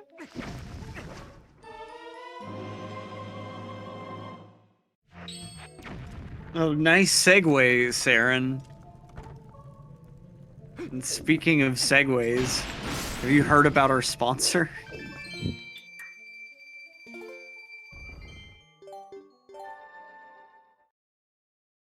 I mean, like we've said before, this is a wonderful organization to be partnered with for all of these live time attack events. If you haven't really looked into UAP before, I would highly encourage visiting their website and visiting the donation page for more information about them. Because they're a absolutely wonderful charity and organization that helps a lot of underserved communities in really meaningful ways. I don't know if we shouted it out too, but Purple Sweets, thank you for the $10. I'm saying donating for all the entertainment today, Heart. Very sweet of you. This organization very much wants to help out people in these lower income families of different ethnic backgrounds and try and help them get these jobs out there and get a better education so they can go on and have a better life, you know, and move up in economic chains, be able to take the jobs and the dreams that they want and have. Being able to be some of the first kids of like what they've said, speaking to Jason, definitely like the fact of having kids who are in families that have never had someone go to school fully and graduate and being that first one in the family to get to do that. It definitely means the world to not only that child, that family. It really does make the difference for them. You're welcome, Purple. The TP addiction is real too for me. It's certainly more TP than I normally watch, but I'm very thankful for it and thankful to be watching it with someone that has been able to teach me so much that I didn't even realize I didn't know about the game. I didn't realize how little I actually truly understood the route before this session. It's a very, very involved and kind of like interweaving route that really does like deviate very significantly from the expected way you're supposed to play this game. I mean, in relation to all the other 3D Zelda speedruns, yeah, like almost 3 hours sounds like a long time, but when you consider that it's probably the longest like linear Zelda game out there already, I mean, 3 hours is a pretty impressive time, and you have to be doing some major broken stuff in order to get that time. Yeah, unfortunately, Beast messed up what he was doing. He's got a backup called a Vine Clip here, so this is a rare backup that you see only if you really fall down here.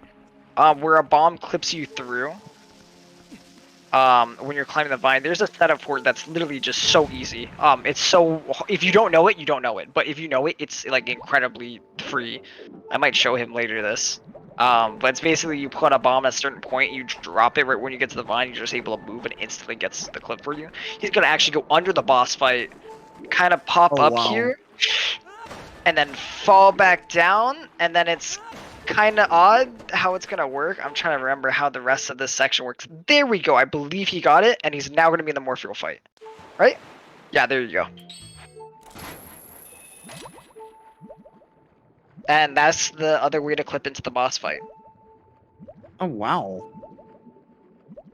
I'm glad he's going to be continuing this run with that. That's a really sick backup.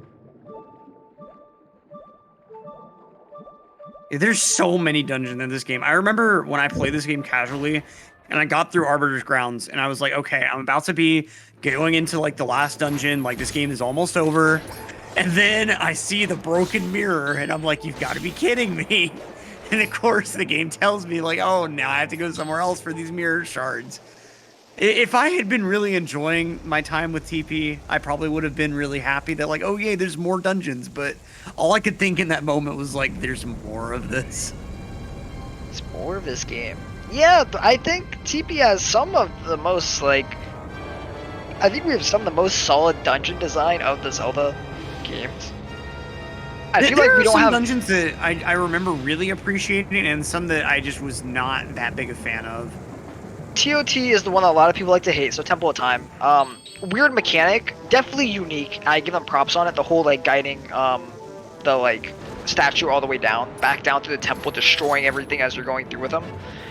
Beach has one bomb. RNG right now. He wants it. Did not get it. F. He wanted it. He did not get the regrab. That's more fuel RNG for you folks.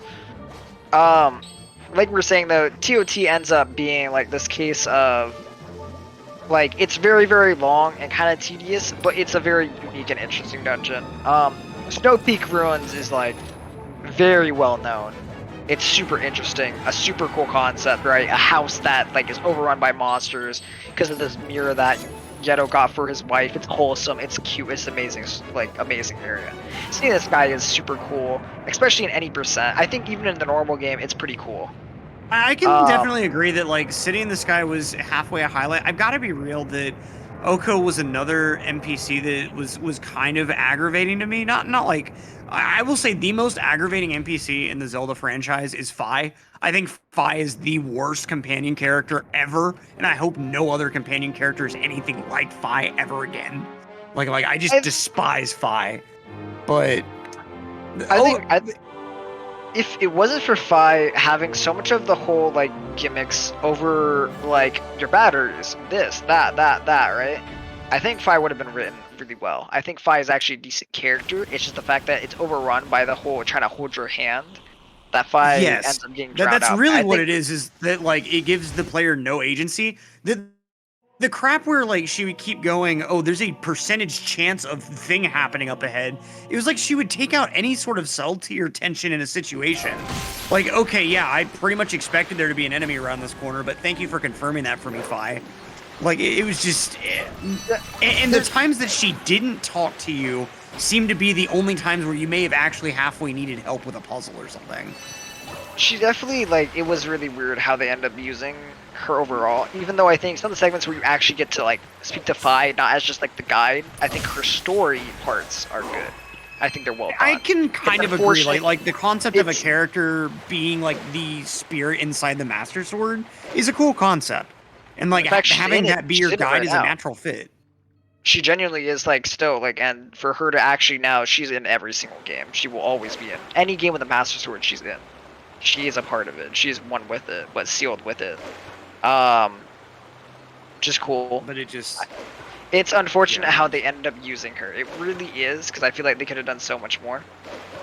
Maybe SSHD will help flesh her out a bit more. I don't imagine they'll change the story, but maybe they'll make her a little less handholdy. I don't know, man. I gotta be real. I halfway think SSHD is pretty much gonna be the same situation as like Galaxy in the 3D All-Stars release, where like they're probably just gonna reuse whatever Wii emulator they use for Galaxy re-release. With like, I think they're probably using uncompressed assets. That's the whole HD part of it. Like they're probably using the original texture files rather than the ones that were compressed to fit in the Wii's RAM. And I mean, yeah, I don't see them making any real meaningful changes. And it kind of, I'm not gonna lie, it kind of upsets me that they're wanting $60 for it, despite the original game costing 40 at launch. Like, maybe if it were an OOT 3D situation where you actually made some new models for it, maybe, but I don't see it. It's definitely unfortunate. It's unfortunate to see. Also, we switched over to Zach, who's going through maybe Twilight right now too.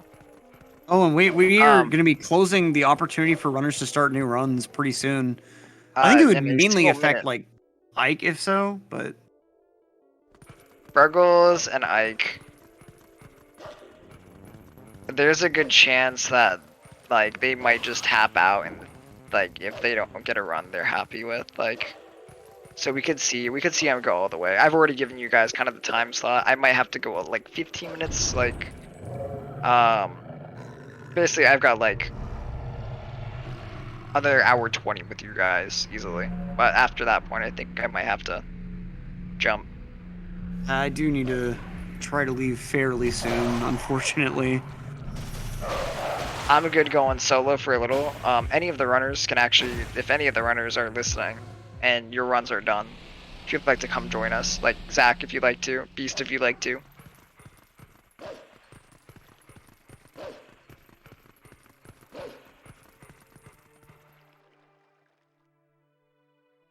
But I think, yeah, we have hit that point where there is no more resetting. And so when something goes wrong or really wrong, we might see our runners really tap out. Ike and Bruggles got a gauntlet in front of them right now, so we'll see. Even Marco's got a gauntlet going on right now too, but I think he did get... I'm gonna go check the splits real quick. Actually on a very good paced run. Marco's 10 seconds behind PB right now. Very good. Zach is only a minute behind PB. Very good.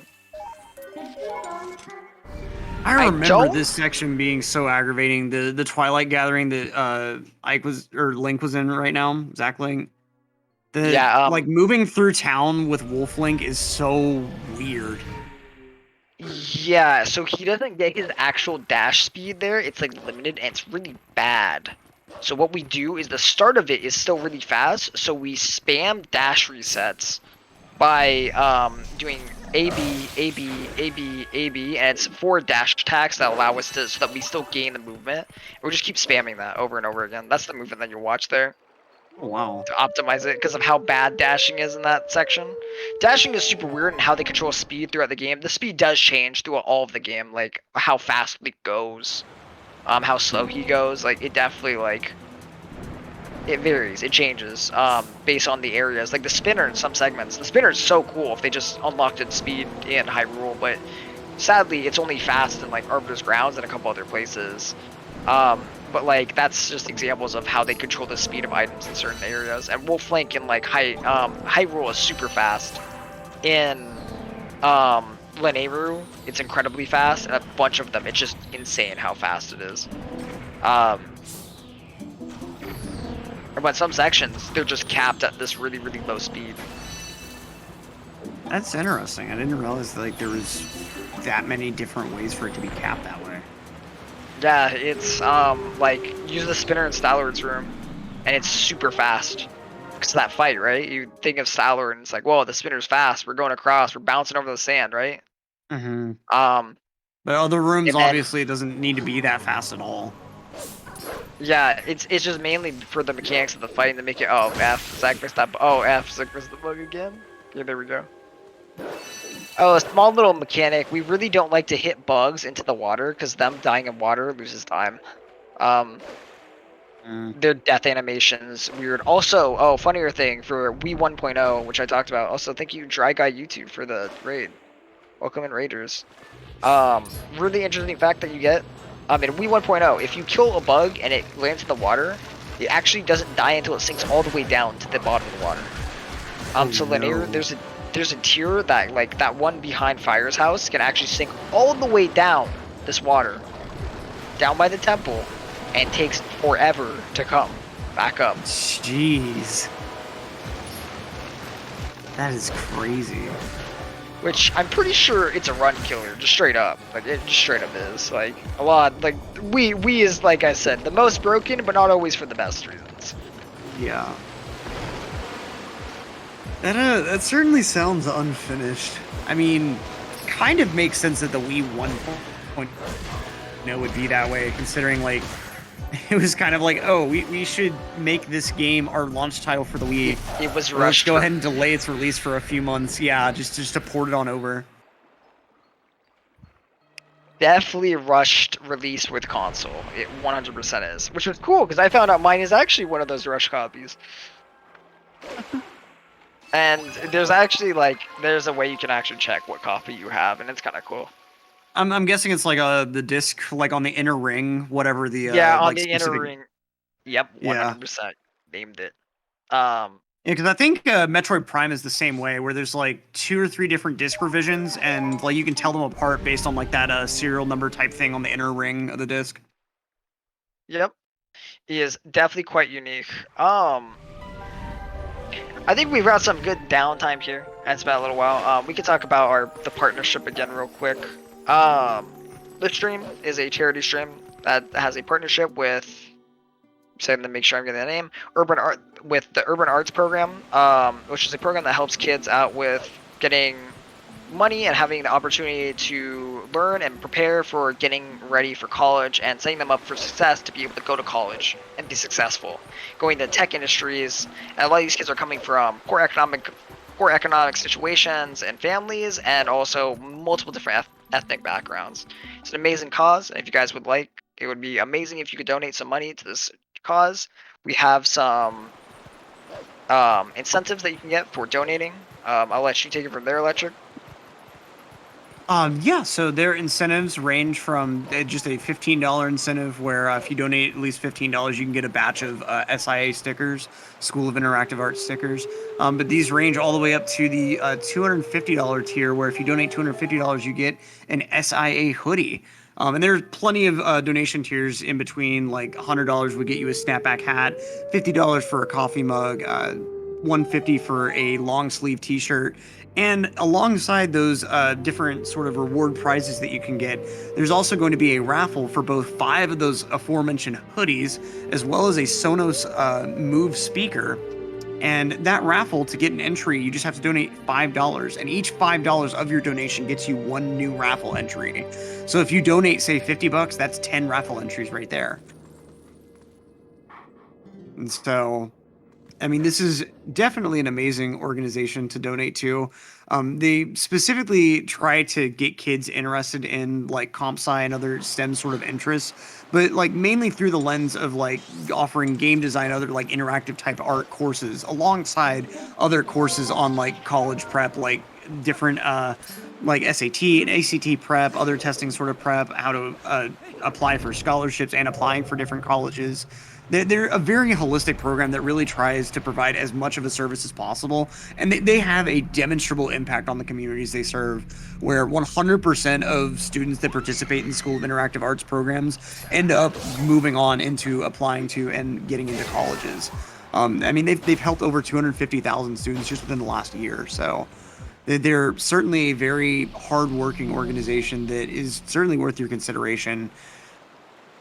And we have multiple links so that you can further check out some more information on them. In particular, like I was kind of mentioning earlier, they actually do have live streams where they'll kind of show off different projects that the students of their programs are working on. So you can actually see exactly what your money would be going to firsthand. Also, I'd like to mention JD has tapped out, I am very sure. Reset their run, and they are past that reset point, so I think they are tapping out for the day. Thank you so much, JD, for the amazing runs.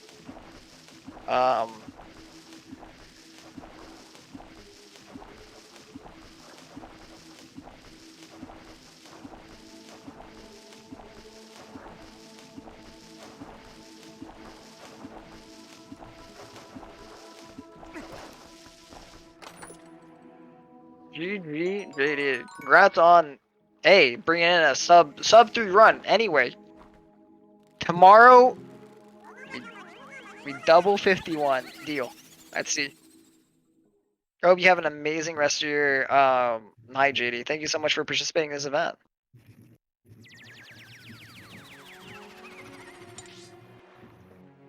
Yes, Zach polluting the water of lake bed by dropping all of his bombs in there. Unfortunate. What will the Zora people do? We are at the cutoff point. If people reset at this point, their runs are done. Donezo. Like, their time is over. Until tomorrow, which we'll be back. Same time. 10 a.m. EST to 6 p.m. Yes, I got that right. Had the check in my mind. JD had a pretty respectable performance today, with a 258 on the leaderboard. I mean, he's got a good starting point to kind of pick back up on tomorrow.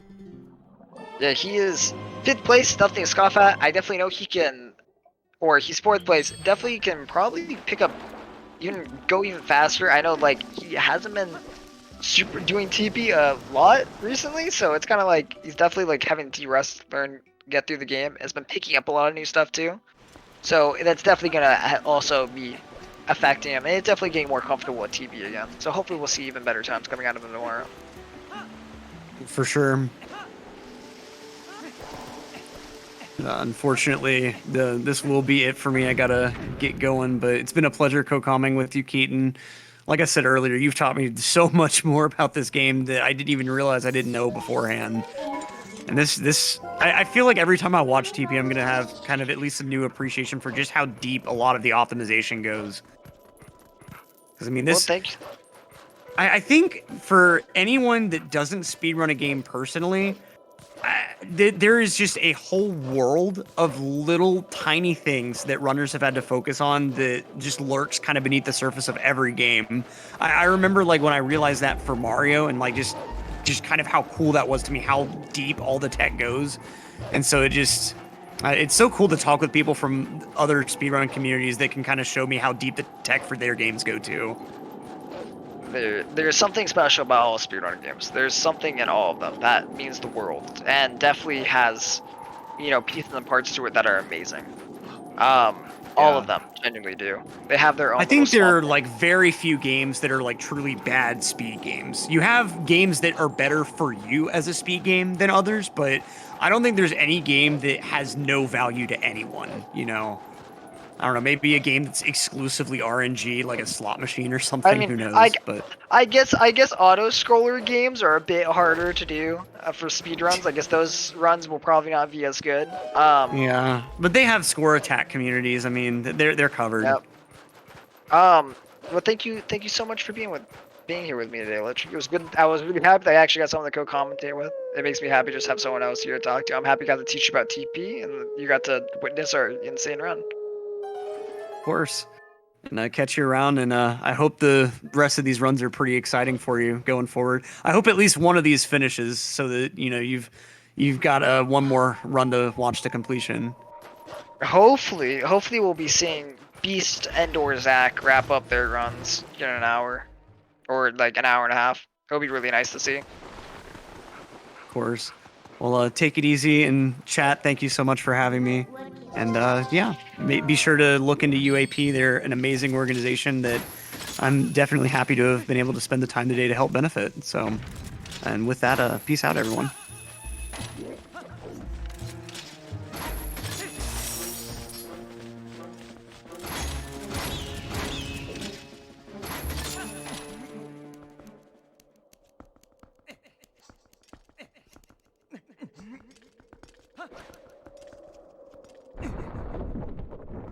They're continuing on with these runs. We have Zach about to go do messenger skip. Like I said, this is going to be an LJA that skips, like gets him into the next leg. So when he voids out, he's going to spawn up. You can check on the map when the little blue thing like actually moves on the map. It's kind of cool. Then you spawn over here. That's a 1-frame side hop he did for, fun. Does he take a spiritual journey? And he took...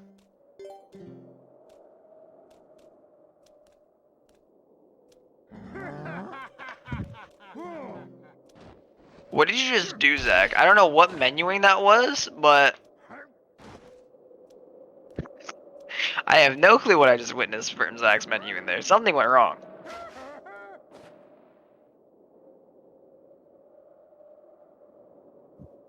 So we got 2 runners out. You've topped out Demon and JD. We've got Bruggles kind of in the earlier segments of the game. Swiftike right behind him. Like with a pretty decent Master Sword time. Bruggles also with a pretty decent Master Sword time. Hopefully we're going to be seeing them get through more of this game and actually get out early game. Did he say yes to the spiritual journey? I don't think he did. I think he said no multiple times over. I saw the prompt come up multiple times for asked him, and I was a little confused by that. I'm not gonna lie.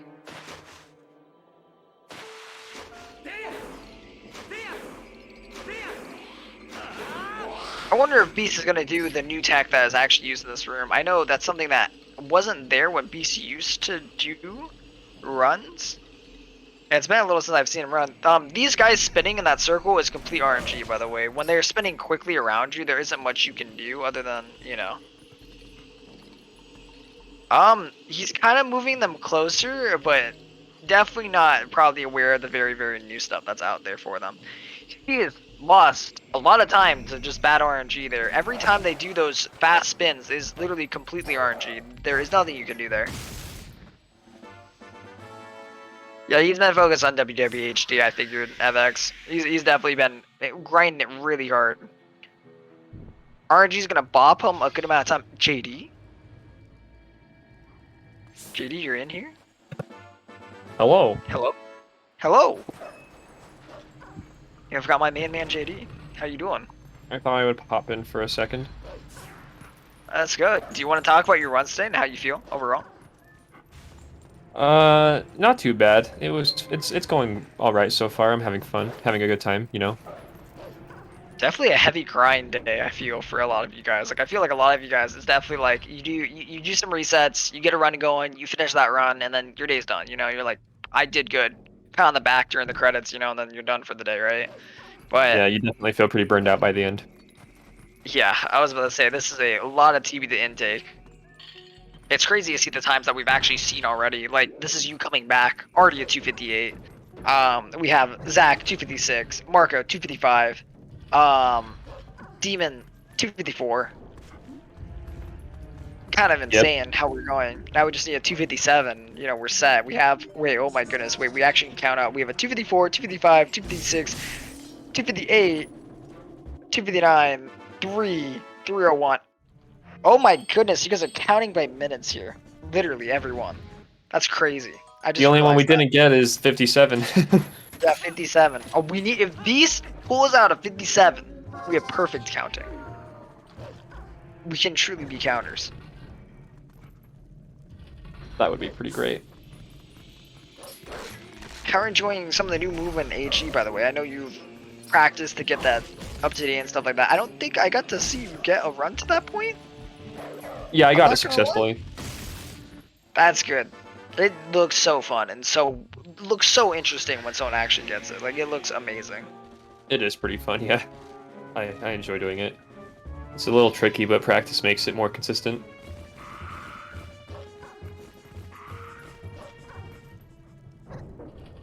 The last attempt I did today even had like a 28:50 boomerang, which is an insane time for that split.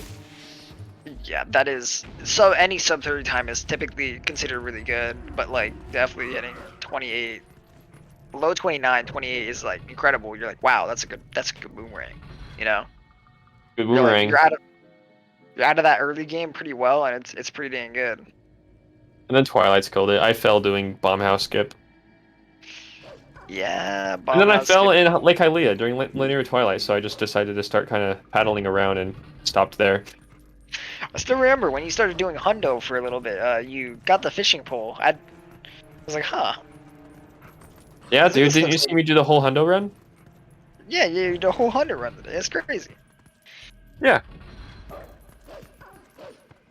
Isn't there fishing pole duping in this game too, or something like that? Yes. Yes.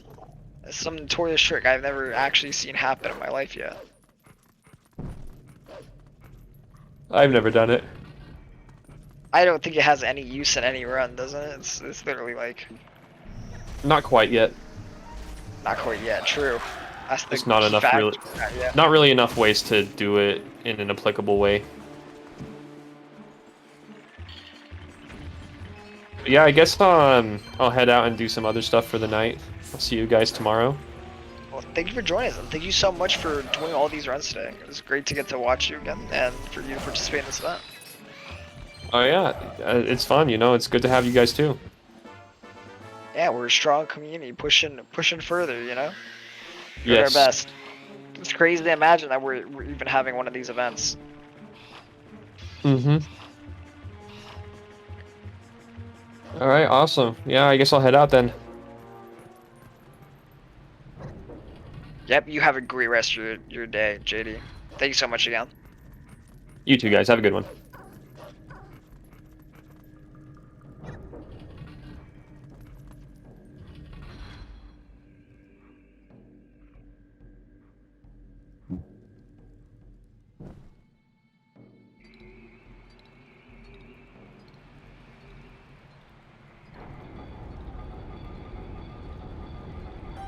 So currently we have 2 people on runs. We've got Beast doing AG. We have Zach kind of falling behind.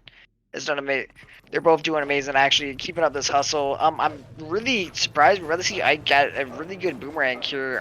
This is about to be a 28 boomerang, right? I believe it should just barely be nice. 28 boomerang over from Ike. Great job there.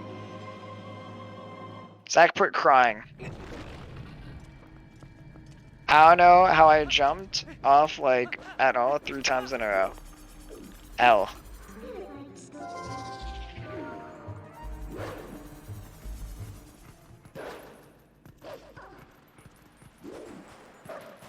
Beast Beast still is like, this is the difference of parallels of the movement. For these sections, we're gonna see Beast doing some of the old movement that we did, where we played mainly as Wolf, where now we do this all as human. Really interesting to see.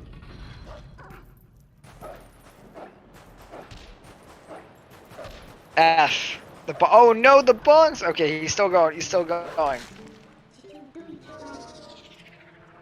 Hopefully we see Zach get through board fuel so his run's actually able to continue. It's not the greatest run right now, but he definitely he can still make something out of it.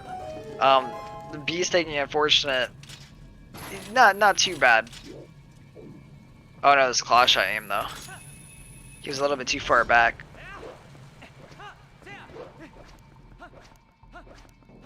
Bruggles getting Gorge Void, so his run is going to be continuing. That's pretty good.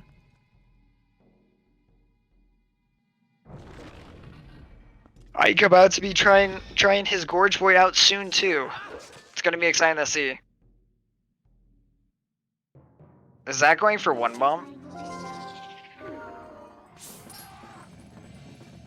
Did Zach get 1 bomb? Was that 2 bomb or 1 bomb from Zach?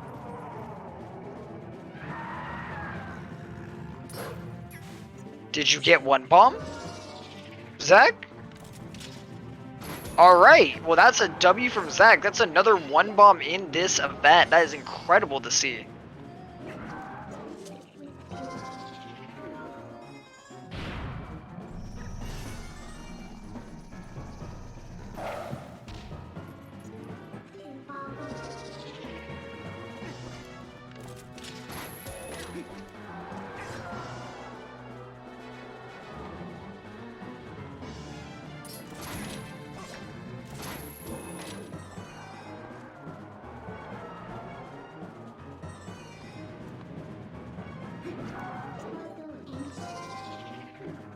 This run really blows, but whatever. I mean, you know, keep going until it passes the point where, you know, you can't even, like, hit a time. Like, hit an actual, like, time, like, past the one you put in. If you can't beat the 56, that's understandable if you drop down. But, you know, you still got a second day here. There's no need to worries out here. Great job on that DSS there, Beast. I did not check how many times that was. I'm interested to see B splits too. I really would like to see how each of these runners are doing so far. It's not as hard when there's only so many right now. Dino skip and TP Pog. Yes, we have Dino skip.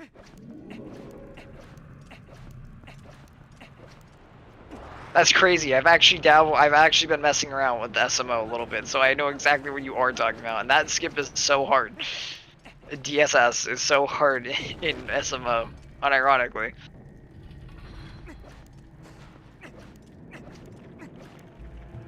Beast actually on a decent pace run, I do believe. I think he lost some time to DSS and all that.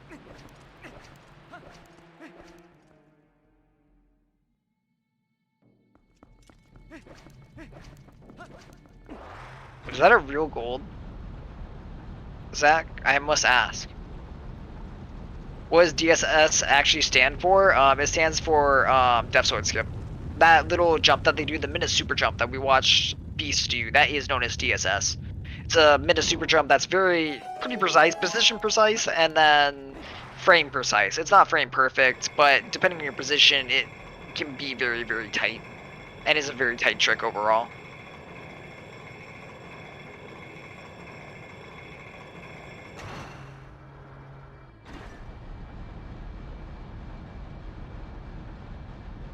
We definitely just saw Ike also get Gorge Void. Yes, a real gold. That's pretty amazing to see, Zach. W on the actual gold. That's huge.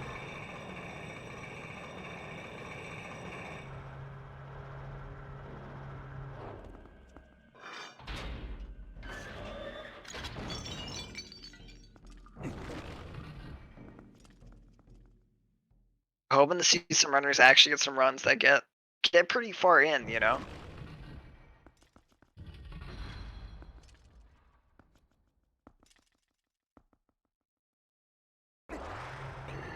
Marco actually on very good pace.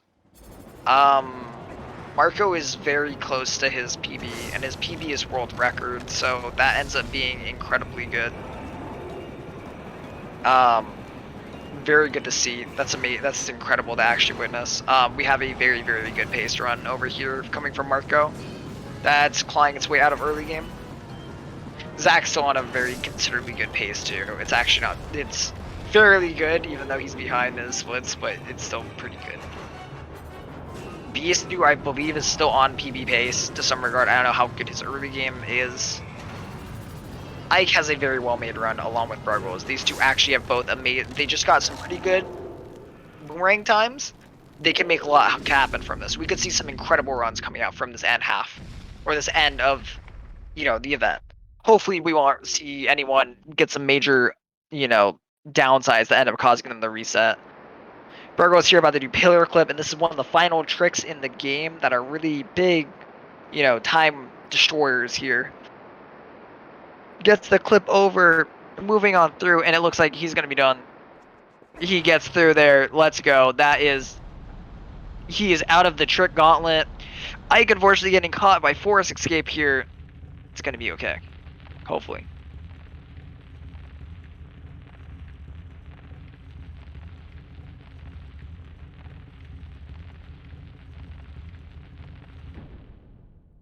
I mean ahead of PB, I mean ahead of... Beast is ahead of his original time in this race. I think he reset... Some people have been resetting their splits for this. I think this is weird. That's the one I like a lot now. I actually sucked at it for a long time. It took me, I think, like... I had a stream where I just called it Drowning Stream. And it was literally me just drowning to the trick for like 4 to 5 hours.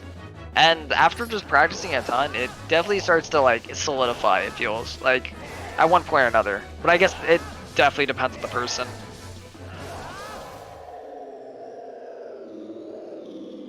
Good job, Beast. Gain that Stallard early knockdown and the good quick kill here. That's very good.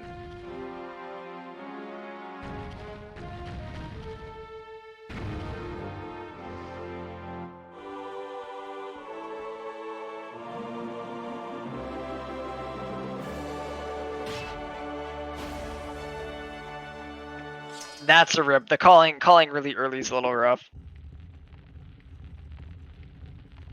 We see Bruggles doing the new lake bed. We still call it new lake bed because some people still do old lake bed. Until that ends, it will be called new lake bed. And then one day it will be called normal lake bed.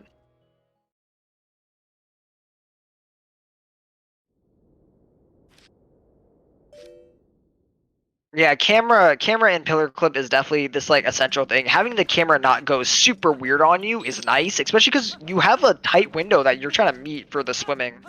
And I know if the camera messes up, it like literally just sucks to deal with.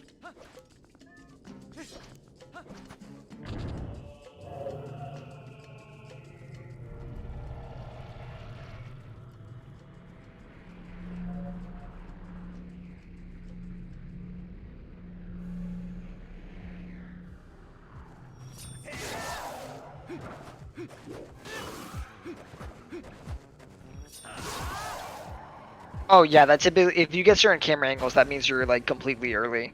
That's based around how early you are, and sometimes it's positional and which frame you do it on. So camera is a really good way at being able to tell if you are too early or too late. Well, too late's really simple. You just, pop out. You just pop right out.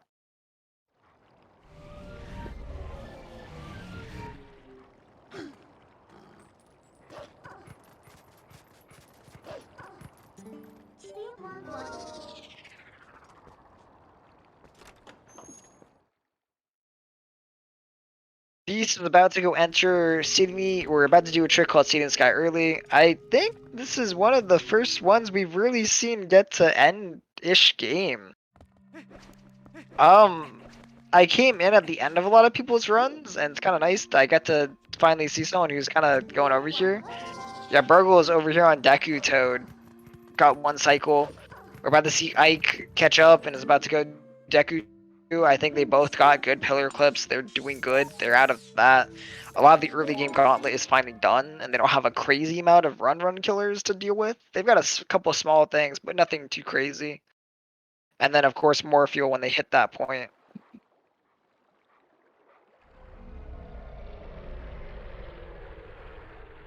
Very fast fishes too. Good. Getting those kills fast definitely saves time. Making sure that you get those fights done really, really quickly, that is essential to it. Ike doing, I believe that's old lake bed there, isn't it?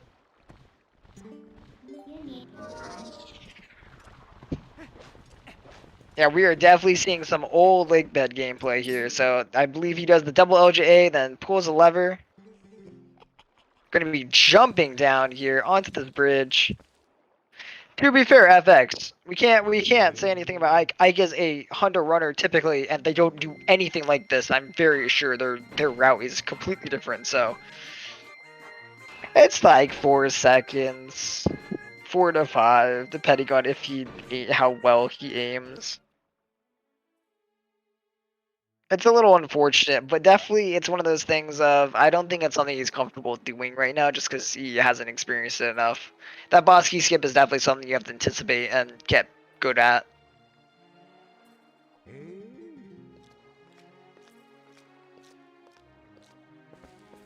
We're going to see a C-up transform from Zach here, by the way, so that's what we call a C-up transform, which saves frames. Cool thing.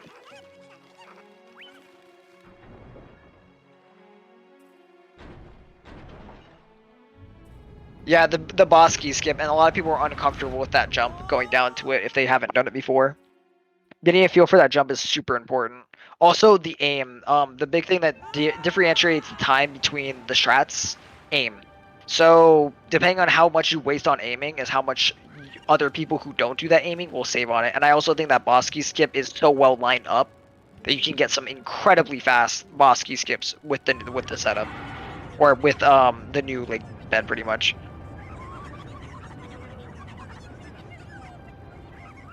A good CAD clip right there from Bruggles. Doing good. We actually see all these runners on pretty decent runs right now. It's good to see a bunch of them all kind of getting out of it right near the end.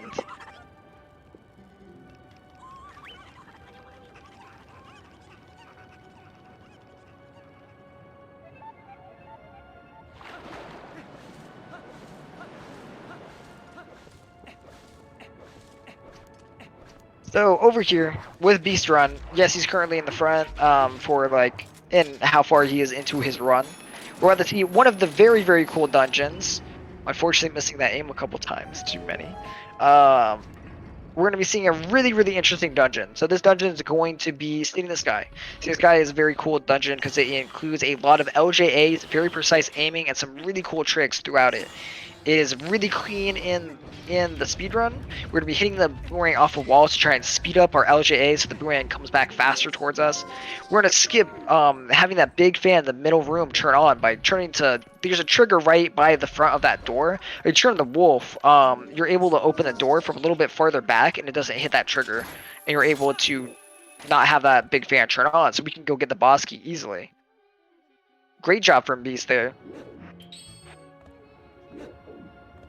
Unfortunately, messes up the side hop a little bit scary there. Here we're just so this is one of the few uses we actually get of the spinner in this run, is to do these bridges. Cool thing, he's gonna try and B-slash off and then roll before the cutscene is. He gets it, of course. That's rough. That roll was a little rough there. Back up, LJ. Unfortunate.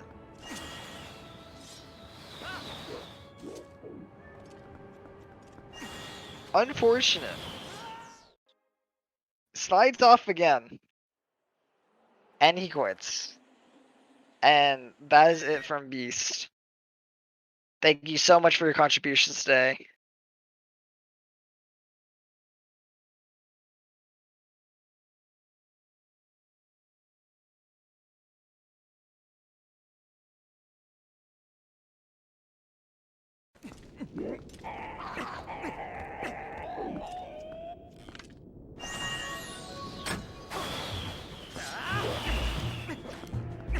That will be another one going down. We now have 3 people done for day 1.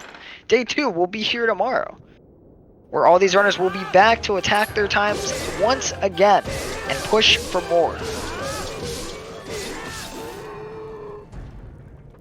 We now have Zach farthest into the run, about to be entering AG. Yeah, Beast, definitely have to deal with internet. Having good, consistent internet, man, something we take for granted in a lot of areas. Because a lot of us actually don't. We deal with really shoddy, hard internet to have, and it's so hard living when you get, you know, like 10 upload at best. You know, it's unfortunate.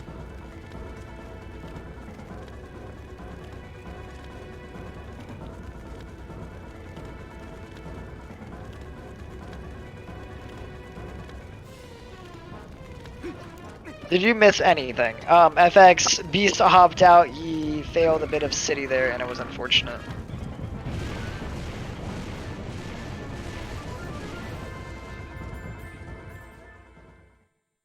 FX, Beast hopped out. Oh, my own voice, Beast, you can't do that to me. Oh, sorry. What up? How are you doing, Beast? That was exhausting. That was a lot. There's a lot of TP. I haven't seen you run TP in a little while. It was kind of, I was like, wow, we got Beast here. I'm enjoying it. It's fun to get back. I just that's a long day. I normally would have kept going with that small mistake, but whatever. You're exhausted near the end, and it starts like you feel like you're just playing sloppy near there. No, he did fail cutscene skip. Beast, if you want, you can explain to FX what you missed. Oh yeah, FX. I was doing the LJA over to the first spinner area, and I just kept slipping off the edge because I haven't practiced it. I should have just done the claw shot. I tried it once, and then when I tried it again, I just tried to do the LJA from the ledge that you spawn on, which is very possible. I've done it before, but again, haven't practiced it in quite a while, so I failed that once and then just called it. Yeah, it was a little rough there. I was like, dang. Yeah. That LJA definitely one of the more precise ones we have in the run too. So like, you just gotta stand in the right place. It's not that bad. I just like I ran directly off the edge. I didn't miss the LJA really. But my thing for today, like you said, I haven't run this game in a little bit, and I learned over the course of the past week finally the new lake bed, new SPR, and new Arbiter's Grounds. So my goal was to at least sneak those in, and I got my SPR gold. I can still gold it by like 10 seconds, but I totally botched all the lake bed and arbors ground stuff. So, lake bed, I think I know what you're doing wrong, by the way. So you keep dying on the Bosky skip, right? You're doing it fine. I'm not going back far enough. All you do, so it's 3 backflips, put on iron boots, and then do a backflip with iron boots. It's called a back hop, and that will always give you the right spot. Oh, you do a back hop. Interesting. I was just holding back, and I know I wasn't going far enough, but that's an easy way to go further. Okay, thank you for the tip. Because of the stairs, you do a back hop, and it gets you perfect in position. I've never had it fail on me when you get the back hop. It will guarantee fix that for sure. That's really good to know. And then AG, I mean, AG is just kind of funny. It's like Break Slide City now. Like, yeah, well, the problem is, like, I actually really enjoy the brake slides. I'm good at ESS position now because of running Wind Waker HD. Oh, yeah. But I'm just missing the first side hop, which is pretty precise. I think depending on how you do it, it can be as little as 1 frame. And yeah, obviously, it can be in between 1 and 10 frames, right? I've heard it's something crazy 10? at times. Oh, geez. Yeah, Okay. or like 8. It's like 8 to 10. It can be really wide if you have like a really good angle. I know Zach's got a good camera setup for it, but I don't know, I wasn't really getting it. So it'll take more labbing. I've only done a little bit of work on it. But I just it's definitely one of those fuel things. It's definitely one of those fuel things, and it's super cool. Yeah. Well, I expected to be coming in last, and I am living up to my expectations, but at least it's not by too much. I definitely believe that tomorrow you and/or I can come in and take some crazy times. Like, you and him are both kind of... For him, he's been in TP still. Like, he's not gone from TP, right? Yeah, he's just doing Hundo. But definitely, Hundo and Any, oh my goodness, this bug is absolutely mauling him right now. Yeah. Yeah, and Zach was just having some trouble with a 1 skip. That's really unfortunate. Yeah. Looks like he's on good. Definitely runners nice start setup. to get. Yeah, this is pretty nice. Now we got all of them over here.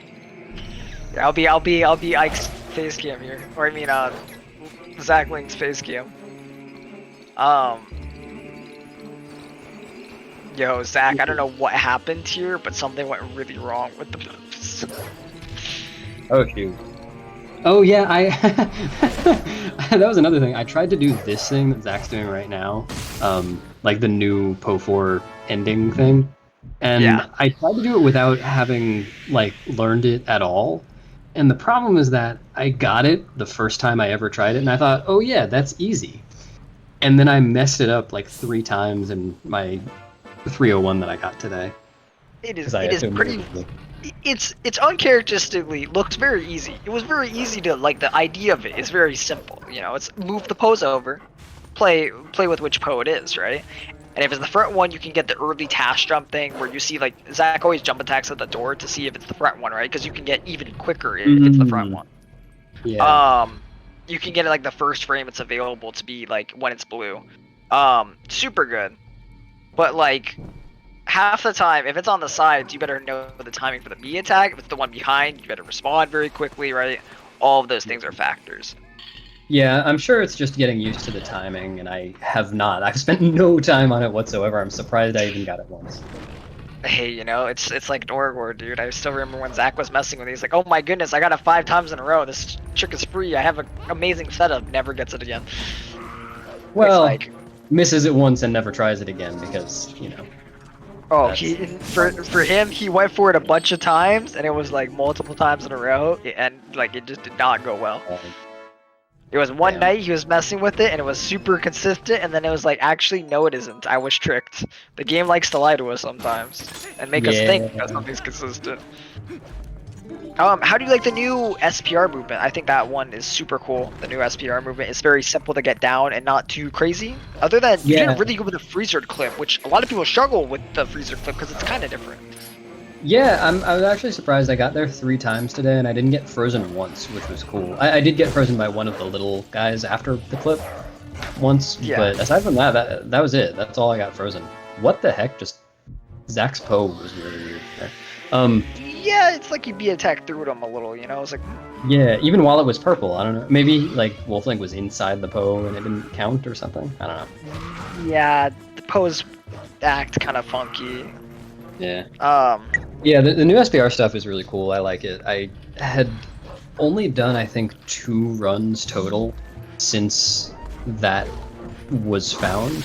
And I felt really bad each time that I hadn't learned it yet because it looked easy and looked cool. It's just a free gold. Oh no, Zach, Remy. Oh no. It's definitely cool. It's useful, and it takes out that boomerang throw. And that boomerang throw is notorious for staying in bounds and losing a lot more time for people, right? And it's crazy that that's gone now. You don't have to think about that anymore. And so in a lot of cases, even freezing in the ice there, you still save time over the old way. Like that's crazy to think. It's like, wow, it's that much better. It was that much of a difference. Yeah, like I had a very sloppy segment today and I still golded by I think 5 seconds, so I'm pretty sure I can gold by 10 or more. Still. Yep. Yeah, and that's just because of how the old SPR was. How much room for error there was. There's a lot less room for error in the new one, it feels, if you know what I mean. Yeah. Like, it definitely feels like you have a lot more control and a lot less, stuff can go wrong. Yeah, true. And it doesn't rely on the boomerang. But I also feel like, people were complaining, or not complaining necessarily, saying that the freezer clip felt different afterwards. And I agree. And I think because I was struggling with the freezer clip afterwards at first. Oh shoot. Well, Marco. Oh god. Marco's gonna have a tough Morpheal now. Oh, did he not get it? He got Morpheal 1 for his new PV? Unequipped. No, he unequipped Iron Boots, but didn't pull a bomb. So he's floating up. I think you have just enough time to get back down. Well, I don't know if he's. Well, we'll see. We'll see. Zach, if you want to tap out, buddy, you're good too. We hope you're not obligated to keep going if you're. You've been going for a long time. You've been pushing like crazy. You've showcased. Go if you want. Go up to DSS and I'm thinking, man, let's show us off some of the cool new movement again, because I think it's hype. I love it. I love the new stuff that's been added. Oh no, Marco's having a time. He's just, so the problem there is twofold. You obviously missed that first grab on Morpheal, and then because you floated straight up from where Link was in that cutscene, you are in the center of the arena, and Morpheal's just swimming around you, ignoring you. So that's what's going on with Marco right now. That sucks so much. And what's even more sad about this is the fact that Marco was only 30 seconds behind PB. Seriously? Oh my god. Yes. Yeah, that's brutal.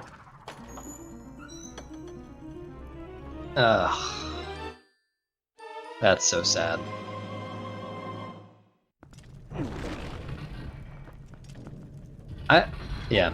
Anyway, I was saying, I feel like I've gotten a lot better at freezer clip now. Like I feel like I understand the trick better, so I like that. That's a part of that's something that came out of having a new strat there. Also, Zach is crushing this. Absolute good movement there. Great stuff, Zach. He's showcasing this insane stuff we see here. Gets the break slide there again.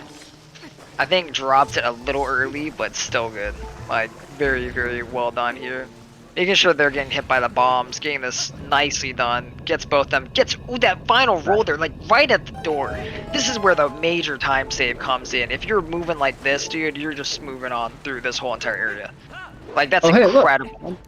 Yeah, Zach is amazing at this. Like that looked exactly like the demonstration video he made for it. Exactly like it. It was very well done. He's practiced. He's put a lot of effort in this. He loves his break slides.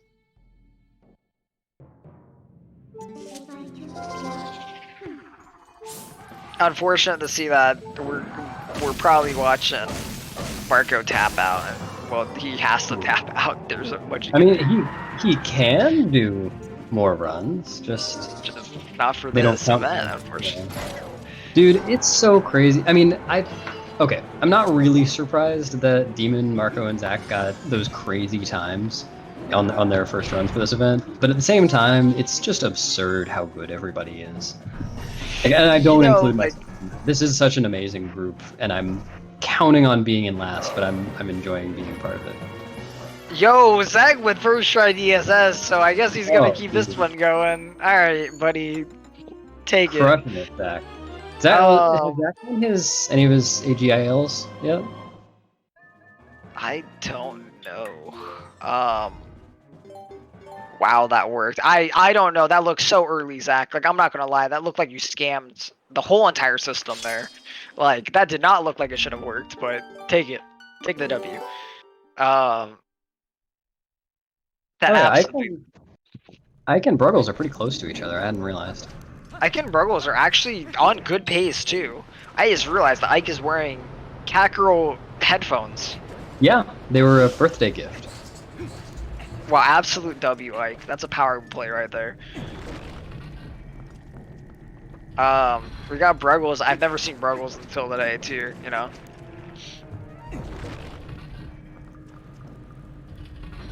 Just cats are... Mark, you're just chilling.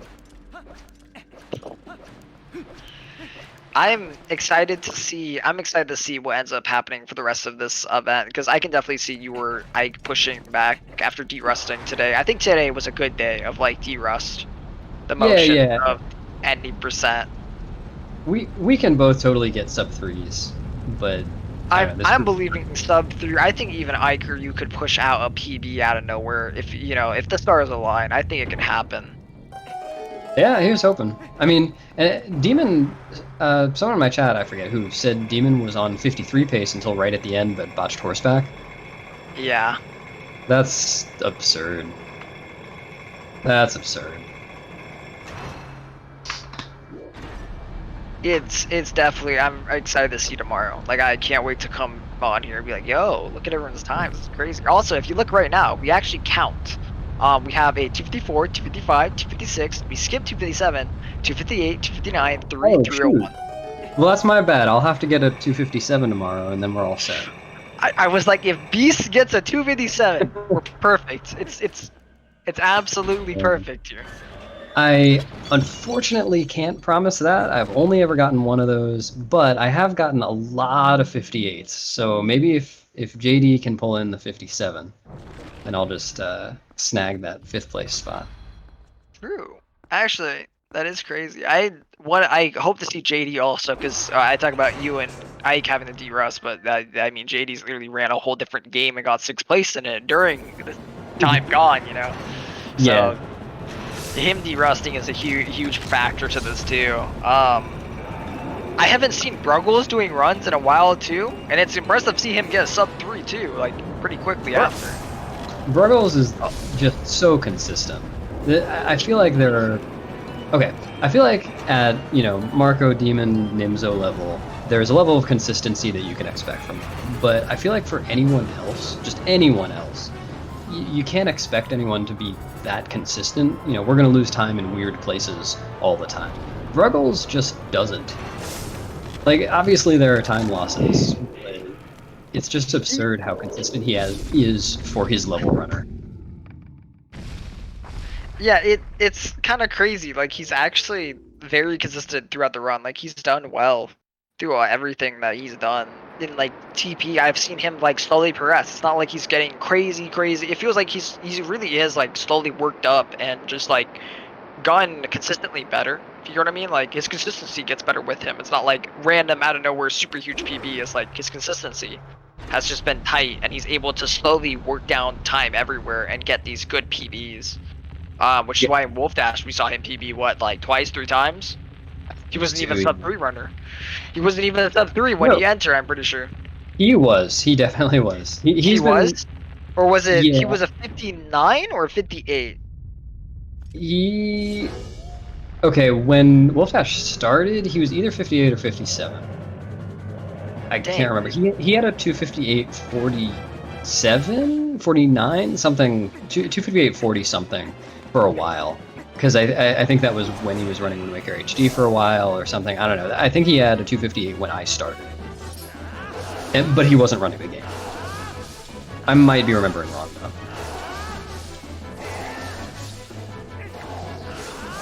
He had sub 3 for a while. Okay, I'm just dumb then. Almost for a year, I think. Alright, might be. Yeah.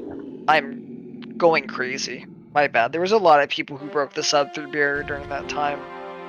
Yeah. I've seen a lot of PBs. Like Ike had a sub 3 before Wolf Dash, of course, but he hadn't had one as long as Bruggles. Yeah.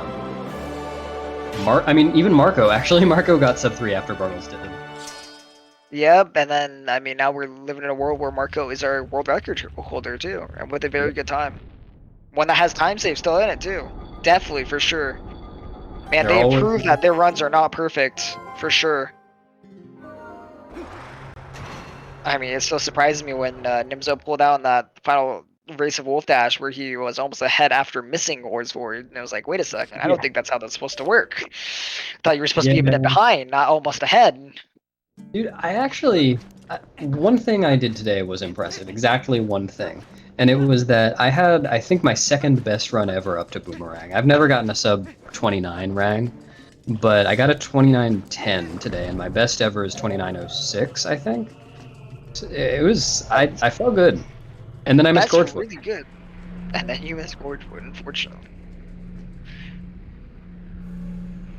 Gorgewood, unfortunately, is a bit of I don't know. It feels not the worst. I feel like there's still some good warning if you're on that good pace run to keep going, you know? Yeah. For sure. I kept going. That's good. I was hoping you didn't reset to that. I was like, having that good low 29 and still, you know, being on that good, like, ability, just missing that one frame would suck to just see it. Yeah. I've never been one to reset to Gorged Void. I pretty much never. I think I've done it once in my life, maybe. I didn't feel like playing anymore. It's kind of that case of, if you had a crappy run and then you miss Gorge Void, no, it's understandable. It's like, alright, yeah. Like, you just reset at that point, you know? You have like a 31 boomerang or something, and then you keep going, and then you end up, you know, missing Gorge Void. It's like, well, I guess, you know. Yeah. Yeah, I just never liked the psychology of it, because if you're planning to reset at Gorge Void if you miss it, then the run's already bad, you're already not happy with it, and then it's a lot of pressure on one frame. Yep, and it makes you overstress, and like I've said, we literally got the example from Nimzo, where it was like, these times like 52 are possible, like, let's be honest, even 51 is almost possible without Gorge Void from what he's shown. Like, without Gorge Void, oh my god. Like, I mean, even that fathomably being possible is insane. But yeah. you can definitely hit these incredible times. I think there is no reason to say 255 isn't very accomplishable, or 254 without Gorge Void. It's just going to be hard. But there's definitely so much more to the game than just Gorge Void itself, you know? Yeah, and I'm kind of feeling for Marco and Zach right now too, because I don't know if JD feels like he can beat a 254. I'm sure he can, but I don't know if he feels like it. But I know Marco and Zach think and know that they can. They really can. And so now, you know, for this event, the pressure is on for them. They have to be doing real PB attempts. Whereas I can just kind of sit back and accept that I'm not as good, not going to beat a 254, and just enjoy, you know, doing some runs. For Zach and Marco, definitely. I think Marco can also still, like, Demon definitely still behind. Like, this is still almost 2 minutes. It's like a minute 30 off his PB, right? Yeah. Like, oh yeah, and Demon can definitely continue to improve his event time. Hopefully we'll see Marco too. Like, that 255, he was literally 3 minutes behind his PB. Like, we know he can we know he can push it further. Same with Zach. Like, we know they can push this down. I know for Zach, in that 54, 53 area, I know he can do it. It's going to be cool to see if he actually gets it. Yeah. But it's kind of the thing I've always said about TP. It's like, with TP, even if you're at that level, it feels like sometimes you don't just get the run. You could play at the level of a 53, right? That doesn't mean every run's going to be a 53. That doesn't mean you're going to get it today, you know? Because I've seen countless runners who play at like a 57 level who don't even have sub 3, you know? It's like, that's kind of weird. It's like, that's just kind of how TP works, it feels like, you know? There's a good grind that goes into it half the time. Consistency is everything. It really is. I was just thinking earlier today, I think it was the run I completed.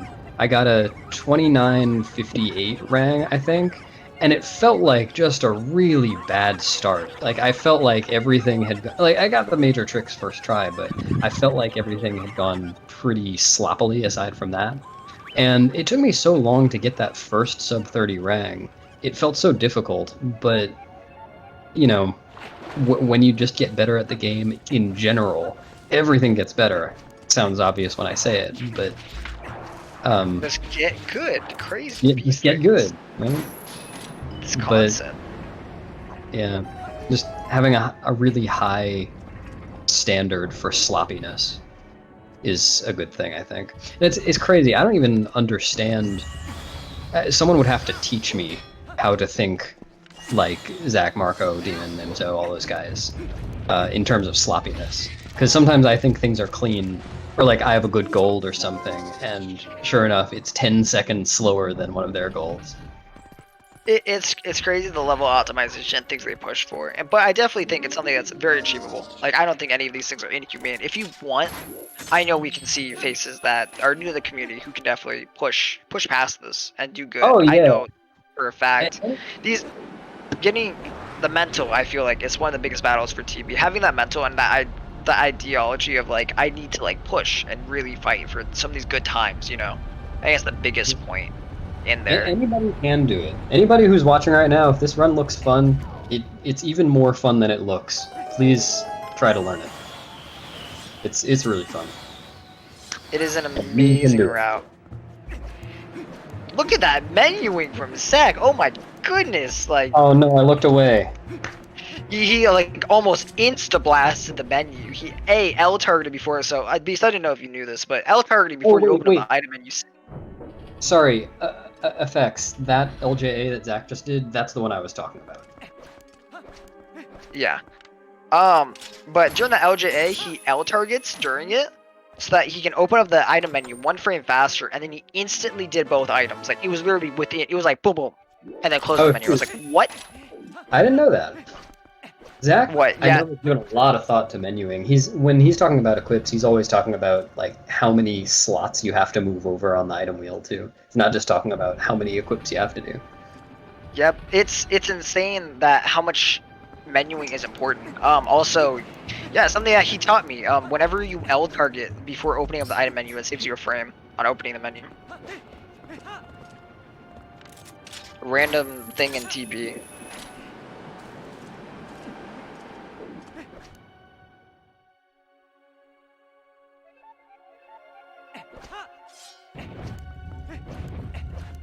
Yeah, it's slightly faster doing LJA by that spinner segment there. You don't have to claw shot. It also, it is very worth it. It saves time on two-handed grab. It definitely saves a lot of time against one-handed grab.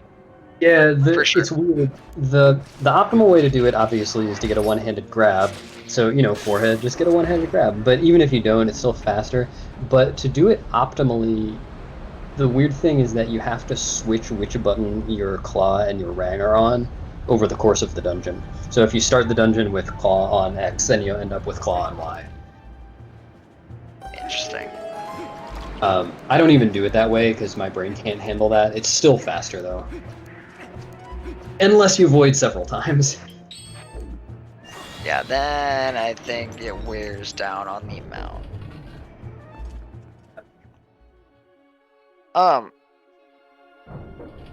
Man, yeah, we've just got City in the Sky, we've got Endgame, everything like that. Like, we were just running through the last few segments of the game.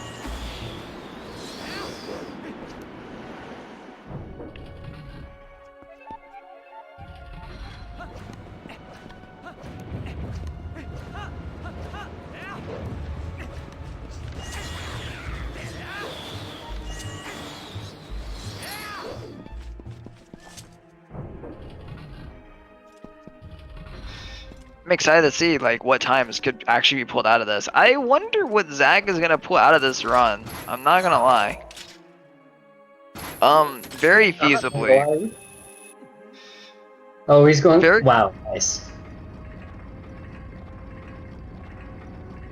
Zach's been doing that claw shot method a lot lately. I've seen Yeah, he it. has.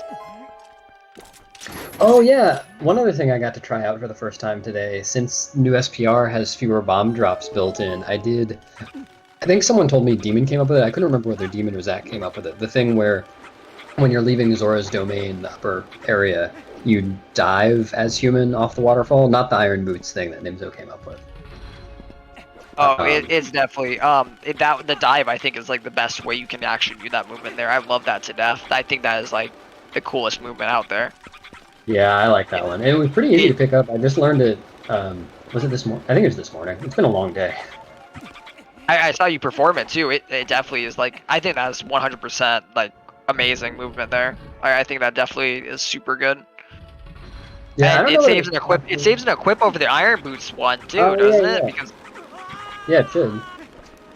so I think that is like one of the best methods you can actually learn for in terms of bomb drops. I think the wolf turning the wolf will be slightly faster just because wolf movement, nice. But like it's kind of weird. I'd want to see timings of all of them. But I definitely know for the bomb efficiency, it's way better to do that. It's at least comparable, and I'm saying this because I golded that segment today by 1 second with that new stuff in it, which I don't think it's as, I don't know, I didn't think it was as fast as Wolf. I thought it just dropped more bombs, but I don't know, it's comparable. The big thing with it, I know Wolf runs faster, but Wolf also just jumps down into the water and then has to climb up, and that climb up animation especially is like kind of the annoying thing that comes with it. Yeah. Alright, Zach, good stuff on getting that pixel. Let's go. Well, spoilers, I'm a little behind. Oh yeah, there's a stream in here that you can watch that has a oh wait, you can't watch Discord streams. Oh wait, you can't watch Discord streams, can you? I have no. I'm not gonna try my luck. Zach has a bunch of time apparently in City, from what I heard. I don't know though.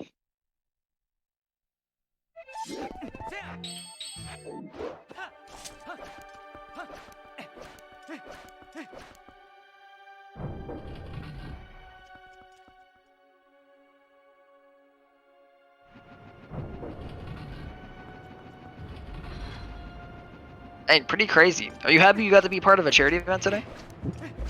Yeah, yeah, I was glad to be invited. I was looking forward to doing a bunch of TP, and I did a bunch of TP for a good cause. Yes, they're in with the donate. Yep, I was gonna say just a quick shout out to charity, or for this charity event too. The organization, the Urban Arts partnership that we have for this is amazing. Like what this foundation does, trying to help get kids money and prep them for education in like a college level or higher up level opportunities for low economic kids, followed by different ethnic backgrounds. Helping them get into technology, other fields like that, and donations will get you. Donations will help get you incentives that can definitely put you in the raffles and get you some really cool items.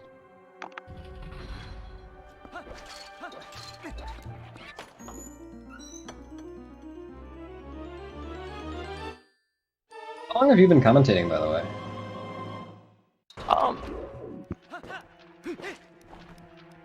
For quite a good amount today. I believe it. Thanks for doing so many cons. Yeah. Yep, it's been a full fun ride for a little while. I mean, you know me, I'm the person who does TP like 24/7. Like I watch this constantly. I'm really surprised that claw shot actually worked for Zach there. That one seemed like it was a little low, but you know, that's crazy.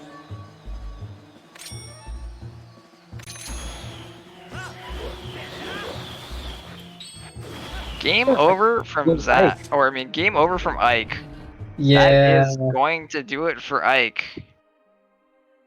Alright, Yeah. Ike, you want to step in for commentary for a second or anything like that? You want to hop in for a minute, or are you done? You don't want to come in and talk. Turns out my D-pad is broke. F, D-pad.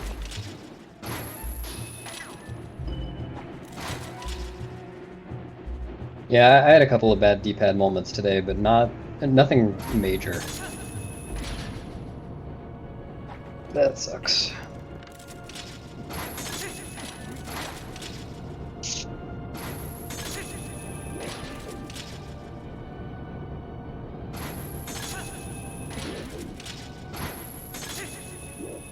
Oh, hey, Twitch is telling me Bruggles is live.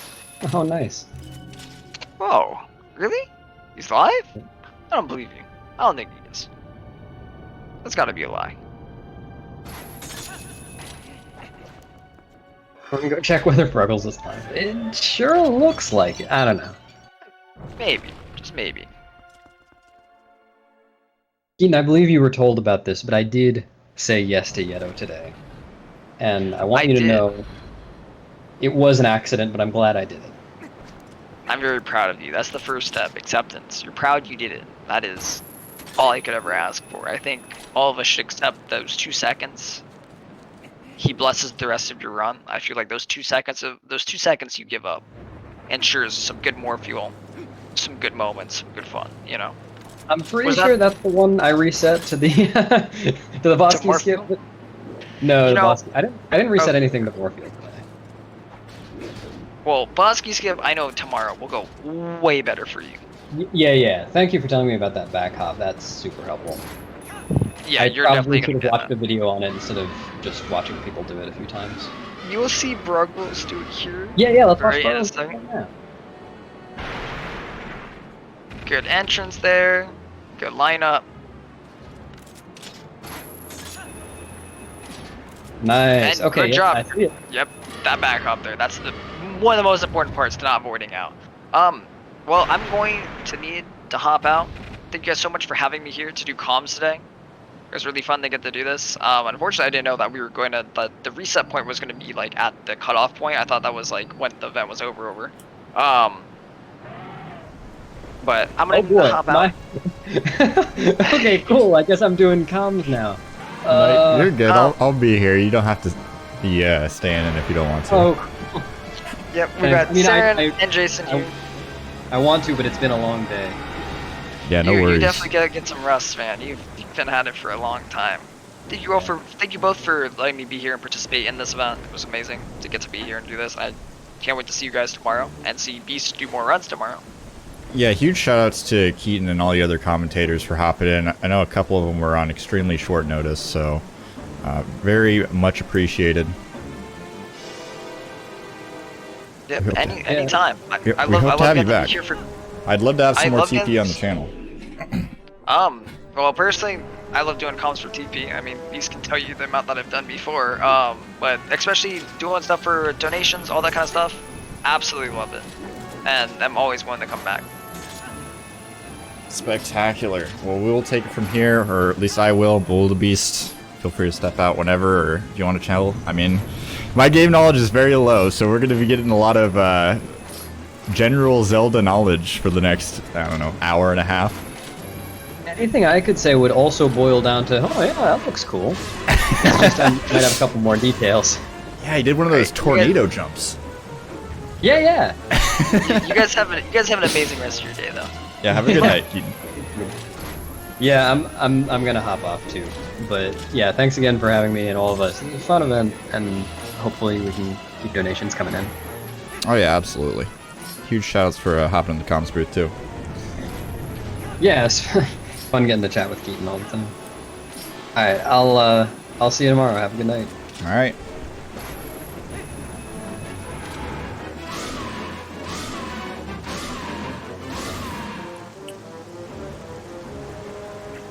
Alright, I get to play tech and commentator now. The most fun job in the universe. Hopefully nothing goes wrong, because I will not be able to fix it in a timely manner. But that's okay, because we got a lot of Twilight Princess going on. We are raising money for a great cause, and yeah, we got about an hour left here for ZachLink, a little bit underneath that actually, about 30 to 40 minutes. Hopefully he'll be wrapping up this run. Hopefully we don't get any massive time losses coming at him here. And Bruggles lagging a bit behind, but did start his run relatively close to the cutoff point, which honestly gotta hand it to him. It's a good strategy and getting a good run out of it.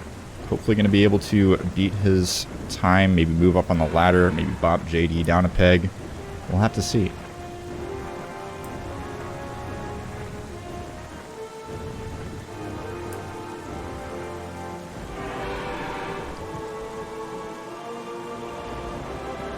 Morpheus proven to be no match for Bruggles once again. Doesn't look too excited about it though. Probably a little bit worn out from the, 8+ hours of gameplay. What are we running on hour about 10 now of the stream? It's been a long day of runs.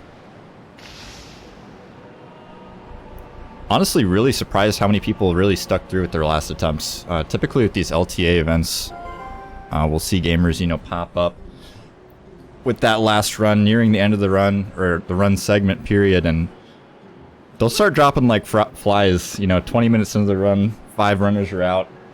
I think we had 5 or so runners going for about at least an hour or two after the cutoff point. I guess it was only about an hour. We're not even to that second hour yet.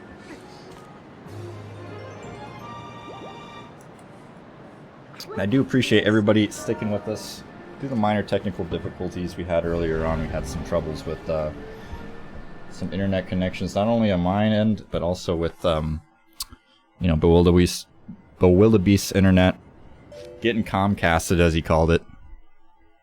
All too familiar to me as a former Comcast customer. Would not recommend, but American internet, you don't got too many options.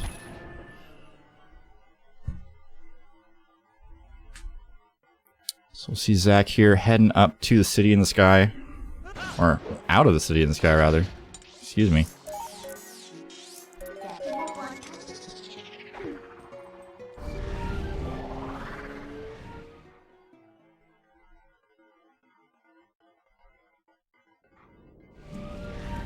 Where is Bruggles headed now? It's going to be kind of a piece together moment. I am not a TP runner by any stretch of the imagination. I'm also not Bewildebeest. I wish I was Bewildebeest. That guy is talented, mad talented.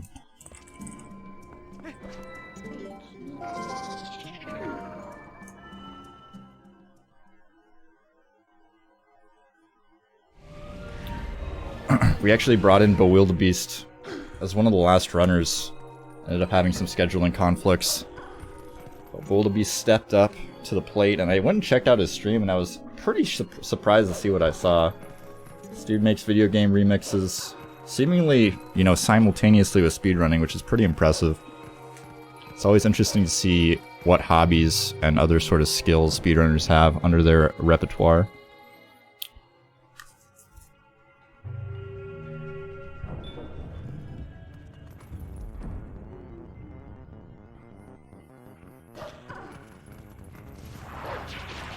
Didn't I just stream some Twilight Princess? Yes, I in fact did, and I did not finish my casual playthrough in time for the event. I last minute decided that I needed to crush this game before I got completely spoiled by the ending, but I think we've crossed that bridge at this point. I actually got insanely frustrated and just turned off my stream last night because I spent about 30 minutes trying to search for the medicine scent in Hyrule Castletown, and then realized it's actually inside the doctor's shop. You have to move a crate, and that was just it for me. I couldn't take anymore. I was like, nope. I figure if I'm trying to, you know, pressure myself to get through a game, I'm not really enjoying it anyways.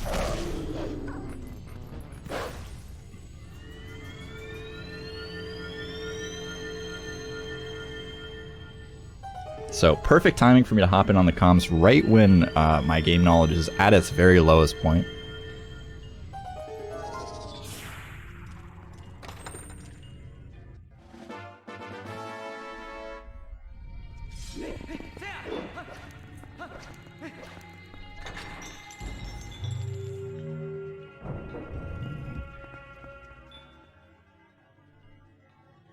I will say I'm quite a fan of the Poe collecting in this game. I think it's a pretty good collectible to have. A lot of Zelda collectibles feel like they're really tacked on, but the Poe fighting is pretty entertaining. They're all in pretty logical locations. None of them are really like out in the middle of nowhere to my knowledge. Although I overheard earlier there's like a labyrinth you can go through to kind of beat waves of enemies, and apparently there's Poes in there. I think that's some of the ones I ended up missing. But again, pretty good location for him.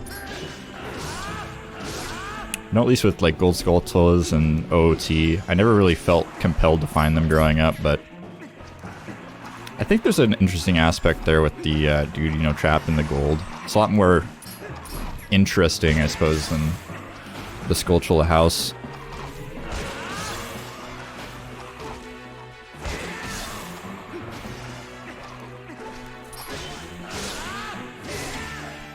I think one of the biggest shockers for you today is that Zant is not Ganon.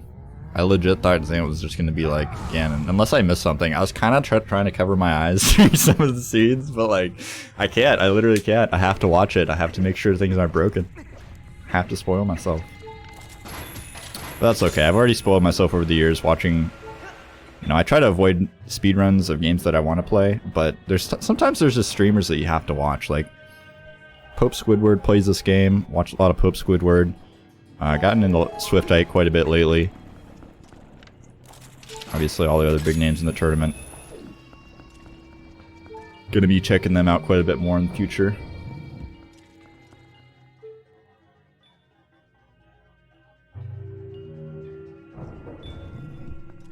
Which reminds me, I'm just gonna go ahead and plug everybody, because you guys really need to go and follow all the runners if you haven't already. Got JDLM, also known as JD, more popularly. Bruggles. Marco. I mean, everybody already follows Marco and Demon, right? I almost feel bad shouting out Marco and Demon. We should really be pushing everybody to the other streams, right? But you gotta give some shoutouts to the legends now and again. You know, sometimes I'll get criticized for doing stuff like rating a partnered streamer, you know, stuff like that, but the big streamers need love too. You know, this is their job. This is how they make their money. Especially the ones that are, you know, solid community members, always positive. Always breaking down the barriers.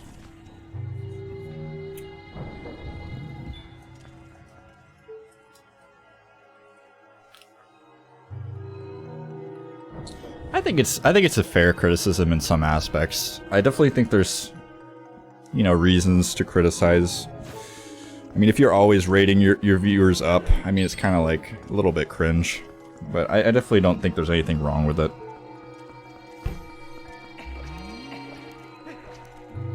I think when you get into the territory of like worrying about like if people are clout chasing or whatever on Twitch, you've kind of lost the point. Who did I miss? I know I missed somebody, didn't I? Oh, I think I got everybody. 1, 2, 3, 4, 5, 6. Oh, no, we missed somebody. Oh yeah, Bewildebeest, the guy that I was just talking of. The gamer who I was just saying was so epic. The one who was just helping on commentaries out of the goodness of his heart.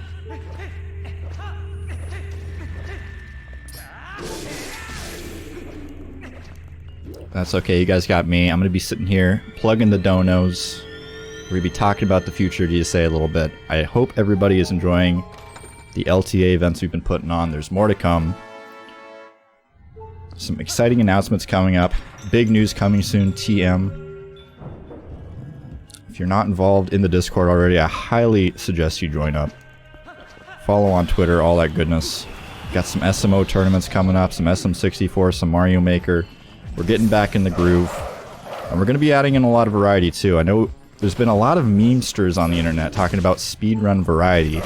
But let me tell you, there's going to be a lot more variety on here. There's going to be a lot more small one-off tournaments going on.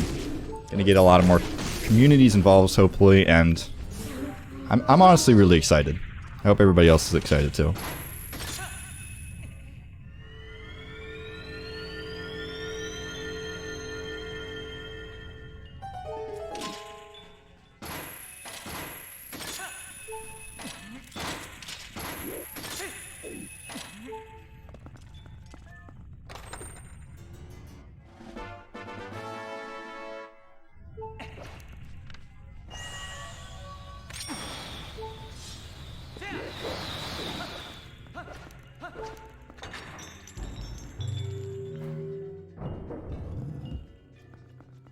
So I hope there's not too much background noise going on. Please let me know if there's any need.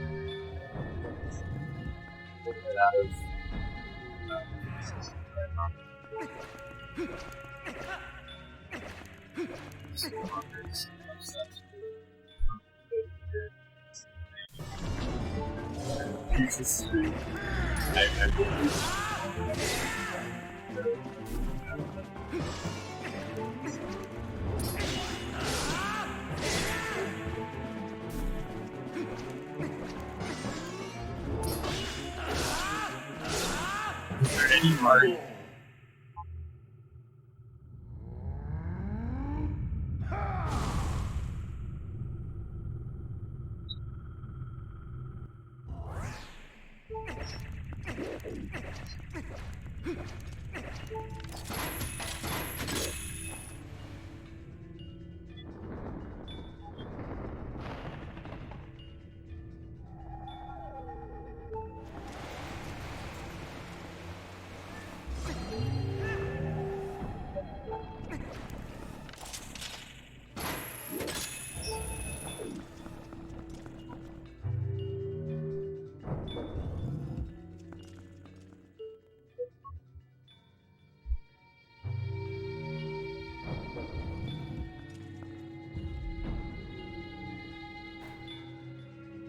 I think I turned into a robot there for a second.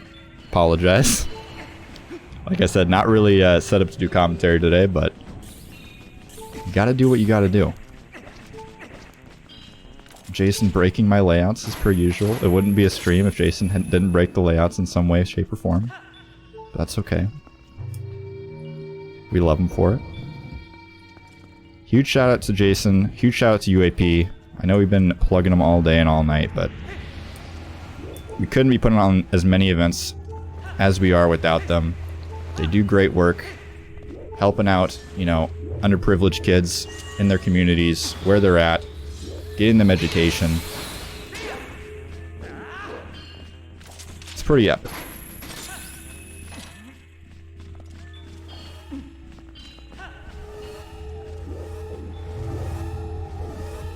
Yeah, my mic died. I'm not really sure what happened. OBS doing OBS things.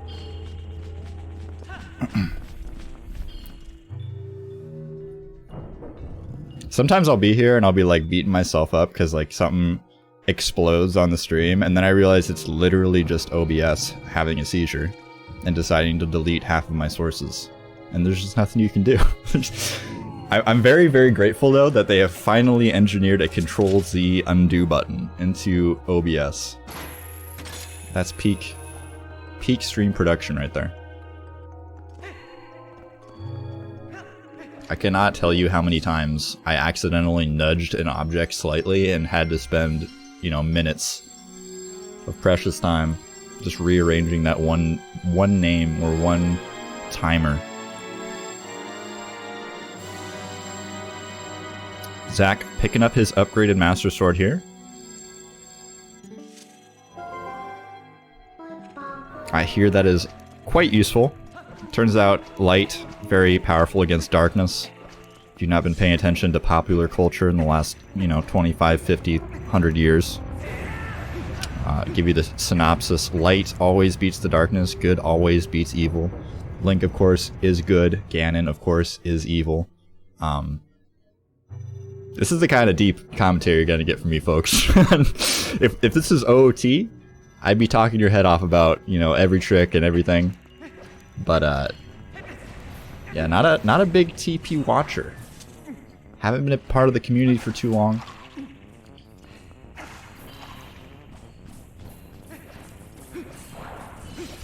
Definitely intending to change that though.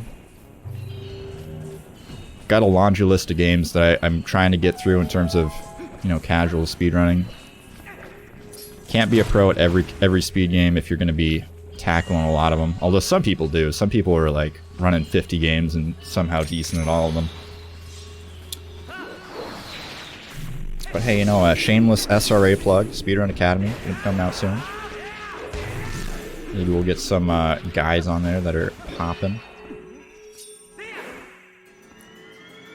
Although I hear there's some pretty decent guides for this game already. I'm sure you could go find them yourself right now if you go to speedrun.com. Probably not supposed to say that on stream, but that's where the most guides are. That's where the communities arise. Cheese, please fire me later.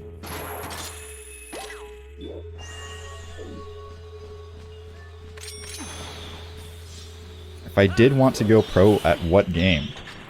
If I were to focus on only one game for the rest of my life, it would probably be Ocarina of Time.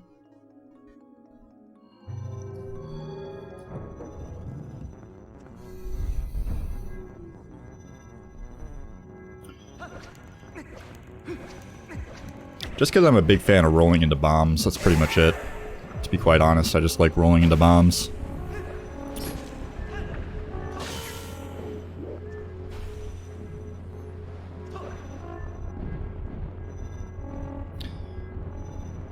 Bruggles gonna be traversing his way through these sand pits. I had no idea you could claw shot. I had no idea you could claw shot those. That makes it so much easier. I don't even want to explain to you guys how I beat that portion. We're just gonna pass over that, gonna gloss over it. I will say I really appreciate how if you die as Wolf Link in quicksand in this dungeon, Minute will just like watch you die and be like, huh. I really appreciate that part.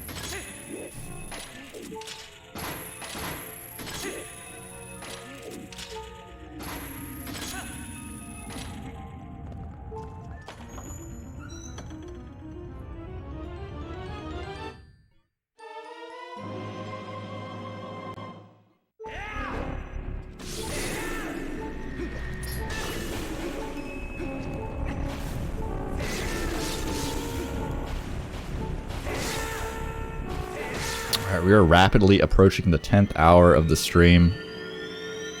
It's been a long one. But we're still hanging in there. The runs are not dead yet. These runners are playing for quite a sum of money. So every run does count, and if they can shave even just seconds off of their time, it could potentially be the best time they get in the entire event. First place prize for this event is $800, so there's quite a bit of money on the line. $2,000 total prize pool. Everybody gets a little cut of it. You know, 16 hours minimum of gameplay from each gamer is nothing to, you know, wag your finger at. It's a lot of work. Okay, that's a sick jump out of Bruggles, I will say. A much more appealing way to beat this dungeon than, you know, I endured the other day, I must say. I think probably the most interesting part about this game for me is the, I think they're, I want to say LGA, but now I'm thinking that might just because of the format. Ooh, and Zach taking a death. And tapping out of the tournament for today, ZachLink, ending the day in 3rd place, most likely. Unless Bruggles is somehow able to bop him here. Bruggles remaining as the last gamer standing.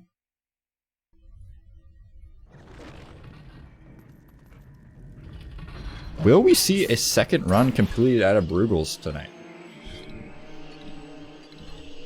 I'm not too surprised, but I'm a little bit surprised that we haven't seen 2 runs out of anyone so far in the event. We've seen 1 from each player, which is nice. Sometimes you'll see in these events players getting, you know, kind of bogged down on the first day, and it honestly looks and feels like it's really wearing on them, you know, that they can't get that run going. You can really tell that they're feeling that, you know, they're letting themselves down, they're letting, you know, their fans down or whatever. So it's really nice to see everybody at least get on the board, and all the times are, you know, fairly respectable. I mean, everybody always has been talking, you know, throughout the day about sub 3 and how big sub 3 is for the community and for individuals.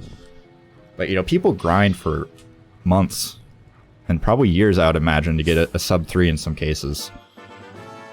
And a lot of these gamers, you know, popping out a sub 3 in an 8-hour setting, very impressive.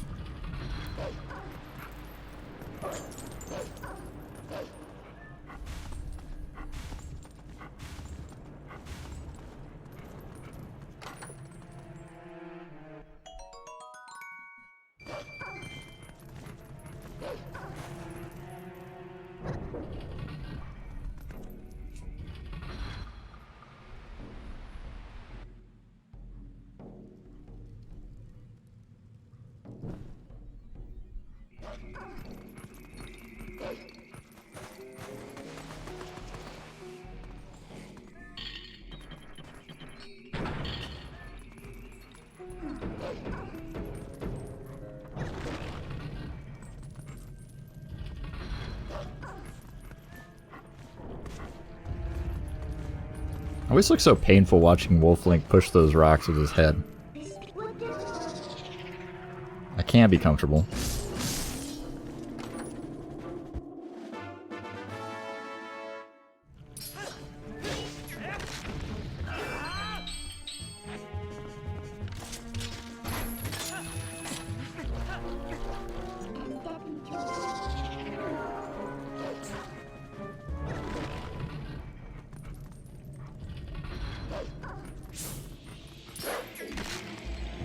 been doing a lot of shout-outs to the runners, a lot of shout-outs to the commentators, etc. I think it's really important you give a shout-out to all the donators today, raising over $500 in our first day here.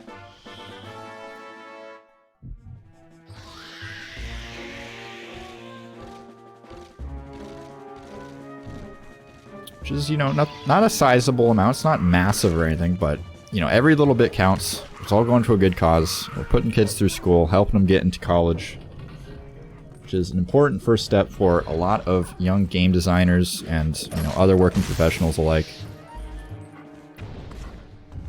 Can provide a pathway out of, you know, lesser income situations.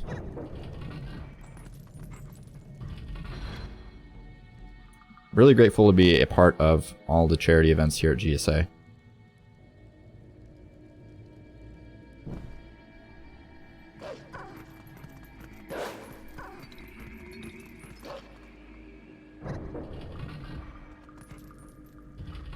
One thing I've noticed about Bruggles is that this gamer has a powerful poker face. Like, I don't think that if you're in a game of poker, you could tell what Bruggles is thinking at all. Like, I've kind of like been examining his facial expressions, you know, even when he's off the screen. I can usually see most of the runners on my setup. It's been stoic.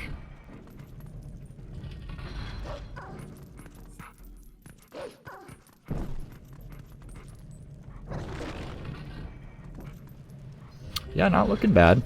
You know, we're comparing against PB here in the splits. He's plus 1 minute off, so, you know, barring any issues, we could theoretically get a 257 here, which is pretty sick.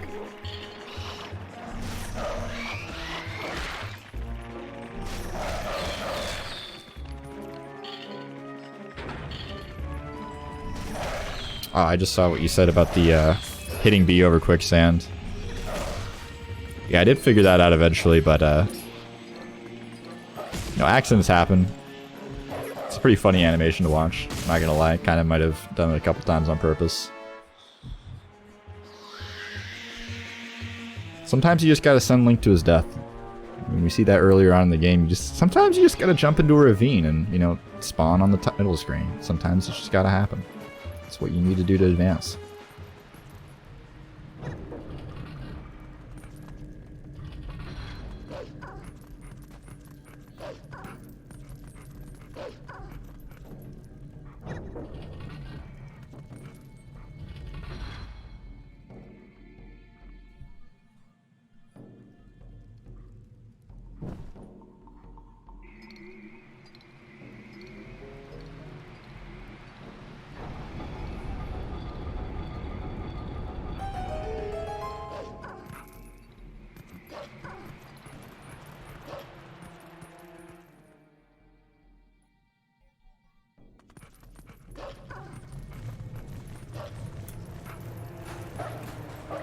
It's really interesting looking at everybody's times they've gotten so far and comparing that to their PBs. A lot of people playing very, very close to their PBs. Ike, 4 minutes off PB.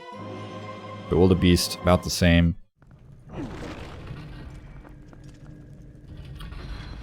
You know, even the top players like Marco playing really, really close to PB. I mean, Marco's got a 252.24 world record. Pulling out a 255.24. Demon playing even closer. The 252.38 personal best.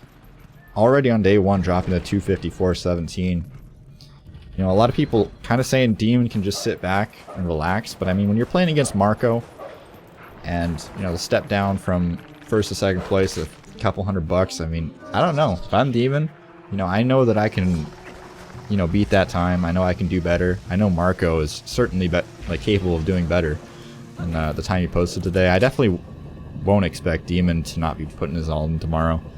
Definitely think he's going to show up to play. And I think we can see a better PB out of him. I think we'll see a better run out of every player, honestly. I think the, you know, longer timed runners gonna have a bit of a chip on their shoulder, gonna want to prove themselves. Especially considering there's so much D-Rust going on. A lot of hundo runners, players playing other games, coming back for the tournament.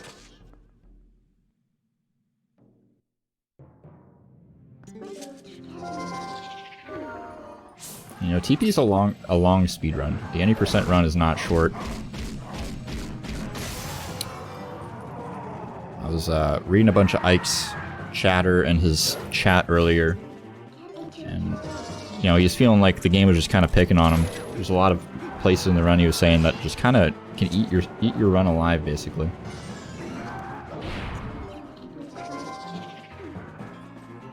That's what's tough about these kind of speed runs. Is like if you make a mistake, yeah, there's been a lot of draws to like Mario and other games, but generally any game with like, you know, movement-based time losses majorly, you know, because in TP you have a lot of tricks that make or break the run. In a run like OOT Glitchless, for example, depending on what route you do, obviously there's advanced strats that make things more difficult, but a lot of the run is just movement-based, so when you lose time, you can just kind of keep going and try not to lose more time.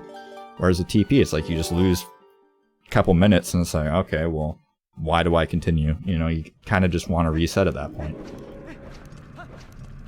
But it's also a double-edged sword because when people see that and they see that you can get so consistent at these difficult tricks, it's just really awesome to see.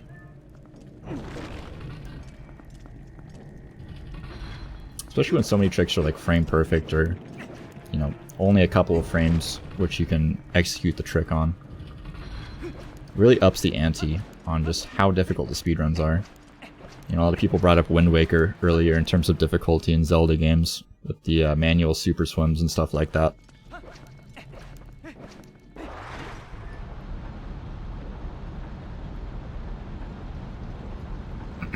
Just the idea of like, you know, task-only strats becoming, you know, more viable. It's very interesting to see.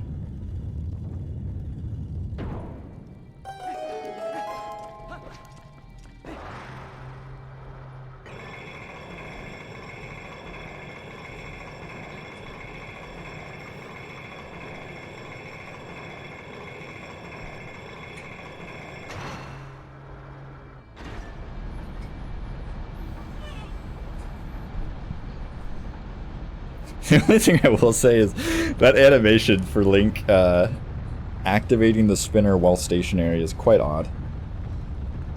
Not really sure what they were thinking with that one. Probably could have come up with something better.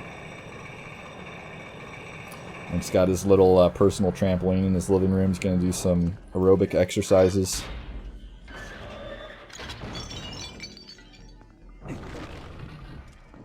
Bruce graciously going off the camera to hide his cough or sneeze. Gotta appreciate it.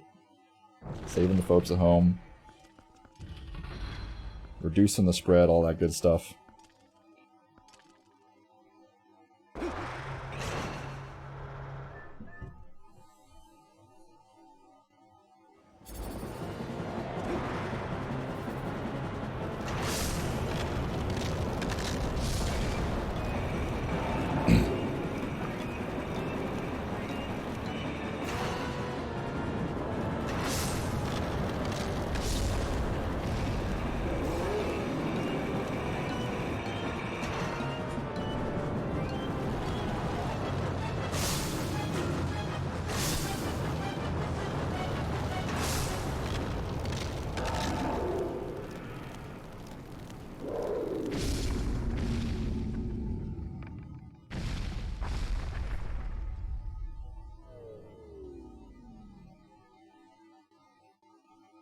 Still looking like a pretty good pace here out of Arbiter's Ground. We'll see what the split's like.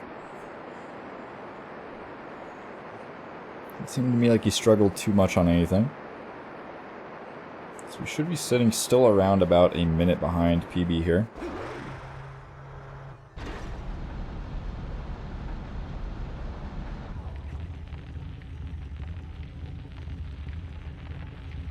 For some reason I thought they like one phased this boss somehow and like cheesed it, but maybe I'm wrong.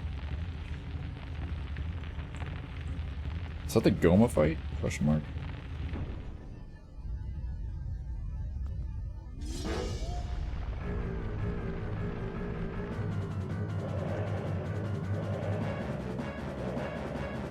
So I believe this fight is called the Spooky Skilalolitan fight, if I'm not mistaken. Honestly, I think it's one of the coolest boss fights in the game. I think the spinner is a pretty cool item.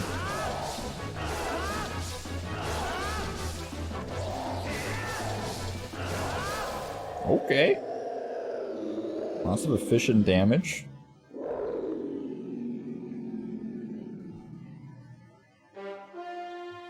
Needing one single phase there to knock out the boss. Very cool.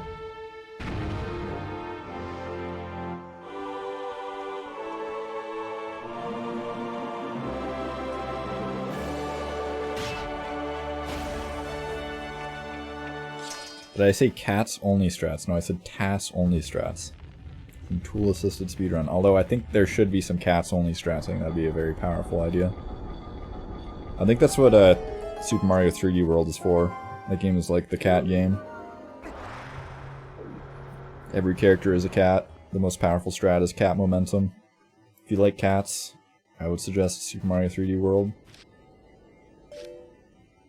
Or maybe that one, like, point-and-click take care of your cats game called Cats. I remember playing that growing up, pretty good. Not sure if anyone speedruns that. Yeah, it's a pretty popular speed game. Considered reaching out to some people about running a tournament for it, but...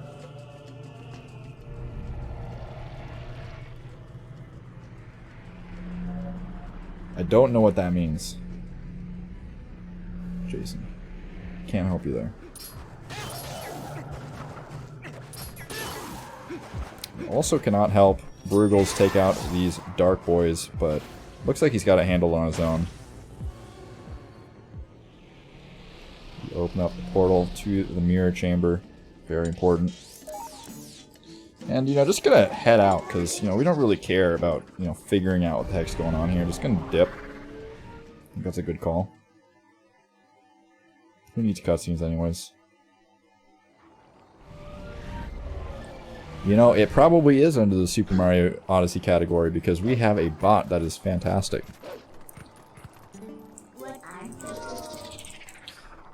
But, I mean, what's the point of being the restreamer if you don't have to fight a bot? You gotta make it a challenge.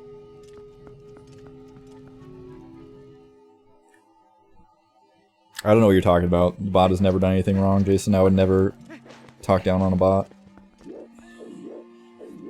Alright, so here we're going to see a thing where Bruggles is going to do stuff. Going to be clipping through the wall with another transformation. These transformations are pretty strong. Turns out you can just kind of walk through walls with them.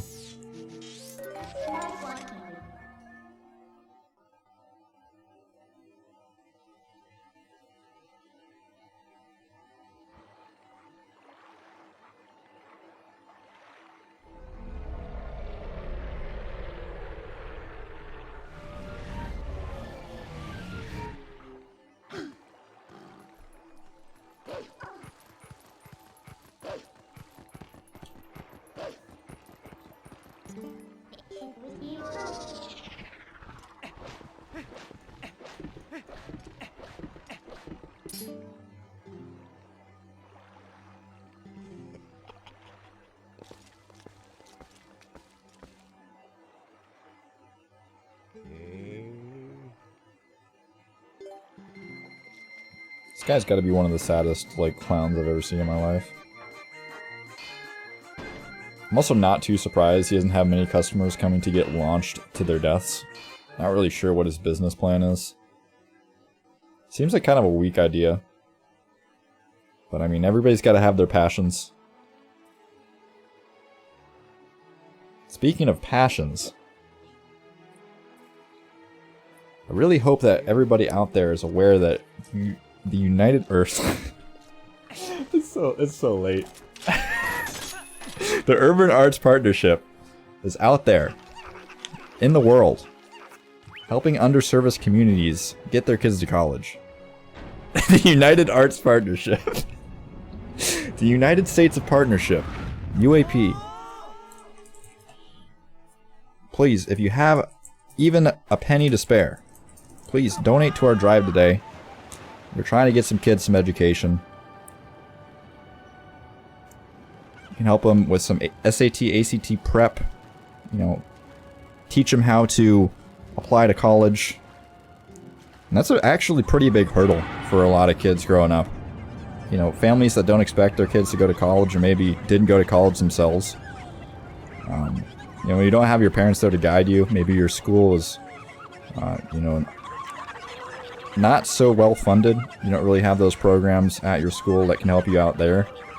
It's really important that these kids have the opportunities, the same level of opportunity as, you know, kids in other areas. So please consider reading about UAP. They help us put on these great LTA events from time to time, and it means a lot to us here at GSA.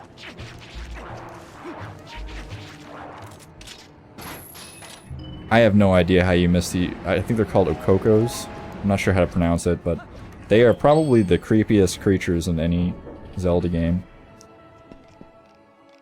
Weird naked chickens with bulging eyes. Well, I guess they're not bulging, they're more like hollowed out red dot sockets. Oh god. I shouldn't have looked at chat, I'm sorry. It's my own fault.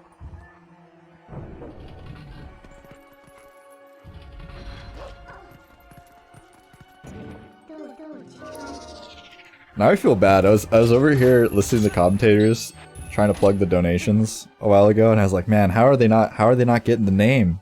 And then I realized, like, they've been at it for like 6 hours. And here I am, you know, I've been working with UAP now for over a month, and should definitely not be struggling, but 10 hours into the stream, it's a struggle, it's a struggle.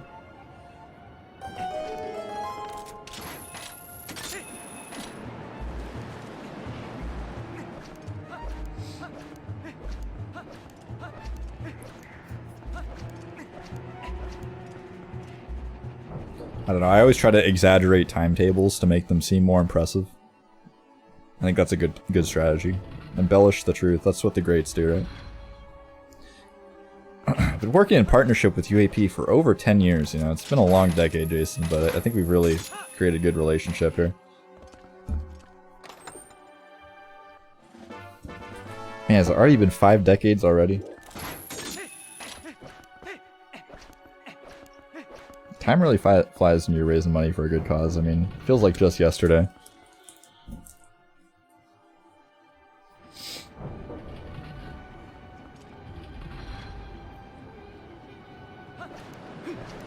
And then we help them too. It's a good process. It's a good circle of life.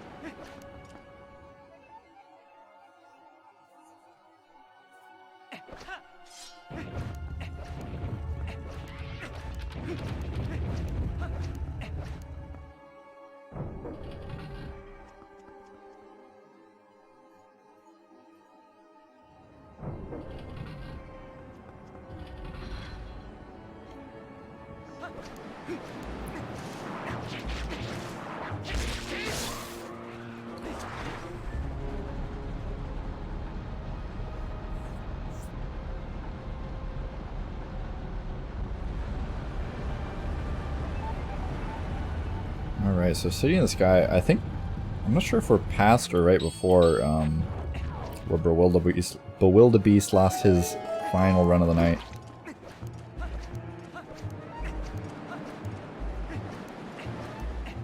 A little bit close to the edge there, but seemingly in full control. Bruggles is the man with the controller with the hands of gold. Jason backtracking on his embellishments of the truth. Probably a good plan.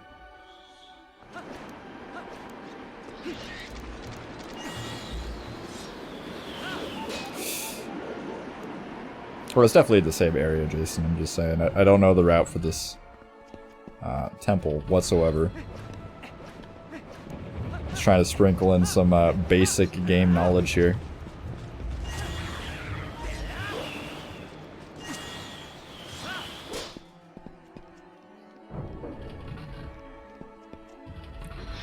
to be a man of my word to Bewildebeest, I'm definitely going to be referring to those jumps as tornado jumps for the rest of the run, so... any TP runners or fans that want to not cringe, probably mute the stream. No idea, Jason, that is not my department.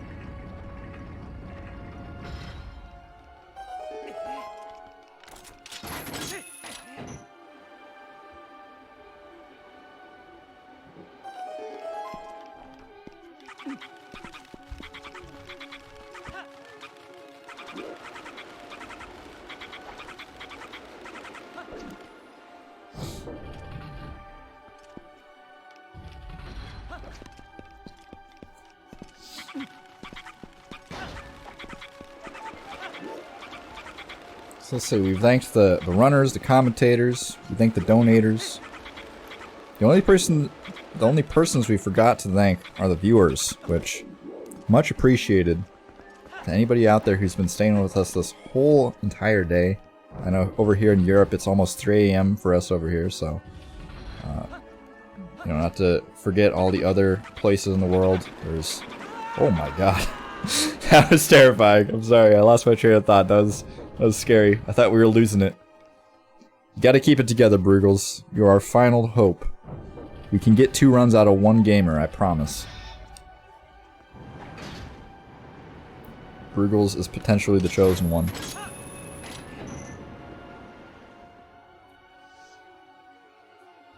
Yeah, without the viewers, I mean, GSA would be nothing.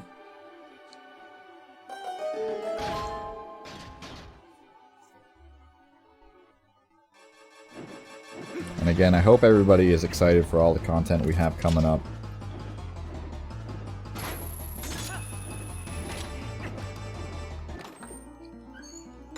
Bruggles popping off, getting the clip through the fence.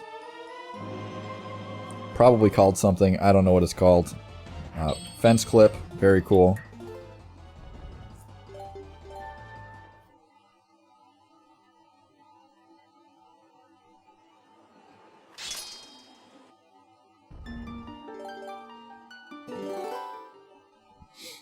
Grabbing those double claw shots, and we are going to be wrapping up the City in the Sky here.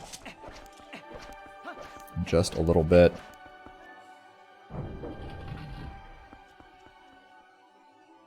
See, this is where I wish the runners had not meme splits. See, I'm cheating and I'm looking at the split names, but coming up after this we've got Butter Sword, which not quite sure what that's indicative of, but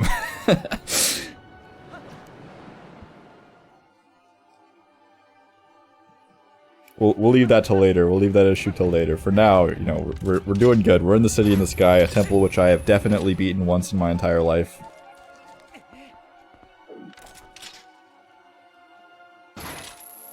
Hey, I mean, I shouldn't complain too much. At least it's like PG-13. I'm not allowed to read it out on stream.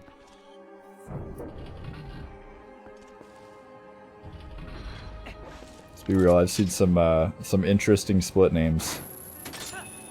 Not gonna name any names of splits or runners, but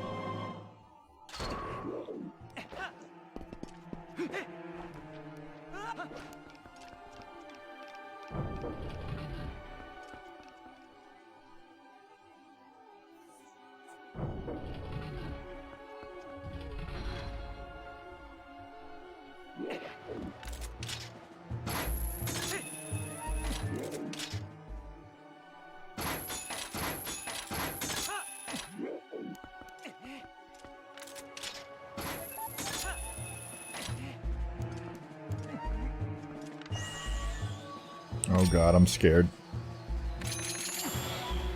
Oh, okay, that's hot. Bruggles, making the connections. Threading the needle, landing on these tiny platforms. One jump after another. That is precision engineering, folks.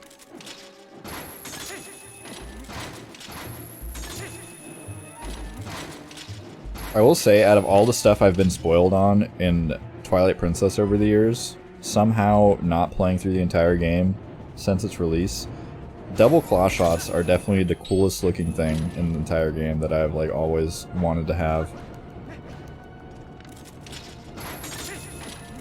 Granted, I didn't know what they were called,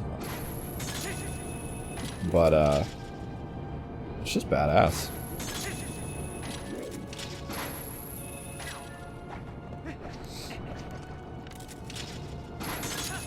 Definitely a lot of fun sort of platforming elements as well involved. You know, even this boss fight coming up, like, just watching the boss fight as a casual viewer, it just looks fun to play.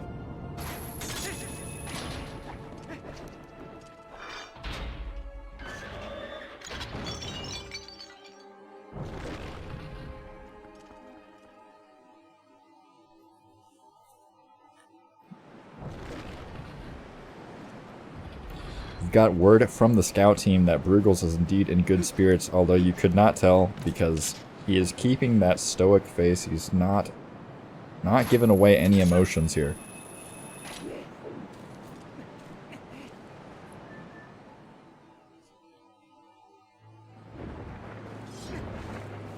But hey, with a run like what he's on, I mean, you gotta be happy with it.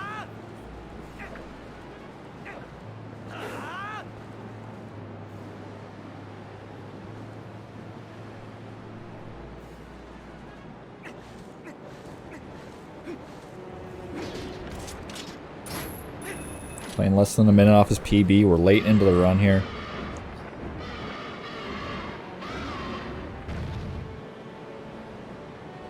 Best possible time. Sitting still underneath his PB, actually. We could see a PB potentially here, if things go very well.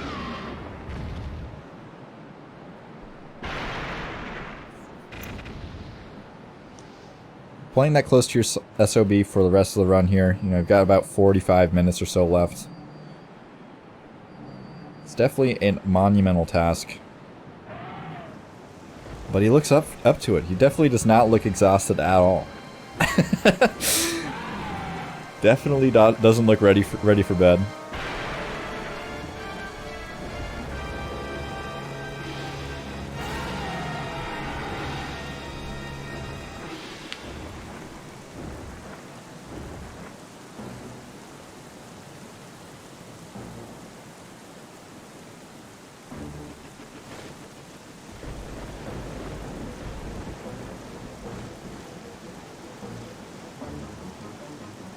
I don't think we've seen many, if at all, any PBs in LTA events here on GSA so far.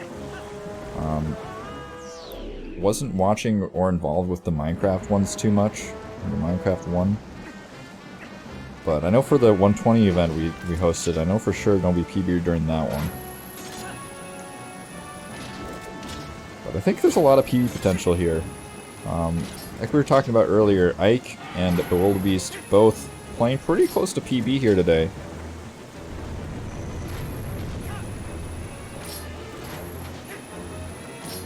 But right now it's Bruggles' turn.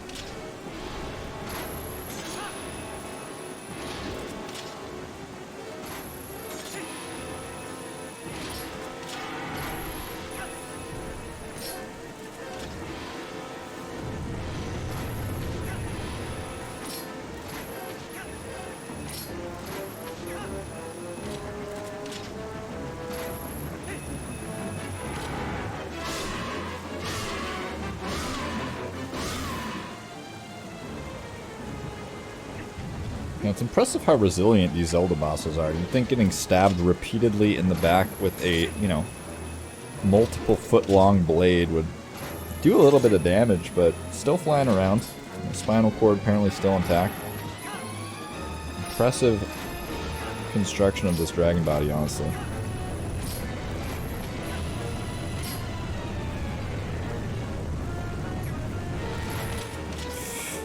Okay. That fire absolutely terrified me, but Bruggles unfazed. Knows the boss battle a little bit better than me. Gonna be wrapping it up here in the City in the Sky.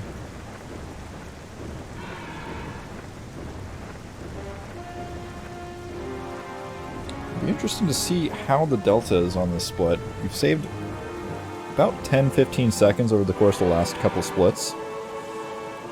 Bringing it down underneath a minute off of PB.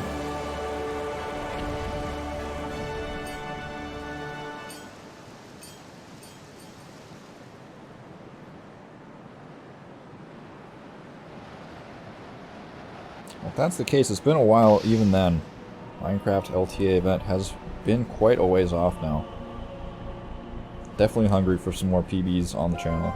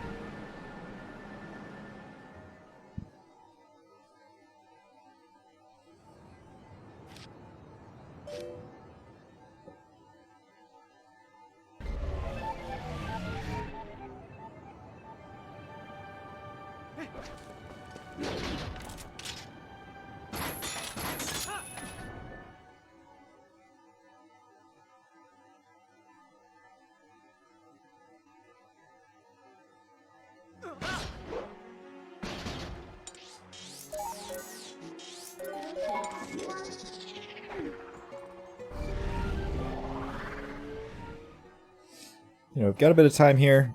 Be a really good time. I know we've been talking about it for the last, 10 to 11 hours. But we're going to keep talking about it. And tomorrow we're going to talk about it some more because you know what? It's a good effort. It's important.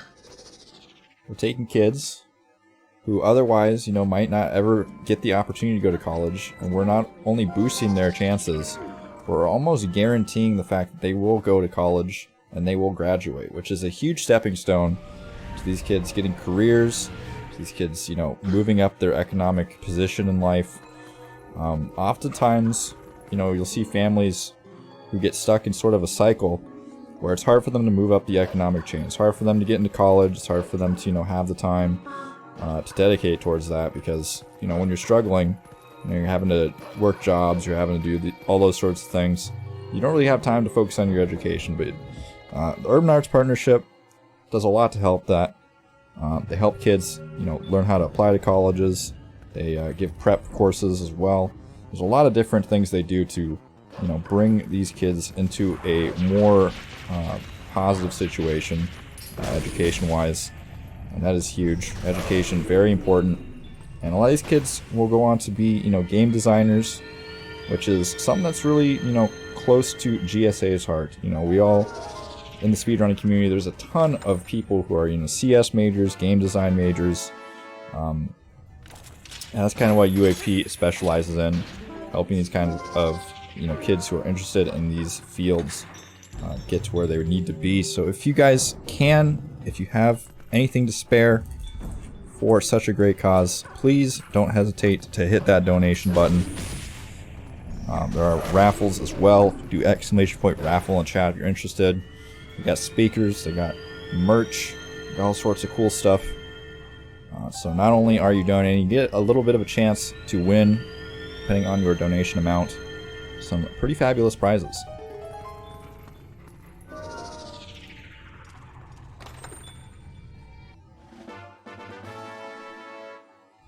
But one person we don't need to teach is Bruggles. Bruggles has got the moves.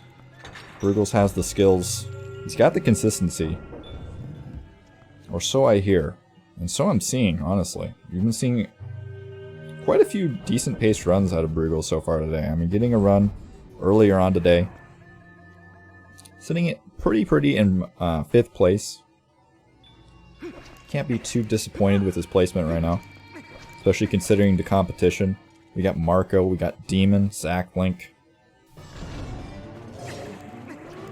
Lots of powerful gamers in here. When you're going up against the best of the best, and you can go toe-to-toe, it's gotta be a good feeling. You know, especially in a situation like this, you know, LTA. These runners can reset as much as they want. Which, in a no reset situation, you know, a 1v1 race or any other sort of race, there's situations where these top runners can make, you know, massive, you know, uncharacteristic mistakes and have a terrible run, and they can't reset. And typically, you know, they'll know how to bounce back from those things. You know, these top runners are very, very good at coming back from their mistakes. But there's a lot more opportunity for, you know, one runner to have a good run and the other runner to have a bad run. Whereas in an LTA format, pretty much every runner has the opportunity, as long as they've been practicing, they've been putting in the effort, they have the skills, they have the opportunity to, you know, put forth their best effort and, you know, try to search for that good run. And that's definitely something I think the runners appreciate out of this format, is it's a lot more similar to the PB grind. It's, you know, there's definitely things to appreciate about the 1v1 format. And I think, you know, it's going to continue to be a very big thing in the speedrun community, but I think the LTA format gives a nice variety, gives a nice new flavor, and I don't think it's going to go away anytime soon. You'll be hard-pressed to find pretty much anyone who's disappointed in this format. You know, getting 7 of the top players in any game, or even, you know, 7 of any player, you know, just playing at the same time is something really exciting. Even in more popular communities where, you know, there's that many runners running at a time all the time, it's cool. But in a game like this where, you know, setting up for the event, often I would go into the directory and I'd try to find players, and even casual players. Like, I'd be hard-pressed to find, you know, a stream that would be good to, you know, just test out what I'm setting up with. So it's really cool to have so many top runners all on at one place. It was a really good feeling to go in the directory earlier and, you know, see a bunch of runners on. As well as, of course, you know, the casual runners, too. It's a very important part, I think, in speedrunning communities, is to definitely appreciate all the different aspects of your community. Whether it's, you know, casual players, randomizers, ROM hacks. We're all playing the same game. And moreover, you know, you get a lot of sort of overlap, too. Randomizer players learning speedruns, speedrunners playing randomizers, speedrunners playing bingo, casual runners finding speedruns through their favorite games. You know, it's a good feeling just to have more people exposed, so to speak, to the speedrun community. As big as it seems now, speedrunning can only get bigger.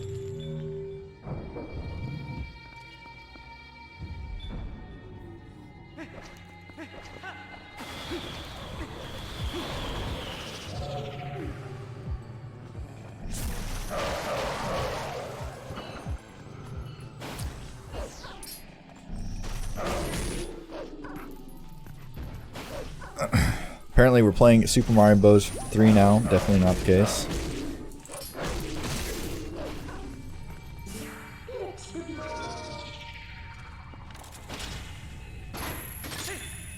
Although I'd like to see some Super Mario Bros. 3 on GSA in the future. Definitely a solid speedrun.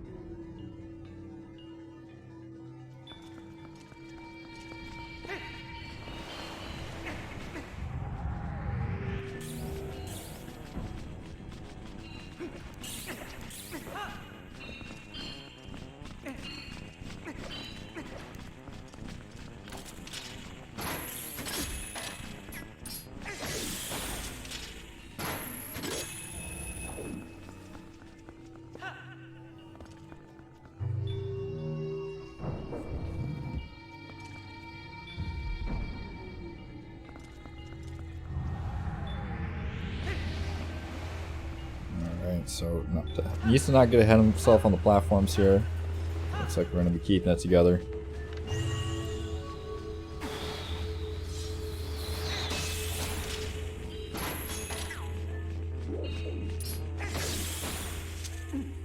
Showing some good patience there.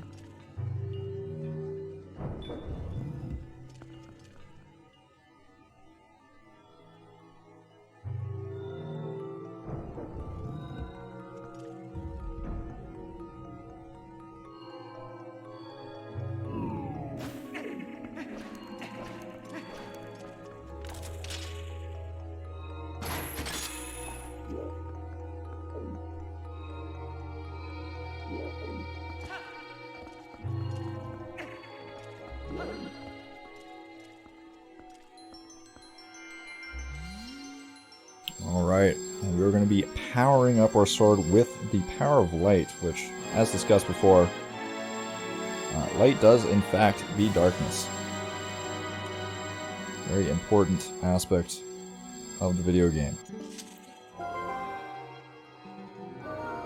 There's a tiny bit of time that we saved in City in the Sky, but still looking like he's playing very, very close to PB here. Gotta be happy for Bruggles with this run.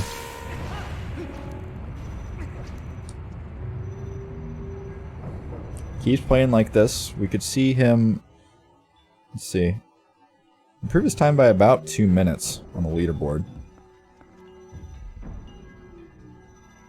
Which would be pretty huge. Could perhaps bop JD here.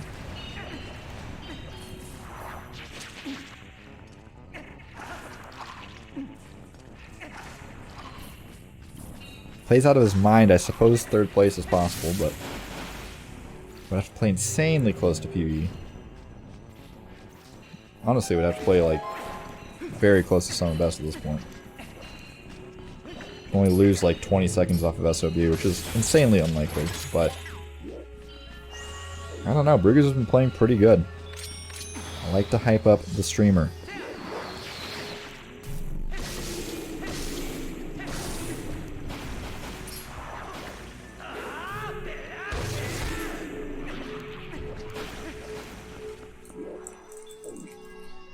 If you haven't already, go check out Bruggles. I know he'd appreciate a follow. Been providing hours of extra content here tonight. So if you've been enjoying the TP, don't forget to check him out. Even getting endorsements in the chat room. That's how you know a game is powerful. And the commentator's already given the shout out, and the chat is re-shouting out the shout out. You know it's real.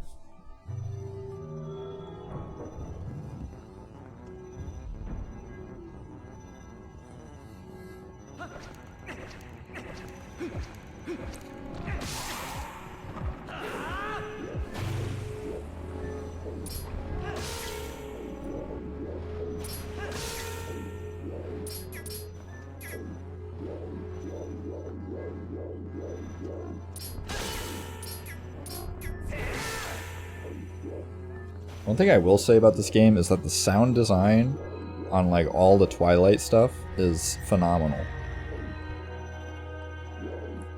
It's like very unique, it's very fitting.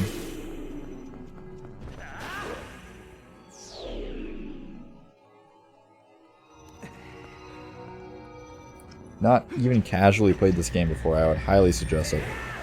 Definitely one of the better 3D Zelda titles.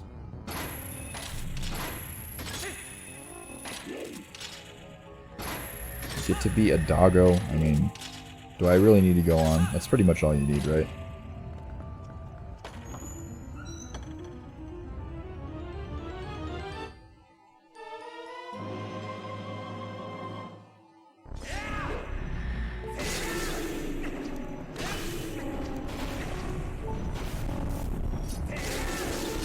Oh my goodness, the frames dropping. Not on the stream, but rather on the console. It's not able to handle all of those light refractions. I'm not really sure.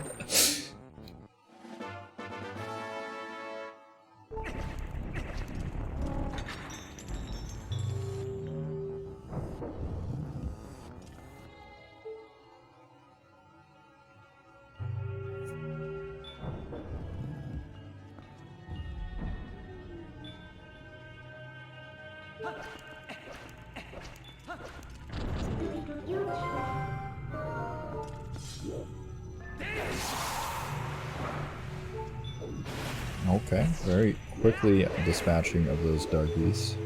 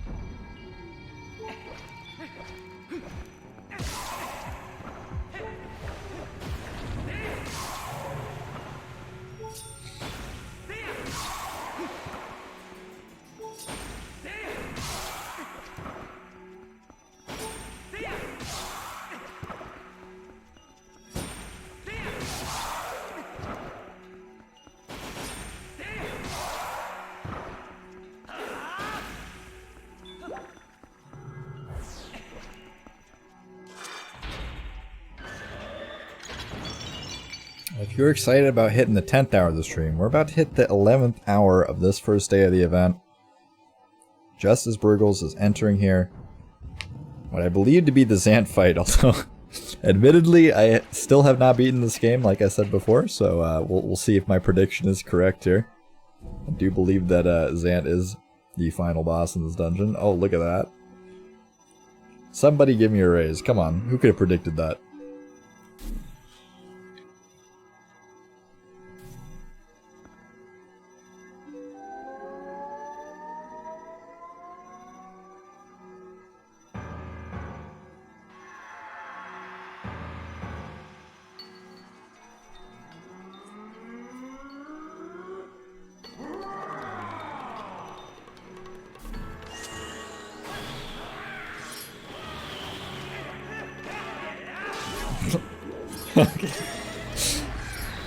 I will say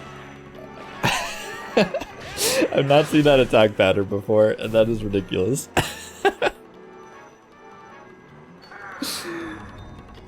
Oh my lord.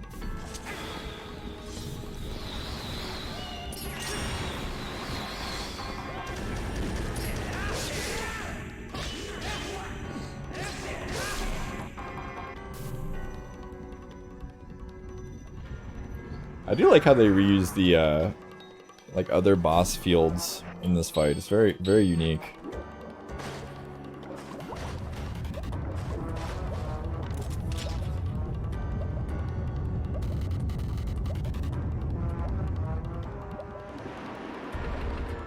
Ah yes, I was just getting to that detail right there. Indeed, he did get a 1 cycle there, a 2-frame window to get on phase 2. Absolutely insane. Bruggles playing out of his mind. How does he do it?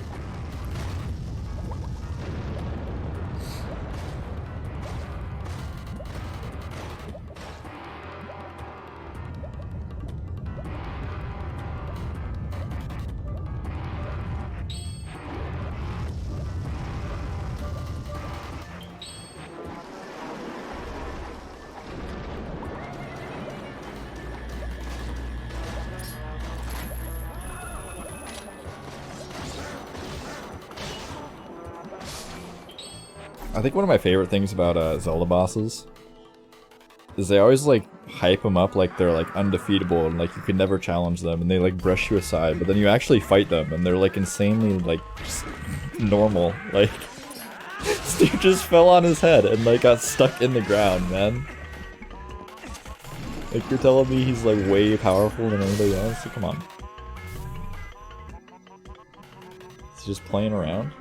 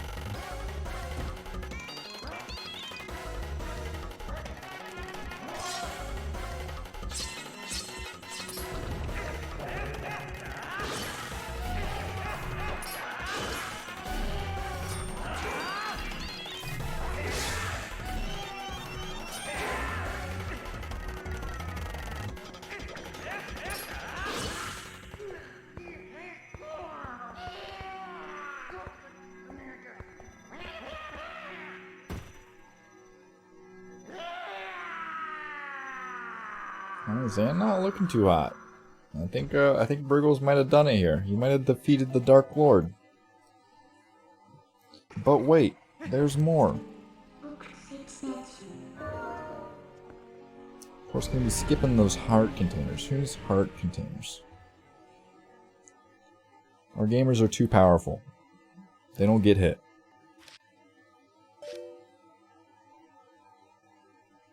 That's why we selected them. That's why they're in the battle right now for $2,000 of prize money. First place taking home a whopping 800 buckaroonies. That's in US dollars. Kind of a big deal.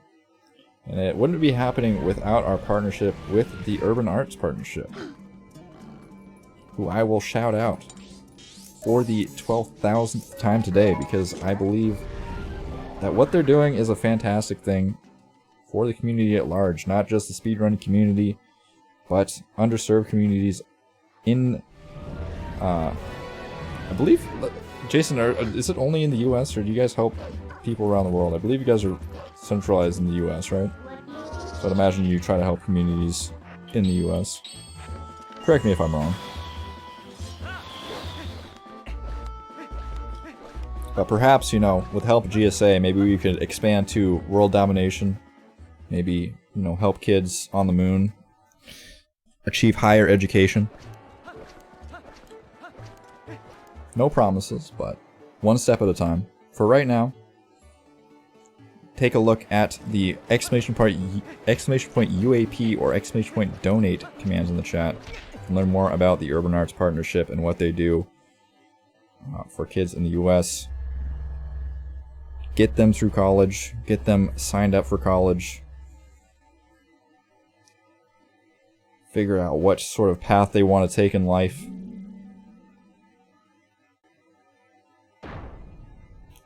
Okay, Minna, not looking too hot.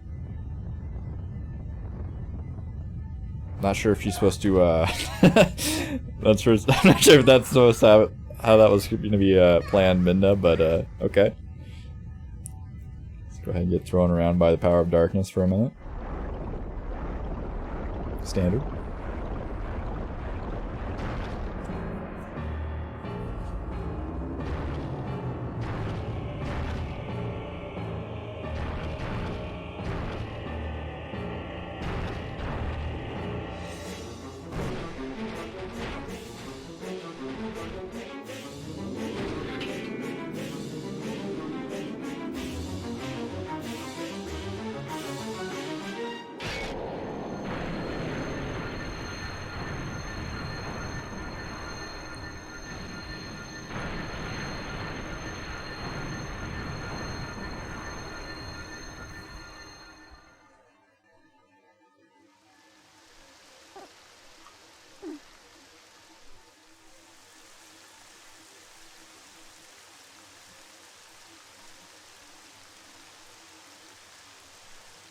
The final run of the night. Curse around Hyrule Castle has been broken. And the assault can begin. Bruggles.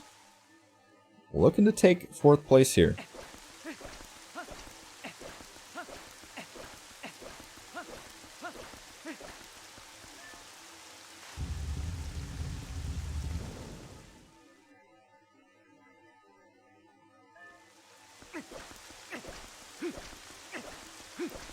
I wouldn't know about it, Jason. If you do have any specific questions related to UAP, I'm sure Jason would be happy to help you in the chat room.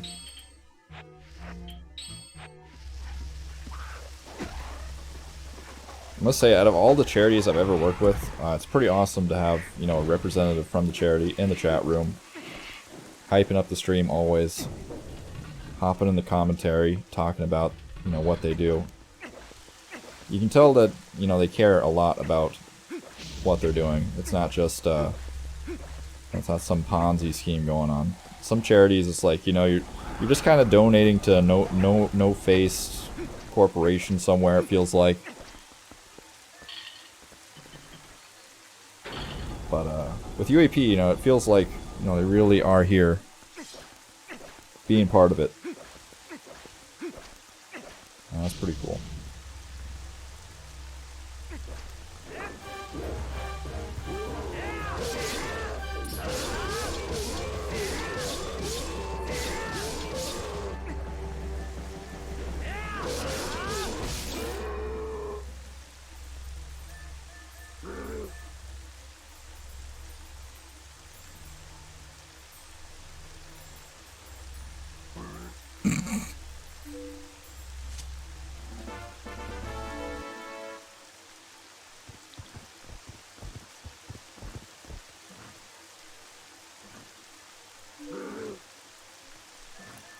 Yeah, I was reading that, Bruggles. Come on.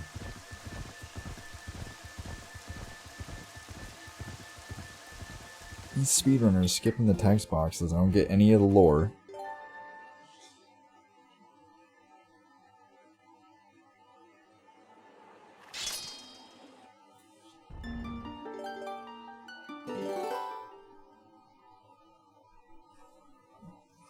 We are down to it, the final 10 minutes or so of the event tonight. Unless Bruggles starts trolling. But it seems to me like he's going to get a event PB here.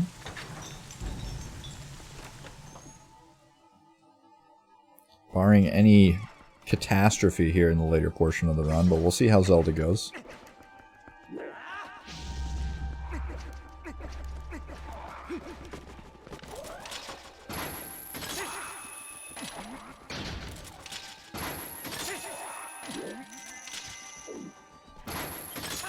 We need more confidence in the chat. The confidence is what Bruggles needs.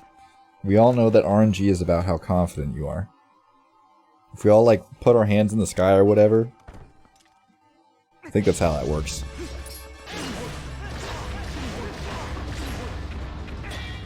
That's what I'm talking about. UAP brings the hype.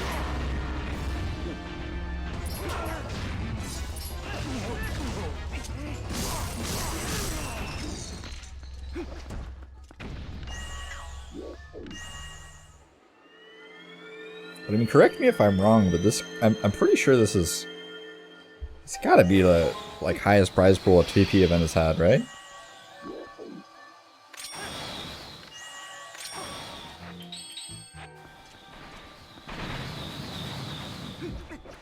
I know it may feel like I'm just trying to substitute lack of game knowledge with shouting at UAP, but you really gotta appreciate what they're doing for the community here.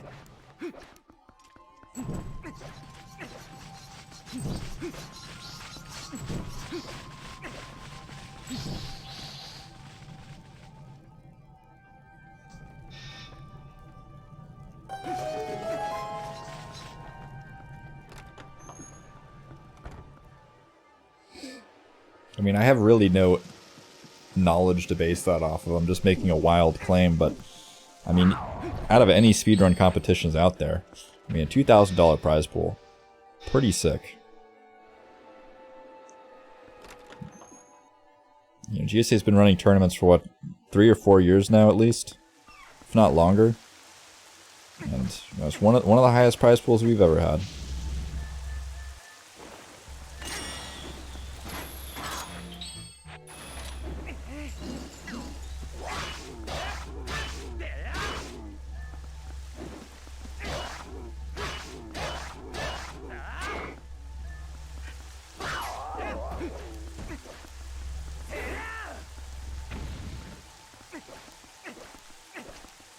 Which, if you're tuning in and you're thinking, wasn't this event supposed to end, you know, 2.5 hours ago, 2 hours ago, you are completely correct.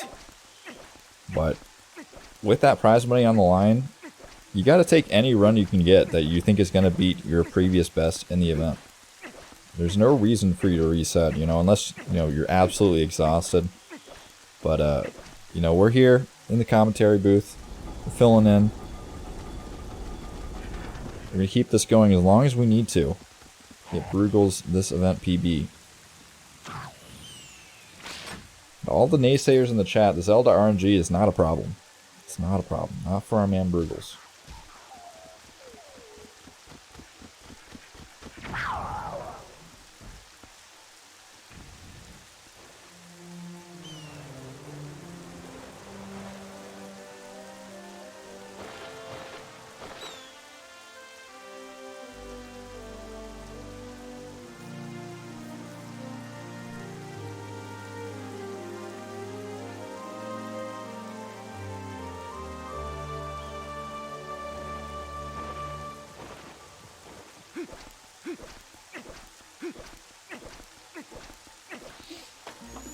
Alright, so big key getting acquired. Man, that was the riskiest call I've ever made in my life. Never seen that chest get open in my life, but just had a feeling, you know. Sometimes you gotta pretend like you have game knowledge, okay?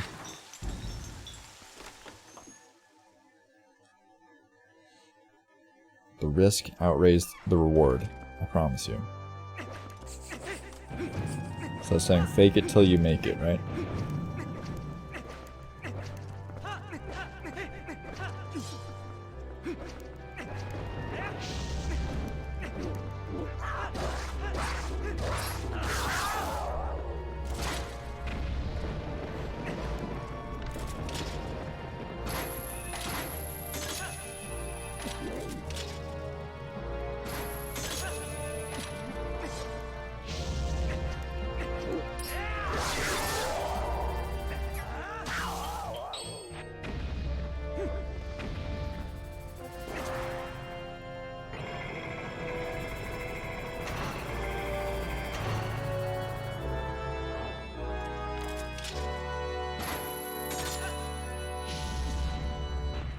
Okay.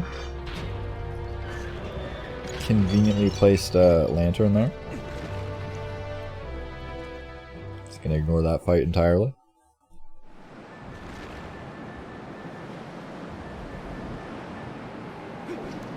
Man, are we close to PB here?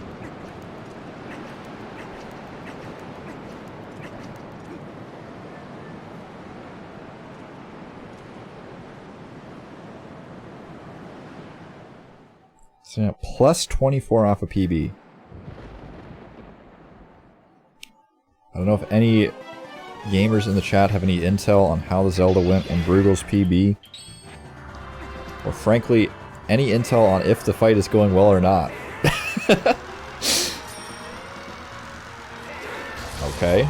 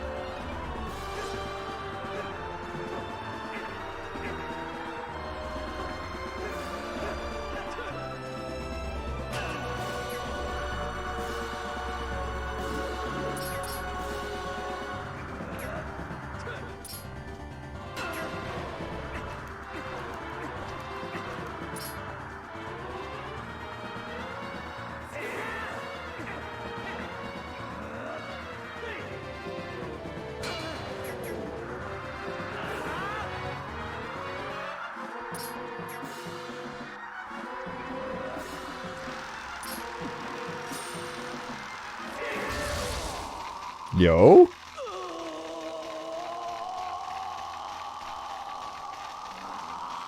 Saving time. You like to see it. 9 seconds off of personal best.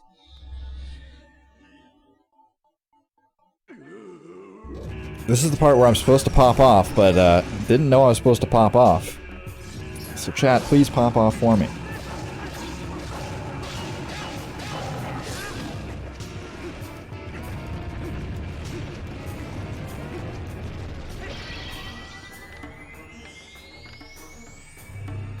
Speedrunner's favorite strat, stare at the wall.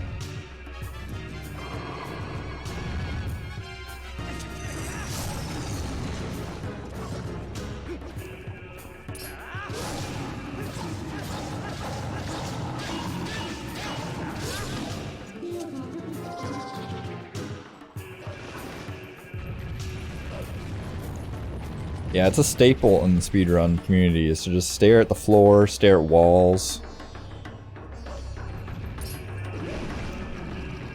Very, very important to not look at anything so that, you know, no chance of lag. No viewing pleasure for the audience allowed, and Beast Cannon going down.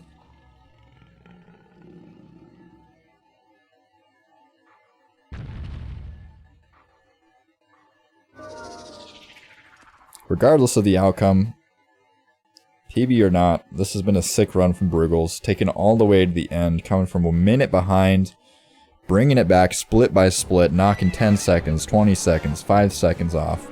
And now we're here at +9, entering the Ganon fight. I'm looking pretty solid here. At a bare minimum, I'm going to be potentially moving up a slot here, as long as this Ganondorf fight goes well.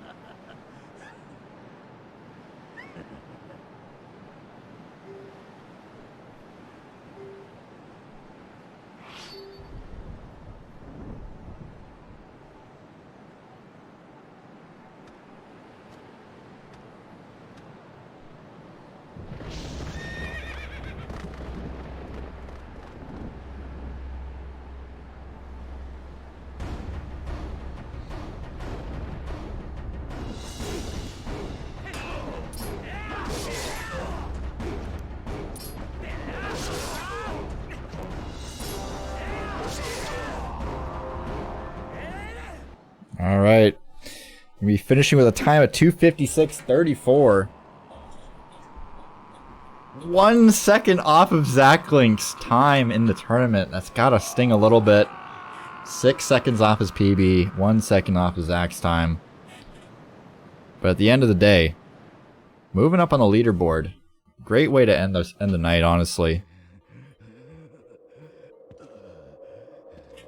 And huge props to Bruggles for carrying this one all the way to the end. That's absolutely massive.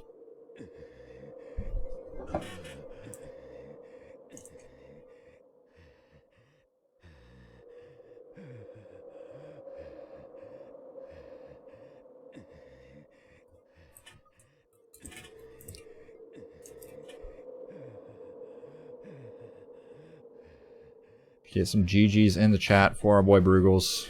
Be much appreciated.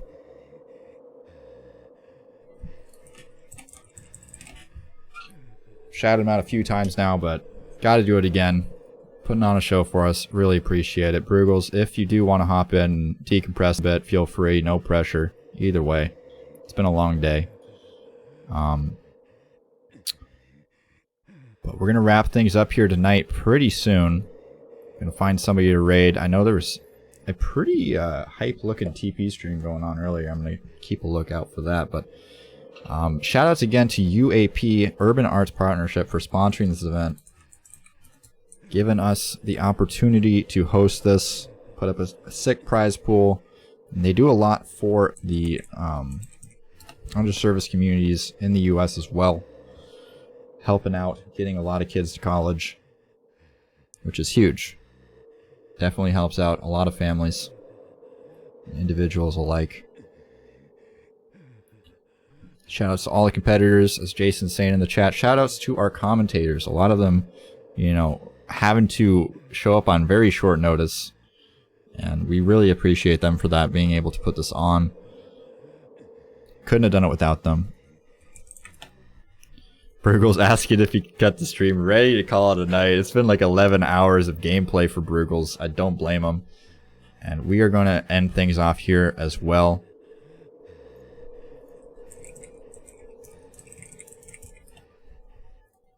I very much appreciate everybody in the chat for viewing so long. It's been a great day, honestly. A little bit rocky at the start, but that's how it happens with these events. Got 7 gamers on the screen. A lot of opportunity for technical difficulties.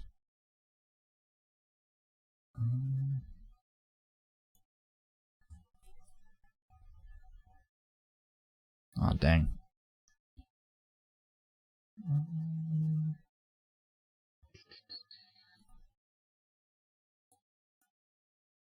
Let's go ahead and raid NASA Marathon. They are doing some sort of marathon. I'm not sure what it is, but I'm sure they're also supporting some sort of amazing cause. So if you guys can go give a look at that, be greatly appreciated. I do want to shout out the Discord and the Twitter of GSA. You can find it below the stream. A lot of great stuff coming up. If you have any ideas for different gaming tournaments that you want to see pop up on GSA, definitely hop into the Discord. Start typing away in general chat.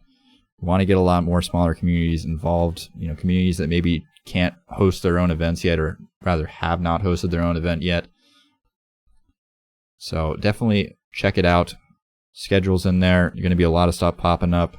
World Peace Tournament is starting next week. And we've got another day of Twilight Princess LTA coming at you tomorrow. Going to be another 8 hours. It's going to be starting at 10 a.m. Eastern sharp. Super promise. We're going to get it right this time. But yeah, be there. It's going to be an exciting day. There's going to be a thrilling conclusion. Somebody's going to walk away with $800. So you're going to want to be there for sure. And we will see you in the NASA stream. And we'll see you tomorrow. Thank you all for being here.